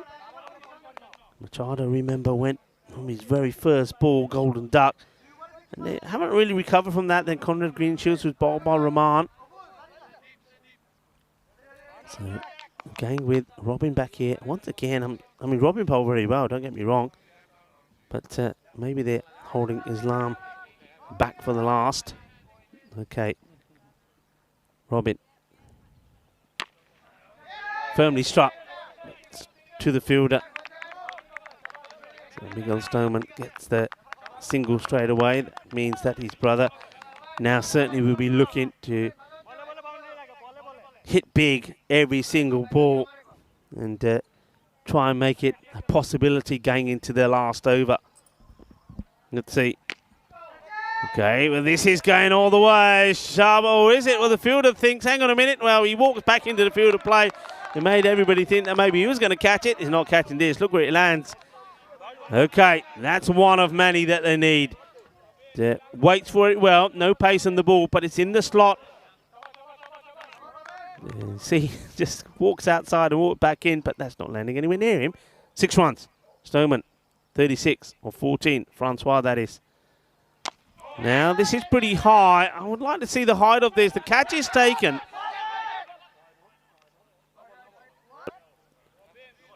No ball is called. So, yeah, I mean, it was called late, but I don't mind that. So, no ball for height. There's the warning.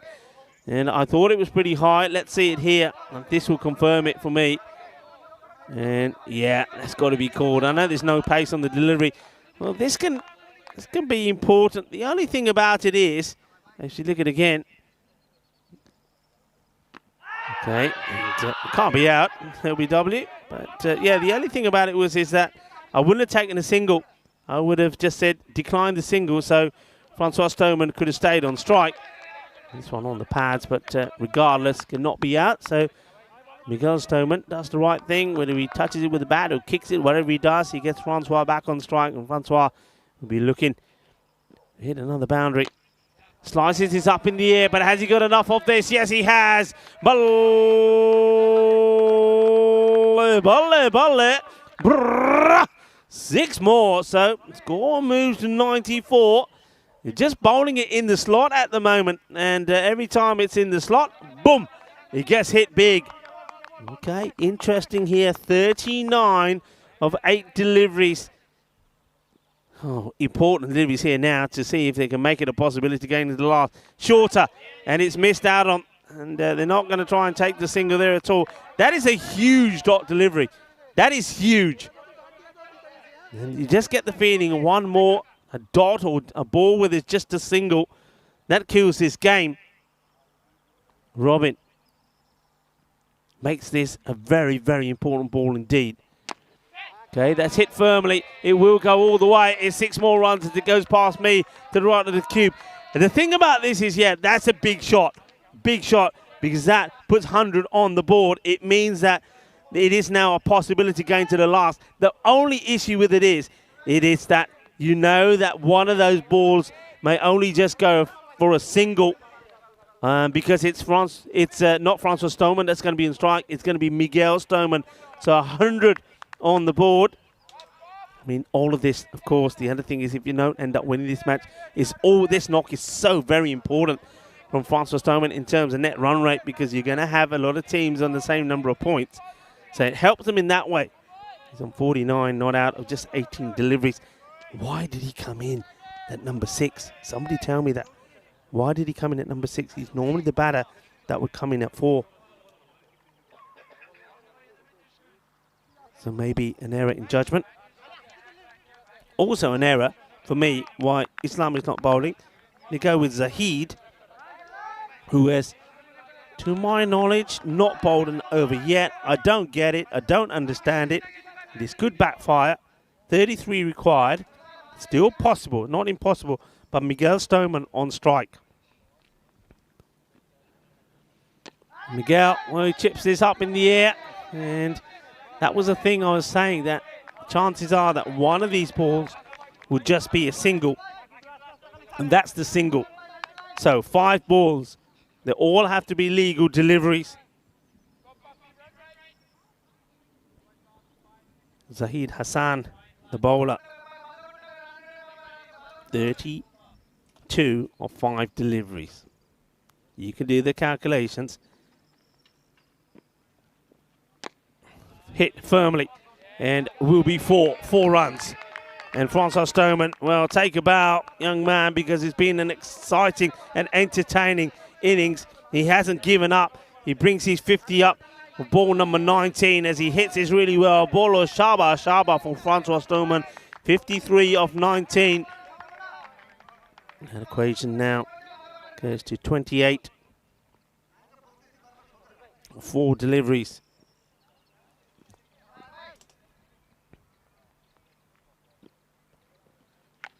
This one is high up in the air, and it's going to be 4 more. Thing is, these are valuable runs because, like I say, net run rate is so key. Diana Norris just checks that one. Does she get it or not? Oh, 24. No, 3. Just, I mean, all that Francois can do here, just keep playing these shots and hope that there is an error.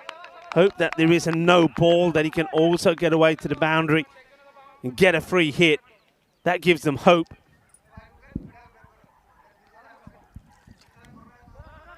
But the question has to be, again, question marks. Why does he come in at number 4? Why does he come behind Gurjit Singh and behind Munir Tariq? Smashes his high up in the air, and this one will be taken brilliantly. A really good catch from Rahman, which sees the end of Francois Stoneman. What a innings it has been. And I did say that somebody else needed to go big in this one. If Awaris was to get there or get close, it is Francois Stoneman that does. He makes 57 of the 20 deliveries that he faces. Has 2 batters in this match, the final one of the day, get past the 50 mark. But unfortunately from Francois Stoneman, all the other batters, none of them really were able to make any vital contribution. Azhar Andani, he made 31 of 20, but when you see the likes of Miguel Machado going early, Conrad Greenshields going for 10 of 5, then Gurjit Singh and Munir Tariq all came in before Vash Stoneman. They used up, the other thing, they used up an over, those 2 batters. You just imagine if there was another over in this match. This has been hit pretty hard, and it will get stopped. Dianora's there. Look at the way she's standing there. She's standing like a military person, just holding that weapon on her shoulder, that camera. And nicely done. It's been a valiant effort from Awarish, but Friendship CC, certainly this is a big surprise. This is an upset as the last ball will get smashed away. And we'll go all the way, but it's Shaba in terms of Friendship CC. They get a victory, and that is a little bit of a surprise for sure. 116 for 6 is what Awarish end up with. And that means that they're going to end up going down here by something like 17 runs. And an outstanding performance. And smiles on the faces of Friendship CC. They had to bowl better, didn't they? They had to bowl better. They had to bowl Akiris. They had to feel better. And it doesn't get better than that start, because that was Miguel Machado being done by Rana. And despite the efforts of other batters, I mean, this was Conrad Greenshields. He comes in, smashes his first ball for a big 6. We know what a key player that he is. That was after there was a little moment when he could have been run out. And then this was the one that gets him out. And Conrad Greenshield, I think he says fudge, as this one knocks his stumps over. That was a big moment, because with Machado and Greenshield gone, something had happened when then this happened. That is Gurjit Singh getting caught by Islam Rana. He could quite easily, for me, be the player of the match, really. I think he took 2 good catches. He bowled a very good over. I'm very surprised he didn't come back on to bowl his second over, to be honest, because it was when they needed something like 16 or 18 from it, and I think he only gives them 8. He batted really well as well. It'll be interesting to see who they do go with, but the only person who kept the hope alive was Francois, playing and some really good shots. And yeah, they do go with my choice as the player of the match. It was Nuzmal Islam who gets it. Yeah, and he gets my thumbs up on there as well. But Diana, she's quite busy taking photos. And well, I think there's somebody else who also has to keep an eye on the ball, because it was following her around a little bit as well. And there's some of the shots that have been played. But this one, well, don't forget the 2 catches that man Rahman takes. And he's bowling as well. So there could have been, he also was, for me, very close to being player of the match as well, because he bowled beautifully. Don't forget, at one point, his first over was 1 run, 1 wicket. And he's the man who got out Conrad Greenshields. And that is a big wicket to get. Well, there's Diana again. Click, click, click. Napping away. Looking forward to seeing those pictures, Diana. This one, another one, goes high up in the air. And who's under it? Yeah, it's our man again. Rahman taking the catch. And though we did finish with a big balle towards the end to take that score to 114, it wasn't enough. And it's victory by 18 runs for Friendship CC. What a good victory that is. And well done to them. Remember, didn't have it all their own way. But good knock from Francois Sturman, but didn't really, apart from Azhar Andani, some of the other key players just weren't able to click when they needed to. And then, well, they had an awful lot to do and had to go around about 16 and over for most of that time. So they did well to get to where they did. But I think when you're needing sort of 33 of the last over, it's going to take some doing, especially when the first ball also goes for a single. But he did his best there. Imtiaz Rana, 2 for 20. The captain played his part. Niyam Rahman, 2 for 15, including 2 really good catches. But also, you've got to mention 1 over there from our man, the player of the match, Mohammed Nazmul Islam. No wickets, but only 8 runs coming of that. And that was at a time that I was saying that 1 good over could kill the match, and it did. So there's your match summary there. And what a lovely day that we had. Just give you a very good recap as you're looking at the match summary there. So Marlow, the reigning champion, started off with, well, a repeat of the final, last year's final, which Marlow won by 14 runs. But Marlow won this classic by 6 runs. They got 123, and despite a great knock from Azhar Andani, 63 not out 33, Marlow winning by just 6 runs. Waris finishing 6 runs short. Needed a 6 that would have taken us to a golden ball at the last ball. Marlow continued their good form and showed their championship contention again. 152 to 89, beating Friendship CC by plenty of runs. The Friendship CC, we knew they were going to be up against it in the next matches coming up as well. Awaris, well, they piled on the runs against the Gamblers, 161 for 3. The Gamblers, they still got to 100, but it wasn't enough to defeat by 56 runs. So the next match was an important one, where 2 teams that had lost the earlier matches came together. Friendship CC, they got to 108.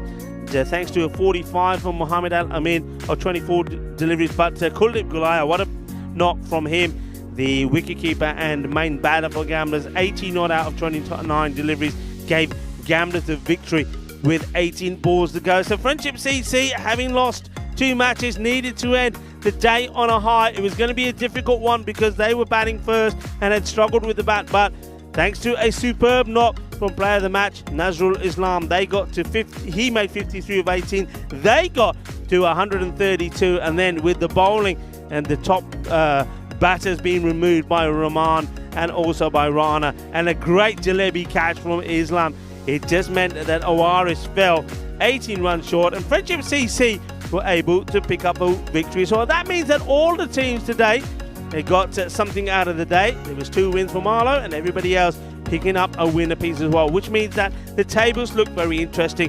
On your screens there, you can see the matches coming up tomorrow. Vinny Sandhu will be here joining me in the queue tomorrow as well, and I just want to take this opportunity before I say adios to you all to thank you all for tuning in. Thank you to our global cricket family watching from wherever you are around the world, whether you watch from FanCode or whether you've been watching via the YouTube chat. Thank you to everybody on the chat. You've been absolutely fantastic, and a lot of activity on the chat as well, keeping it nice and interesting. A lot of interesting chat there as well. So thumbs up to all of you. Thank you to everybody that's worked hard around the ground. The umpiring has been great. Thank you to the European Cricket Network crew as well. And also thank you to Spring Productions for their work around the ground and bringing you this coverage. It's been a great day. It's been a great start to the European Cricket Series here in Portugal. Well, it's the country where piri piri comes from, and I like it hot and spicy, and certainly it was hot and spicy on the middle there, and well, there was a little bit of masala as well, and I'm looking forward to more of that tomorrow. Thank you for watching. Esta mañana, mi familia. Take care, be happy. See you tomorrow. Adios for now.